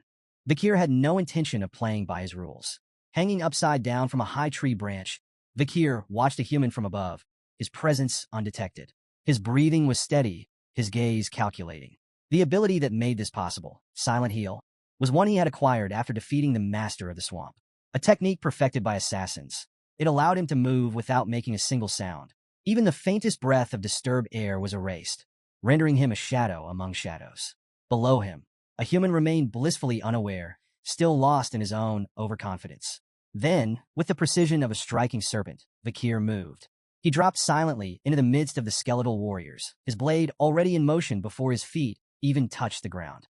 Red arcs of light followed his strikes, each one precise and deadly. Bone shattered and splintered, the undead warriors reduced to lifeless fragments in mere seconds.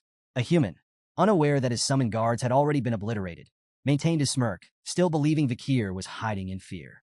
A deadly mistake. With ghost-like speed, Vakir materialized behind him. A human barely had time to react before Beelzebub, Vakir's blade, drove into his chest. The smirk vanished from a human's face. Confusion, pain, disbelief. His body shuddered as a strangled gasp escaped his lips. He had not heard anything. No footsteps, no rustling leaves, nothing. His mind struggled to process the impossible reality. He had lost before the battle had even begun. With a powerful shove, Vakir sent the shaman sprawling to the ground. A human landed hard, his wide, vacant eyes staring up at the darkening sky. He writhed in agony, his fingers twitching as if reaching for something, anything, to reverse his fate. But there was nothing left to grasp. With calm precision, Vakir withdrew Beelzebub, the blade gleaming in the dim light. The duel was over. Ayan rushed forward, her face alight with joy. "I knew you'd finish him in one move," she exclaimed, unable to contain her excitement. Around them, the gathered barbarians murmured in awe, still processing the sheer speed of what had just transpired. One of the elders, his voice filled with reverence, finally broke the silence. "The ancestors have spoken," he declared. A human's words were not even worthy of consideration. A human lay sprawled on the ground, his body racked with pain, the searing agony of his wound consuming every fiber of his being. His breaths came in ragged gasps as fear coiled around his heart, tightening its grip with every passing second. Was this how it would end? Desperation clawed at his mind, dragging him deep into the bitter memories of his past.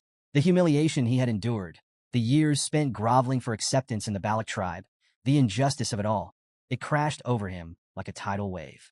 In his twisted perspective, the blame for his downfall lay with everyone but himself. Vakir, the Balak tribe, Loco, all of them. They had mocked him, scorned him, forced him into this wretched existence. Now, in his final moments, resentment was all he had left. They would all pay. Vakir, watching the old shaman suffering with a detached gaze, turned to Ayan. "We should end his pain," he suggested, his voice devoid of emotion. "It would be more merciful." But Ayan's expression darkened. His jaw clenched as he shook his head. "No," he declared coldly. "He doesn't deserve mercy." The weight of Ahul's near death still lingered in Ayan's heart, the thought of losing her to the Red Death fueling his anger. Even though a human was his grandfather, the man had crossed every line. A coward like him deserved to feel every ounce of his suffering. Yet, in the midst of his agony, a human wasn't done. Unnoticed by the others, he dragged his trembling fingers through his own blood, scrawling something onto the ground. The symbols took shape, an intricate pattern forming beneath him. As the final strokes were completed, an unnatural purple aura pulsed outward, thick and oppressive. Then, a deep, guttural groan echoed from the ancestral graves. The matriarch's sharp eyes snapped toward the burial grounds just as the heavy stone coffins creaked open. The sky darkened. The very air seemed to shudder. The ground beneath their feet trembled with an eerie, malevolent energy, spreading like an infection. A hushed silence fell over the gathered barbarians, their earlier triumph dissolving into sheer terror. Ayan's face drained of color, his breath quickening as realization set in. "What is he doing?" he shouted, his voice laced with panic. The once revered warrior's mountain now loomed under an ominous shadow, its sacred presence twisted into something unnatural. Vakir's eyes narrowed. He had been certain, absolutely certain, that his blade had pierced a human's lungs. The old man shouldn't even be breathing, let alone moving. Yet there he was. The barbarians erupted in fury, their voices filled with outrage. "He's desecrating the graves," one roared. "He's bringing ruin upon us all." But a human, now surrounded by a pulsating, violet aura, only laughed. A chilling, hollow sound that sent a shiver through even the bravest warriors. His eyes, once dim with age, now burned with an unnatural glow. "And you call me a coward?" he sneered, his voice thick with mockery. "Do you really think I fear the ancestors?" Something was terribly wrong. Sensing the urgency, Vakir didn't hesitate. He lunged forward, blade in hand, his instincts screaming that a human needed to die now. But just as his strike was about to land, boom! A violent explosion of dark energy erupted, hurling Vakir backward. He landed hard, skidding across the dirt, his vision flickering from the sheer force of the blast. Had he acted too late? Ian rushed to his side, wide-eyed, his gaze locked onto the source of the destruction. Embedded in the ground near a human was an arrow, one cloaked in pulsating, black energy. Bakir's mind reeled. That attack, it hadn't come from a human. The old shaman, still writhing on the ground, let out a triumphant, rasping chuckle. His gaze drifted toward the mountain summit, his voice laced with malicious glee. You wished for the ancestors' judgment? His lips curled into a sinister grin. Then the time has come. Atop the mountain, a figure cloaked in a deathly aura stood motionless, gripping a bough with an unnatural stillness. The oppressive energy radiating from its sent an icy chill through the air, freezing the breath in the lungs of those who dared to look upon it. Then, a hushed whisper rippled through the gathered warriors. A death knight. The mere utterance of the name sent a wave of dread through the tribe. A creature of nightmare. Its risk rating ranged from A to S, a level of danger reserved for only the most formidable of beings. Death Knights were once warriors at the height of their power, only to be corrupted and resurrected as undead monstrosities. Their souls and physical bodies had been twisted into conduits for dark mana, granting them overwhelming strength and relentless endurance. Ian's voice wavered as he took a hesitant step back. Is that truly one of our ancestors? Vakir's gaze darkened as he analyzed the situation. This level of resurrection magic, a human couldn't have done this alone. Had the old shaman defiled the graves of their ancestors? Or had he turned himself into an undead being to seize such power? Before Vakir could reach a conclusion, the air thickened with malice. A human, his body now pulsing with dark energy, raised a trembling hand. With a wicked grin, he unleashed a torrent of skeletons, their hollow eyes gleaming with malevolence as they clawed their way out of the earth. His voice dripped with mockery. Did you really think I lived among you fools without preparing countermeasures? The warriors gritted their teeth, weapons at the ready, but a human wasn't finished. His smirk widened as he gestured toward the graves littering Warriors Mountain. You're all so shocked. Yet this is only the beginning, he sneered. Did you forget? There is not just one grave here. A horrifying rumble rolled through the earth. Then, one by one, more Death Knights emerged. The air grew heavier with each resurrection, the sheer malice emanating from the corrupted ancestors enough to sap the will of even the bravest warriors. What had once been a sacred burial ground was now a battlefield of the undead. As chaos erupted, a human climbed into a grotesque skeletal carriage, the construct pulsing with dark mana as it formed around him. With a deranged laugh, he urged the skeletal beast, pulling it to move. Try your best to survive, he called mockingly. I'll enjoy hearing how you all beg for mercy soon enough. He cracked the reins, and the carriage lurched forward, carrying him away from the carnage. But Ian wouldn't let him escape so easily. How low can you sink? He roared, drawing his bow. With furious precision, he loosed an arrow, its trajectory honed for a direct hit. But just before it could reach a human, shatter, another arrow intercepted it mid-flight, splintering it into useless fragments. Ian's breath caught in his throat as he turned toward the source. Standing unmoving, bow still raised, was the Death Knight. It had protected a human. Before Ian could react, another arrow streaked through the air, this time from the depths of the forest. Crack! The Death Knight's head exploded on impact. Its lifeless body crumpled, collapsing into a pile of unmoving armor. A stunned silence fell over the battlefield. Who had fired that shot? The barbarians, still locked in their fight for survival, snapped their heads toward the forest's edge. But the archer responsible remained hidden, their presence shrouded in mystery. The moment of hesitation passed quickly. The undead army still loomed, and a human had escaped. From the center of the battlefield, the matriarch stood firm, her voice slicing through the chaos. Do not falter, she commanded. These creatures are not our ancestors. They are a human's puppets. Her sharp gaze swept across the warriors. Destroy them. Prioritize your survival. Hesitation will kill you. Her words reignited the warriors' resolve. But even with renewed determination, the battle was far from easy. The undead ancestors were unlike anything the tribe had ever faced. They moved with unnatural speed, wielded weapons with terrifying precision, and felt no pain. Every attack that should have felled a man only served to slow them down. The barbarians fought valiantly, but their losses were mounting. For every undead warrior that fell, two more seemed to take its place. The ground was soon littered with the bodies of fallen comrades, their sacrifice a grim reminder of the enemy's overwhelming power. Amid the chaos of battle, an undead warrior let out a defiant scream, only to have its head obliterated by a perfectly placed arrow. A heartbeat later, two more suffered the same fate, their skulls pierced with lethal precision. Vakir's sharp gaze followed the trajectory of the shots, his mind piecing together the source of such flawless marksmanship. Then, his eyes landed on the matriarch. It's her, the night fox Aquila. Even among the relentless swarm of undead, her movements were effortless. Each arrow she loose struck with pinpoint accuracy, instant kills against enemies powerful enough to rival elite warriors. The Death Knights, feared beings of immense strength, fell like leaves in an autumn wind under her assault. Vikir's eyes narrowed as realization dawned. So this was the woman behind the legends. Aquila, the warrior who had once single-handedly defended the deep forest from the Empire's aggression. The stories of her prowess were not exaggerations. They were a testament to sheer skill. Turning to Ayan, Vikir spoke with certainty. With the matriarch here, the tribe will survive. But survival alone wasn't enough. Their true objective still lay ahead. Ayan, we're going after a human, Vikir ordered. The battle here is only a distraction. He's still out there, scheming.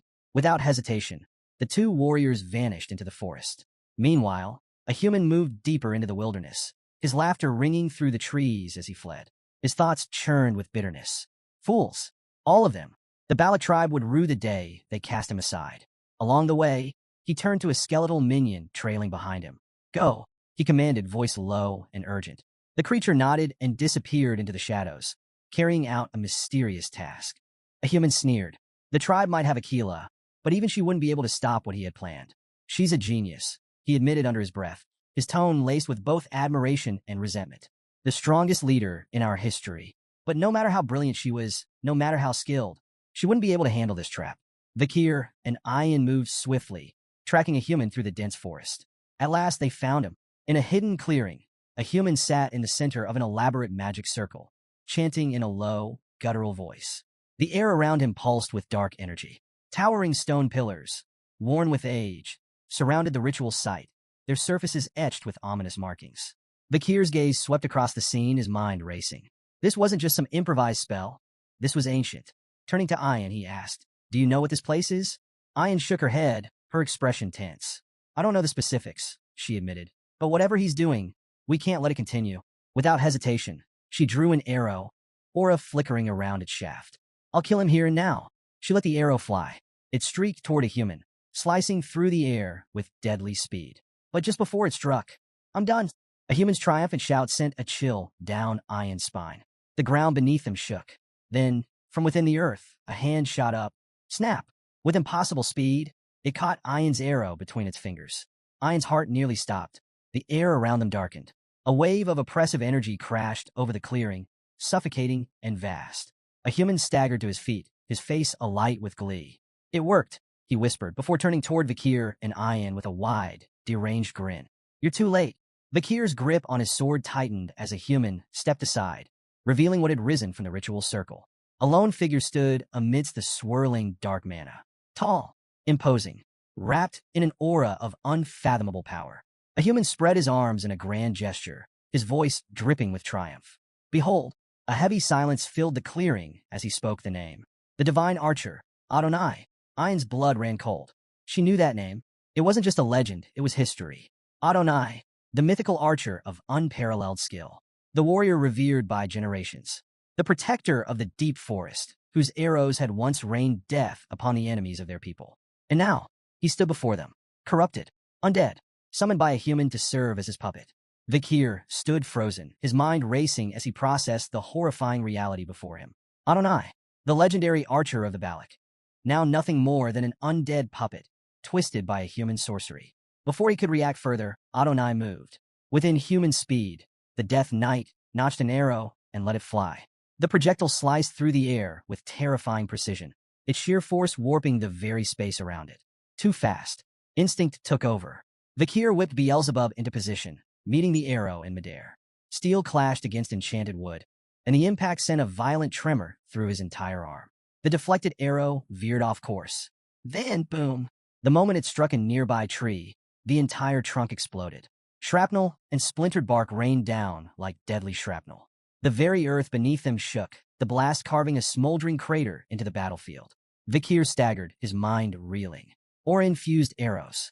And not just any aura. This is something else entirely. Then, a sharp cry of pain. Vikir's head snapped toward the sound. Ayan clutched her thigh, her fingers slick with blood. Her face contorted in agony as she gritted her teeth. "It burns," she gasped, her voice laced with panic.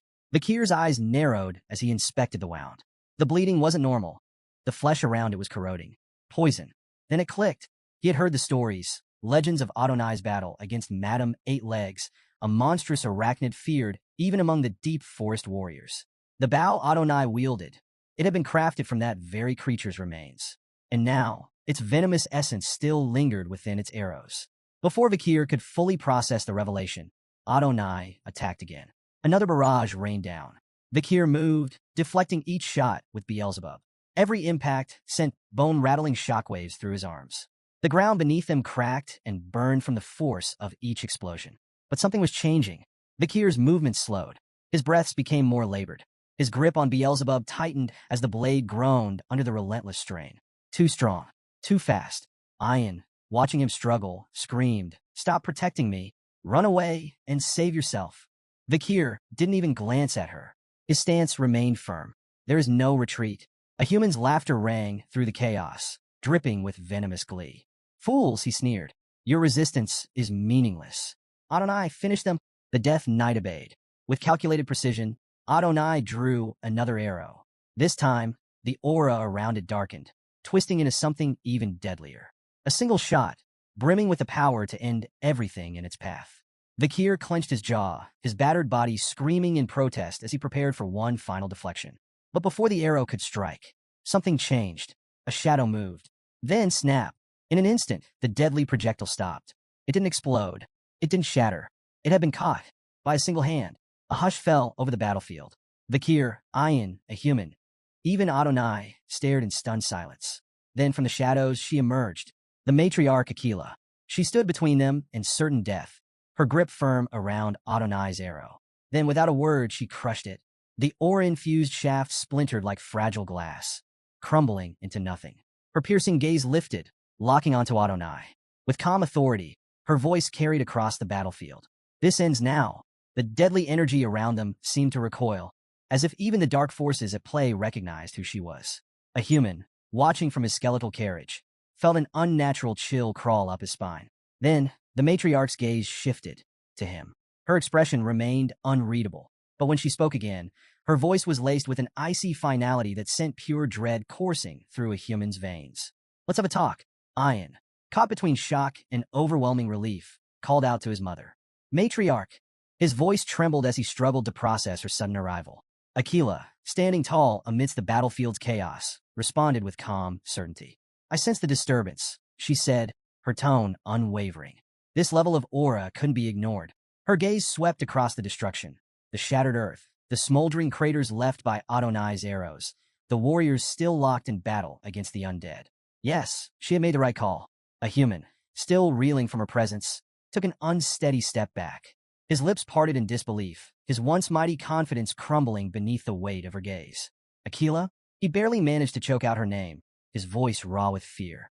Before Aquila could respond, Ian spoke urgently. "Mother, your hand." That arrow was poisoned. Aquila glanced down at her palm. The flesh around the wound had darkened, the poison visibly spreading. Then, without hesitation, she clenched her fist tightly. A sudden ripple of energy surged through her body, an invisible explosion that made the very air tremble. A split second later, she unfurled her fingers, and the poison dripped away like water, purged completely. Vakir, watching closely, felt a rare flicker of astonishment. She detonated her own aura from within. The technique was incredibly rare. It required such mastery over one's internal energy that even the slightest miscalculation could have left her permanently injured, or worse. Yet, she had done it effortlessly. Vakir remained silent, committing the feat to memory. Aquila turned back to a human, her voice now devoid of warmth. "Answer me." A human, still trembling, desperately clung to his arrogance. You forced me into this," he spat. "You left me no choice." She ignored his pathetic justifications. Instead, her gaze shifted toward the undead figure, standing silently behind him. "Is this truly the divine archer, Sir Adonai?" Her voice was steady, unreadable. A human hesitated. Then, regaining a sliver of his composure, smirked. "Of course." He spread his arms grandly. "He is the legendary Adonai. Even you," he sneered, "wouldn't dare to fight him." Aquila's lips curved into a faint, knowing smile. She turned to Vakir and Ian, her expression softening slightly. "You've done well," she praised. "Now stand back." Then, she faced Adonai fully, her sharp eyes locking onto his undead form. Despite the dark mana twisting through his body, despite the corruption that had claimed him, she spoke with genuine respect. It is an honor to meet you. Even like this. A pause. Then, she drew her bow, her aura surging. Let us settle this with a duel. To see who is the superior warrior. The forest fell eerily silent. The undead warriors, the surviving tribesmen, even the very wind seemed to halt, as if bearing witness to the moment. On one side, Aquila, the night fox, standing with unwavering confidence, her presence alone exuding authority and strength. On the other, Adonai, the divine archer, his very existence now corrupted by undeath, yet still possessing the terrifying skill that had once made him a legend. Then, without hesitation, Aquila moved first. She fired 5 aura-infused arrows in rapid succession, each one streaking toward Adonai at a speed that would be impossible for an ordinary warrior to track. But Adonai dodged every single one. His movements were inhuman, effortless. His footwork barely disturbed the ground as he slipped through the barrage like a phantom. Then, without a second's delay, he retaliated. Adonai knocked a single arrow, dark mana coiling around it like writhing serpents. With a flick of his wrist, he let it loose. Aquila twisted her body midair, avoiding the projectile by mere inches. The arrow streaked past her, embedding itself into the ground. Boom! A deafening explosion erupted, leaving a deep crater where she had stood just moments before. The duel had truly begun. From a safe distance, Vakir lifted Ayan onto his back, preparing to carry him to safety. His instinct screamed that staying here was a death sentence. 2 master-grade aura users battling at full power. This was a spectacle rarely seen even in the legendary times of the fall. Yet, even as he carried Ayan away, Vakir's unease grew. The air itself felt wrong. Something was still lurking in the shadows. Something far worse than even the corrupted Adonai. And Vakir couldn't shake the feeling that this battle was only the beginning. From his concealed vantage point, a human watched the battle unfold, his twisted delight evident in his expression. His eyes tracked Aquila's movements with begrudging admiration. She truly is the night fox, he muttered, his voice laced with reluctant respect. But then his grin widened, the malice returning.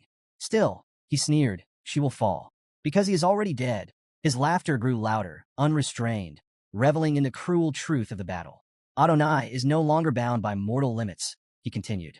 As an undead, he can infinitely channel Hell's dimensional aura. His tone dripped with glee. It doesn't matter how skilled she is, his arrows will never run out. His strength will never wane. And in the end, she will be the one who collapses first. On the battlefield, the duel raged on.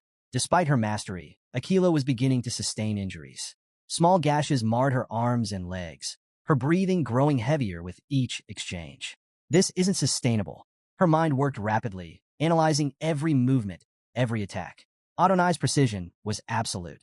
His arrows never missed their mark, his reaction time was flawless, and his mobility was almost inhuman. Every attempt to counterattack was met with a relentless onslaught, forcing her to constantly reposition. She knew it now. In a ranged fight, she would lose. If she wanted to end this, she needed to get close. Their arrows clashed in midair, triggering a massive explosion that sent a dense cloud of dust billowing across the battlefield. This is it. Aquila vanished into the obscurity of the dust. Then, in an instant, she struck. She emerged from the haze, launching a devastating kick aimed directly at Adonai's neck. But even without sight, Adonai's reflexes were near perfect. With inhuman precision, he twisted his body, narrowly evading the strike. Then, without hesitation, he summoned a weapon. A dark, ominous sword materialized in his grip, its blade radiating an unnatural aura. With a single, effortless swing, he cleaved through the surrounding trees. The sheer force of the attack sent massive trunks crashing to the ground, uprooted like mere twigs. Aquila barely dodged in time, her agility saving her from being bisected. But she saw an opening. Without breaking stride, she hurled her dagger, the blade whistling through the air before embedding itself in Adonai's hand. The Death Knight's grip faltered. The dark sword tumbled from his grasp, clattering to the ground. Now, capitalizing on his momentary imbalance, Aquila delivered a brutal kick to his knee. The joint buckled under the impact, his stance shifting. Then, without hesitation, she fired an aura-infused arrow at point-blank range. The projectile streaked through the air. Boom! The explosion ripped through the battlefield, a shockwave flattening trees and sending debris flying. When the dust settled, the gruesome aftermath was revealed. Adonai's upper right half had been completely obliterated. His bow arm was gone. A massive portion of his chest had been torn away, leaving a hollowed-out cavity where flesh and bone had once been. Aquila, steady despite her exhaustion, addressed him with respect. Great ancestor. Her voice was solemn. Is it your undead state that makes you hesitate? Or is it your will, buried somewhere deep inside you, that refuses to strike down your descendant? She exhaled. Regardless, I will free you from this corruption. Then, she knocked another arrow. One final shot, aimed directly at his face. She released it. The arrow sped toward its target, cutting through the air with lethal precision. But just before it could strike, a dark aura-infused arm materialized out of nowhere, catching the arrow in mid-flight. A low, guttural scream erupted from Adonai as the corrupted energy surged through his body. The dark energy began to reconstruct his missing half. His lost limbs regrew, the torn flesh stitched back together by necromantic power. His form, already fearsome, now looked even more monstrous. A human, watching from his hiding place, let out an impressed exhale. Ah, legends truly are different, he muttered. For a brief moment, it seemed as though he respected Adonai's sheer willpower, his ability to resist the necromantic spell. But that admiration quickly turned to frustration. With a scowl, he scoffed, "But what's the point of resisting if you're still my puppet?" His eyes gleamed with malice. Enough of this half-hearted rebellion. Then, with a cruel smirk, he gave the command. Adonai, unleash your full power. Destroy them all.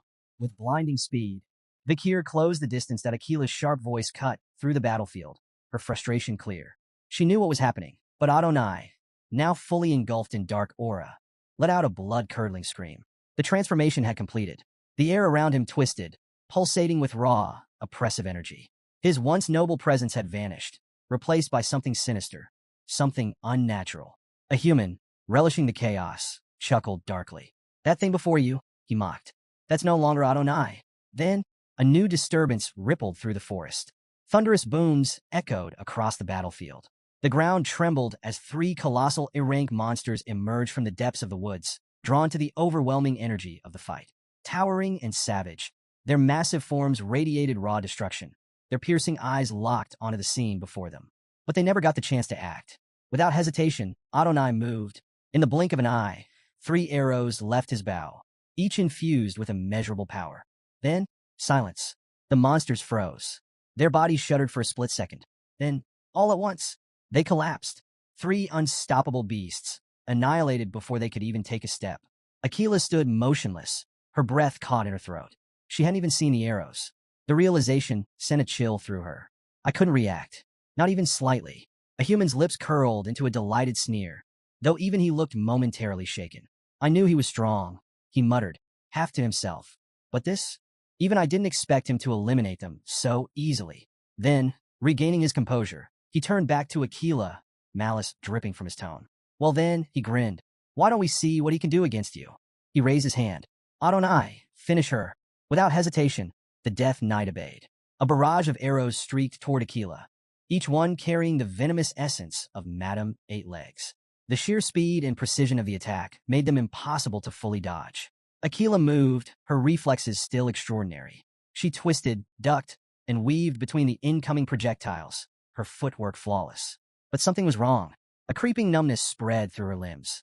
Her movements became ever so slightly slower, the poison from the earlier wounds taking hold. She needed to end this quickly. Making a snap decision, Akila spun and fired 2 arrows in rapid succession. The first arrow veered off course, seemingly missing its mark. The second arrow, however, shot straight for Adonai's face. Adonai reacted instantly. With an almost lazily precise motion, he obliterated the second arrow mid-flight, reducing it to useless splinters. Akila's face shifted, her eyes widening in what looked like shock. A human laughed, his voice filled with mockery. That was pathetic, he sneered. Even you misfire sometimes. Then his words died in his throat. Something was wrong. The first arrow, the one that had missed, suddenly reversed course. It curved midair, spinning at an unnatural angle before piercing straight through Adonai's throat from behind. A human's triumphant grin vanished, his expression twisting in disbelief. Akila, now smirking, exhaled steadily. That was no mistake. Her voice carried through the battlefield as she addressed Adonai with measured respect. It may look like the first arrow missed, she explained, but the second one hitting the target is just the setup. She raised her bow slightly. When an opponent blocks the second arrow, the first one, having reached maximum rotation midair, reverses and strikes from behind. Her gaze held firm. It's a technique I developed after studying your legendary duel against the Imperial Knight. Silence hung in the air. A human, still recovering from the shock, scoffed, but there was a flicker of unease in his eyes. Then, Adonai moved. With an eerie calm, the Death Knight reached up and pulled the arrow from his throat. His hand lowered. The wound was already gone. Akila's confidence flickered. The attack had done nothing. A human, now regaining his composure, erupted into laughter. "You fool," he howled. His eyes gleamed with malice as he looked down at her. "It doesn't matter how strong-willed you are, Akila." His voice was filled with cruel amusement. "You've never fought a corpse before." His grin widened. "Sir Adonai is already dead. Nothing as trivial as an arrow to the throat can defeat him." Some distance away, Ayan watched with growing anxiety as explosions echoed through the forest. Each tremor that shook the ominous landscape only deepened her concern for her mother. She wanted to rush to Akila's aid, every instinct screaming at her to act, but she held herself back. She remembered Vikir's firm instructions: stay hidden. She clenched her fists, trusting that he would handle the situation, that he would be the one to stop a human's necromantic madness. Meanwhile, Vikir sprinted through the dense underbrush, his mind rapidly piecing together a human strategy. He's terrified of Akila. It was obvious. A human had never planned to fight her directly. He was hiding behind Adonai, using the undead archer as a shield against her. And now, Vikir had found him. There, crouched behind a tree, was a human, his beady eyes darting nervously toward the battlefield. Coward. Vikir didn't hesitate. He charged forward, aiming to end this with a single decisive strike. But just as he closed the distance, boom! A Death Knight materialized before him, its massive leg already in motion. The devastating kick shattered the ground, sending debris flying like shrapnel. Vikir twisted his body, narrowly evading the blow, and retreated a few steps to assess the new threat. The commotion drew a human's attention. The shaman's face twisted in recognition before splitting into a triumphant sneer. "Vikir," he bellowed, his voice filled with venom. Cursing under his breath, a human glared at the young warrior before regaining his smirk. "I knew you'd interfere." He gestured dramatically toward the Death Knights surrounding him. "That's why I prepared these." A human sneer widened as he gestured toward his undead guards. These warriors were so powerful in life that they were buried in the warrior's grave. "You'll find them more than a match." On cue, the Death Knights surged forward, their movements terrifyingly swift and coordinated. Meanwhile, on the battlefield, Adonai's next arrow found its mark. The projectile struck Akila's waist with unerring precision. She collapsed to her knees, a cry of pain escaping her lips. Her aura flickered, dimming as the venom of Madame Eight Legs spread through her body like wildfire. A human, watching from afar, rejoiced. He threw back his head in laughter, basking in the moment he had long dreamed of. "Look at you now, Akila," he shouted, his voice dripping with mockery. His eyes gleamed with unhinged satisfaction. "This is my reward," he proclaimed, "for all the years of suffering, for all the scorn, for every arrogant fool who ever looked down on me." His grin turned vicious. "I'll kill every clan member who ever mocked me." But just as he reveled in his imagined triumph, the air shifted. A killing intent unlike anything before materialized behind him. A human's breath caught in his throat. Then, slash! In an instant, Vikir unleashed the Baskerville clan's sixth technique. His blade moved with deadly precision, a blur of speed and finality. The Death Knights, warriors once powerful enough to be honored in sacred burial, were erased in moments. Their undead bodies dissipated into nothingness, utterly annihilated. A human turned, his sneer vanishing as he saw the carnage. Vikir stood amidst the fading remains of the fallen Death Knights, his expression unreadable. Then he spoke. "Your plan has one flaw, a human." His voice was calm. "Certain. The people of the forest aren't just obstacles." His cold, piercing gaze locked onto a human's trembling form. "They're my support system." A human's mouth fell open. His mind reeled, struggling to process what he had just witnessed. The Death Knights, warriors beyond the strength of high-ranking graduates, had been erased in mere seconds. His lips parted, his voice barely above a whisper. "Is this child stronger than a high-ranked graduate?" For the first time, a human felt fear. Not annoyance, not frustration. Genuine, suffocating fear. Then, Vikir's voice cut through the silence. "Have you truly perceived every desire?" The words sent a chill down a human's spine. They weren't a question. They were a judgment. The sheer weight of them made a human's knees buckle. He can't be human. Desperation surged through him. He needed to escape. Wild-eyed, he turned toward Adonai and screamed, "Kill him, now!" The undead archer obeyed. Adonai drew his bow. A murderous aura enveloped the arrow, its power radiating pure destruction. But before the shot could be loosed, boom! Akila struck. Appearing behind Adonai, she delivered a devastating kick to the Death Knight's back. The force disrupted his aim, sending the arrow streaking just inches past Vikir's head. The shot missed. A human's heart plummeted. Panic consumed him. His mind screamed for a way out, a way to survive. He turned back to Adonai, shrieking once more. Obey me. Finish them. But this time, his words never finished. Slash. The sound was silent, almost too fast to register. A human staggered. His eyes flickered downward, confusion dawning on his face. His hands, they were gone, severed at the wrists. Then, slash. A second strike. His head left his shoulders. His expression, frozen in death, was one of pure disbelief. He hadn't even processed what had happened. A lifetime of scheming, of malice, of ambition. All of it had ended in a single, merciless instant. The Balak tribe faced an uphill battle against the relentless Death Knights, their resolve waning under the overwhelming power of the undead.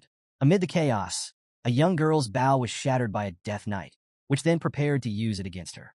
But before it could act, its body disintegrated into ashes, triggering a cascade across the battlefield. The entire legion of Death Knights dissolved into smoldering remains, their menace extinguished. Standing amidst the carnage, Aquila loomed over Adonai's fading form. Her breaths were heavy, her expression solemn. As Adonai crumbled to nothing, she placed a hand on his vanishing shoulder and whispered, "Rest in peace," her words soft but resonating with finality. On the other side of the clearing, a human's bitter laughter echoed, mingling frustration with despair. He cursed his failure to claim the forest, his venomous gaze fixed on Vakir. "You child of the Empire, you've ruined everything," he snarled, his rage unrestrained.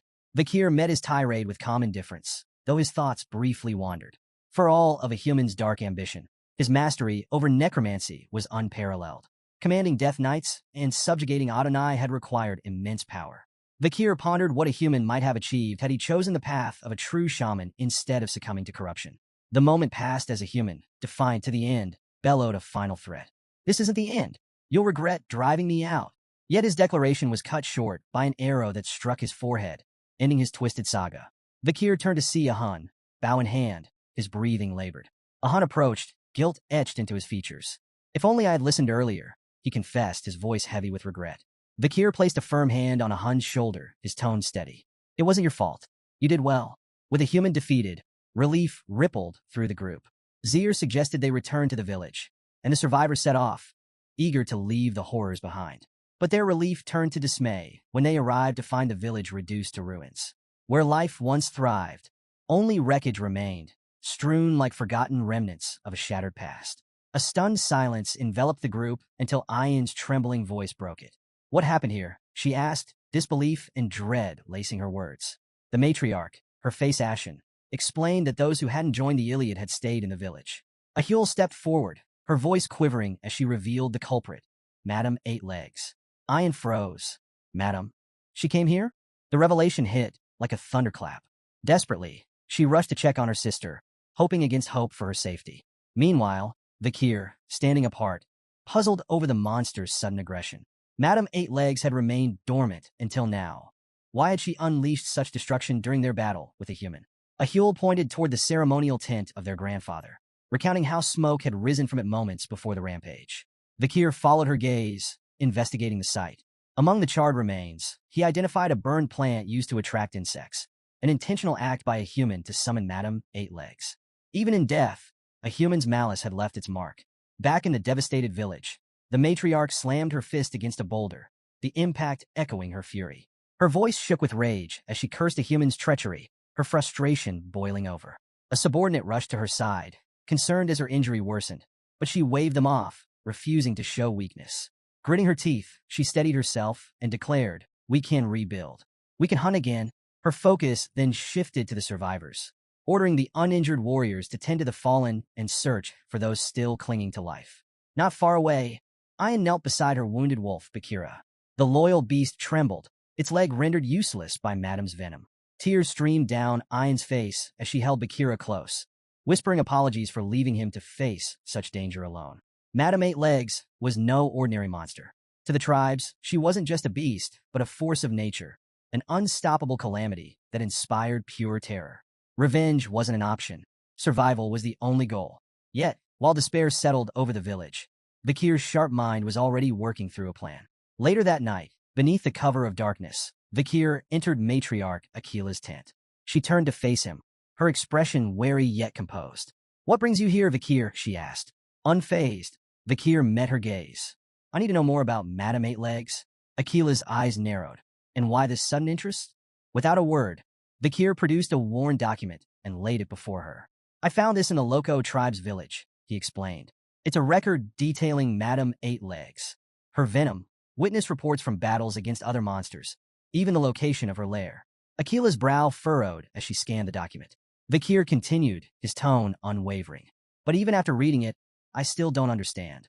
Why do the forest tribes fear her so deeply? Why hasn't anyone united to take her down? The matriarch exhaled, her voice tinged with the weight of generations. She began recounting the ancient lore of the Balak tribe. Long ago, the great archer Adonai fought Madam Eight Legs. He was the first to pierce one of her legs with an arrow, a feat no one else had achieved. Her voice darkened, but instead of victory, his attack triggered something far worse. She described how the severed limb didn't just regenerate, it multiplied. The more they destroyed her legs, the stronger she became, she revealed grimly. Her body became impenetrable, even to Adonai's legendary arrows. And every warrior who stood against her eventually fell to her venom. Akila gestured toward her own side, where an old wound still pulsed with lingering poison. Her venom infects everything it touches. Even the smallest wound becomes a death sentence if left untreated. Her voice carried both sorrow and warning as she concluded. Madam Eight Legs isn't just a monster. She's a nightmare woven into the very fabric of this forest. She is the evil force born from the deaths of those who tried to destroy her. Vakir, I warn you, do not pursue this path. I cannot bear to lose any more of my people. Vakir fell silent, weighing her words. Even with warriors like Akila and Adonai, the odds of defeating Madam Eight Legs were unimaginably low. Her regenerative abilities, invulnerable body, and lethal venom made her a near unstoppable force. And yet, despite the matriarch's warnings, Vakir couldn't shake the thought that a path forward, however perilous, still existed. He had survived the fall, a time when monstrous demons ravaged the human world. He had faced horrors that defied logic and lived to tell the tale. No matter how terrifying Madam Eight Legs seemed, she was still a monster. And all monsters, no matter how powerful, had patterns, instincts, and weaknesses. If he could uncover hers, he was certain he could kill her. Deep in the heart of the forest, a seemingly dormant mountain suddenly trembled as a flurry of grotesque legs burst from its peak. Madam Eight Legs emerged, her ear-piercing screams slicing through the silence, sending shivers across the land. Concealed nearby, Vakir remained perfectly still, observing her every move. The deafening sound that accompanied her awakening confirmed something he had already suspected. She followed a pattern. After days of staking out her lair, Vakir had identified a crucial detail. Madam left her den at specific intervals to hunt, always returning within 2 hours. With this knowledge, he waited patiently for her departure before making his move. Ascending the summit, he peered into the cavernous depths of her lair. At first glance, it appeared to be an ordinary, rugged mountain, but a closer look revealed the truth. It was hollow. The interior was an intricate labyrinth of webbing, its strands gleaming faintly in the dim light like threads of spun steel. Using Beelzebub, he sliced through a rock entangled in the webbing and examined the cross-section. The texture was rough and fibrous, unnervingly durable. Even an advanced mana user would struggle to cut through it. Recognizing its potential, he pocketed a sample, planning to use it for his descent. Moving deeper into the lair, Vakir took careful note of the structure. The entrance was just large enough for Madame to squeeze through, but the space widened the further he went, perfectly suited to accommodate her immense size. Then he stumbled upon a chilling sight. Figures trapped within the webbing. The grotesque collection included both humans and monsters, their lifeless bodies suspended like grotesque trophies.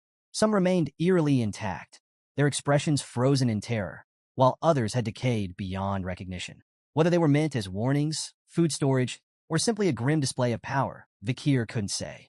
He pushed aside his unease and focused on the mission. As he ventured further, his eyes locked onto something even more disturbing, a clutch of eggs embedded in the walls. He carefully plucked one and examined its translucent shell.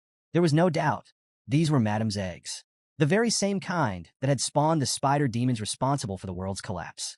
Securing it for further analysis, he ensured not a single crack formed on its fragile surface. Then suddenly he froze.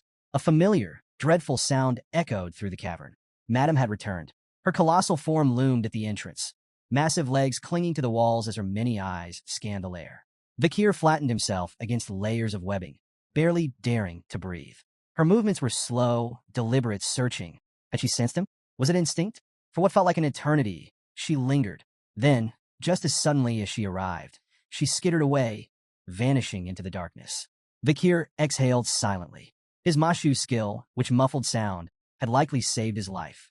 Without it, things could have ended in disaster. He had gathered enough information. It was time to leave before her routine changed. Back in the Balak village, the rhythmic sounds of construction filled the air as the tribe worked tirelessly to rebuild their homes. Amid the activity, a curious voice rang out. "Any news about Vikir?" A villager shrugged. "Last I heard, he's been holed up in that lodging he built. Hasn't stepped out in days." Another added, "Actually, I saw him heading toward another tribe at dawn. Wonder what he's up to." The question lingered, but those who knew Vikir understood one thing. He always had a plan. A peculiar observation spread among the villagers. A faint scent of burning emanated from Vikir's lodging.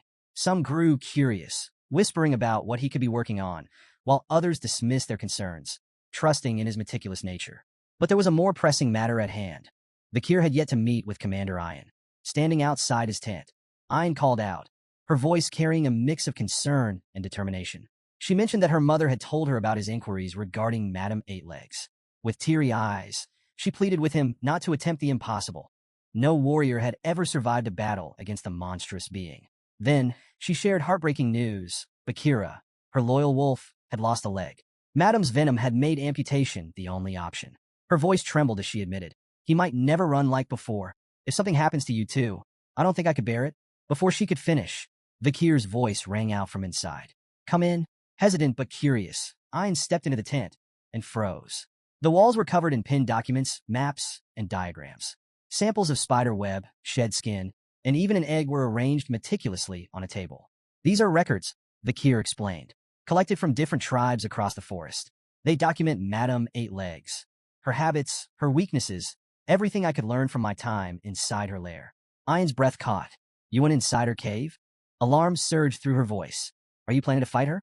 If so, I'll come with you." Vikir shook his head and pointed at the lingering wound on her side. "You're still recovering," he said matter-of-factly. "You'd only slow me down." Then, with the same level tone, he revealed something unexpected. "I'm leaving the forest soon. I need to return to Baskerville." Ayan's face fell, not in shock, but in quiet resignation. "I already knew." Her voice was barely above a whisper. But before the sorrow could settle, Vikir's next words carried a quiet reassurance. "I'll come back when I'm done. This place is somewhere I want to protect. Somewhere worth returning to." His gaze returned to the board, his voice filled with conviction. "My plan to hunt Madame Eightlegs is complete. I won't let what happened to Bakira be in vain." Ayan inhaled sharply. Hunt. He had called it a hunt. Not a battle, not a suicide mission, but a hunt. She thought back to all the impossible odds Vikir had faced. The poison outbreak. A human. Adonai. No matter the challenge, he had always returned with a solution. With a small, hopeful smile, she reached for his hand. "If you're calling it a hunt, then I can't help but expect great things. Is it okay for me to look forward to the outcome?" Vikir's response was soft but unwavering.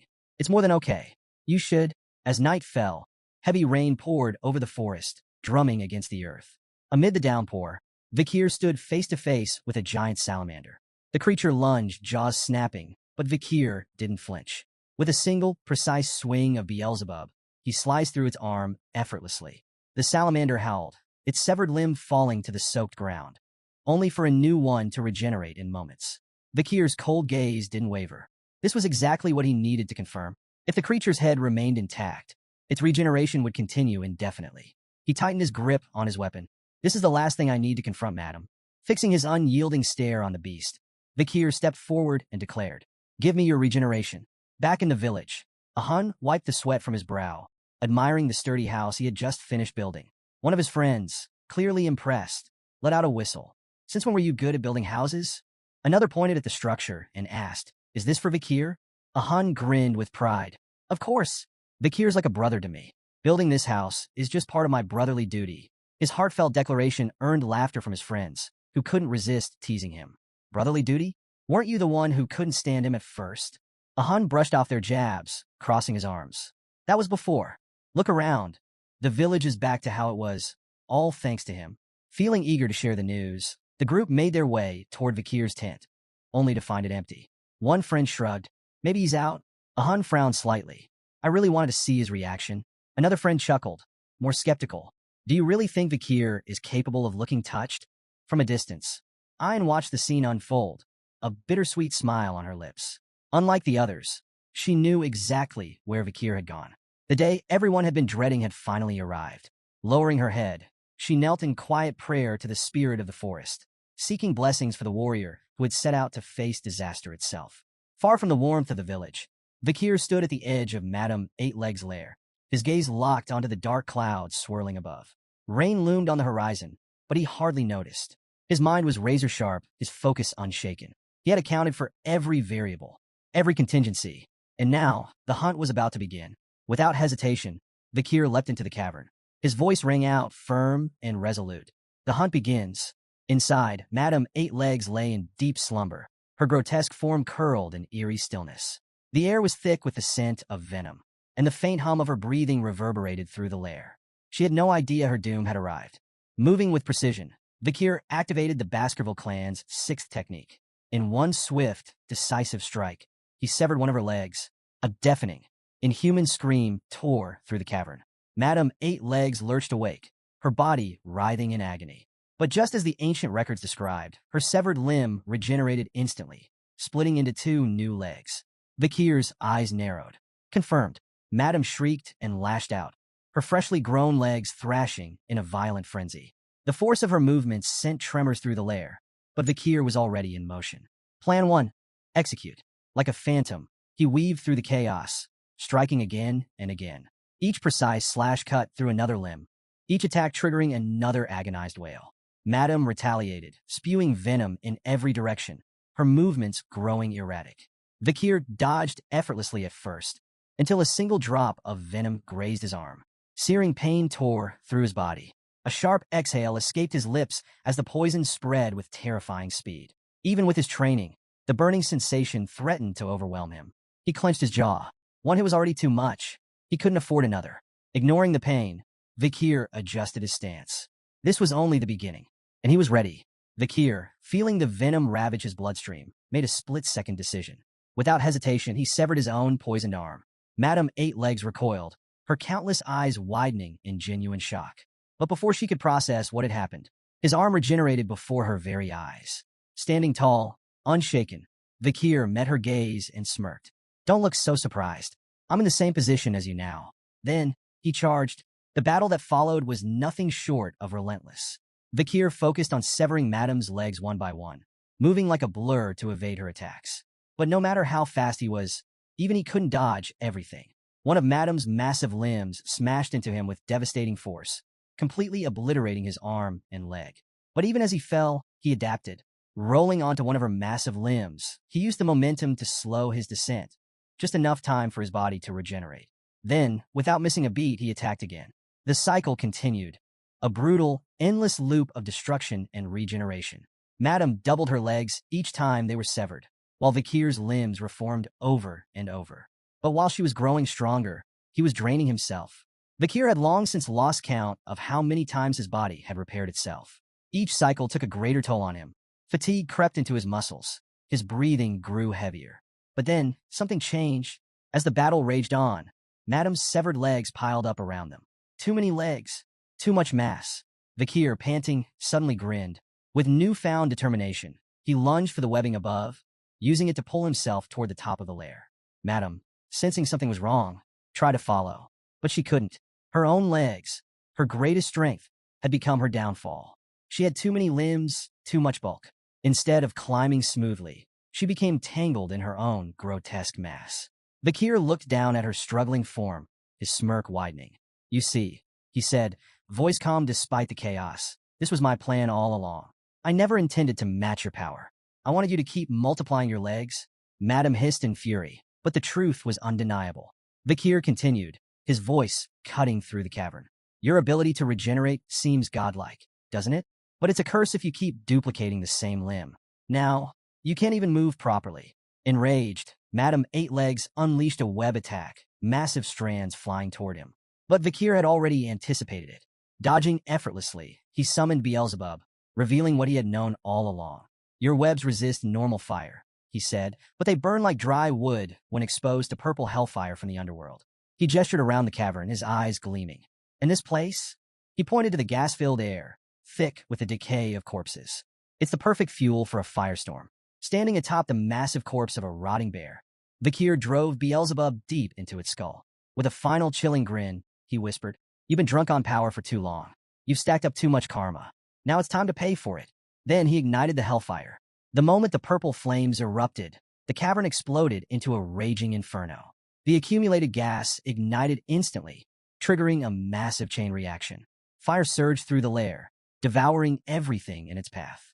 Madame Eight Legs let out a deafening, inhuman scream.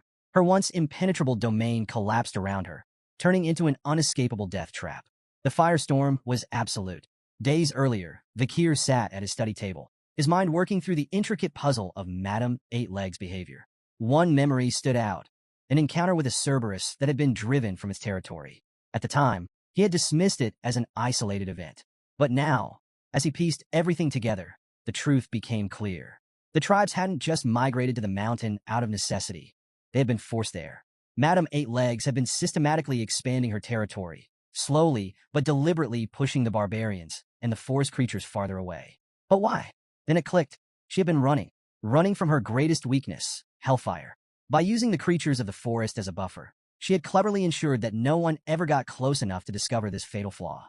Vakir's eyes gleamed. "You almost had me fooled, but now the game was over." Determined, he thrust Beelzebub into the bear's corpse and unleashed the hellfire. The cavern ignited instantly. Flames spread like a living beast, consuming everything in their path. As the inferno engulfed the lair, Madame Eight Legs let out a screech of agony, her monstrous form writhing as the fire began melting through her shell. Watching the chaos unfold, Vakir's voice was calm, almost mocking. Time for her to take her throne back. He exited the cave, his steps unhurried, turning back to watch the explosions rip through the mountain. By exploiting her inability to climb or use her webs, he had trapped Madame inside her own domain. No matter how powerful she was still a living creature. The superheated air would burn her lungs. The hellfire would melt her exoskeleton. All he had to do now was wait. Once the flames died out, he would collect his prize, the unique abilities hidden within her body. Or so he thought. Suddenly, the ground trembled beneath his feet. A violent quake shook the mountain. Then silence. For a moment, everything was still.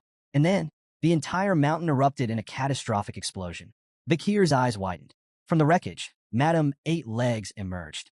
She had done the unthinkable. She had destroyed the mountain itself to escape her death. Her hiss tore through the air, filled with pure pain and unrelenting fury.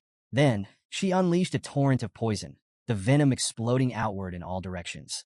Everything it touched dissolved instantly. But as Vakir stood beneath her towering form, he noticed something critical. She couldn't see him. The hellfire had burned away her eyes and destroyed the sensory hairs on her body. Madame Eight Legs was blind. And more importantly, the explosion had left a crack in her once impenetrable shell. The hunt wasn't over. Seizing the opportunity, Vakir sprang into action. With sharp precision, he launched himself into the air, his body aligning perfectly with a crack in Madame Eight Legs' shell. As he descended, he gripped Beelzebub tightly and unleashed the Baskerville clan's sixth technique. The impact was devastating.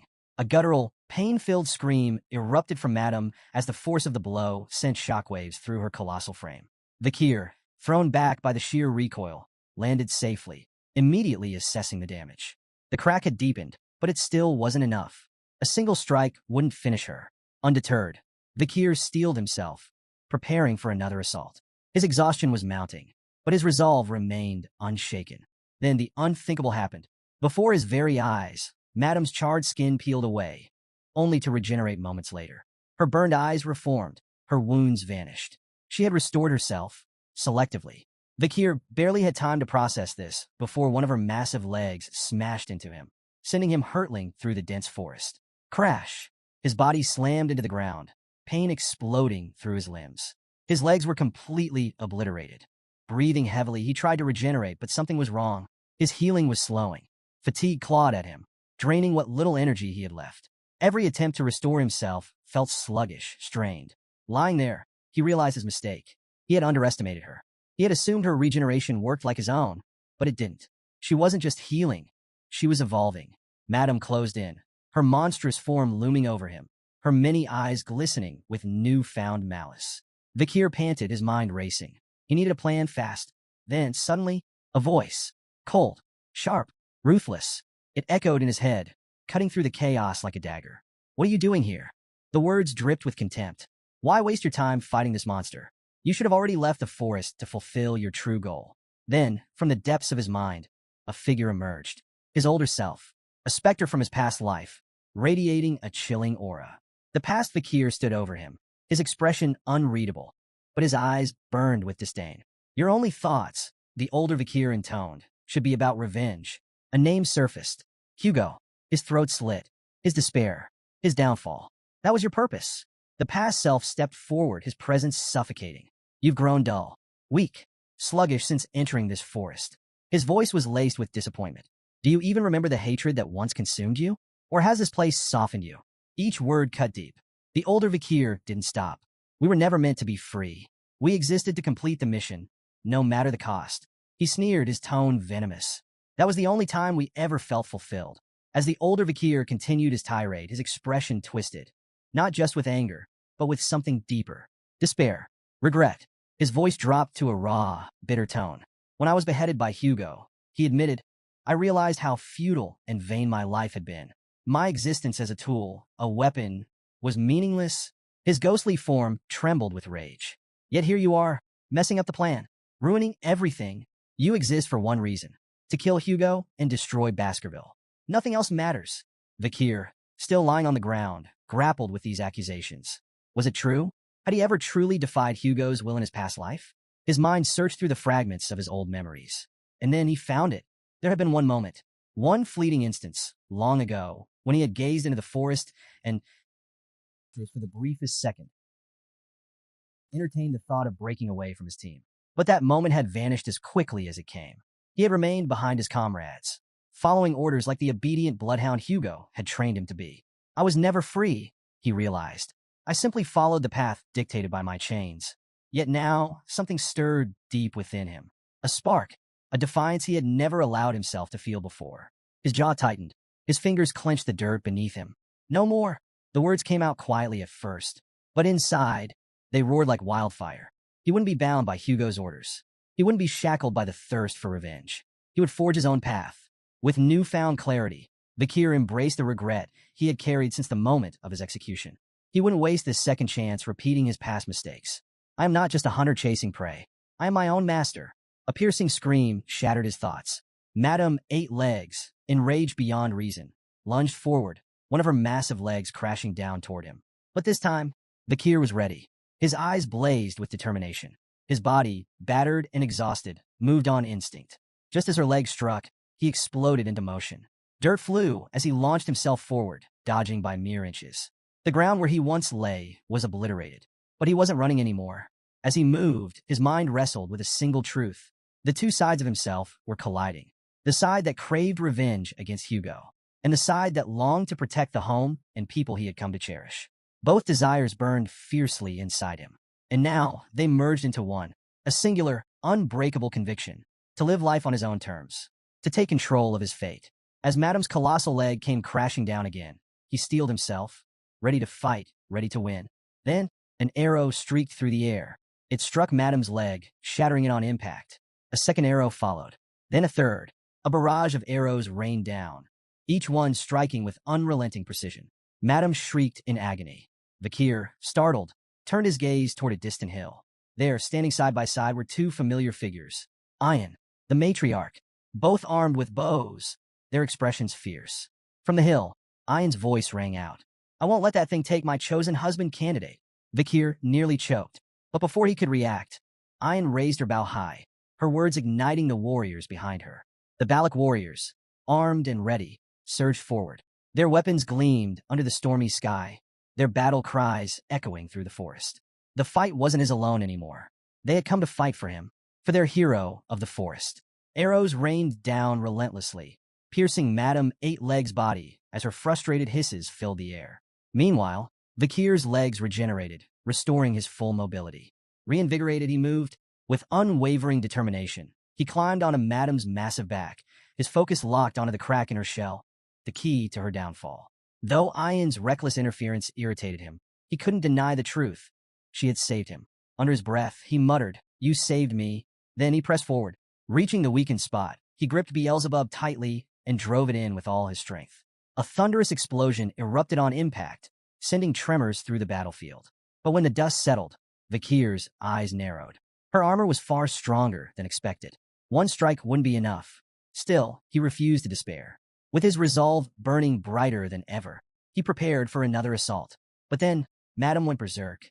A frenzied rampage overtook her as she stamped the ground with destructive force. Boom, boom, boom. Each step triggered massive explosions, sending shockwaves that tore through the land. The Balak warriors retreated, shouting warnings. But Ayan's voice rang out over the chaos. She's cornered, she realized. This is it. Keep fighting. Her cry rekindled the warriors' determination. From atop the hill, the matriarch watched, her breath labored. To her, Madame Eight Legs had always been an unstoppable disaster. A force of nature, something to fear, something that could never be beaten. Yet, before her eyes, Vikir was proving otherwise. Fear could be overcome. Disaster could be defied. The realization ignited something deep within her. Ignoring the pain of her injuries, she tapped into her inner strength. Her aura flared. Her muscular frame shone with raw power as she pulled back her bowstring. Then, with a razor-sharp focus, she unleashed an arrow infused with her full strength. Whoosh! The projectile ripped through the air at unimaginable speed and struck Madame Eight Legs with a devastating impact. Boom! A shrieking scream tore from Madame's throat as she staggered, momentarily stunned. Vikir's eyes locked onto the opening. This was his chance. With blinding speed, Vikir closed the distance. Reaching the fractured shell, he gathered all his power and unleashed the Baskerville First technique. Deeply piercing fong. Kaboom! The crack erupted into a gaping hole. Ungasped, Vikir had done the unthinkable. He had entered Madame's body. But this was only the beginning of his onslaught. Inside, Vikir wasted no time. His movements were precise, ruthless, relentless. He unleashed the second technique, biting fong.